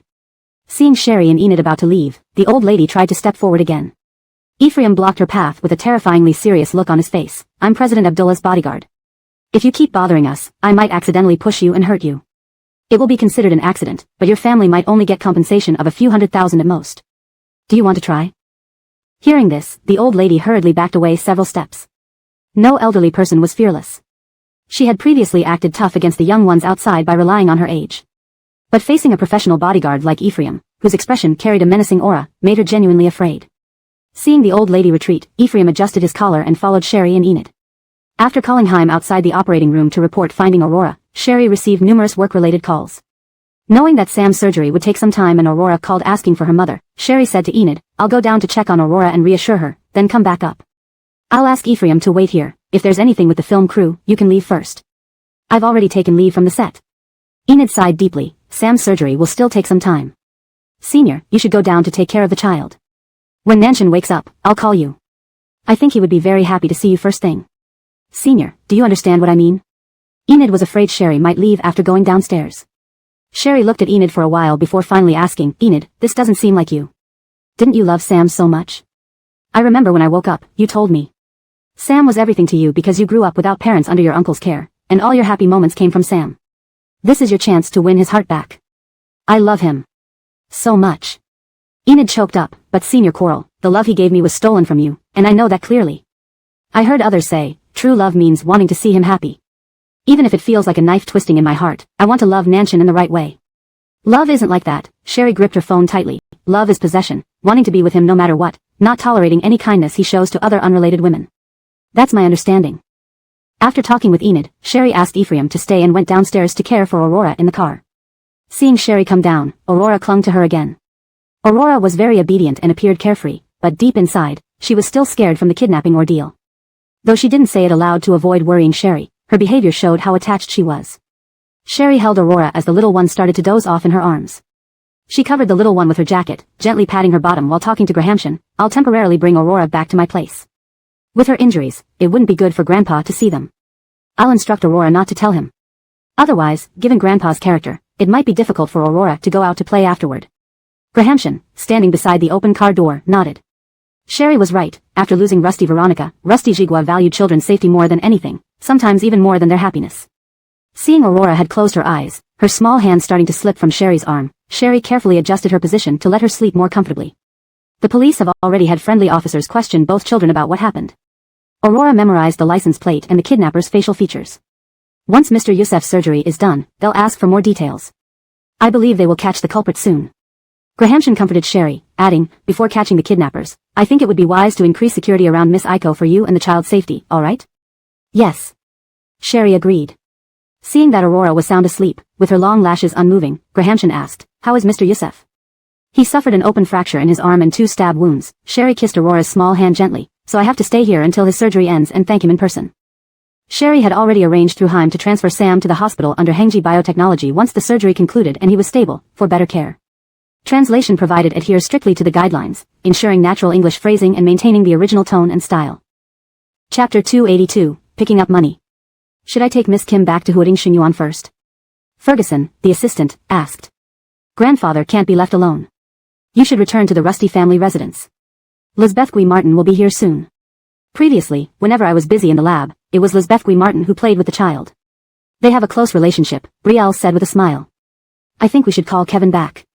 He should take care of you and the child." Ferguson looked at Kim with concern. "Kevin is old, and the climate in Beijing isn't good for him. Let's not trouble him anymore. The child usually stays at the Rusty family residence, and I can take care of myself." Ferguson assistant.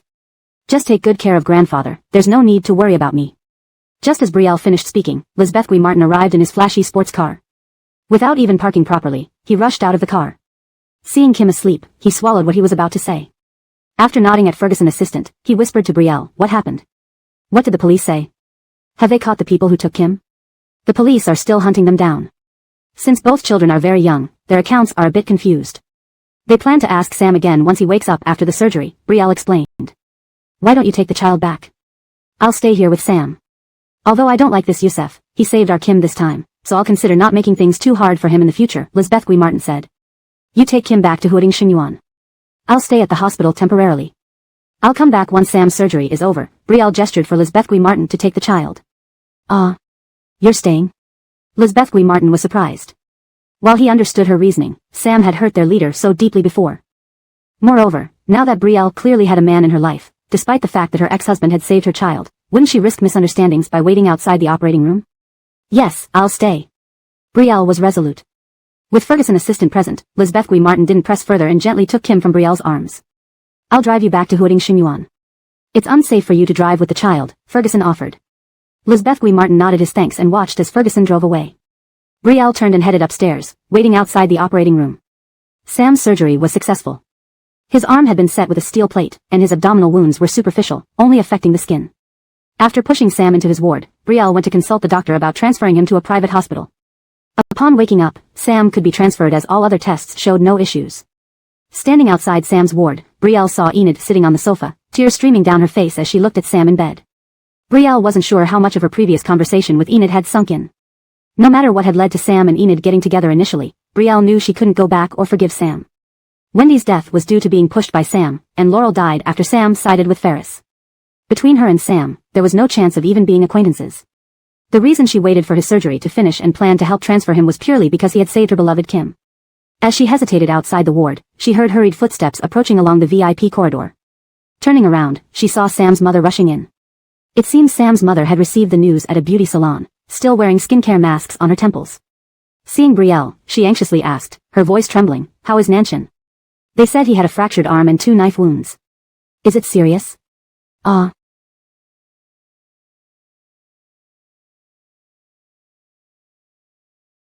Brielle, having just experienced the fear of Kim's disappearance, spoke more gently to Sam's mother. His arm has been set with a steel plate, and the 2 wounds haven't affected any organs.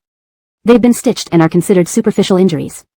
Relieved, Sam's mother almost collapsed but was steadied by Brielle's quick reflexes. I'll rest a moment before going in. Sam's mother leaned against the wall, trying to calm her racing heart. She hadn't known how frantic she'd been when she got the call about Sam's accident. It reminded her of the phone call she had received years ago about a car crash involving Sam and Brielle, fearing she might lose her son. After a brief pause, Sam's mother turned to Brielle. I heard that Nanshan was injured while saving the child? Yes, Brielle nodded. Thank you, Sam. If it weren't for him, the outcome would have been unimaginable. Star, regardless of everything, you and Nanshan were once married.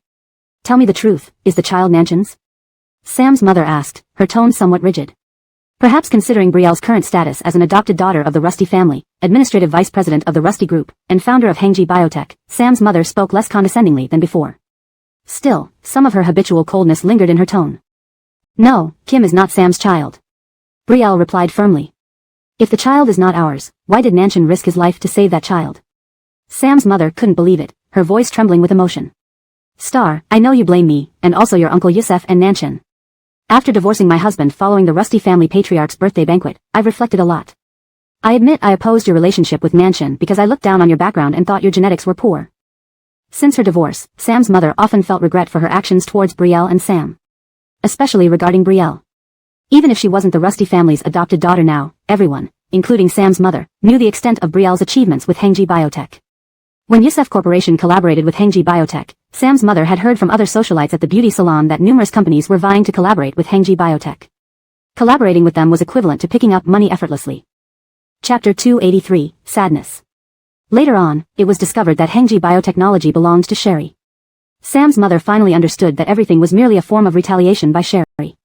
At first, she hated Sherry, but after her divorce, she considered things from Sherry's perspective and found her revenge somewhat understandable. She even believed that if she had the same capability as Sherry, she would have wanted to severely retaliate against Sam's father, making him lose everything. After I divorced Sam's father, I did a lot of thinking and regretted opposing your relationship with Nanshan when you woke up. I indulged in his mistreatment of you, said Sam's mother sincerely. Aiko, what I mean is, I no longer oppose your being together now. I admit part of this is because you are the adoptive daughter of the Rusty family. But more importantly, I hope you consider the child's well-being. It's better for the child to be with their biological parents. Who could save their child so recklessly except for a biological father? Seeing Sherry about to speak, Sam's mother raised her hand to stop her, continuing, you and Nanshan were once in love, and you saved Nanshan with your life during that car accident. You've loved Nanshan for so many years, I don't believe you can just let go. Matyuch's deep feelings are rare in this materialistic era. You've already retaliated against the Yusef Corporation, and Nanshan has acknowledged his mistakes. Why not give Nanshan another chance for the sake of the child? Wouldn't it be nice for your family to live happily together? I promise. Sam's mother stood up straight. I promise not to interfere with your lives, nor will I make any demands. Nanshan really loves you. For the sake of the child, give Nanshan a chance. Aiko, listen to me, children should be with their biological fathers. Sherry spoke up, you're right, children should be with their biological fathers, but the child is really not Sam's. I've said this many times. How could that be? You loved Nanshan so much back then.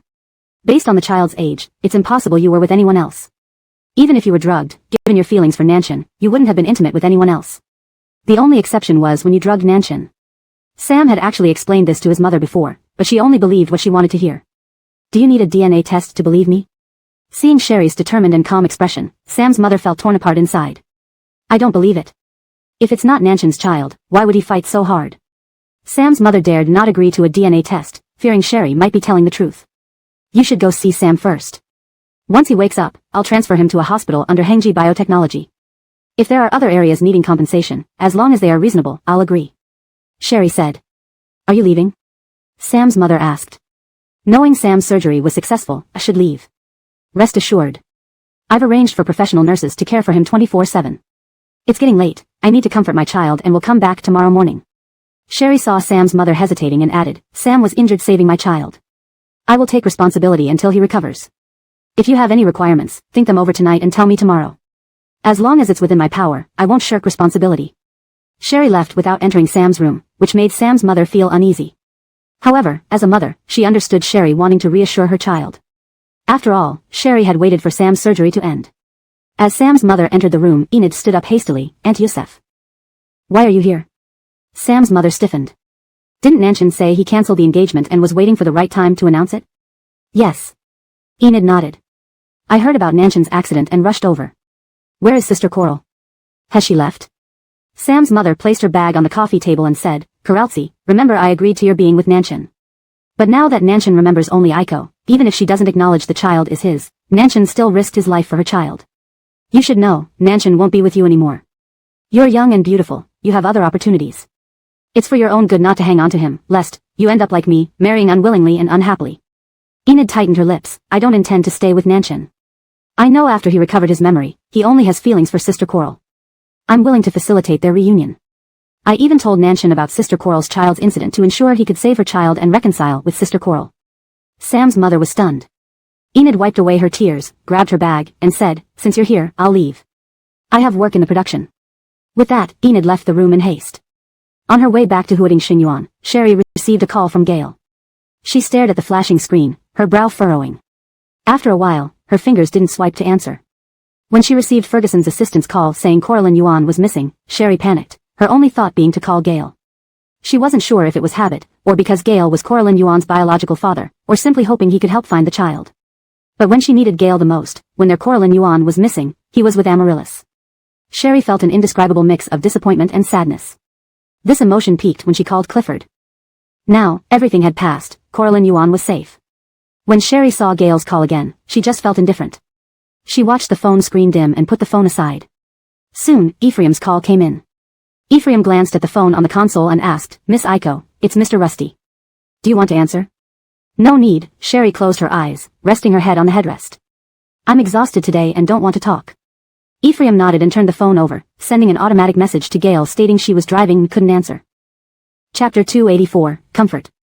On the way back to Huading Xinyuan, Brielle's phone kept vibrating. Not until they were almost at their destination did Brielle adjust her emotions and answer the call, placing it to her ear. Hello. Star, you called me. What's wrong? Gail had been calling back after seeing several missed calls on his silenced phone following his meeting with Amaryllis, worried something might have happened to Brielle. Nothing, everything is settled, Brielle replied. Why didn't you answer your phone? Gail seemed to have walked to a quiet area, as the surroundings suddenly became calm. I fell asleep in the car. Noticing the hoarse tone in Brielle's voice that sounded like she just woke up, he said, don't overwork yourself. Work is important, but so is your health. Have you eaten dinner? Almost there, just reached Huading Xinyuan. I can eat once I get upstairs. Brielle's response was calm and normal, revealing no sign of any disturbance. Lyle, what are you doing? Come quick. Clifford's voice came from the other end. Brielle frowned, I'll head upstairs first. You're busy. Okay. Gail responded, if you're too tired, take a day off tomorrow. The company won't stop running because of you. Alright, I know. Bye. Brielle hung up, then pushed open the car door and got out. Ephraim followed beside her, clearly sensing Brielle's extreme exhaustion despite her outward calmness. He pressed the elevator button for her and asked softly, why didn't Miss Starr tell Mr. Rusty about Coraline's situation? All resolved, no need, Brielle pinched the bridge of her nose. Once we get upstairs, you can leave. Don't tell Gail about this. Ephraim remained silent. In fact, when Brielle called Gail and Clifford earlier, he could sense her panic, especially when she asked Clifford to pass the phone to Gail. It felt like she was on the verge of tears, ready to shatter. But now, Brielle seemed cold like ice, appearing completely in control, unlike her pale and trembling self from the earlier call. Changing into slippers at the foyer, Brielle saw Ferguson Tazu assisting the housekeeper in preparing dinner in the kitchen. She hung her coat on her arm and asked, startled, Mr. Ferguson? Why are you still here? Miss Corlin wanted me to make sweet and sour pork ribs and orange beef. I took leave from Mr. Ferguson and stayed to prepare it for her. Ferguson Tazu smiled warmly. She woke up right away upon returning home and isn't crying or fussing. She's playing games with Mr. Lisbeth in her room. Great, thank you for your hard work. Brielle tossed her coat onto the sofa, washed her hands, and pushed open Corlin's door. There she found Corlin and Haim sitting on the carpet playing a card game. Hee hee hee. Corlin giggled in a mischievous manner, mimicking what she saw on TV and movies. Uncle Lisbeth, all your cards belong to me now. The little one swept the cards towards herself and commented, Uncle Lisbeth, you're so weak. When I play with Lyle, I always lose every card. But playing with you, you lose every card to me. To sum up, you're even worse than a kid. Do you really use idioms like this? Is this how your mom taught you? Haim tapped Corlin's forehead lightly. Besides, I let you win, adorable little one. Losing to your brother is normal for both of us. Winning against him wouldn't be normal for either of us. Your talking sounds like a tongue twister. Corlin muttered, holding a pile of cards in her arms, then looked up to see Brielle smiling at the doorway. Immediately, she dropped the cards and rushed over, Mommy. Brielle scooped up Corlin into her arms. How did you wake up right away? Didn't nap at noon? Not sleepy? Not sleepy. Knowing Mommy will sleep with me tonight made me too happy to sleep. Corlin hugged Brielle's neck and kissed her cheeks twice, whispering, No brother, I can monopolize Mommy tonight. Haim stood up from the carpet and asked with a smile, I've never understood why Corlin calls you Mommy while Sherry calls you Mama. And Corlin sometimes switches between them. Isn't that odd? That's to help Mommy distinguish me from Lyle. When I was little, I often liked wearing the same clothes and using the same things as Lyle, and pretended to be him. Later, Mommy taught me to call her Mommy, so she could tell us apart through our addresses. Isn't my Mommy very smart? Corlin clung tightly to Brielle, eyes filled with pride, her small face pressed against Brielle's. You're proud of pretending to be your brother? Haim teased, reaching out to pinch Corlin's chubby cheeks. It's ready for dinner. Ferguson Tazu called. Brielle set Corlin down. Mommy will change. Go to the dining room with Uncle Lisbeth. Okay. Corlin agreed obediently. When Brielle came out changed, Ferguson Tazu was already putting on his coat to leave. Isn't Mr. Ferguson staying for dinner? Brielle hesitated, trying to persuade him. Please join us. No, I must be going. Ferguson Tazu smiled, waving to Corlin. You can video call Chairman Ferguson if you have time later, it will reassure him. Matt here. Bye, Grandpa Ferguson. Corlin waved goodbye. As the elevator doors closed, Ferguson Tazu thought about how Haim was skilled at taking care of Corlin. He believed it would be great if Brielle could be together with him. During the ride back, he had casually inquired and learned that Haim didn't have a girlfriend. Moreover, if Haim didn't have feelings for Miss Starr, why would he come over at her request to babysit? Clearly, he and Miss Corlin got along splendidly. A smile crept onto Ferguson Tazu's lips. He should discuss this thoroughly with Chairman Ferguson. Maybe they'd been looking in the wrong direction, persistently seeking suitable matches for Miss Starr, instead of focusing on the quality men around her. Brielle watched Ferguson Tazu enter the elevator before leading Corlin back to the dining table. Haim glanced at Corlin and asked Brielle with a wink, during this incident with Corlin, did that person not offer comfort or support? Although Brielle hadn't revealed the identity of the man she'd hidden, Haim guessed, based on his years of knowing her, that Brielle definitely had someone. Chapter 285, Don't Keep Things from Home. Seeing Sherry sitting in the child's high chair with Aurora in her arms, Haim tapped on the table. Why didn't you call to let me know? I could have come over and assessed things for you. Aurora almost got kidnapped, and Sherry's ex-husband, that scoundrel, was seriously injured while saving her. As the current man in Sherry's life, not showing up would be inappropriate. Can't you stop talking even during meals? Sherry used her chopsticks to place a piece of pork rib on Haim's plate. Eat up. Haim thought Sherry felt shy speaking about it in front of Aurora, so he laughed. All right. Eat then, we'll have plenty of opportunities to meet later. But seriously. With something as serious as Aurora being in danger, why don't you tell him about this and see how much he cares for you? It also helps gauge his capability. You've been through one heartbreak. I don't want you to experience another unsuitable relationship. You're the one who will get hurt. I know. Eat up. Although Sherry appeared annoyed by Haim's talkativeness, she understood his concern for her. Regarding Aurora's near kidnapping incident, Sherry believed she could handle everything and investigate clearly on her own without needing Gale. In her relationship with Sam, and especially this time when she couldn't reach Gale during Aurora's crisis, Sherry learned a lesson: no one can be relied upon in this world except herself. She shouldn't place all her hopes on others. Having lower expectations avoids disappointment. Knowing she cannot rely on anyone would make her try her best, just like when she established Hengji Biotech. Don't fob me off. Men can assess other men accurately. Let me see him, I'll tell if he is trustworthy or not, Haim said. Sherry ladled a bowl of soup for Aurora and gave one to Haim. Don't worry, I have my measures. After one fall, you won't fall twice at the same place. Am I stupid? Mommy is not stupid. Mommy is the best. Aurora stretched out her little hands, giving Sherry a thumbs up. Sherry smiled and patted the little one's head. She pulled out a chair and sat down, signaling Haim to eat. Haim sighed, poking his rice with his chopsticks. Okay. Let's eat. His phone vibrated.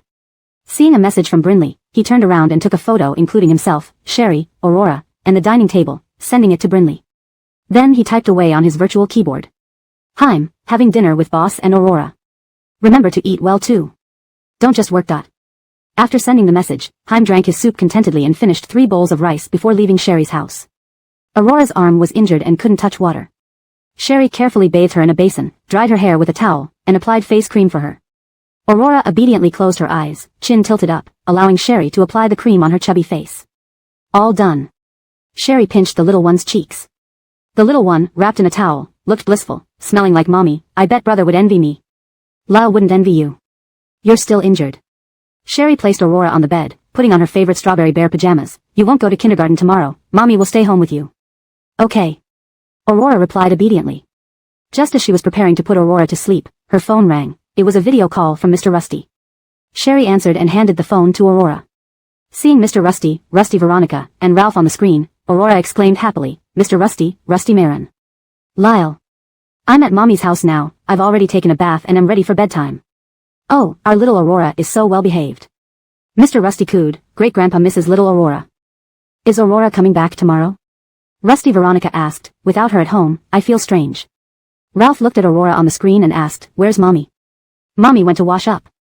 Aurora replied obediently, I can't come back tomorrow, but I'll return soon. Aurora chattered happily about interesting kindergarten events. When Sherry returned, Aurora handed the phone back. Noticing only Mr. Rusty remained on the video call in his study. You go to sleep first. Sherry smiled at Aurora and stepped outside. Grandpa. I already know what happened to Aurora today. Mr. Rusty spoke sternly. Originally, I didn't want to worry you, but Aurora slipped up. Sherry asked. I'm not senile yet. Mr. Rusty's tone wasn't friendly. You and Grahamshan think you can fool me by saying Aurora suddenly missed you and cried in kindergarten? Have I not known our Aurora long enough? I'll investigate and figure out exactly what happened.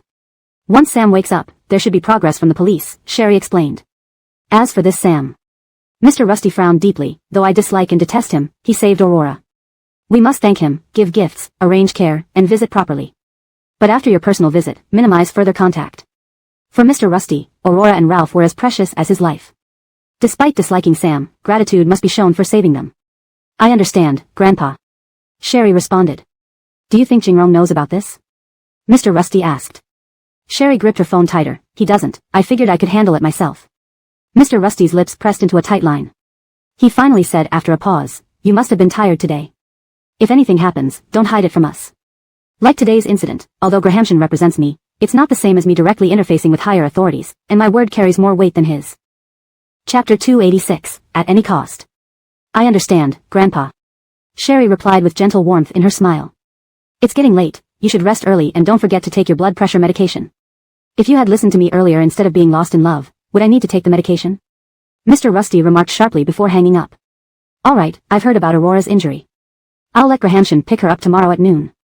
With your busy work schedule that doesn't even leave time for meals, how can you take care of a child?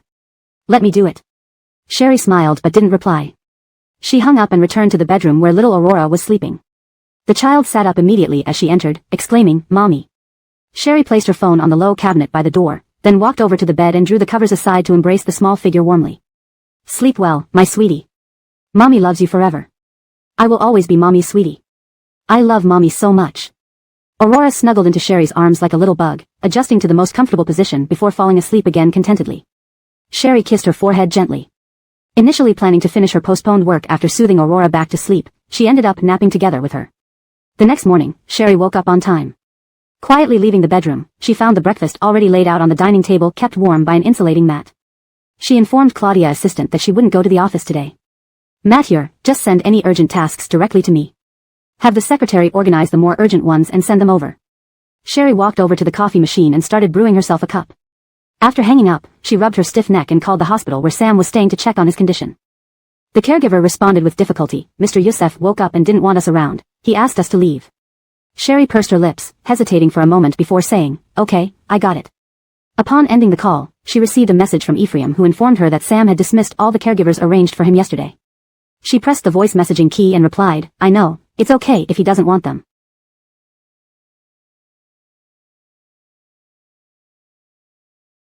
After replying to Ephraim, Sherry messaged Grahamson about the police investigation. Ferguson informed her that Sam had awakened at midnight, hence the police hadn't gone yet, but they'd spoken with Sam over the phone and would soon visit him at the hospital. Additionally, due to Mr. Rusty's influence, some clues had emerged last night. Putting down her phone, Sherry sipped her coffee while reviewing the urgent documents sent by Claudia's assistant over breakfast. Normally, Aurora would wake up around 9 in the morning, so Sherry planned to spend some quality time with her before going to the hospital later to see Sam. As she focused on her work, she didn't notice the bedroom door open. Aurora, still in her pajamas, tiptoed out, rubbing her long-lashed eyes and wearing tiny dinosaur slippers, trotting towards Sherry, "Mommy." Sherry turned her head upon hearing this and quickly set aside her stylus. "Oh, our little angel is awake so early today." Sherry laughed, patting Aurora's small bottom and lifting her into her arms. "Yes. Today is a special day with Mommy, so I want to get up early. I treasure every moment with Mommy." Aurora nestled her chubby face against Sherry lovingly. "I love Mommy the most." Mommy knows." Sherry kissed Aurora's head. "Breakfast is ready. After washing up, we'll eat breakfast, okay?" "Okay." Aurora agreed eagerly. The child cooperated beautifully as Sherry brushed her teeth and washed her face. Aurora, her plump little hands resting on her sides and her lotus root-like legs swinging, felt incredibly happy to be with her mother today. Brushing her teeth and washing her face made her feel closer to her mom. She secretly thought this experience gave her something new to brag about when returning to Rusty's residence. "A little later, after you're dressed, Mommy will take you out for cake, okay?" Sherry continued applying lotion to Aurora's delicate skin, and then at noon, Grahamson will come to pick you up to return to the Rusty family home. "Grandpa, Rusty May, and brother miss you." Aurora blinked her feathery lashes and nodded. "Yes, I'm the best behaved. I know Mommy feels safe only when I and brother are with Grandpa and Rusty May." Sherry chuckled, ruffling Aurora's hair affectionately and kissed her forehead, their foreheads touching. "How good our little angel is to Mommy." Aurora made a big heart shape with her hands above her head and grinned widely, "Because I love Mommy the most." Sherry's eyes teared up. Her two children were truly angels sent from heaven. They were so obedient, so loving, and cared for her so much. Thinking about the incident where Aurora was nearly kidnapped made her eyes water red, and she embraced Aurora tenderly. Mommy loves Aurora and Ralph the most too. She was willing to pay any price to ensure the safety and well-being of her two children. In the afternoon, after buying books that Aurora liked and eating cake, Sherry took her for lunch before Grahamson came to pick up Aurora. Aurora clung tightly to the books she bought for her brother and a cake for the Rusty family, letting Sherry buckle her into the safety seat and kissed Sherry goodbye. "Bye, Mommy." Aurora waved her hand. "Yes, bye little sweetheart. We'll have a video call with you and your brother tonight." Sherry also kissed Aurora's cheeks. Grahamson closed the car door and informed Sherry that the police had received testimonies from Sam and Enid along with statements from the kidnappers and were now pursuing Zora. Sherry paused in surprise. "Zora?" Chapter 287 Compensation. "Right." Grahamson nodded. According to Miss Enid's testimony, Zora acted with someone else but didn't specify who it was. Initially, the kidnappers didn't know what Miss Kim looked like. Zora said she had seen her and found both children, Miss Kim and a boy named Winston Ogwo, first, before calling others to take them away. Sherry clenched her fists slowly and nodded. "All right, I understand. Zora has fled, but she should be captured by the police soon. Before then.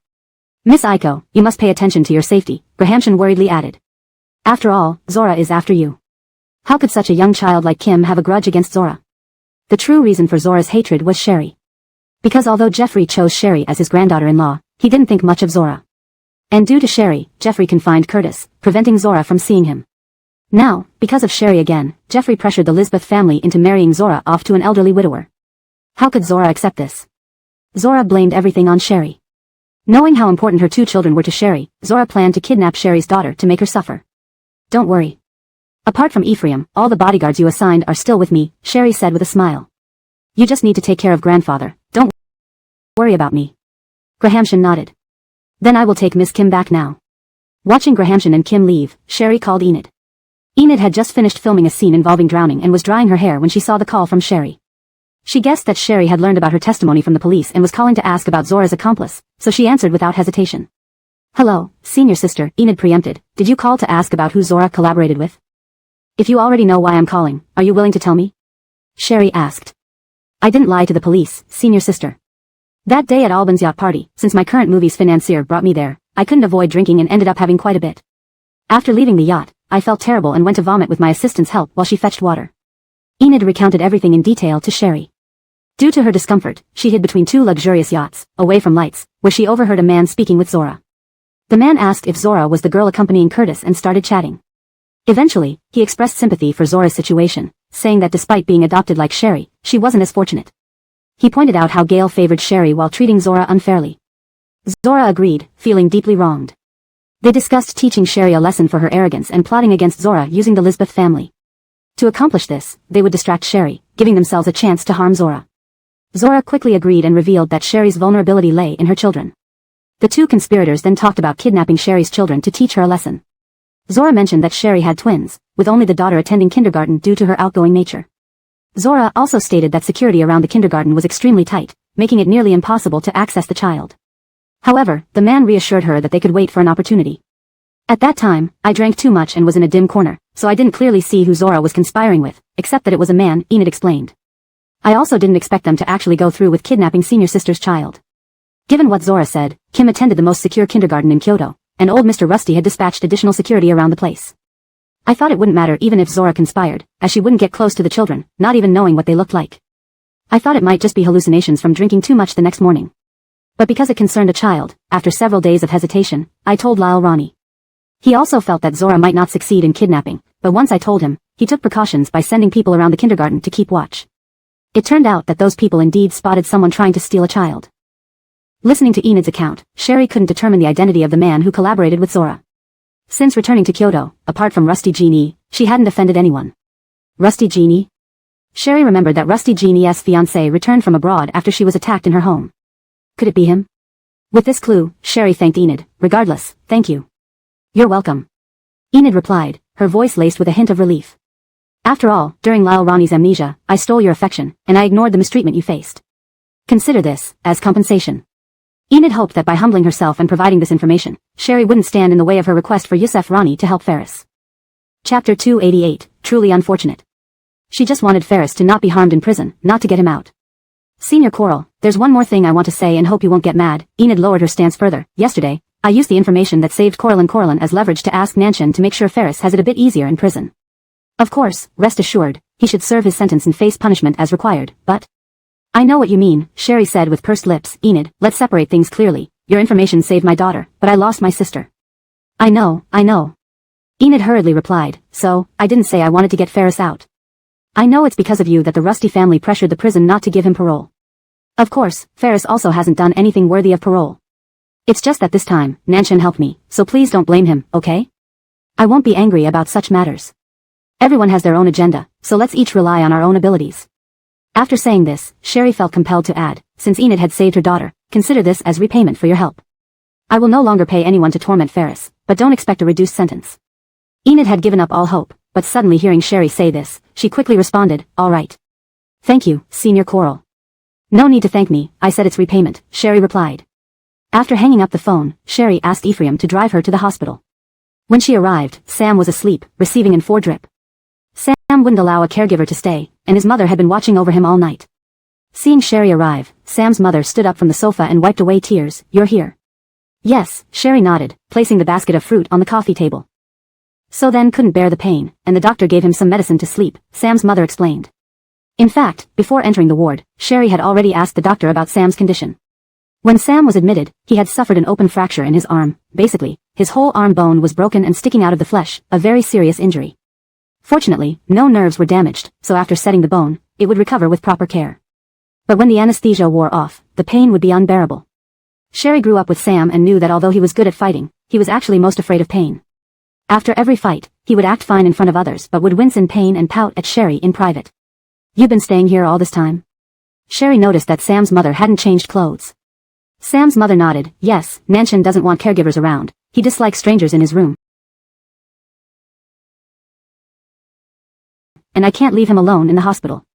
Finishing her words, Sam's mother looked at Sherry and said, please take care of Nanshan for a while. You grew up together, and he always listens to you. I'll go back, shower, and change clothes, then come back. After all, Nanshan got like this trying to save your daughter, you have to be responsible. Although Sam's mother understood that Sherry's status was different now, her long-formed habits made her speak in a commanding tone unconsciously. Especially after yesterday, when she and Sam mentioned using the child to reconcile with Sherry, and Sam swore the child wasn't his, which greatly affected her mood. Not being their Yusuf family's child, why did Sam suffer so much saving him? She was furious. She even hoped something happened to the child so that once Sherry and Sam reconciled, they could have another child of their own bloodline. In Sam's mother's mind, though Sherry had become the adoptive daughter of the Rusty family and founded Hengji Biotechnology, she had already borne a child with someone else, so nothing made her unworthy of marrying her son anymore. After saying this, Sam's mother realized her voice sounded harsh. Thinking Sherry had no intention of reconciling with Sam, and hearing her son say Sherry seemed content living with two children whose father she didn't know, any inheritance Sherry received from the Rusty family would benefit that illegitimate child. Thus, despite her dissatisfaction with Sherry having children with others, it wasn't the time to assert dominance over her yet.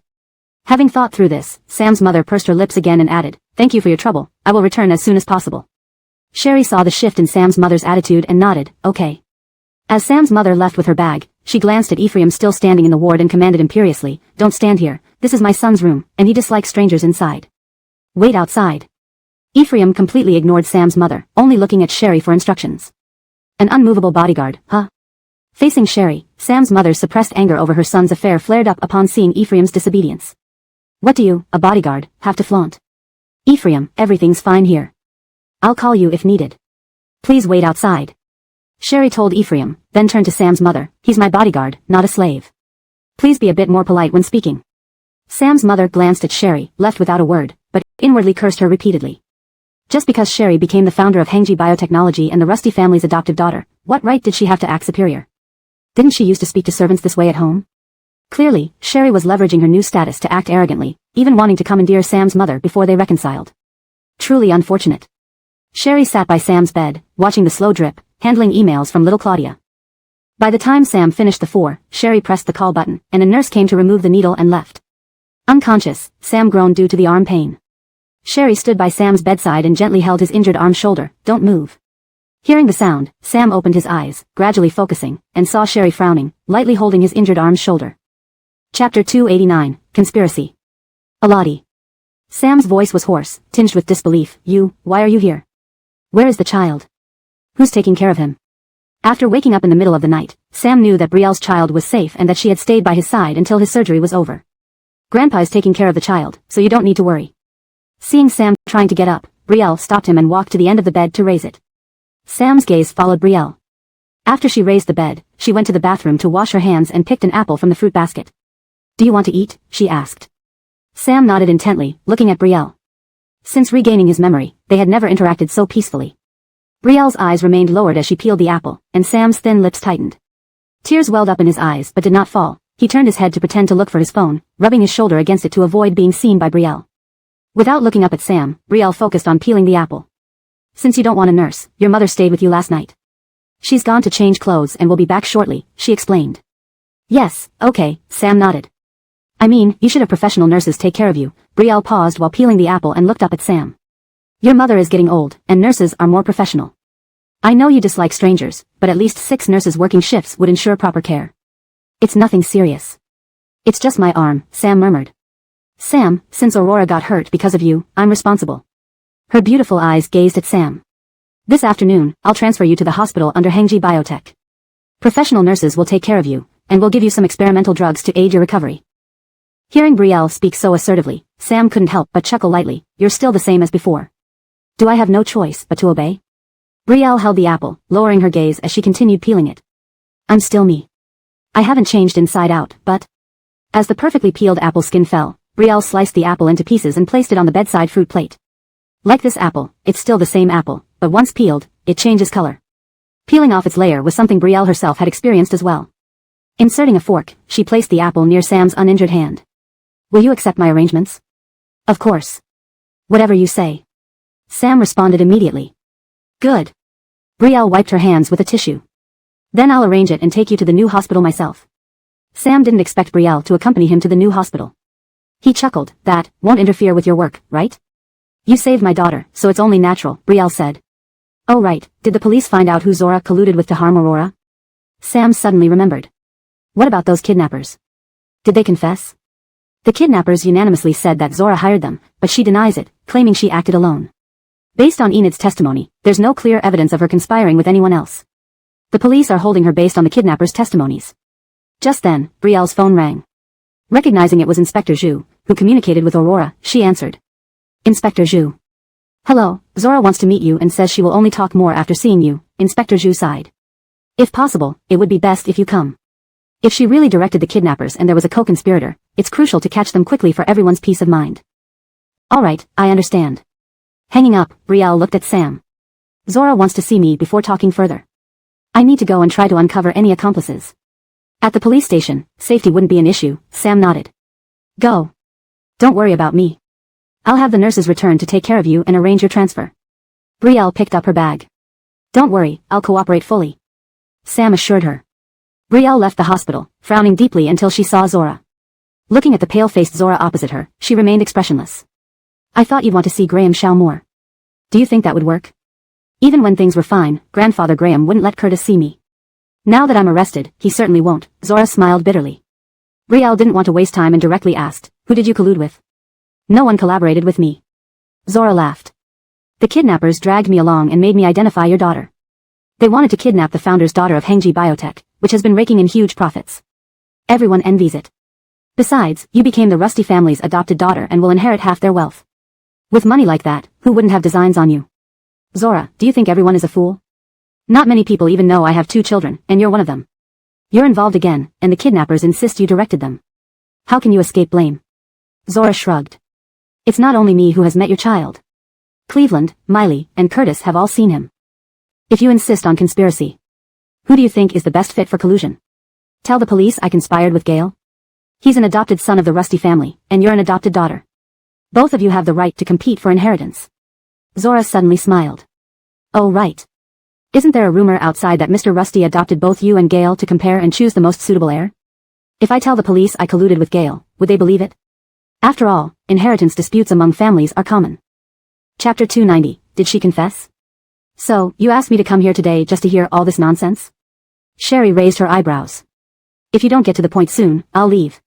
Seeing that Sherry's reaction was different from what she had imagined, no hysteria, no panic attack, Sherry's emotions didn't even flinch. Zora pressed her lips together, and the smile in her eyes faded. I want you to figure out a way for Curtis to meet me, otherwise, I won't say anything. If you want to see Curtis, why did you ask me to come? Sherry stood up as if to leave, not wanting to waste time on small talk with Zora. Do you think I'm stupid? If I want to see Curtis, would old Master Graham let him come over? Zora sneered. I need you to find a way to get Curtis to see me.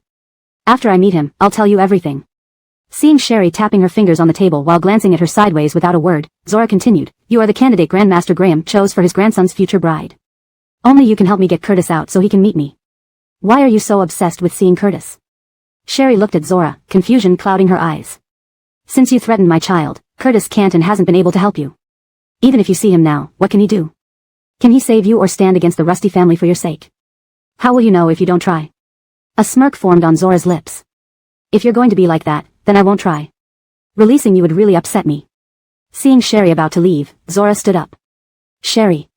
Sit down. The police officer outside warned Zora. Zora took a deep breath. Besides those few testimonies, the police have no other evidence, and I have an alibi. The times they said I contacted them are all over the place. Has the police told you this? Seeing Sherry turn back at the doorway, Zora continued, My only demand is to meet Curtis. Sherry ignored Zora and left. In the car, Ephraim asked Sherry, Did Zora confess? No. Mentioning this made Sherry irritable. It was a wasted trip. She called Haim. Have you checked the surveillance near the yacht yet? I'm working on it, but the 2 cameras that captured the scene were damaged. Isn't that suspicious? Haim sneered. The police are also trying to restore the footage. It remains to be seen who restores it faster. It can't be restored, came a voice from the other end of the call. Sherry frowned. What do you mean? Nothing, I'll go check. Bye, I'll call you when I have news. Haim hung up. Sherry closed her eyes, massaging her temples until she reached the hospital. Haim apologized later, admitting the video could not be restored. Help me investigate Rusty Jinoyu's fiancé. Sherry thought about it. Rusty Jinoyu seems suspicious. Previously, Rusty Gino Yu approached Sam to conspire to kidnap Aurora and Ralph from the Rusty family mansion. Since Enid mentioned a man's voice conspiring with Zora, could it be Rusty Gino Yu's fiancé? Sherry added after some thought, send someone to follow Rusty Gino Yu and her fiancé without letting them notice. Alright. I'll investigate as soon as possible and arrange for surveillance. Don't worry. Also, check how much liquid cash we have in Hengji Biotech. Send me the number once you confirm. What are you planning to do? Sherry pursed her lips. Sam saved Aurora, but I don't want any further entanglements with him. Paying money seems to be the best solution. Haim paused. Alright, I'll look into it. Also, see if you can find the hotel surveillance footage when Zora escaped on her wedding day. According to my knowledge, Zora behaved well before the wedding to put her family at ease. She fled right before the ceremony started. There must have been someone helping her escape. Haim understood immediately. You suspect the person who helped Zora escape might be the same one involved in kidnapping our Aurora? Yes. She nodded. This felt like grasping at straws, but Sherry wanted to explore every possibility, using elimination by default. Got it, rest assured. Haim added, even though you have bodyguards now, I still want to ask if you want Winston and Lau back by your side? This time it was aimed at you. Our Aurora suffered unnecessarily. They might use Aurora to threaten you, afraid that if kidnapping her fails, they'll devise other methods to target you. Don't worry, Rusty Jerome sent additional protection. I'm fine, Sherry reassured Haim. But it's different. Honestly, leader, Ephraim isn't our person. I don't know why you keep him around. Even if Rusty Jerome is kind to you, he's Rusty Jerome's man. Haim was implying suspicion towards Rusty Jerome. Winston and Lau's skills aside, he's our own person, the most reassuring. Let's see. We haven't cleared up Winston and Lau's sister's case, and I don't want him to rush into things. If Winston and Lau returns, he'll definitely ask about the progress of his sister's investigation. Seeing Amaryllis as a potential heart donor might cause him to confront her impulsively. Alright, I understand your concern. Winston and Lau would risk his life to find out about his sister. He might start questioning people one by one if he finds the documents. Haim sighed. But I'm still worried about you. Don't worry. If I feel unsafe in the end, I'll bring Winston and Lau back, Sherry promised. After hanging up, Sherry got out of the car and went upstairs. Sam had been transferred to their Hengji Biotech private hospital and was staying in the best VIP room. His mother had just chased away Enid, who came to visit him. Now she sat by his bed, earnestly persuading him. Chapter 291, Be the Bodhisattva. Please, really don't associate with Enid anymore. If it weren't for her uncle's family, and if it weren't for that man Ferris stealing the Hengji biotechnology formula, how could our Yusef family have been ruined so badly? Sam's mother was irate at the mention of this. She said, pursing her lips, Brielle as well. She was clearly the founder of Hengji biotechnology. Since she hates Ferris for causing her mute sister's death, she should have gone after the Yi family. Why did she have to take down our Yusef group like this? Mom, can you stop? Sam interjected irritably. But you tell me to stop. If you hadn't been bewitched by Enid and insisted on protecting the Yi family, would our Yusef family be in this state now? His mother continued nagging, let me tell you, your whole life has been ruined by women, whether it's Enid or Brielle. Can you do anything worthwhile? Just look at Brielle's current status. In what way are you weaker than her? With Rusty Group's help at the time, if you hadn't been obsessed with Enid, our Yusef family would have become a towering presence. How could we be so easily shaken by Hengji biotechnology? Mom. Sam's voice carried a note of helplessness. No matter what, Brielle's position is undeniable now. After you regained your memory and insisted on having no one but her, why not just put all past grievances behind us? You hurt her before, and she had a child with someone else, but since there's still affection between you two, you should reconcile if you can. I won't oppose it, but please have nothing more to do with Enid. Sam's mother clenched her teeth. I promised not to blame her for the Yi family's deeds, and I've kept my word. But you've never fulfilled your promise not to have anything more to do with Enid. Knock knock. Before Sam's mother finished speaking, a knock sounded on the door. She immediately stopped talking and got up to open the door. Seeing it was Brielle, she initially wanted to complain about Brielle leaving without waiting for her, but upon realizing Brielle's new status, she suppressed her complaints and stepped aside to let Brielle in. Seeing Brielle, Sam's annoyance melted away, his eyes shining brightly. Star, did you see Zora? What did Zora say? Did you find the person who colluded with Zora? How are you feeling in the new hospital? Standing at the foot of Sam's bed, Brielle didn't answer his question but asked formally, if you need anything, just let me know. I'm fine, what about Zora? Sam asked again. Not yet. Zora has raised new demands. You don't need to worry about this. If the police need your cooperation, just assist with their inquiries. I'll handle the rest. Brielle glanced at her watch. If everything here is settled, I'll leave first. If you need anything, just contact Ephraim. Star, aren't you going to stay and take care of Nanshan? Sam's mother frowned deeply. Regardless, Nanshan was seriously injured trying to save your child. Mom. Can you stop? Sam cut off his mother. I'll arrange everything I can.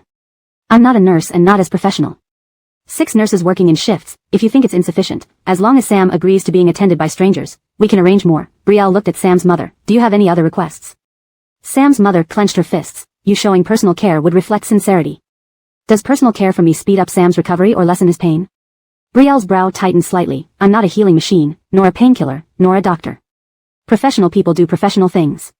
If you want sincerity, I believe this already shows enough. As she spoke, Brielle took out a check from her bag and placed it on the coffee table. Nanshan, I saved your child because it was the right thing to do, not for money. Take back the check, I won't accept it. Sam's face darkened. He knew if he accepted the money, once he recovered and was discharged, they would revert to their previous relationship. Sam's mother was taken aback. What do you mean by this, Brielle? What do you mean then? Brielle looked at Sam's mother. Your point is, since Sam saved my child, I must devote myself to taking care of him and ideally remarry him and hand over Hengji biotechnology, plus whatever I might inherit from the Rusty family. Only then will it count as repayment. Admittedly, this was precisely what Sam's mother had in mind. She wanted Sam to leverage saving Brielle's daughter to get them remarried, ensuring both Hengji biotechnology and future inheritance from the Rusty family became marital assets. Despite hitting the nail on the head, Sam's mother refused to admit it, attempting to morally bind Brielle from a higher moral ground. Do you really see our Youssef family this way, Brielle? Is this about money? Sam's mother stiffened. Nanshan saved your child's life, and you're not concerned about whether Nanshan recovers fully. If the child were Nanshan's, it would be one thing, but it's not. Nanshan saved your child, can't you stay and take care of him? Stay until he's discharged. How can you be so heartless?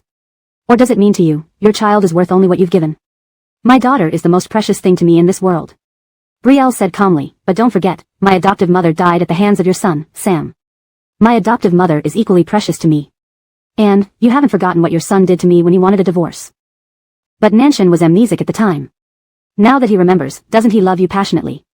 Sam's mother gasped dramatically. Star, people must move on and not live in the past, clinging to grudges. Regardless, your Hengji biotechnology has bankrupted the Youssef group. Shouldn't that give you peace? The atmosphere in the room momentarily froze. Brielle chuckled softly. If I remember correctly, when the secretary who had relations with Uncle Youssef after drinking went to interview at another company 5 years later, you threatened anyone who dared hire her as an enemy of the Youssef family. Then, you couldn't endure that, and now you ask me to be a bodhisattva? Your moral coercion seems quite skillful. Translation notes. Pinyin names have been maintained as accurate. The translation retains the original tone and style while ensuring fluency. The paragraph structure and line breaks match the original text. The narrative remains coherent with previous content. Chapter 292, No Garbage Recycling. Listening to Sherry reminisce about the past, Sam's mother flew into a rage. How could they be the same? The one who lured your uncle was a mistress. And she wanted to take my place. Dealing with a mistress didn't trouble Uncle Youssef at all. If you're truly angry, you should go after Enid. That lowlife took advantage of Nanshan's memory loss and became the mistress between you and Nanshan. She snatched Nanshan away from you, yet now she's fine while you dismantled our Youssef corporation. You've only been bothering Nanshan. Do you have some kind of sickness? Humph. So it's Enid's fault that Sam and she were together? Sherry sneered coldly. In this world, when someone cheats, people chase after the mistress but the cheating man remains invisible. Truly amusing.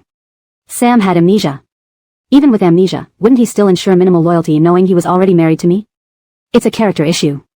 To you, Sam is perfect as your son, but in my eyes, he's a complete jerk. I once truly liked him, but I don't recycle garbage. Sherry. Sam's mother raised her voice and then lowered it. You and Nanshan loved each other so much. Even if your adoptive mother were still alive, she would surely wish for you and Nanshan. Enough. Sam interrupted his mother hoarsely.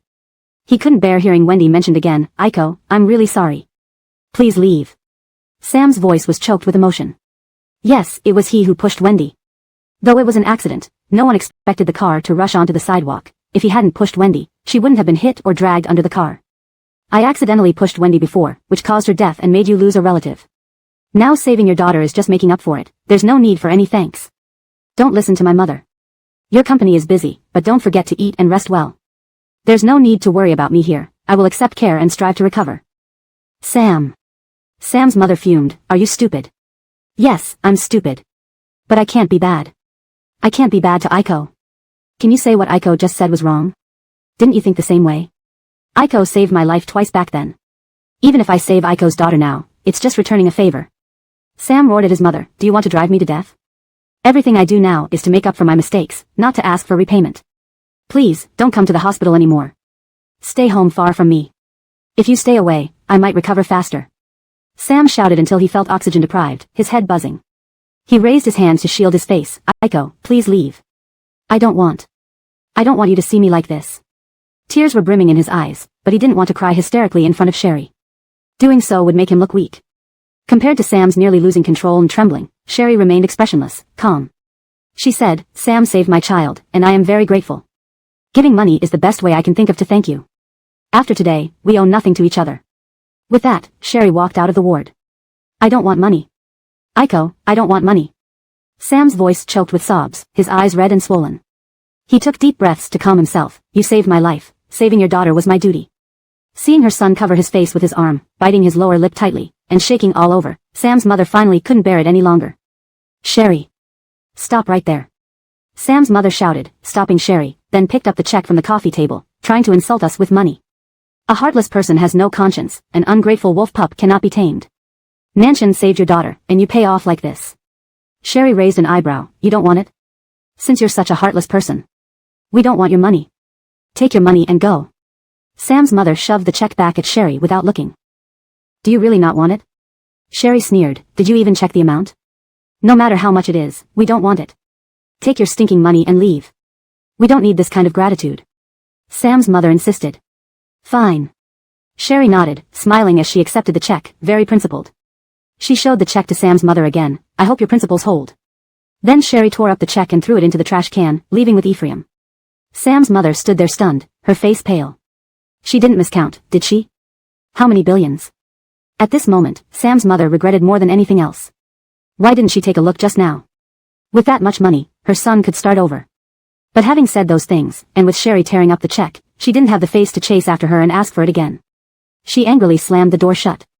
That brief glimpse Sherry gave her was definitely meant to provoke her. When she went to ask Sherry for the payment, Sherry would surely ridicule her and then refuse. Sam's mother had done similar things in the past. Sherry was learning from her. Hearing the door slam, Sam couldn't hold back his tears. Seeing her son sobbing and shaking, Sam's mother put aside her anger and rushed over to comfort him. There. Don't cry, Sherry is just confused. How can the past blame you? No one except you could love her like that. Not remarrying you is her loss. Just stop talking. Sam pounded on the bed. Can't you leave me alone for a while? Okay. Mom will leave. Don't be angry.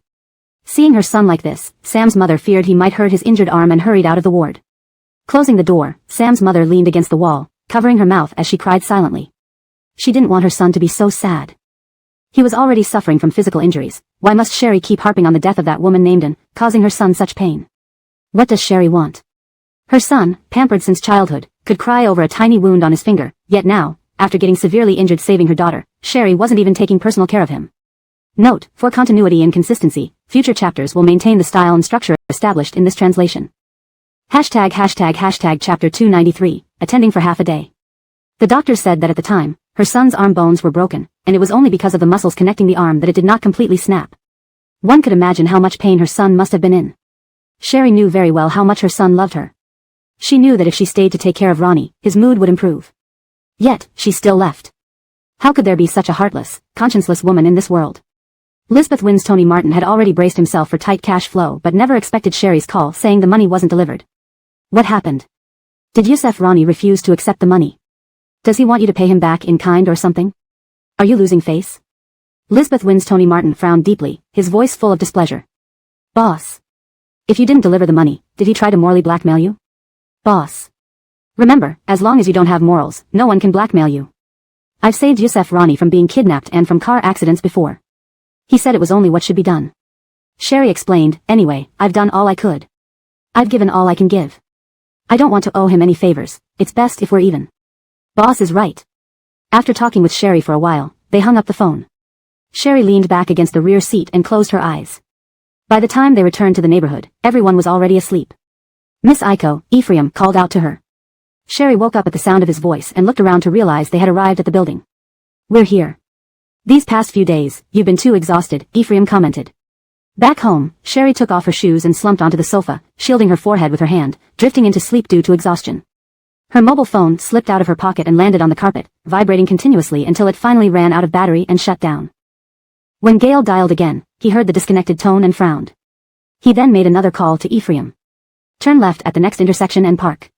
Matthew Zhuiying is waiting for me, Gale instructed. Make sure no one sees us together. Clifford, who was driving, glanced back at Gale in the rear seat. Is this call to Xiao Meipa, little sister-in-law, unanswered, so now you're calling Ephraim? Seeing Gale frown without responding, Clifford continued, Ephraim has become quite slack these days. We need to tighten his strings a bit, even I'm disobeyed. After the call connected, Ephraim's voice came through, Mr. Where is Aiko? Gale asked. Miss Aiko has already returned, Ephraim replied. If she returned, why would her phone be dead? Was she taking a shower? Gale glanced at his watch. When did you send Aiko back? I just left the community about 6 minutes ago, Ephraim responded slowly as he pulled over to answer the call properly. Alright, I got it. Hang up. Just as Gale was about to hang up, he was stopped by Ephraim. Mr. What? Is there something else? Gale asked. Ephraim wanted to tell Gale about Aurora's incident but remembered Sherry's request not to tell. He feared that if he told, Sherry might think he couldn't keep secrets and wouldn't let him follow her anymore. Instead, he said, Miss Aiko has been very tired these past few days. She even fell asleep on the way back. Alright, I got it. Hanging up, Gale saw Matthew Zhuiying waiting for him by the roadside.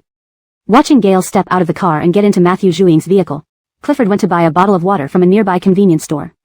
Back in the car, he drank water while checking WeChat messages. He noticed many messages from his subordinate, Lee Winston-Engtu.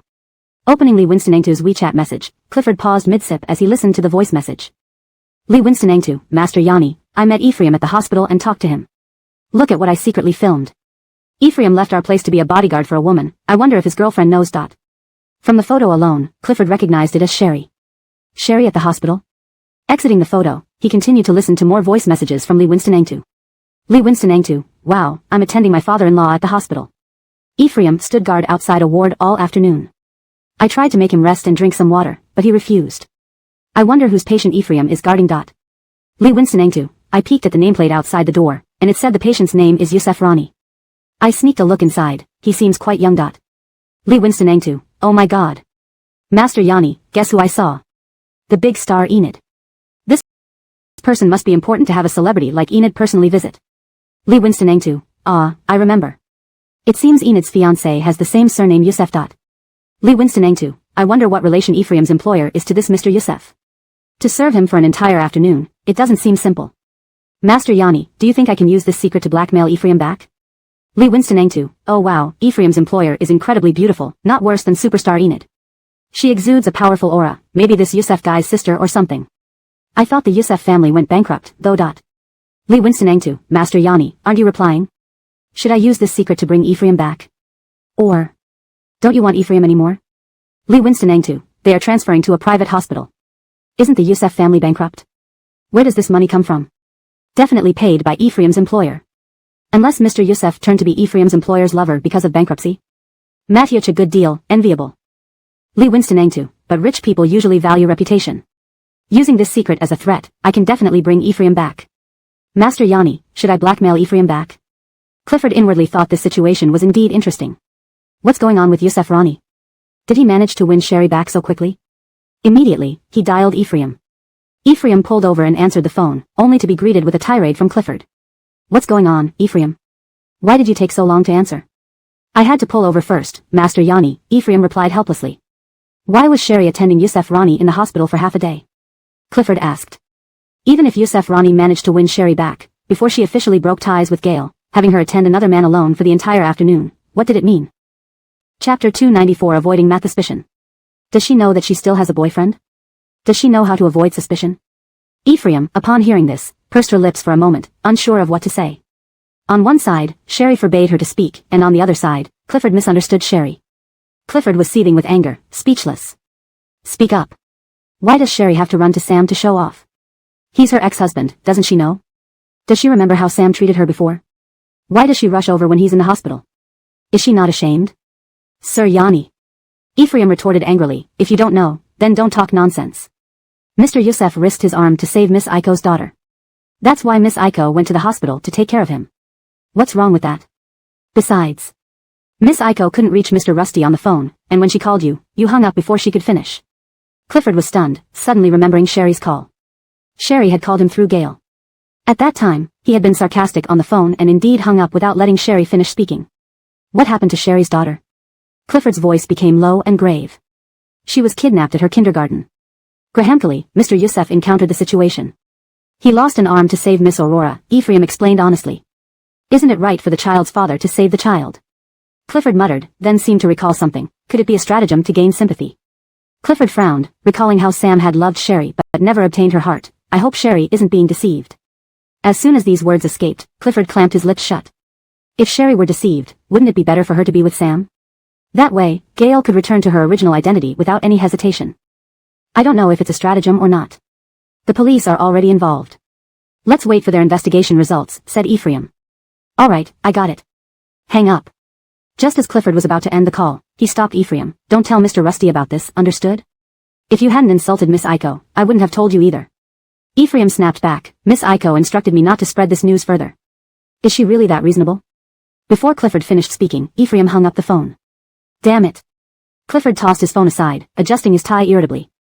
This Ephraim is really getting bold. Clifford leaned his cheek against his palm, thinking. He had never told Gail about Sherry's urgent call. Sherry's child was kidnapped, and she was desperately looking for Gail, yet he hung up on her. If his brother found out about this, he would skin him alive. Clifford didn't understand. Sherry's children weren't Gail's biological kids, so why did she care so much? Yesterday, while passing by a mall, Gail saw 2 teddy bears in the window display and immediately bought them. He thought they were for Sherry, but it turned out they were for the children. During his true birthday last time, he also took Sherry and her 2 kids on a self-drive trip. It seemed like she genuinely cared for the kids. He hoped Sherry kept her word and didn't stir up trouble. Otherwise, if his brother found out he delayed this matter, he'd kill him. Clifford, driving with a grim expression, turned the steering wheel. The more he thought about it, the angrier he became. He wanted to know if this was all Sam's scheme and made another call. Can you check with the police about the kidnapping case involving Rusty family's adoptive daughter's child? What's the latest update? Why do you want to know this? No reason, just check. If the police need any assistance, let me know, said Clifford. Well, I happen to know. Rusty family's patriarch exerted pressure, insisting this case must be thoroughly investigated. They must catch the woman involved with the kidnapper. And guess what? That kindergarten is run by a relative of a top-level family, touted as the safest in the city. There's even a security contract for kids' enrollment. Now, with a child missing, the pressure from above is immense. This case is our priority this month. Clifford's mind raced with confusion, but his friend's detailed explanation quickly cleared things up. Is Lisbeth something's brain damaged? Why kidnap Sherry's child? Clifford fumed. Is this Lisbeth person in cahoots with Sam? I seriously suspect they're working together to deceive the silly Sherry. Come on, Clifford. Are you actually interested in the Rusty family's adoptive daughter? Why are you so angry? Came laughter from the other end. Don't joke around. I'm serious. Anyway, thanks for your help. I'll treat you to a meal later. After hanging up, Clifford pursed his thin lips, feeling a bit guilty towards Sherry, yet couldn't help muttering, Sherry is peculiar. When a child is in trouble, naturally she calls the father first. Why would she call Gail? Trying to make my brother a happy dad? Ridiculous. It's not his child anyway. Mr. Rusty instructed Ferguson's assistant to suppress the news about Aurora's kidnapping. However, Aurora won't go back to that kindergarten for now. Mr. Rusty was sensitive about losing children. Now, given that the best secured kindergarten in Kyoto failed, it showed the place wasn't entirely safe. But seeing how much Aurora loved playing with other children, Mr. Rusty planned to open his own kindergarten, inviting all eligible children from Rusty Corporation to attend and play with Aurora. When Sherry woke up and heard about this from Ferguson's assistant the next noon, she couldn't help but laugh amidst tears. Grandpa really thinks of things spontaneously. By the time the kindergarten is built, Aurora will be in primary school. True, they say old people are like kids. Ferguson's assistant chuckled, but I think Chairman Rusty's idea of opening a kindergarten isn't bad. Maybe we can expand to include elementary, middle, and high schools. Chapter 295, Ordering Takeout. Brielle took the brewed coffee and sat at the dining table with her cup in hand. Matt here, I can do that. Once back at the company, I'll have them plan it out, Brielle said with a smile. This way, our group's employees won't worry about their children's schooling or school district housing issues. I think we should proceed. Hearing the door opening, Brielle thought the housekeeper had returned for something she forgot. She looked up and saw Gale taking off his coat. Brielle clenched her phone tighter and lowered her eyes to tell the person on the other end of the call, Mr. Ferguson, please make sure Grandpa takes his medicine. I need to tidy up and head to the company, so I won't talk much with you. Hang up. After ending the call, Gale had already hung his coat over the sofa and was washing his hands in the bathroom. Brielle adjusted her mood, sipped her coffee, and replied to accumulated WeChat messages on her phone. He came out and pulled a chair to sit beside Brielle. Why didn't you call the housekeeper ahead? The housekeeper only prepared food for one person, Brielle asked while replying to WeChat messages. Do you want me to order you some takeout? I heard from Ephraim that you were so tired yesterday that you fell asleep in the car. This morning when I called you, your phone was off. The housekeeper mentioned that you were sleeping on the sofa, and it wasn't until she covered you with a blanket that you moved to the bedroom. Gale spoke with concern in his voice. He brushed away a strand of hair from Brielle's face.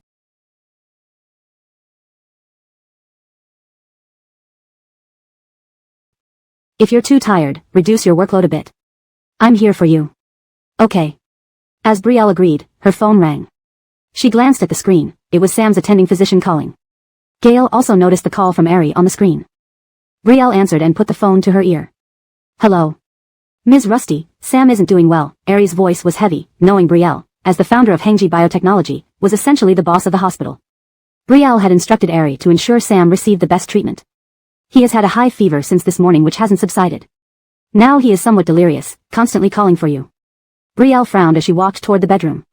Have you done any tests? What caused the sudden high fever? The hospital did all tests but found no issues. I've sent the blood samples to Hengji's lab to see if they can find anything today, Ari explained. Alright, I know. Please keep me updated if there are any developments. Brielle pressed her lips together. After hanging up, Brielle turned around and saw Gale standing at the bedroom doorway, worry etched on his face. Was that a hospital call? Are you not feeling well? No, it's not me, it's a friend, Brielle replied. What would you like to eat? I can have the restaurant deliver. Are you sure you're okay? Gale was unconvinced. Now that I have a child, a mother, and a grandfather, I won't let myself get sick. Brielle scrolled through nearby restaurants. Who do you want me to order from? It wasn't that the housekeeper hadn't prepared enough food, rather, Brielle and Gale had different tastes. Gale preferred light dishes, while Brielle liked spicier meals, fearing Gale might not enjoy it. Don't bother ordering, I'll be fine eating this. Gale approached Brielle, pinching her chin to lift her gaze and examine her complexion. Seeing her healthy appearance, he said, don't go to work today, stay home and rest. You're too tired and need a break. Okay, Brielle nodded. Despite everything seeming normal, the atmosphere between them felt strangely awkward. Gale held Brielle's face and leaned down to kiss her, but she avoided it by tugging his wrist. Let's eat, once you start, you don't stop. Brielle tried to walk past him but was pulled back by Gale, who asked, you don't miss me? Her phone vibrated again. She freed her hand and answered. Hello. Star, it's me. Sam's mother's voice choked up. Nanshan's fever hasn't broken and keeps calling for you. Can you come see him? Brielle remained silent. Star, I know what I said yesterday was harsh. But Nanshan has always been thinking of you. He was injured saving your daughter. Can't you be a little kinder? Sam's mother's voice broke into sobs. I know, I'm on my way, Brielle said. After hanging up, Brielle turned to Gale before he could speak. Where are you going? Let me drive you. No need, Ephraim can follow. If you don't mind spicy food, you can eat now without waiting for me. Brielle grabbed her coat and left. Gale stood in the living room, puzzled by their interaction, wondering what was wrong. In the elevator, Brielle and Ephraim stopped as Clifford entered unexpectedly. Remembering Ephraim's earlier snide remarks during a phone call about Brielle's daughter being kidnapped, Clifford looked at Brielle typing on her phone and didn't say anything sarcastic this time. Sir Yanni. Ephraim greeted. Clifford was silent, standing at the front with his hands in his pockets, watching Brielle via the elevator mirror. When they exited, Clifford opened his mouth to speak, but Brielle walked past without giving him a chance. Clifford frowned, wondering why she was so angry. Her daughter was fine. He had wanted to probe whether Brielle told Gale about the call but saw Gale's car still parked downstairs. Since Gale hadn't called him yet, it probably meant nothing had been said. Otherwise, he'd be facing a storm from Gale right now. Arriving at the hospital, Brielle found Sam's mother wiping tears by his bedside, unsure of what to do. Not surprisingly, even Sam's father was present. However, before entering, Brielle heard the parents arguing. You finally decided to see your son. His arm was almost dead and you ignored all my calls. Not even the president of the country is busier than you. Chapter 296, The Kind Child. Sam's father was also infuriated. How would I know your call meant something happened to my son? You tell me, would I call you if nothing's wrong? Have I ever called you so urgently before? I called you hundreds of times like a mad person, because something happened to the child. When I couldn't reach you, I contacted your assistant. But what did he say? He said you were on vacation with that mistress. You were on your honeymoon. When our son's life hung in the balance, you were on vacation. Sam's mother nearly hysterical. Your assistant even told me we had already divorced and asked not to disturb you too. What does that mean? Fire him immediately. It was my instruction for the assistant to avoid any calls while we're undisturbed. He was just following orders. Why take it out on him? Sam's father raised his voice. Even if something happened to the child, what could you achieve by calling me? Could I substitute the child? You do nothing but useless things all day. If you didn't receive my call, why don't you send a message? Did you lose your hands? Sherry stood at the door of the ward without entering, her eyebrows tightly knitted. For some reason, she saw shadows of herself and Gail in Sam's parents. You are blaming me now. Sam's mother was so angry her hair seemed to stand on end. You don't answer the phone, yet you can see messages. While you're with your precious little pregnant girlfriend, who can disturb you? You are about to have another child, but I only have this one son. Could I not be more concerned than you? What right do you have to blame me? Sherry pressed her lips together and knocked on the door. Seeing Sherry standing at the open door, Sam's mother and father were momentarily stunned. Especially Sam's father, his expression was particularly colorful. Sherry used to be an orphan raised by the Youssef family and is now the founder of Hengji Biotech as well as the adoptive daughter of the Rusty family. The reversal in status made Sam's father feel uneasy all over. Aiko has come. Sam's mother wiped away her tears and glared viciously at Sam's father as if Sherry had come to back her up. She wanted to show Sam's father that no matter how pregnant his young lover was, Sherry, even after being adopted by the Rusty family, still remembered her past love and came to see their son.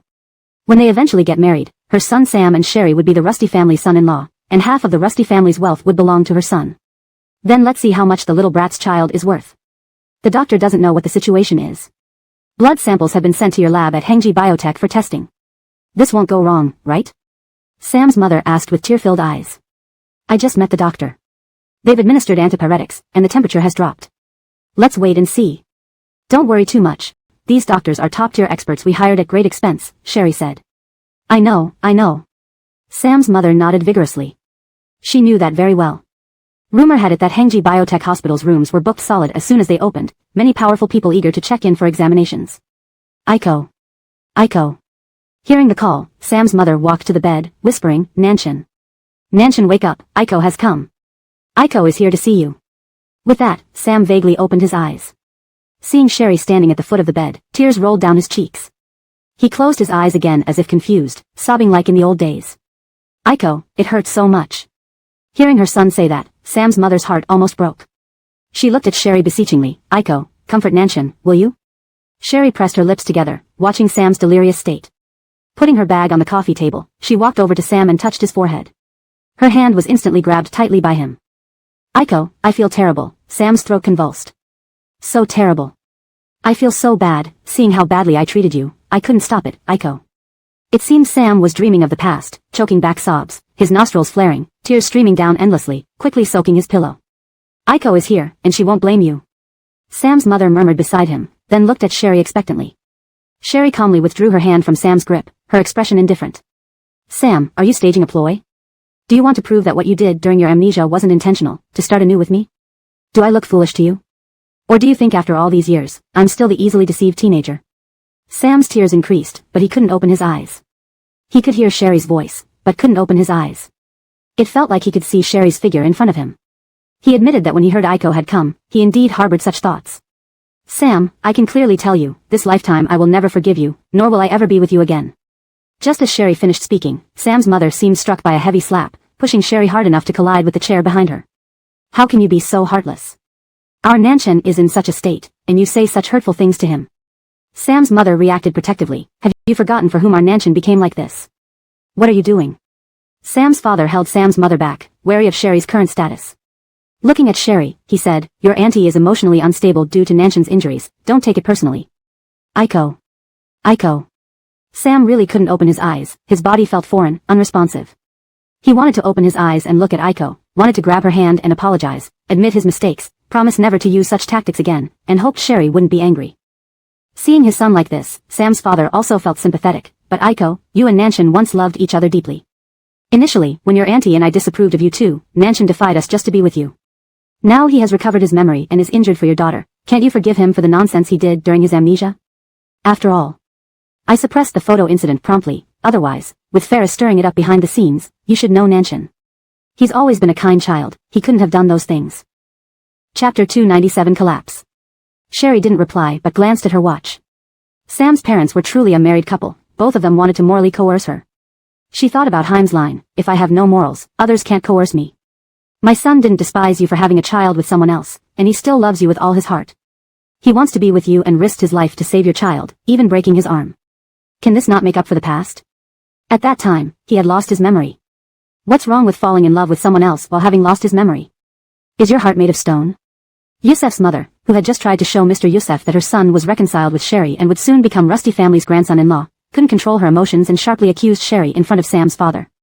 Sam's face showed discomfort, covered in sweat on his nose and neck. He couldn't allow others to talk about Aiko like this. It wasn't Aiko's fault. Would forgiving or not forgiving Sam help his current condition? You once opposed us, now you want to morally coerce me into being with Sam again just because I'm now backed by the Rusty Corporation and Hengji Biotech? I don't think it's wrong to be practical, but wanting me to forgive without practicing what you preach is going too far. Sherry spoke calmly to Sam's parents. You called me here to see Sam, surely not just to morally coerce me. I will take responsibility for Sam until he recovers, but if you continue to nag about unrelated matters, I might not come back next time. After all, I'm not a doctor, and my presence wouldn't help Sam with his high fever. I will assign another attending physician to Sam. Seeing Sherry's indifferent demeanor, Sam's parents tightened their lips and fell silent. Especially Sam's mother, though she got emotional and blurted things out when seeing her son in distress. She knew Sherry hadn't accepted the check she offered and took full medical responsibility for Sam, even transferring him to Hengji Biotech's hospital with the best medications and treatments. That morning, she had heard from doctors that Harvard Medical School professors who collaborated with Hengji Biotech had reviewed Sam's case and given treatment suggestions. If the rescued child's parent weren't Sherry, one could say, the child's parent had already been very responsible. But, Sam's mother wanted Sherry and Sam to reconcile. If Sherry stopped visiting Sam, how could they possibly get back together? Let's go out first. Sam's father dragged Sam's mother, leave Aiko and Nanshan alone for a while. Sam's mother didn't want to leave, but upon seeing Sam's father making gestures, she followed him out. Outside the ward, besides Ephraim guarding, there were additional bodyguards Ferguson Teza dispatched, standing guard at the corridor's end. Seeing this, Sam's parents went straight to the elevator to discuss things downstairs. Ephraim stood at the ward door, peering through the window. The suite allowed Ephraim a clear view of Sherry sitting by the bed. His phone vibrated with an incoming call from Gail, so he answered quickly, Sir. Where is Aiko now? Gail asked. Miss Aiko came to the hospital to visit a friend, Ephraim replied. What friend? Ephraim hesitated but truthfully responded, Mr. Youssef. There was a long silence on the other end. Concerned, Ephraim explained further, Mr. Youssef was injured, he saved Miss Aurora and broke his arm. So, Miss Aiko transferred Mr. Youssef to Hengji Biotech's hospital. Earlier, I heard Mrs. Youssef mention Mr. Youssef kept running a high fever this morning and calling for Miss Aiko, so Mrs. Youssef asked Miss Aiko to visit. Did something happen to Aurora? When did this occur? Gail's voice tightened. While you were away on business, someone kidnapped Miss Aurora. Mr. Youssef found and rescued her. Aurora was unharmed, only a slight abrasion on her arm, but Mr. Youssef's arm was fractured severely. Doctors said if his muscles hadn't remained intact, his arm would have been completely severed. Rehabilitation will take a long time. Ephraim spilled everything he knew but forgot to mention that Sherry couldn't reach Gail and called Clifford. Now, the police are investigating, but Zora refuses to speak. She insisted Miss Aiko meet her and ask young Master Graham to visit, otherwise, she won't say anything. Gail listened in silence, understanding why Sherry seemed different when he returned. Why didn't you tell me earlier? Gail frowned. Miss Aiko said the issue was resolved and there was no need to inform you. Ephraim regretted telling Gail everything as he looked through the glass at Sherry inside. He should have told Gail later. Miss Aiko had specifically instructed him not to mention it. Putting his phone back in his pocket, he decided to confess to Miss Aiko after she left the room. Sherry sat beside Sam's bed. Seeing he could hear, she began speaking. My words just now might seem harsh, especially with you in bed, but I must dispel any thoughts your parents have of our reconciliation. Sam, after you recover, we shouldn't meet or contact each other again. She refrained from saying these words, deciding to wait until Sam recovered to express them.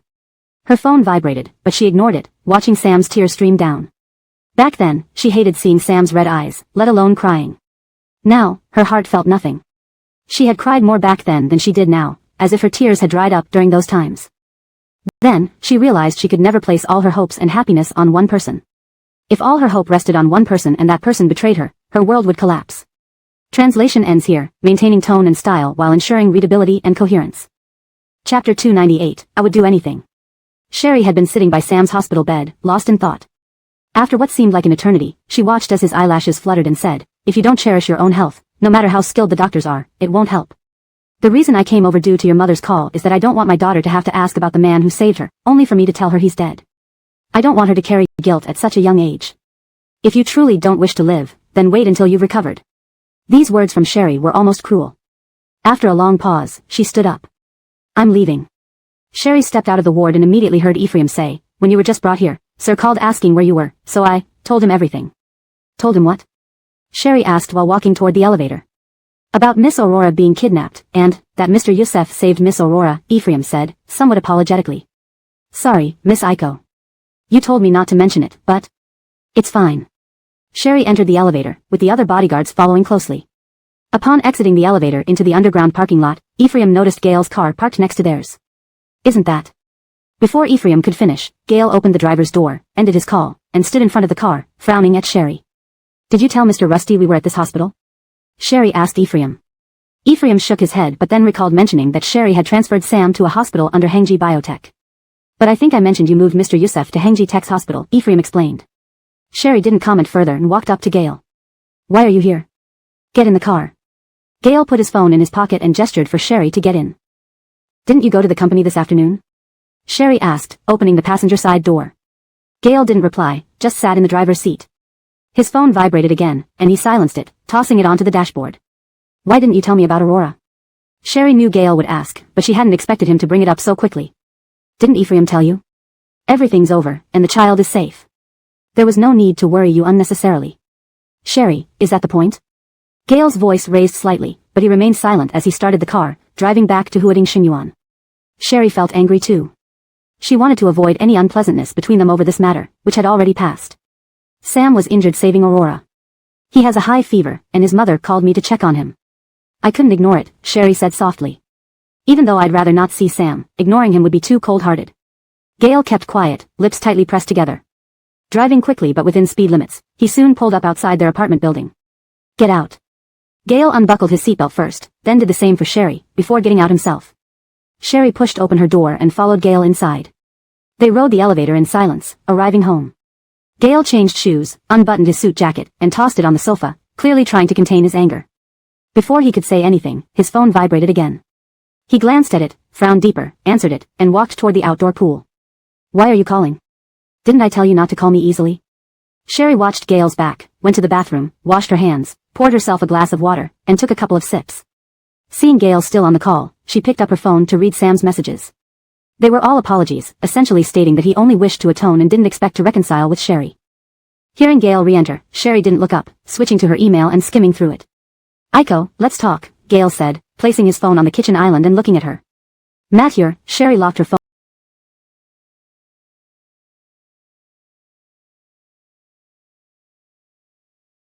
screen, holding her water cup and facing him. You speak, I'll listen. I'm Aurora's biological father. If something happens to our child, you should contact me, not have your ex-husband rescue her, Gail said gravely. Especially someone who harbors ill intentions toward you. Aiko, you know how possessive I can be. Just knowing you live in the same building as Sam irks and infuriates me. How can you possibly involve him in caring for you or our daughter? Didn't I try to reach you that day? Sherry asked calmly, surprised even herself. How many calls did I make? Did you answer any? So, if I couldn't contact you, was I supposed to rely on myself to find the child? Even after what my own mother went through with kidnapping, do you expect me to refuse help from others just because of your possessiveness and jealousy, risking my daughter's safety? Her heart burned with anger, yet her eyes remained indifferent throughout. Gail, I can't do that. Nothing matters more to me than my daughter's safety, Sherry gripped her water cup tightly. To ensure her safety, whether it means caring for Sam or anything else, I would do anything. I don't have the time or energy to consider your feelings when it comes to my daughter's safety. Nothing else matters, I would do anything. Gail's expression grew colder. Even if Sam asks for a reunion, you'd agree? As long as Aurora is safe, why wouldn't I? Sherry replied, partly out of frustration but also truthfully. Let me emphasize, nothing is more important than my daughter's safety. Sherry. Weren't you with your fiancé at that time? Sherry set down her water cup. The kids weren't raised by you. Before we returned to China, you didn't even know they existed. I understand you might not have deep feelings for them. How does this relate to my feelings for the children? Gail, whose face usually stayed cold and aloof, now showed clear signs of anger. Those are separate issues. Couldn't you send me a message when you couldn't reach me? Or tell me when I called back? Chapter 299, Demeanor. Sherry tightly gripped the water cup, recalling the heated words exchanged between Sam's parents at the hospital today. She remembered how Sam's father had berated his mother. Gail. Sherry put down her water cup, suppressing her anger. The child went missing. Do you know how panicked I was? I can't remain as calm and collected as you, not to mention even remember to send you a text message. How long did it take for you to call me back after I reached out to you? The child was already found when I told you. What would have been the point then? To hear your indifferent consolation? Sorry. I don't need it. Gail's breathing visibly quickened as he stared straight at Sherry with a stern face. Gail, originally I didn't want to say this. Sherry seemed to have made up her mind. When my child and I needed you, you were with your fiancé. Since you didn't answer any calls while being with your fiancé, if you cherish your time with her so much, Why don't you just go back to the Martin family now? Gail's deep eyes darkened. What are you trying to say? Isn't it clear? Let's break up, Gail. Sherry said emotionlessly. I'll let you be with your fiancé. So that every time you meet her, you won't have to be so cautious, fearing that someone might expose your relationship and harm your reputation. Take those words back. Gail's voice turned icy as he tried to control his anger. I know you're upset because of what happened with the child. Yes. I'm upset because of Aurora. Sherry didn't even give Gail a chance to finish speaking. When I needed you, you were with your fiancé, ignoring all my calls. I even called Clifford. What did she tell me? Oh, nothing is more important than you two meeting, and if you lack tact, just hang up. Sherry laughed lightly. Yes, I admit it, it's my fault and my daughter's lack of tact. Our timing couldn't have been worse, calling you right when you were seeing your fiancé. I apologize. Gail's fists clenched tightly by his sides, his expression bewildered. Clifford hadn't told him that Aiko had called him. Sherry glared at Gail. I've already been considered enough not to bring this up again. Why are you lashing out at me now? Is it jealousy? Your jealousy means nothing compared to my daughter's safety. Aiko. Gail approached her, gripping her shoulders, noticing her rapid heartbeat, and softened his tone. I know it's pointless to explain further, but I'm sorry. I shouldn't have let my jealousy get the better of me. Please don't be angry, it's my fault. Sherry shrugged off his hand, her voice tinged with weariness. Gail, let's break up. Even though you've always told me that Amaryllis is family and grew up in your house like a sister, I can't accept you ignoring my calls whenever you meet her. I've never been one to cause trouble, yet I called you so many times because something was clearly wrong, but you ignored everything. Sherry chuckled softly. It seems that Amaryllis is very important to you. I can't accept it. So, we should break up. My phone was on silent, I didn't know you were calling, Gail defended, unsure when his phone had switched to silent mode. He knew explanations were futile, but he admitted, it's my mistake. So can you set aside your jealousy and accept that I'll be providing 24-hour care to Sam starting today? Sherry. Gail grabbed her face, locking eyes with her. Sherry smiled at him. Sam is also family to me.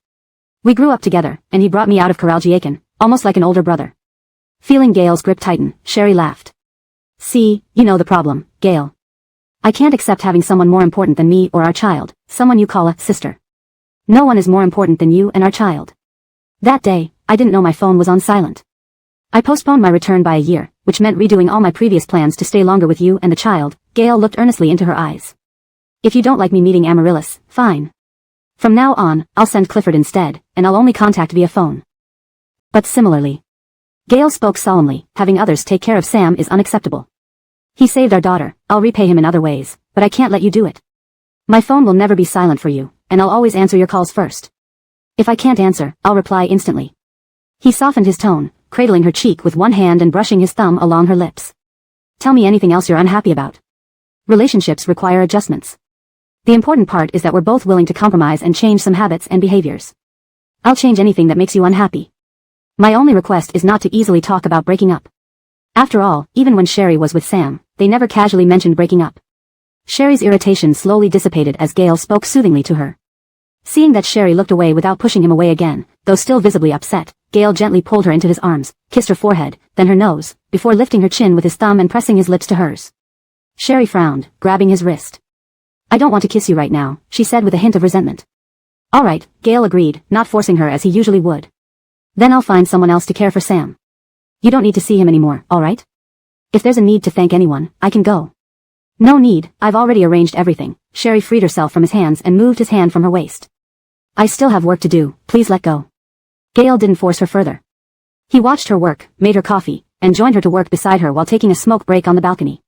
Translation notes *. This chapter retains the emotional intensity and dynamic interaction between the characters. Key elements such as Sherry's frustration and Gail's attempts to reconcile are preserved, along with the overall narrative flow.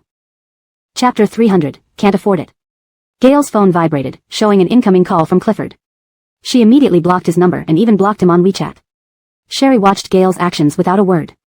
10 minutes later. Sherry's phone rang. She glanced at the screen, it was Clifford. Clifford, you take it. Sherry pushed the phone towards Gail.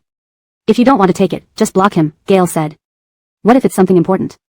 Sherry looked at Gail. Though I dislike him, I don't want to delay your important matters, especially, what if it involves someone's life? I can't afford that responsibility. Whether to block or answer is up to you. Sherry then lowered her head to work, ignoring any further discussion. On the other end, Clifford's calls went unanswered by Sherry, which made his heart ache with frustration. He sent a WeChat message to Sherry. Clifford, Sherry, I know you're still upset about me hanging up on you last time, but this is my brother's important matter. Don't get personal with official business. Clifford, last time I didn't know you were calling because of your daughter's incident. And why did you go to my brother when your child was in trouble? Go to her father. You are an adult and shouldn't rely on my brother, especially during their couple's meetup. Clifford, forget it, forget it. Anyway, it was wrong of me to hang up without letting you finish speaking. It's serious when a child is in trouble. Consider it my mistake. I have very important matters and can't reach my brother. Can you help contact him? Clifford, Sherry, don't push your luck. I've already apologized. What else do you want? Should I kneel down and beg you? Receiving no response from Sherry for a long time, Clifford called again, but once more, Sherry refused to pick up. Clifford, Sherry, stop messing around. I really have very important things to discuss with my brother.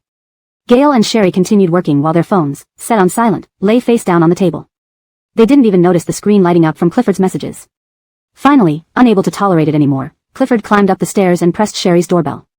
As Sherry was about to get up, Gail stopped her, saying, "You continue working. I'll check." Walking to the door, Gail saw Clifford's impatient face on the intercom screen, making her expression turn somber. With one hand in her pocket, she opened the door. Sherry. Seeing Gail open the door, the irritable Clifford froze, quickly saying, "Lyle is here? Why did you block me? Madeline had an accident and I couldn't contact you at all. It seems there's something wrong with her heart. She's in the hospital now. Do you want to see her?" "I know. I got the call." "It's not a big problem," Gail frowned. Not surprised that Gail knew, Clifford asked worriedly, "You know? Then, aren't you planning to visit? Amaryllis is domestic now. As you know, she's always been delicate." "Clifford, did you keep calling Iko for this?" Gail's voice was indifferent. Sherry, who was looking at her laptop, heard the voices and picked up her phone. Goodness, 20 missed calls and dozens of messages. Clifford stared blankly at Gail. "Did she complain to you?" "Iko's phone is with me," Gail replied. "So, you read my messages?" Clifford regretted sending them. "Oh, well. Previously, when you and Amaryllis were together, I never thought Sherry would call because her daughter was missing. If I knew earlier, would have directly helped search for her. Though I wanted to break you two apart, the child isn't at fault. And Lyle, though Amaryllis is your stand-in, she's already engaged to you. Since you grew up together since childhood, you will definitely marry after your return. Clifford, you've overstepped your boundaries." Gail's eyes darkened. Clifford clenched her lips. "Iko is my wife. We're registered in Russia. Amaryllis has always been just my sister and friend. I've never considered her as my partner. You have no right to interfere with whom I choose to be with." "Lyle, you two are unsuitable," Clifford protested. "You're from different worlds. Moreover, it's because of her that your return is delayed.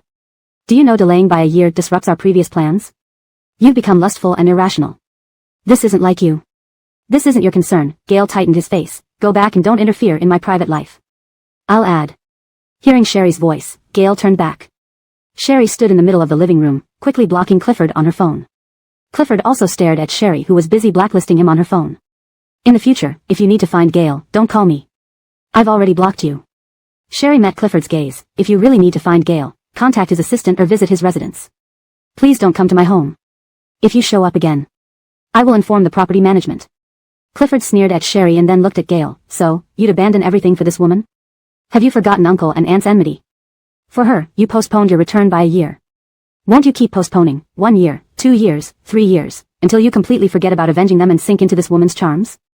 You disappoint me, Martin Liangiu." Finished speaking, Clifford pressed the elevator button and left. Gail closed the door, turned to see Sherry standing in the center of the living room staring at her, and walked over, gently embracing her. "Sorry about Clifford. It's my fault I didn't handle it properly. It won't happen again." Gail tightened her embrace, whispering in her ear, "I'll never miss your calls again." Seeing Gail's attitude towards Clifford, Sherry's anger gradually dissipated. She stood still, allowing Gail to hold her. "Don't be mad, okay?" Gail comforted Sherry like a child. "I promise this is the last time. In the future, I will never be unreachable when you or the child need me. If it's something I can handle, I won't depend on you. This time, if it wasn't for finding the child, I wouldn't have called you, especially knowing you were seeing Amaryllis." Chapter 301, Exhaustion. "No more." Gail hugged Sherry tighter. "From now on, unless it's an emergency, I won't see anyone." Sherry buried her face in Gail's chest, lifting her hands to pull at the home attire around his waist, remaining silent. Noticing Sherry's movements, Gail kissed the top of her head.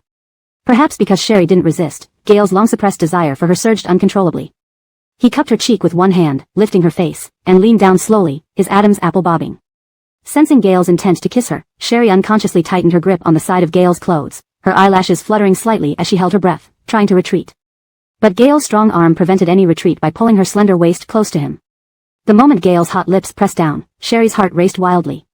Even though they had already shared the most intimate of moments, she still couldn't withstand the passionate kisses that intertwined their saliva. Sherry instinctively tried to push him away but was met with Gale holding her hand within his, guiding it around his neck while prying open her lips, forcefully wrapping an arm around her waist and leading her toward the dining area. Sherry stumbled backward, eventually colliding with the edge of the dining table. Gale slid his muscular arms underneath her, lifting her up and seating her on the table, staring into her strikingly contrasted eyes. His fingers brushed her lips before he kissed her again, opening her mouth and wrapping his tongue around hers, kissing her fervently. Gale's large hand moved from her head to her jawline, forcing her to tilt her head back, accepting his kiss. The steel bracelet on his wrist snagged a strand of her hair, eliciting a soft cry from Sherry. Noticing this, Gale abruptly broke the kiss, swiftly removing his wristwatch and discarding it to the side. Breathing heavily, Sherry's cheeks were flushed, her ears red as if bleeding. Seeing the deep, dark love-laden eyes of Gale, she instinctively tried to move away. Gale propped himself up beside her body with one hand, holding her knee with the other, pulling her forcefully back to him. He nibbled gently on her wet, reddened lips before forcefully entering her mouth once more, dominating her completely. Sherry's grip on Gale's neck weakened, all her strength seemingly taken by him, leaving her nearly breathless, tears brimming in her eyes. His kisses today were more intense and fierce than usual, as if he had pent up emotions and needed to release them through her. Initially, Sherry managed to respond, but soon she couldn't keep up with Gale's rhythm, her feeble whimpers swallowed entirely by him. Her legs trembled lightly, draped around Gale's narrow waist, retreating further from each kiss, only to be pulled back even tighter, as if he wanted to melt her into his very being. After what felt like an eternity of relentless passion, they finally parted lips. Disoriented from the kiss, Sherry hummed softly when their lips separated, her eyes unable to focus, breathing raggedly, and feeling a blankness due to lack of oxygen, tearful eyes showing she too was deeply affected. Sherry, in the future, never talk about separating. I don't like those two words. Gale said. So he was upset over that. Sherry responded dazedly. Good girl, Gale chuckled lowly, meeting her hazy gaze, his throat convulsing as he approached her. He kissed the corner of her lips, pressing his heated cheek against hers, hoarsely asking, Tell your husband, do you want it? Sherry felt something explode in her mind. Although she and Gale were legally married, she had never called him husband. At that moment, his voice sounded like a siren luring sailors to their doom. A perfectly respectful term, yet said now, with her lost in the thrill of his kisses, made it sound blushingly inviting. Heat spread from her burning face down to her neck, her whole body turning red like a cooked shrimp. Gale kissed her lips again, tangling his tongue fiercely. With sturdy arms, he lifted Sherry toward the bedroom, never breaking the kiss. It wasn't until she was thrown onto the soft bed, with Gale kneeling beside her, unbuttoning his shirt while kissing her, did she realize what might happen next. Sherry couldn't recall how long they had been fooling around, she felt as if she would fall apart. When she awoke, she was clad in clean silk pajamas, snuggled in Gale's arms. Recalling the intense actions Gale forced upon her last night when he made her call him husband, her ears flushed red. Later in the bathroom, she could barely endure anymore, finally stopping after repeatedly calling him husband, sobbing between calls. Gently, Sherry tried to shift Gale's arm from her waist to reach for her phone, only to be pulled back into his embrace. Stay with me for a bit longer. I'm exhausted from last night, Gale murmured, eyes closed. Sherry's cheeks burned recalling the previous night, pulling his arm. Let me check the time. Please let go of me. Gale tightened his grip around her, whispering in her ear, Don't move unless you want more. Realizing his arousal, Sherry truly dared not move. How can you? She bit her lip, puzzled by his vigor despite last night's intensity. Sleep with me for a while, Aiko. Gale kissed her hair gently, I love your scent. Gale buried his head in Sherry's neck, the heat of his breath making her restless. She turned to face him, gently placing her hand on his cheek. Gale, utterly exhausted, didn't open his eyes. His large hand held her slender fingers, brushing a kiss on her palm before guiding her arms around his neck. Sherry stared at Gale's sharp, relaxed features, lightly caressing his dark hair. Unknowingly, she drifted off to sleep with him. Chapter 302, Versions of the Story. When Sherry woke up again, she was kissed awake by Gale. Still dazed, she felt a warm, agile tongue entering her mouth, kissing her gently and patiently.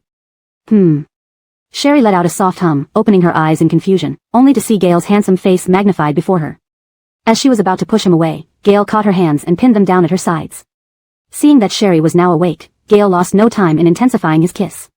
If Sherry were to recall that day, she would remember how both their phone screens lit up repeatedly until they ran out of power while she was still being held captive on the bed by Gale. After they got out of bed, Sherry forced herself to deal with piled-up paperwork despite feeling dizzy from lack of rest. Gale, seemingly well satisfied, appeared in high spirits and even took over some of Sherry's work to help her out. Next time, don't be so reckless. Sherry scolded Gale, but her blushing cheeks and ears made her words lose all conviction. It really disrupts the company's affairs. Tobias and assistant Matthew couldn't get in touch with either of them. What if they found out? Kayla knows everything. Relax. He will cover for us with Tobias. Gail handed Sherry a cup of tea infused with ginseng slices. Don't drink coffee. You might not be able to sleep when it's time to rest. There's too much work to do. Sherry took the document beside her and flipped through it. Without looking, she picked up her coffee and sipped. Ginseng and wolfberry? To help you replenish, said Gail. Sherry. Gail's phone vibrated, and Sherry's phone followed suit. They glanced at their phones. One call was from assistant Matthew, the other from Tobias. Gail gestured for Sherry to stay seated and answered the call by walking to the balcony near the pool. Once the call connected, Kayla began. Sir, our PR department has stopped several unfavorable articles regarding little Chairman Rusty and Mr. Sam, your ex-husband. Since Mr. Youssef is also Miss Enid's fiancé, the representative for EF, the PR department. Meanwhile, as soon as Sherry connected her call, Tobias spoke anxiously. Little Chairman Rusty, our PR department has intercepted several news articles, which I've already sent to your email. Paparazzi took photos of you visiting the hospital to look after Mr. Sam, and there's a video of Miss Enid visiting and crying as she left. The media usually exaggerates things for traffic, saying you've intervened in the relationship between Mr. Youssef and Laura. Sherry frowned deeply as she listened and opened her email. That tabloid always focused on celebrity gossip to gain traction, probably tailing Enid, unexpectedly spotting Sherry at the hospital. Moreover, Sherry guessed the paparazzi didn't know who she was initially but decided to hype the story about someone interfering in Enid and Sam's relationship, thus investigating Sherry's identity. They then found out about her relationship with Sam and her role as executive vice president of Rusty Group, as well as being the newly adopted daughter of the Rusty family. How did the PR department find out? Sherry asked. Our internal system flagged certain keywords, and upon investigation, the PR team quickly suppressed the report and is now negotiating with the editor-in-chief of that tabloid. The assistant manager of the PR department contacted secretary's office to ask how to handle this. If it's false, send a legal warning directly. If there's a misunderstanding, it's better to clarify. Assistant Claudia sounded anxious. But we need to act fast. We fear they might release the news if negotiations fail, leaving us at a disadvantage. Simply put, the PR department worried that Sherry might reunite with Sam or something similar. Enid is an international superstar with a vast fan base, including many CP fans of her and Sam. Especially after the bankruptcy of the Youssef Group, Enid stayed loyal to Sam, even offering her savings to him. Many fans noted that Sam entered the entertainment industry for Enid, further fueling their obsession. Stories of Sam and Enid's deep love spread rapidly among fans. Some even wrote essays claiming they hadn't married due to the financial downfall, with Sam planning to give Enid a grand wedding once he bounced back. Enid gained many followers because of this dedication. The Rusty Group isn't primarily an entertainment company, and its corporate image has always been positive. Thus, they feared public relations issues if rumors of a reunion surfaced, potentially damaging the company's reputation. Therefore, the PR department was contacting both Gail and Sherry, calling Gail for guidance and Sherry for the facts. No problem, let the PR department suppress the story. If it can be contained, that's ideal. But if they insist, let the paparazzi publish whatever they want, and we'll follow up with a statement. Sherry spoke indifferently. We'll mention my daughter's kidnapping incident in kindergarten, which had already been resolved without consuming public resources. Now that it's brought up, we'll issue a formal statement on social media, urging the authorities to apprehend the criminals based on Miss Enid and Mr. Sam's testimonies, thanking them as well. Considering this incident involved her daughter, if it were to become public, people would inevitably dig into Aurora's age and link the child to Sam, fabricating a sensational love triangle involving Sherry, Sam, and Enid. After all, Enid is a highly discussed celebrity. Plus, the Rusty Group itself garners a lot of attention. And Sherry is also the founder of Hengji Biotech. With these 3 points, rumor mongers could concoct 100 versions of the story. Therefore, Sherry insisted on suppressing the story to minimize any impact on her child. Hearing Sherry's response, Assistant Claudia breathed a sigh of relief. All right, I'll inform the PR department immediately. Chapter 303, Wait for me to come back. If the news can't be suppressed and they insist on reporting it, have the PR department talk to the tabloid reporters about this matter. Tell them not to broadcast inaccurate or false information, otherwise we reserve the right to pursue legal action, Sherry said. Understood. Sherry hung up the phone and looked up at Gail, who had just stepped in from the balcony after ending his call. She asked, also about Sam? Yes, I instructed the PR department to suppress the news if possible. If they can't, then directly thank Enid and Sam on Weibo for saving Aurora, Gail replied. We also need to urge the police to solve the case as soon as possible, their credibility is the strongest. Sherry placed her phone aside and pinched the bridge of her nose. I thought we wouldn't have to involve ourselves with Sam again, but now it seems, we should give a public thank you. Gail walked over to Sherry, pulled out a chair, and sat down. He casually put his phone aside, gazed deeply into her eyes, and pulled her onto his lap, saying, You can't go alone, or, there will be some messy news again. I'll go with you. Gail didn't like Sherry meeting Sam alone. Sherry propped herself up on Gail's broad and sturdy shoulders. Just as she was about to speak, Gail's phone vibrated. Seeing Amaryllis's name on the caller ID, her rosy lips pressed together, and her smile faded. She got up from Gail's lap. "You take the call first." Gail held onto Sherry's delicate wrist, his brows furrowed in displeasure. He really wanted to ignore the call and continue being with Sherry, but seeing it was Amaryllis, he reluctantly released her hand and answered the call. Lyle Gaynor. Sherry only heard the sweet and cheerful voice on the other end of the line before the vibrating phone on the dining table caught her attention. It was Ferguson's call. She picked up her phone and went into the bedroom, answering, "Hello, Grahamshire. Miss Iko, Mr. Curtis from the Graham family has learned that Zora kidnapped Miss Aurora. Today, he and Old Master Graham came over specially to apologize. Old Master Graham said it was because of Jeffrey that our Miss Aurora faced such misfortune. Originally, Jeffrey wanted to apologize to you personally, but you blocked him. Chairman saw how sincere Jeffrey was today and instructed me to ask you if you'd consider giving him a chance to redeem himself. Jeffrey wants to invite you to dinner tonight." Sherry frowned slightly. "Dinner is unnecessary. I know Mr. Curtis was confined by Old Master Graham these days, and what Zora did is unrelated to him. Miss Iko, I think you should attend tonight," Grahamshire said softly. "I haven't told the chairman about the PR department stopping the tabloids because his blood pressure wasn't good this morning. I'm afraid knowing this might worsen it." Sherry tightened her grip on the phone. It made sense for the PR department to inform Grahamshire. "I've instructed the PR department to tell the truth, that Sam saved my daughter, leading to all subsequent events. And I've asked them to highlight the official police account online to urge the prompt capture of the kidnapper," Sherry explained patiently. "So, hold off on informing grandfather until Rusty Group releases an official statement." "Miss Iko, allow me to share my thoughts," Grahamshire spoke slowly. "Once this news breaks, everyone's attention will likely focus on whether Miss Aurora is Mr. Yusef's child, and whether you two might reunite due to your past relationship. Moreover, involving a high-profile celebrity means gossip is inevitable. Many will speculate about Miss Aurora's real father. While our PR department might suppress this news, what if it eventually leaks? What if someone says you want to reconcile with Mr. Yusef through the child? After all, the incident in Haiching wasn't small, so we must be prepared. If the news breaks while you're on a date with Mr. Curtis, even though he's divorced once, compared to Mr. Yusef, those who spread and listen to stories will ponder how you would entertain thoughts of reconciling with Mr. Yusef during your date with Jeffrey." Grahamshire astutely analyzed the situation for Sherry. Having been Rusty Group's long-term assistant, he knew how to defuse upcoming rumors. After all, in the world of celebrity gossip, people tend to believe women would choose someone of higher status. This also helps prevent Miss Aurora from being dragged into gossip, Grahamshire added finally. Aurora was Sherry's biggest vulnerability. Thinking of Aurora, Sherry agreed, not wanting others to question her daughter's origins. "All right. So, I'll arrange for photographers to follow, prepare news in advance, and you can appear more affectionate with Jeffrey for Miss Aurora's sake," Grahamshire hurriedly added. "Of course, Jeffrey will cooperate. It's because of his involvement with Zora that this happened. He assured me he'd do everything to mitigate the negative impact." "Got it," Sherry responded. "I'll let Jeffrey know and have him pick you up at 5:30 this afternoon at Huading Xinyuan. Is that okay?" Grahamshire asked, calculating the timing. "Yes."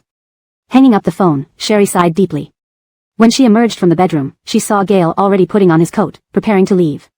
Sherry felt a twinge of disappointment, remembering he had agreed last night not to meet Amaryllis, yet he seemed ready to leave after taking her call. Regardless, she pretended not to mind, placing her phone on the dining table and asked, "Going to see Amaryllis?" Upon hearing Sherry's words, Gale chuckled, "So jealous?" "No, I'm not going to see Madeline." Gale straightened his collar and walked over. "I'm going to see my father's former confidants. Since our return was postponed by a year, many things need replanning." He braced one hand on the back of the chair and the other on the table in front of Sherry, bending down to kiss the corner of her mouth. "Wait for me to come back." Chapter 304, Topic of Conversation. "I have to have dinner with Curtis tonight. Grandfather arranged it because he's worried that the PR department hasn't managed to suppress the news. If it gets out, someone might fabricate stories about me, Sam, and Enid." Brielle explained to Gale, concerned about his feelings. "After all, a big celebrity, a bankrupt playboy, and a divorced woman like me provide too much material for gossip. And if they start speculating about Coralyn's parentage again, I can't reveal you as the father either, so." Assistant Manager Ferguson suggested that bringing in Curtis might divert some attention.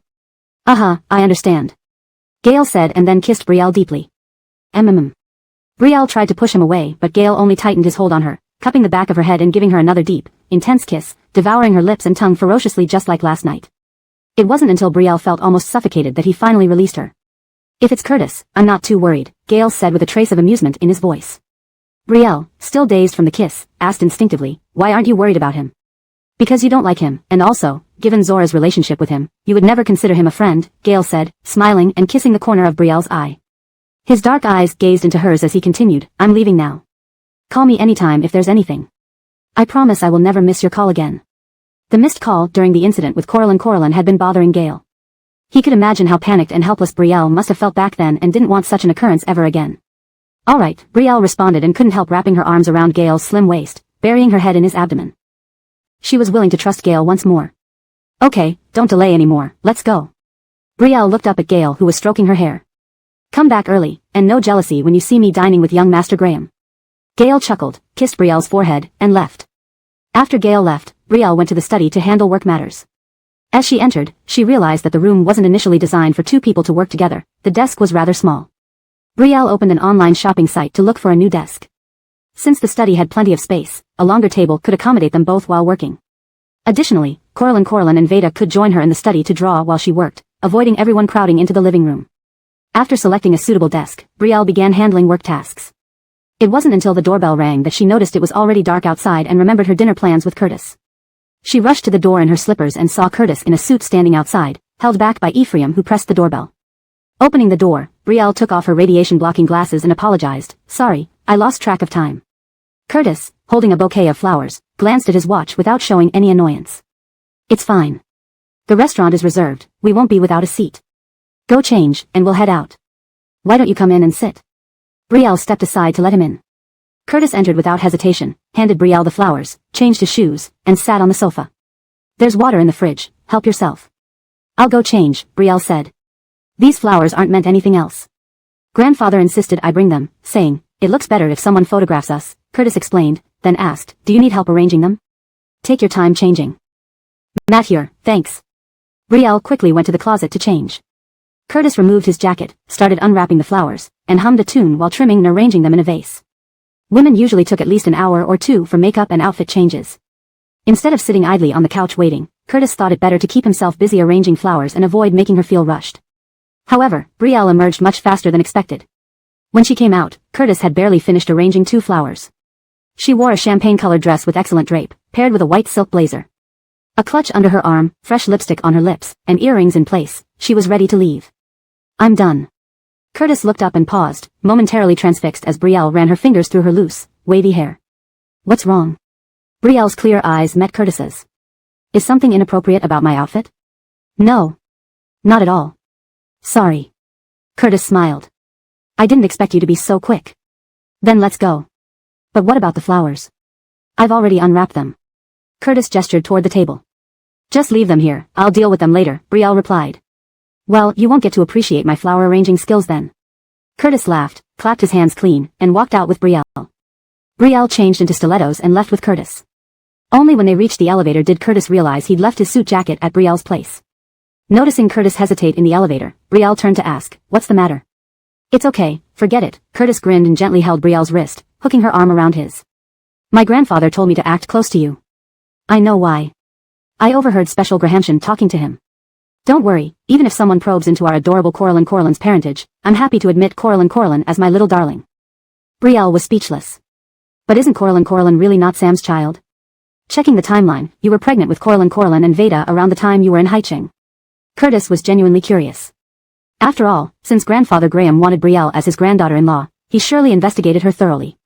Curtis read through all the documents, which included details about Brielle's stellar background and her tumultuous love story with Sam. And after Sam lost his memory and Brielle woke from a coma, her attempts to win back her lover, coupled with the fact that his new love was a celebrity, certainly added fuel to the gossip fire. Hashtag chapter 305, Vicious and Foolish. Although Curtis was the same age as Rusty Jinqing, he seemed more like a child on the inside, filled with curiosity. Curtis, everyone has secrets. Sherry held on to Curtis's arm as they walked towards his flashy yellow sports car. Curtis smiled and opened the car door for Sherry. You're right, I won't ask anymore. After getting into the car, Curtis even kindly fastened Sherry's seatbelt for her. I can do it myself. Sherry protested. My grandfather said that if the reporters publish their stories, we need to appear closer so they don't write anything crazy about you interfering with your ex-husband's relationship after your divorce, Curtis explained as he fastened his own seatbelt, gripping the steering wheel with one hand and stepping on the gas to drive away. It wasn't until they were on the road that Sherry spoke up. Your cooperation this time, is it because of Zora?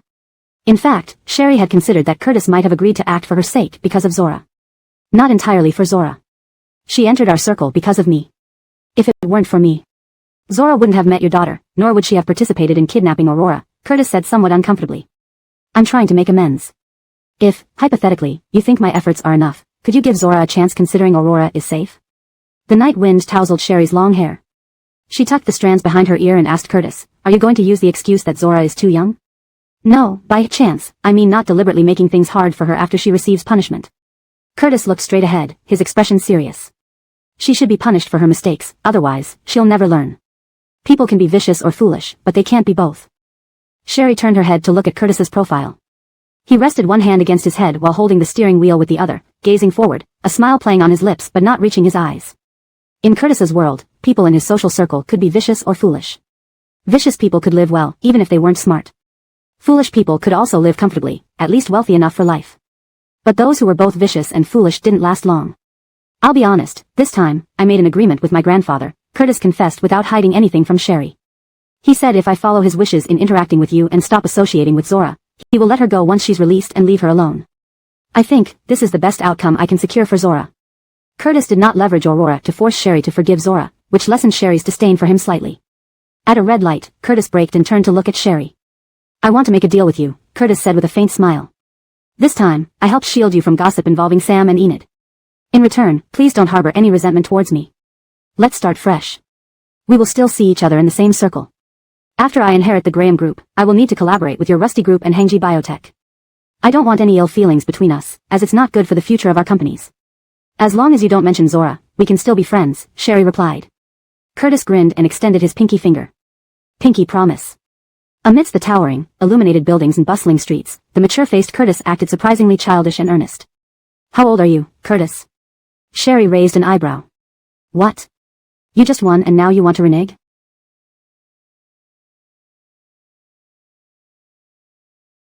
Sherry. Sherry hooked her pinky finger with his, sealing the deal. Only then did Curtis seem content. All right. There will be no Zora in my life anymore, Curtis laughed.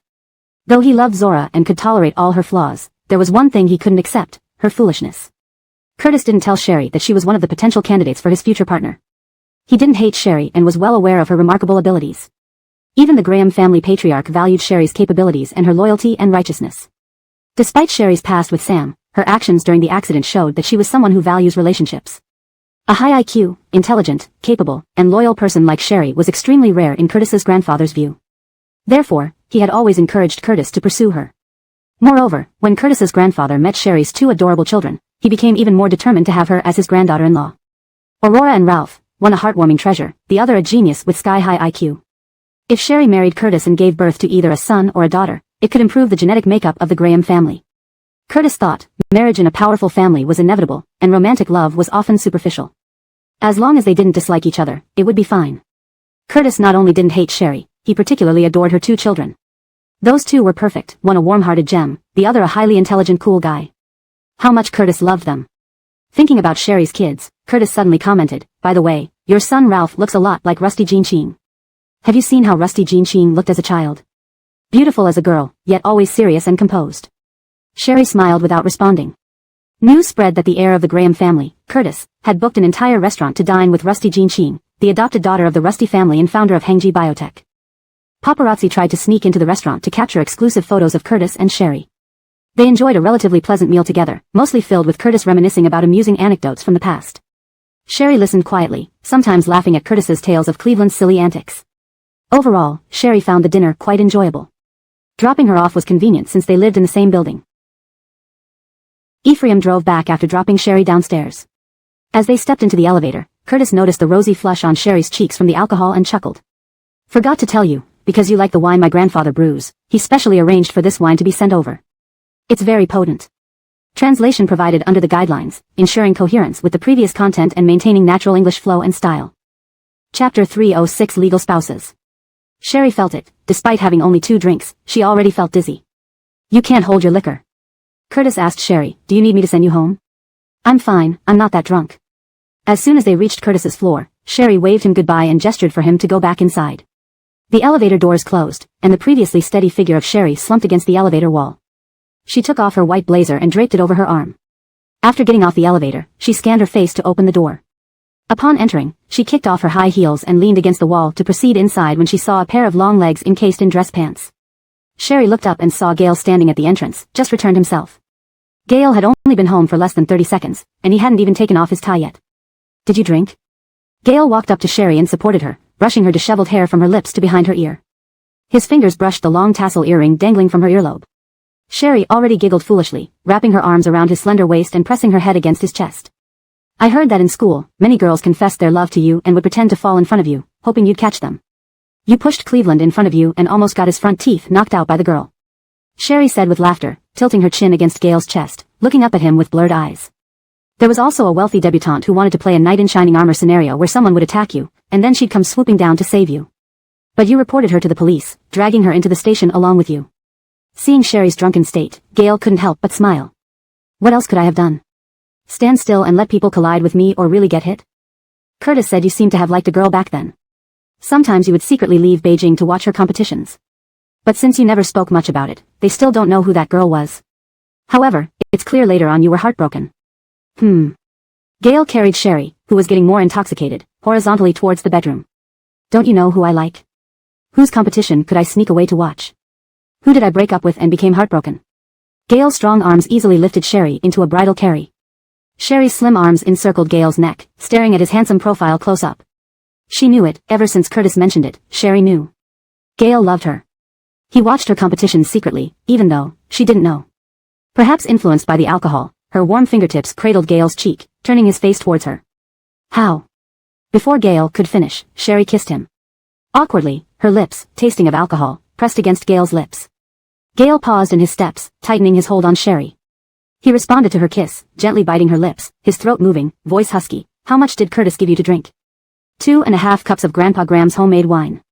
Sherry's slim fingers still held Gale's face, her head now resting on his shoulder. Gale chuckled softly, carrying Sherry into the bedroom and laying her on the soft bed.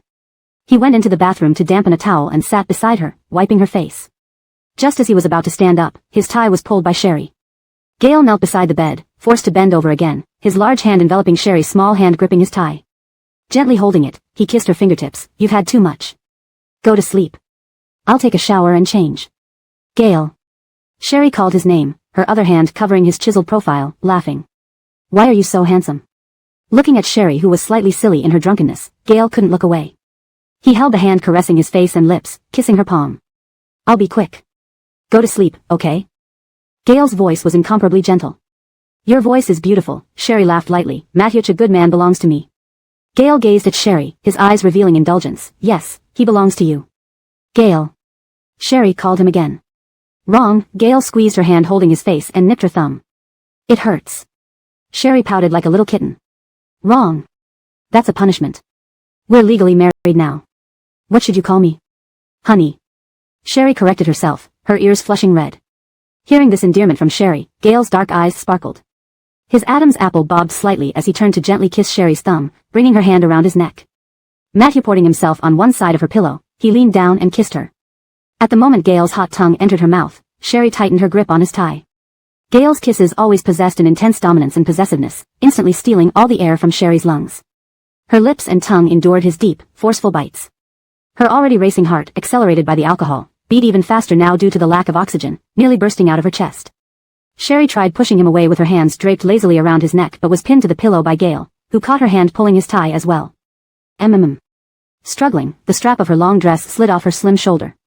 Later, she only remembered Gale taking off his wristwatch and shirt. Remembered her clothes and Gale's scattered all over the floor, even the luxurious silk comforter sliding off the bed. Perhaps because of her intoxication, the ceiling light seemed to flicker continuously. When Sherry woke up the next morning, it was already 7:30 a.m. She was wearing a silk pajama set, the bedding was changed, and Gale was nowhere to be seen beside her. Sherry covered her eyes, recalling that she had drunk too much last night and then met Gale upon coming home. Then. She seemed to tease Gale. And then. Sherry's ears flushed bright red. Gale took advantage of her weakened state, coaxing her into experiencing many things while she was drunk. The bed was left utterly disheveled, and he had exhausted her before finally letting her rest. Chapter 307, Annoying. At that time, Sherry was probably drunk, but not dead drunk, so she still remembered everything from last night. She admitted that she was no match for Gale. Having skipped work for 2 days, Sherry was about to get up and head to the company when she glanced at her phone.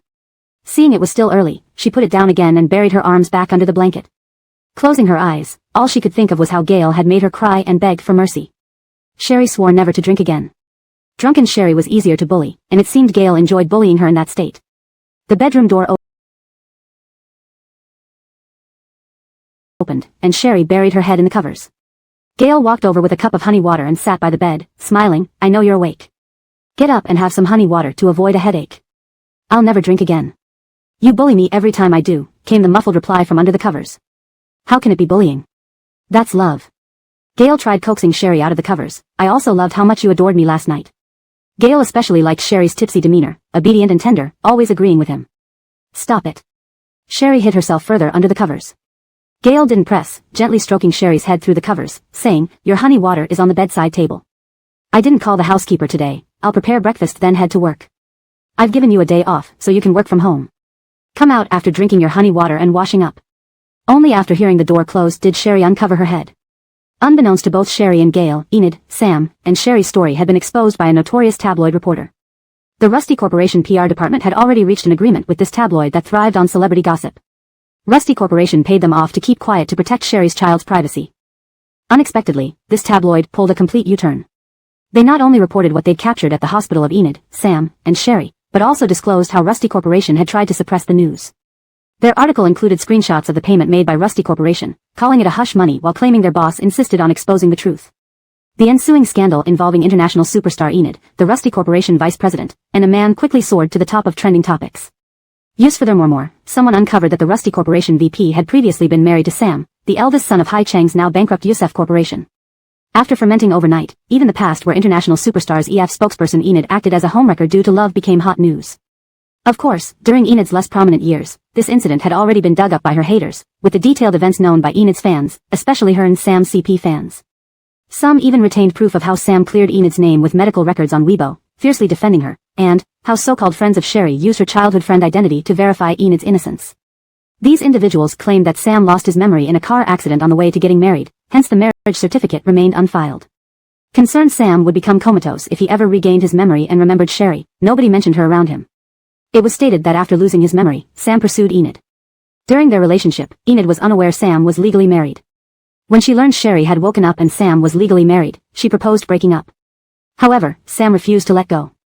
They emphasized Sam was like a different person post-memory loss, not intentionally betraying his former relationship. The previous Sam no longer existed, loving Enid instead.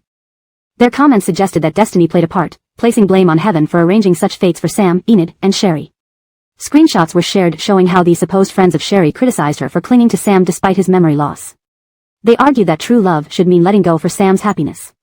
These friends appeared unjoyful about Sherry's awakening, perceiving her as a disruption to their lives. They pointed fingers at Sherry's refusal to let go, causing distress. This evidence was used by Enid and Sam's CP fans to defend her against accusations.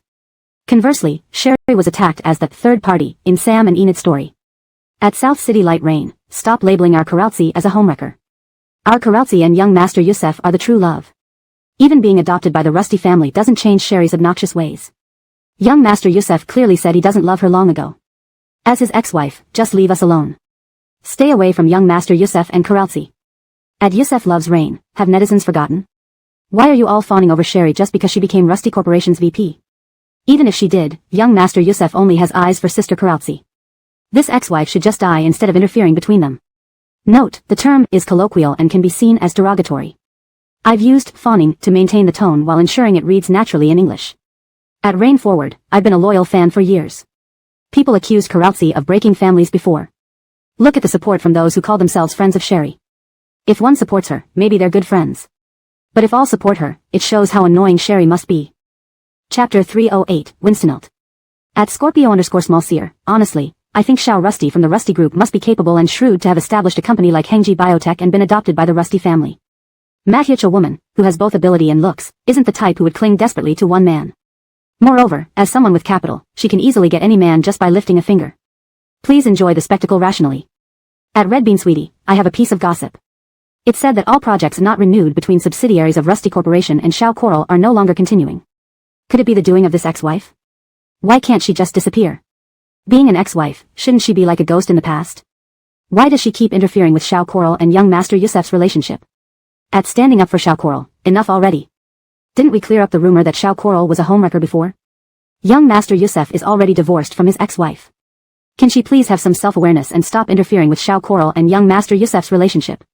At Freedom After Divorce, this behavior of young Master Youssef's ex-wife reminds me of my ex-husband's ex-wife. When my then husband was hospitalized, his ex-wife kept visiting, and eventually, they ended up back in bed together. Then I was left penniless and out on the street, while that couple reunited. I truly despise these kinds of ex-wives. Why don't they just die? At Earn Money Hard Need to Cherish, some bloggers have already laid out the timeline. I just don't understand how the executive vice president of Rusty Corporation has no sense of dignity. After what young Master Yusuf did to her for Enid, why is she still attaching herself to him without any shame? How cheap. At around 3 in the morning, Clifford had just left Night Palace. He leaned against his car, lit a cigarette, and idly scrolled through his phone. Seeing the trending topics on Weibo, he clicked into them. The screen filled with messages from Enid's fans and curses directed at Sherry. Clifford frowned deeply. Every scroll revealed more insults toward Coral Marigold and calls for her death. What nonsense. What kind of mad dogs has Enid raised? Thinking about this, Clifford dialed a number. Send out all the data you investigated about Coral Marigold and Sam's past. Have it organized well. These people online have shit for brains, spreading slander without knowing anything. Was the love between Sam and Enid really so touching? The reason Clifford chose Sam to snatch Coral Marigold away from Gale was because he saw the deep feelings once shared between Sam and Coral Marigold. Though Clifford had initially decided to let his subordinates post the old love story because of Enid's brain-dead fans excessively slandering Coral Marigold, making him feel he could not stand it any longer, he convinced himself that releasing this information could help Coral Marigold recall their past and possibly change her opinion of Sam. Moreover, after Coral Marigold called him regarding her daughter's issue and he hung up, he felt a bit guilty inside. So, this time, by releasing the data, it could serve multiple purposes and ease his conscience. Why not? Clifford woke his subordinate late at night, got him to compile all the information about Coral Marigold and Sam's love story, paid a large sum, and asked influential gossipy bloggers to upload it. Soon, Sam and Coral Marigold's past love story became a trending topic. At Young Puppy with Attitude, oh wow, I read about the Rusty Corporation's young vice president's past romance with young Master Yusuf. Holy cow, it's such a perfect campus romance. Young Master Yusuf was always openly declaring his love for his then-wife. Once, right after she went on stage to accept a scholarship award, young Master Yusuf followed with crutches to confess his love, telling everyone to learn from Coral Marigold. My goodness. It's like sweet romance novels come to life. At Can't Hold My Lips, wow, I also read about young Master Yusuf and his ex-wife's story. If I were his ex-wife, I wouldn't give up on someone who loved me that much either. In her youth, young Master Yusuf was like a ray of light in her miserable life. But the love between Sam and Enid is also so sweet. I can't even express what I feel. I want to call young Master Yusuf a scoundrel, but he genuinely lost his memory. Plus, Sam's family and friends feared he'd go crazy remembering his comatose wife. Later, when Enid and Sam met again, he pursued her passionately. This love is intense. Who is to blame? Fate, indeed. At Strawberry Puff, oh my god, this administrative vice president from Rusty Corporation has a heart-wrenching drama plot. From humble beginnings, saving young Master Yusuf when he was kidnapped, living in the Yusuf family, excelling academically, using various prizes to establish funds for rescued trafficked women and children. On her way back from getting married, she was in a car accident and became a vegetative state to protect her beloved. Waking up only to find her lover loves another. Trying hard to win back his love, she ends up abandoned, divorced, starting Hengji Biotech, and being chosen by the Rusty family to become an important figure. Wow, I must be an NPC to see this unfold. If I were her, I'd definitely fight to win back my true love. They're too deeply in love, there's no fault on either side. If young Master Yusuf recovers his memory, he'll surely choose his first love. At Adorable Little Tiger Fan, honestly, reading the childhood romance of young Master Yusuf and his ex-wife, and then Enid's romance with him, it's clear that if Sam ever regains his memory, he'll choose his ex-wife. This is the definition of profound love. His love for Enid is just adoration. His ex-wife loved him so much she risked her life. Chapter 309, Gilded at the Edges. At Materialist, honestly, I originally supported young Master Yusuf and Enid, but after seeing the emotional line between young Master Yusuf and his ex-wife, it's hard to evaluate. One can only say that fate is unpredictable, and in this matter, all three of them are victims. At But You Are Mine, while the emotional line between young Master Yusuf and his ex-wife is touching, I admit that Yusuf's ex-wife is excellent, but, since they've already divorced, shouldn't this strong lady stop interfering with young Master Yusuf? Wouldn't it be better for her to be a strong and independent heroine instead of competing with other women for a man? At Puppy Woof Woof Squad, I agree with the post above. I was moved by the feelings between young Master Yusuf and his ex-wife, but since young Master Yusuf has now forgotten, let everything pass. Ex-wife lady, please remain beautiful on your own and don't become a third party. Many who had supported Sam and Enid after reading about Sam and Brielle's love story no longer used malicious words to curse Brielle, but still went to Rusty Corporation's official Weibo account, urging Brielle to stay beautiful alone and not to interfere in Sam and Enid's relationship. At 7 in the morning, Rusty Corporation's official Weibo posted an update, following what Gale and Brielle had previously instructed. The post stated they didn't want to occupy public resources and thus tried to suppress the news through tabloids. Since the news couldn't be contained, they felt compelled to explain themselves. Rusty Corporation officially described how Brielle's daughter was kidnapped and thanked Sam and Enid for saving her daughter and stepping forward as witnesses. They also directly tagged the Beijing Public Security Department, urging the police to apprehend the kidnappers promptly. Additionally, Rusty Corporation issued a legal notice to the tabloids, expressing their intention to sue and release the recorded chat between the PR department and the tabloid chief editor in both text and original format. In the second Weibo post, Rusty Corporation criticized the tabloid for inaccurately reporting and intentionally turning the incident into a love triangle scandal to attract traffic, knowing that Rusty Corporation paid to protect Brielle's daughter's privacy. Rusty Corporation vowed to pursue legal responsibility.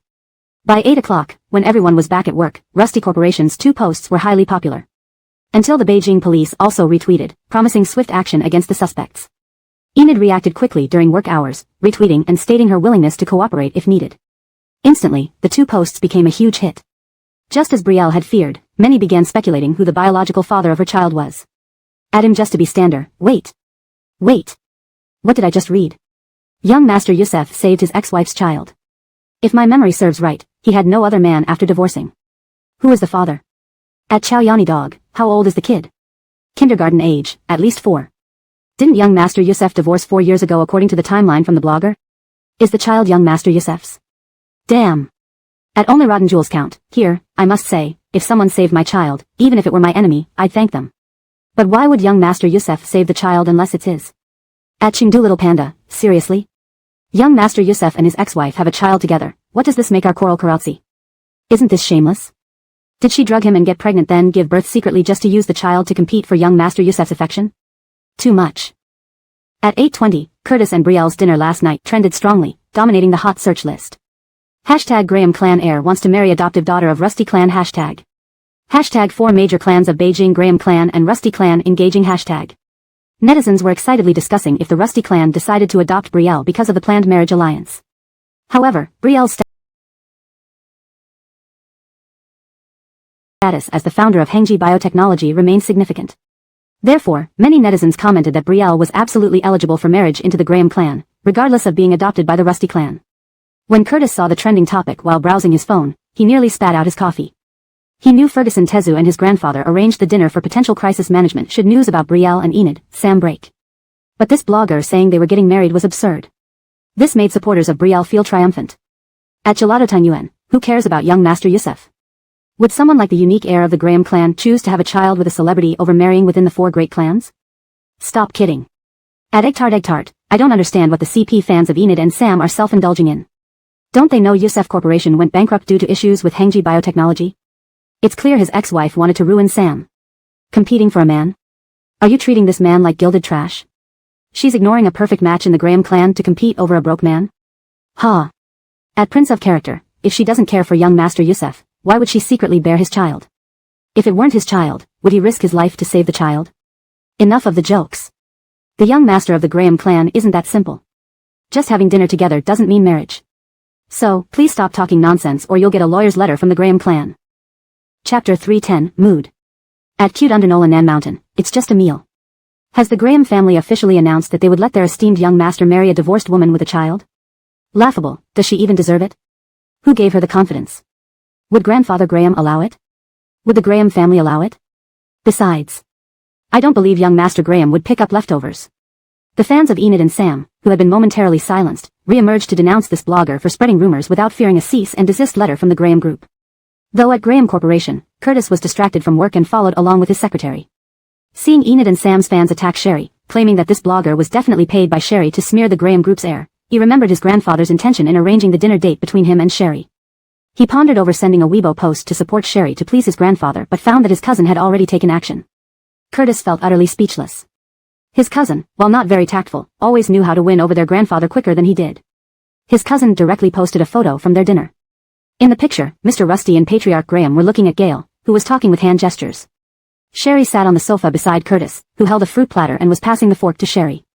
This candid shot was taken by his cousin, cropping out other bystanders. Then, she directly tweeted it and tagged the user at Cute Under Nolan Nan Mountain. At Big Hammer Graham at Cute Under Nolan Nan Mountain, are you joking? Who do you think gets to speak about who my brother marries? You're qualified? The entire Graham family has agreed. What's wrong? Are all your relatives' broken shoes making you so defensive? Curtis sighed, covering his forehead. His cousin was as bold as ever. Below, the netizens erupted. At Great Leader accept me, holy cow. Does this mean a match is set? The Rusty group and Graham group really will join in marriage. At Game Life, incredible. Fans of Enid and Sam shouldn't be worried anymore. That man doesn't fancy Enid anymore, he has someone better. At Clear-Minded Human, perfect. As expected, Miss Rusty got the heroine script. A tragic past yet inspiring journey, leading to career success, perfect marriage, everything complete. A happy ending from novels with Graham Young Master as the best handsome guy, wailing. Did I come to this world just to count numbers? Leaning back, Curtis's lips curled into a satisfied smile. With his cousin's move, he didn't need to intervene. He hoped that helping Sherry resolve this matter would earn his grandfather's trust and fulfill his promise to stop making things difficult for Zora. Thinking of Zora, Curtis's mood darkened. He threw his phone onto the desk, stood up, and walked to the floor-to-ceiling window, leaning against it as he watched the sunrise. Even if there was a hint of liking, they were destined to be from different worlds. If only Zora could have been smarter, or not so intrinsically dark and cruel, maybe there would have been a glimmer of hope. As the online buzz intensified, Curtis's childhood friends who worked saw the news after a restless night. The Matthews sisters stared blankly, amazed at modern netizens' stamina for staying up all night. Cleveland, upon seeing Curtis's actions towards Sherry, considered it unlikely that they would end up together and assumed it was part of some deal. Locking his screen, he sipped water and returned to bed. However, when Sam's mother saw this hot search in the hospital, she exploded. How dare she refuse to reconcile with Nanshan, waiting instead to climb into the Graham family? What about the child Nanshan saved? Is Sherry trying to take our child into the Graham family? No way. This ungrateful white-eye wolf can't get what she wants. Sleepily, Sam heard his mother's voice, opening his eyes. Mom, stop cursing Aiko. I said I don't like hearing you talk about her that way. If you must do this, go back home, it affects my mood. Seeing her son still defending Sherry, Sam's mother nearly shoved her phone in front of his face. Are you still protecting that ungrateful wolf, Sherry? Look.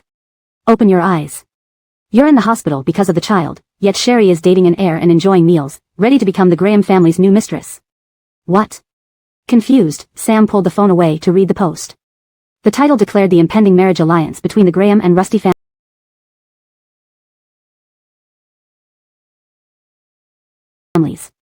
It detailed Curtis entering Sherry's residence with roses, implying he had access keys. Photos showed them dining at a private event, with both seemingly having a good time. Sam frowned, still defending. Mom, these bloggers exaggerate. They spread every rumor. I'm here, and I know young Master Graham lives here too. It's not like they're dating and exchanging passwords. Despite saying this, Sam continued scrolling, growing increasingly uneasy. They've eaten together. Sam's mother shouted, first picked up, then went home together. And why would young Master Graham arrange a private dinner if it wasn't serious? Sam's expression worsened. Chapter 311, Deserving of Each Other. Sam's mother was furious at his passivity and suppressed her anger, saying, Son. Wake up. Sherry has never admitted the child is yours because she's afraid we'd compete for custody. She doesn't want to give our family's child back to us. She even wants to marry into the Graham family with our child. That child must be yours. Sam ignored his mother and continued scrolling through. In the paparazzi photos, Curtis was seen helping a slightly drunk Sherry enter the building after parking his car. The accompanying text noted that Curtis did not leave again until 7:05 a.m. the next day, then he drove straight to the Graham Corporation headquarters. These are all made up. Sam calmly told his mother, these bloggers are just trying to gain traffic, you don't need to pay attention. You. Sam's mother became anguished, fine, this blogger might be lying, but what about this? It's posted by the daughter of the Graham family, you check for yourself. Sam's mother directly showed him a post from an account named Graham DeHammer, verified as the HR manager of Graham Corporation. The post contained pictures taken when Mr. Rusty Jinxiang, and Sherry visited the Graham family. In one photo, Curtis was seated on the armrest beside Sherry, smilingly offering her some fruit, a scene so intimate it left much to the imagination. Sam felt his breath catch in his throat. Looking at Curtis's deep, smiling gaze upon Sherry, he started to doubt if the person he drugged under Ferris's advice and subsequently had relations with was indeed Curtis. Otherwise, how could someone nearly guaranteed to inherit Graham Corporation agree to become the stepfather of Sherry's child? At the time, neither Rusty Jinxiang nor Sherry would reveal who had relations with Sherry, possibly because Curtis had been married then. If Sherry marries Curtis, those two children will eventually have inheritance rights within the Graham family. Sam felt his heart race, his breathing quickening. He remembered Sherry always said she wanted to be with the child's father. Observing Sherry over these few months, no other males were around except Rusty Jinxiang, and only Curtis. Despite Curtis being Rusty Jinxiang's junior by a generation, they grew up together and knew each other well. Given Rusty Jinxiang's protective nature towards Sherry, he wouldn't let her marry someone beneath her. Among the 4 prestigious families in Beijing, the Matthew family has 3 daughters, including their 3rd daughter engaged to Rusty Jinxiang. Cleveland of the Winston family hasn't married, making it impossible for him to accept a divorced woman with 2 children. Only the widowed Curtis matches Sherry in status. If those two children are Curtis's, then Sherry joining the Graham family would be virtually unopposed. You're still obsessing over Sherry while she's about to marry into the Graham family. Honestly, tell your mother. Is the child really yours? If it is, we cannot let our child go with Sherry to the Graham family. Sam's mother anxiously pleaded. I've said many times, the child isn't mine. Sam raised his voice. Can you please stop meddling in my affairs with Aiko? If you hadn't pressured her morally, if you hadn't insulted her, she wouldn't have refused to visit me. Are you blaming me now? Sam's mother raised her voice, but seeing the injury on his arm, quickly subdued herself. All right, rest well. Mom. Sam called out urgently as his mother prepared to leave. Don't do anything rash. What else can I do? She replied, then hesitantly added, if I were you, I'd use your injuries to keep Sherry before things between her and young Master Graham are finalized. After deep consideration, Sam's mother decided to tell him about the past. After you lost your memory, you were obsessed with Enid. During the snow disaster, she was filming in the mountains, and despite everyone's efforts, you insisted on going to save her, getting trapped for 2 nights and 3 days. When you woke up in the hospital, do you remember? Actually, it wasn't the rescue team but Sherry who followed you there and carried you down despite your directionless state. She spoke to stir him into action. Sherry was absent for a long time afterward. Everyone thought she realized you were willing to risk your life for Enid, so she gave up pursuing you. In truth, she was hospitalized, almost losing both legs, his mother explained, noticing Sam's shock. We feared she'd leverage this to force you into marriage, so we kept her quiet and allowed her to help restore your memory. No wonder. No wonder his parents invited Sherry to dinner after his discharge. At the time, Sam believed she had bought off his parents with some underhanded means and mocked her at the table. But he truly had no memory of Sherry carrying him down the mountain. All he recalled was hearing someone call his name, reassuring him not to fear.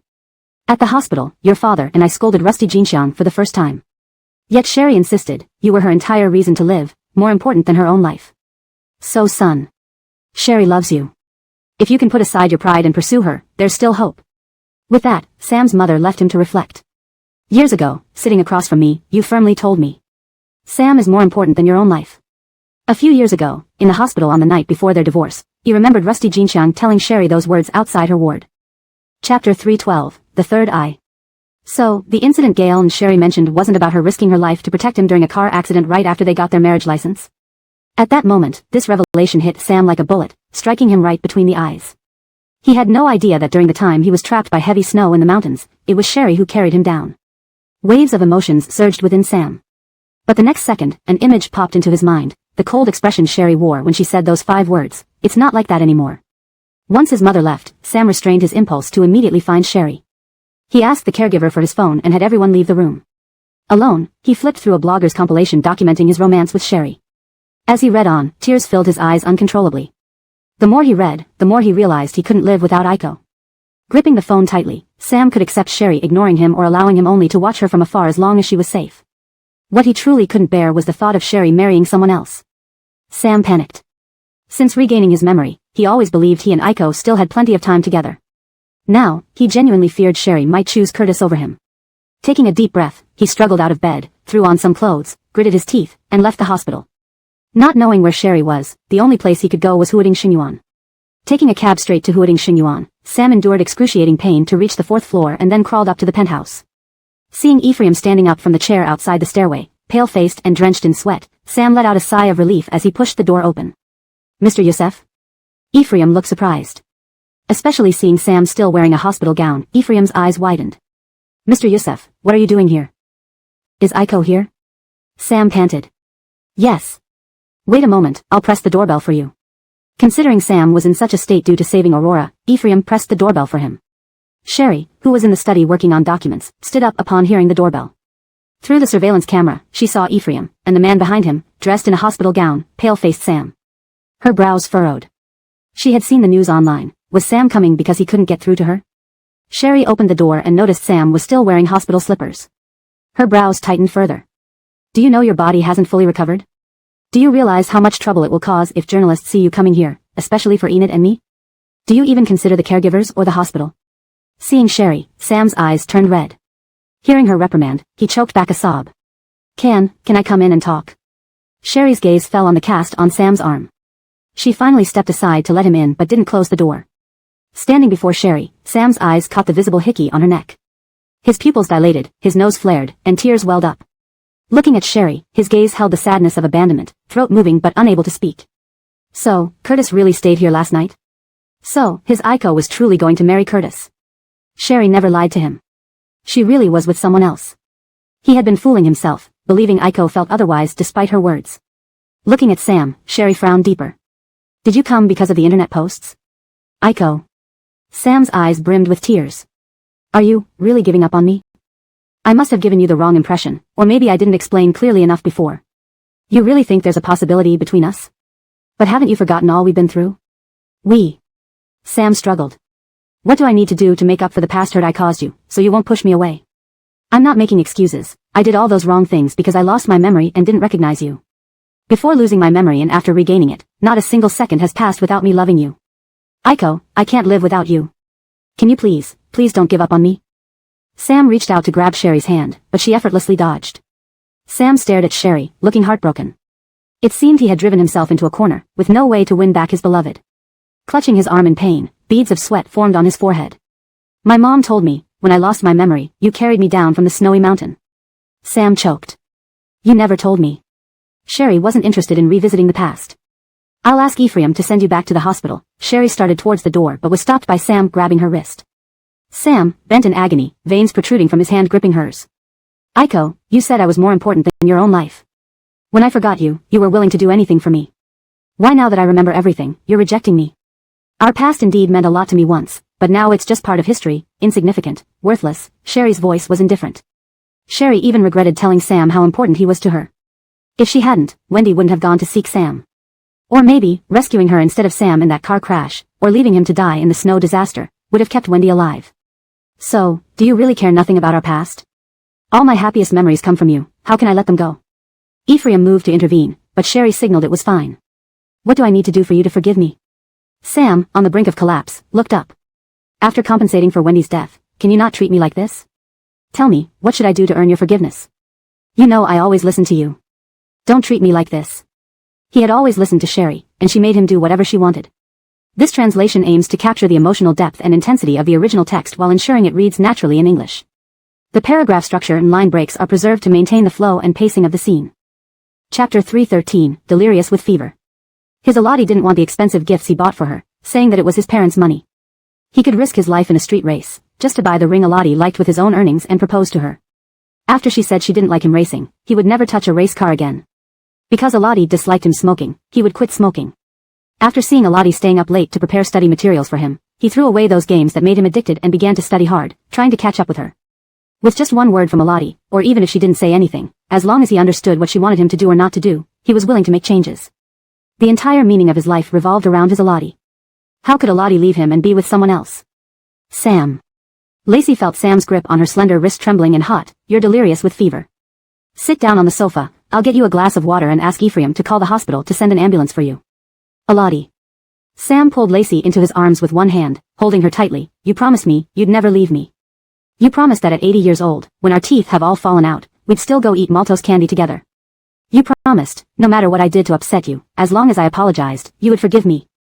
Sam's voice choked with emotion. You promised not to marry anyone else. If you married someone else, I would break my legs, and let you live with guilt forever. Sam. Lacey tried to push him away but her hands touched his injured arm, and she couldn't bear to push him off heartlessly. She signaled Ephraim instead. Ephraim immediately rushed in and grabbed Sam by the shoulders, pulling him away forcefully. Mr. Youssef, calm down, Ephraim said cautiously, afraid to hurt Sam's injured arm, and only pressed firmly on his shoulders. Sam looked at Lacey with a broken gaze, and then seeing her solemn expression, he gave a weak smile, falling backward like a broken doll. Sam. Lacey was startled. Ephraim quickly helped Sam lie down on the sofa. Call the hospital and get someone here to take him. Lacey frowned, walking over to Sam and touching his head. You're really delirious with fever. Lacey was about to leave the sofa when her hand was pulled by Sam. Unlike the previous time which seemed forced, this time Sam's action was completely unconscious. He muttered incoherently, and Lacey couldn't understand what he was saying. She could only see that Sam was in great pain, his pale face and neck drenched in sweat, his breathing rapid. She could only hear Sam saying something about returning his life. Ephraim finished the call and looked at Sam gripping Lacey's hand, glancing at Lacey who was looking down at Sam with unreadable expression, unsure of her intention, asked, Miss Elodie, do you need help? Lacey frowned, watching Sam without speaking. Sam regretted forcing Lacey to register their marriage on his birthday, which resulted in a car accident. If he had known this was going to happen, Sam wished he hadn't regained his memory. Without remembering everything with Lacey, he could have always believed he loved Enid. But after meeting Lacey, every moment was filled with her presence. After remembering, how could he let go? He wanted to return Wendy's life, and was even willing to sell his soul, just to beg, for his Elodie to forgive him and come back. But he didn't even know to whom he should sell his soul, who could actually help him. Clearly she is just like the past you, so even when I lost my memory, I still fell in love. From beginning to end, it has always been you, always you. Please, don't abandon me. Listening to Sam's incoherent words, Lacey's gaze fell on his hand tightly gripping hers, and she coldly brushed it off. She knew it. When Sam called Enid darling every time, she knew what he truly felt deep down. That's why she insisted on waiting for him to regain his memory back then, believing that, if Sam still chose Enid after recovering his memory, she would let go. This minor adjustment clarifies the context and makes the passage flow more naturally in English while preserving the original meaning. She once gave Sam 2 years, during which he inflicted countless wounds on her already tattered heart. Back then, when she placed the divorce papers on Sam's birthday table, she decided to give up on him. When she was forced to drink that glass of wine by Sam, she severed ties with him for good. Sam knew Lacey well. When Lacey didn't want to give up, she truly wouldn't give up, even if she were beaten to death. She wouldn't easily let go of what she believed in. But when Lacey decided to let go, it was truly letting go. Even if she were beaten to death, she wouldn't look back. Especially with the deaths of Wendy and Laurel between them. And now, she had Gail. You watch him here. When the hospital people arrive, send him directly back to the hospital. Tell them to keep the patient secure. Running away is unacceptable. He came here, and if anything happens on the way, the hospital can't bear the responsibility. Lacey said. Matt here. Ephraim replied. Lacey merely glanced at Sam before entering the study to work, leaving Sam in Ephraim's care. She didn't directly kick Sam out, considering his saving of Aurora. But Lacey didn't expect that Godric would come with the hospital staff. Seeing only Ephraim attending to Sam, Godric watched as they lifted Sam onto a gurney and asked Ephraim, "Where is Elodie?" "Miss Elodie is working in the study," Ephraim said. Godric pursed his lips and said to Ephraim, "Can you call Elodie for me? I need to talk to her." Ephraim walked to the study door and knocked. No response. His heart leaped as he hastily opened the door. Seeing Lacey wearing headphones and working, he relaxed. "Miss Elodie." Lacey removed her headphones upon seeing Ephraim open the door and asked, "Did Sam leave?" "Yes, Mr. Alina wants to see you." "Will you see him?" Ephraim asked. Lacey put the headphones down and came out of the study. Godric still held his phone when he saw Lacey coming. He spoke briefly into the phone, then forced a smile. "Elodie, it's been a long time." "Ephraim, you can go out first," Lacey said, going into the kitchen to get Godric a drink, coffee, or tea. Chapter 3:14 What accident? White water is fine. Godric walked over with Brielle. He and Brielle were separated by the restaurant island counter, watching her boil water and brew tea while lightly laughing. "Back then, Eric said you're a very decisive person at heart." I didn't believe it. Today, seeing Nanshan on the sofa, I realized Eric knows you best. Brielle glanced at Godric upon hearing this, laughed softly, put the tea bag into the cup, and leaned on the island counter waiting for the water to boil without responding. "Is it really impossible to go back to the past with Nanshan? Your former feelings?" Godric hesitated. "Back then, no matter how much we advised you, you refused to give up. Now that Nanshan has remembered everything, and you two once loved each other so deeply that you made all of us believe in love, but now. You just said, Eric understands me best." Brielle picked up the boiled water and brewed the tea before pushing it towards Godric. Looking at the steaming cup in front of him, Godric sighed. "Eric also said, not only Sam. But you'd even give up on us, your friends." "Are you?" Brielle laughed lightly, her brows curved as they used to be. "My friends? I think never. You are Sam's friends. We became friends because I was once Sam's lover. Like, if Sam's lover had been Enid, you would have become friends with her too. You are only Sam's friends, and I am merely a passerby of little importance in your lives." Perhaps because she didn't care, Brielle could speak so easily. To Brielle, friends were those who had only recently entered her life after meeting Alana, Alicia, Fateh, or even Sam's cousin Xerxes, not Godric, Eric, and Lois.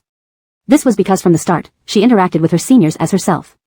Brielle, while she first met Godric and others using her identity as Sam's savior and lover. Looking at the steaming teacup in front of him, Godric licked his lips. "Not true, Star." He smiled and swallowed the words he was about to say. In the end, he didn't drink the tea but told Brielle he wanted to visit the hospital, as originally he was returning to Haicheng after seeing Sam once he finished his business in Kyoto, but unexpectedly encountered the incident where Sam went missing. Escorting Godric to the elevator entrance, he suddenly asked Brielle, "It said online that you will marry Graham Gia's eldest son, Curtis. Is it true?" "Do not believe gossip on the internet," Brielle replied.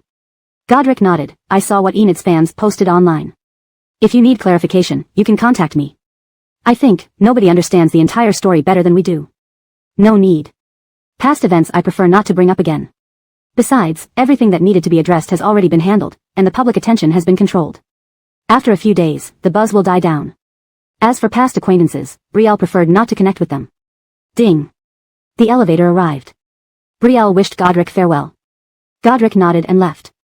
Since the hot search after eating with Curtis, shielding Brielle from getting entangled in the news of Enid and Sam's relationship, the patriarch of the Graham family had frequently invited Brielle out to dinner through Curtis. But Brielle declined every time. Curtis was clever. He usually called Brielle in front of Jeffrey. When refused, he simply shrugged to indicate he tried hard to invite her, but she just wasn't interested in him. Jeffrey poked Curtis's head angrily, feeling disappointed in his grandson. Believing one should keep things within the family, Jeffrey reviewed a list of outstanding unmarried men among relatives and sent their profiles to Mr. Rusty. Mr. Rusty did not refuse. Retired mostly, he now focused on arranging blind dates for Brielle. Thus, he accepted all the profiles sent by Jeffrey and arranged seemingly accidental meetings for her. Ferguson, her assistant, became the selector of elite males, working daily to match and arrange meetings between Brielle and suitable matches. Before work ended one day, Brielle received a call from Ferguson, thinking another matchmaking event was coming up. Preparing to decline, she placed the phone to her ear only to hear Ferguson say, "Miss Starr, does young master know you're attending this year's symposium?" Mr. Rusty had mentioned this previously when they visited Qinghai Lake. "Yes, I know. Previously, Jeremiah mentioned it to me. It said that the 4 major Kyoto families meet to review last year's goals and plan for the next, exploring potential collaborations to solidify our place at the top of the food chain." Hearing Brielle say this, Ferguson chuckled, finding her description accurate. Right. In previous years, young master represented the chairman. Initially, the chairman intended for young master to take you along this year for introductions. But young master couldn't make it back in time, so you'll represent the Rusty family. However, due to the earlier misunderstanding, young master Graham promised to accompany you and introduce you to some people. Brielle responded, "All right, I'll ask Tobias to adjust my schedule." After hanging up, Brielle called Tobias in, but her phone vibrated, an unknown number. She answered, "Hello. Star, it's me," Gail's voice came through. "Whose phone is this?" Brielle asked. "I borrowed someone else's. Tonight's symposium isn't easy. I planned to rush back tonight and wait in the car for any issues, but an accident occurred on my way back to Kyoto. So, I'll stick to the original plan having you attend alone. I've already informed Kayla, who will guide you and help avoid any troubles." Interrupting him mid-sentence, Brielle felt a chill run through her scalp. What kind of accident? What kind of accident would make both Gail and assistant Matthew lose their phones or have them destroyed, forcing them to use another person's phone to call her, and not even Matthew's? Chapter 315, Acting Prematurely. Gail knew he couldn't bluff his way through on the phone, so he walked to a quiet place and whispered, "There was a minor accident, but it's nothing serious, don't worry. I'm fine, just got a small scrape on my forehead. I asked Kayla to suppress the news as this shouldn't get out, so I won't be attending the exchange meeting tonight." Gail was worried that if Sherry saw Kayla, she might learn about the accident and get concerned. He also feared that she would blame him for not informing her immediately about such an event. That's why he called Sherry. Gail could almost imagine Sherry's expression at this moment and laughed softly, saying, "I've already had my wounds bandaged up. In 20 minutes, when the test results come back normal, I'll return home. I'll wait for you there tonight, and you'll see my injuries aren't severe. Don't worry." Hearing Gail say this, Sherry felt somewhat reassured. "All right, then I'll come back early tonight. Send me the test results once they're out." "Okay," Gail said with a chuckle, "don't worry about me. Focus on handling tonight properly, all right?" Sherry replied, "Understood. Which hospital are you in?" "I'll have someone pick you up. Kayla has arranged everything, don't worry." After hanging up, Sherry told Tobias that she would attend the banquet alone tonight. Watching Tobias leave, Sherry stood up anxiously, pacing in her office. She tried calling Kayla and was surprised to get through, only to learn that Kayla was busy dealing with the news suppression, hence Gail used someone else's phone to call her. However, getting the same answer from Kayla made her even more uneasy, so she dialed back again. On the other end, a nurse answered, "Hello? Hi, my family member borrowed your phone to call me earlier. I'm worried he may not have told me the full truth." "How serious is his injury?" Sherry asked. "The gentleman isn't seriously injured. There's no need to worry too much. The doctor is just being cautious and ordered some tests, so he can't leave until the reports are ready," the nurse explained. "Thank you." Sherry breathed a sigh of relief upon hearing this. Meanwhile, Gail, covered in blood on his shirt and with a cracked glasses frame, thanked the nurse, "Thank you." Understanding Sherry too well, Gail deliberately avoided using his driver's phone because if everyone around him said he was fine, it would only make her more anxious until she saw him in person. Only an outsider's confirmation could reassure her. "You're welcome," the nurse said, carrying away the debridement tray. Exiting the debridement room, Gail saw Clifford rush over, panting, "Lyle. Do you know what happened?" Gail removed his damaged glasses and asked quietly. "Yes." Clifford's jaw clenched, eyes darkening. Cooper couldn't hold back anymore. Amaryllis brought the body double to Jingdu, but Cooper's people followed the wrong person. Clifford had already figured out the details en route and understood how Gail got injured. Clifford couldn't control his anger,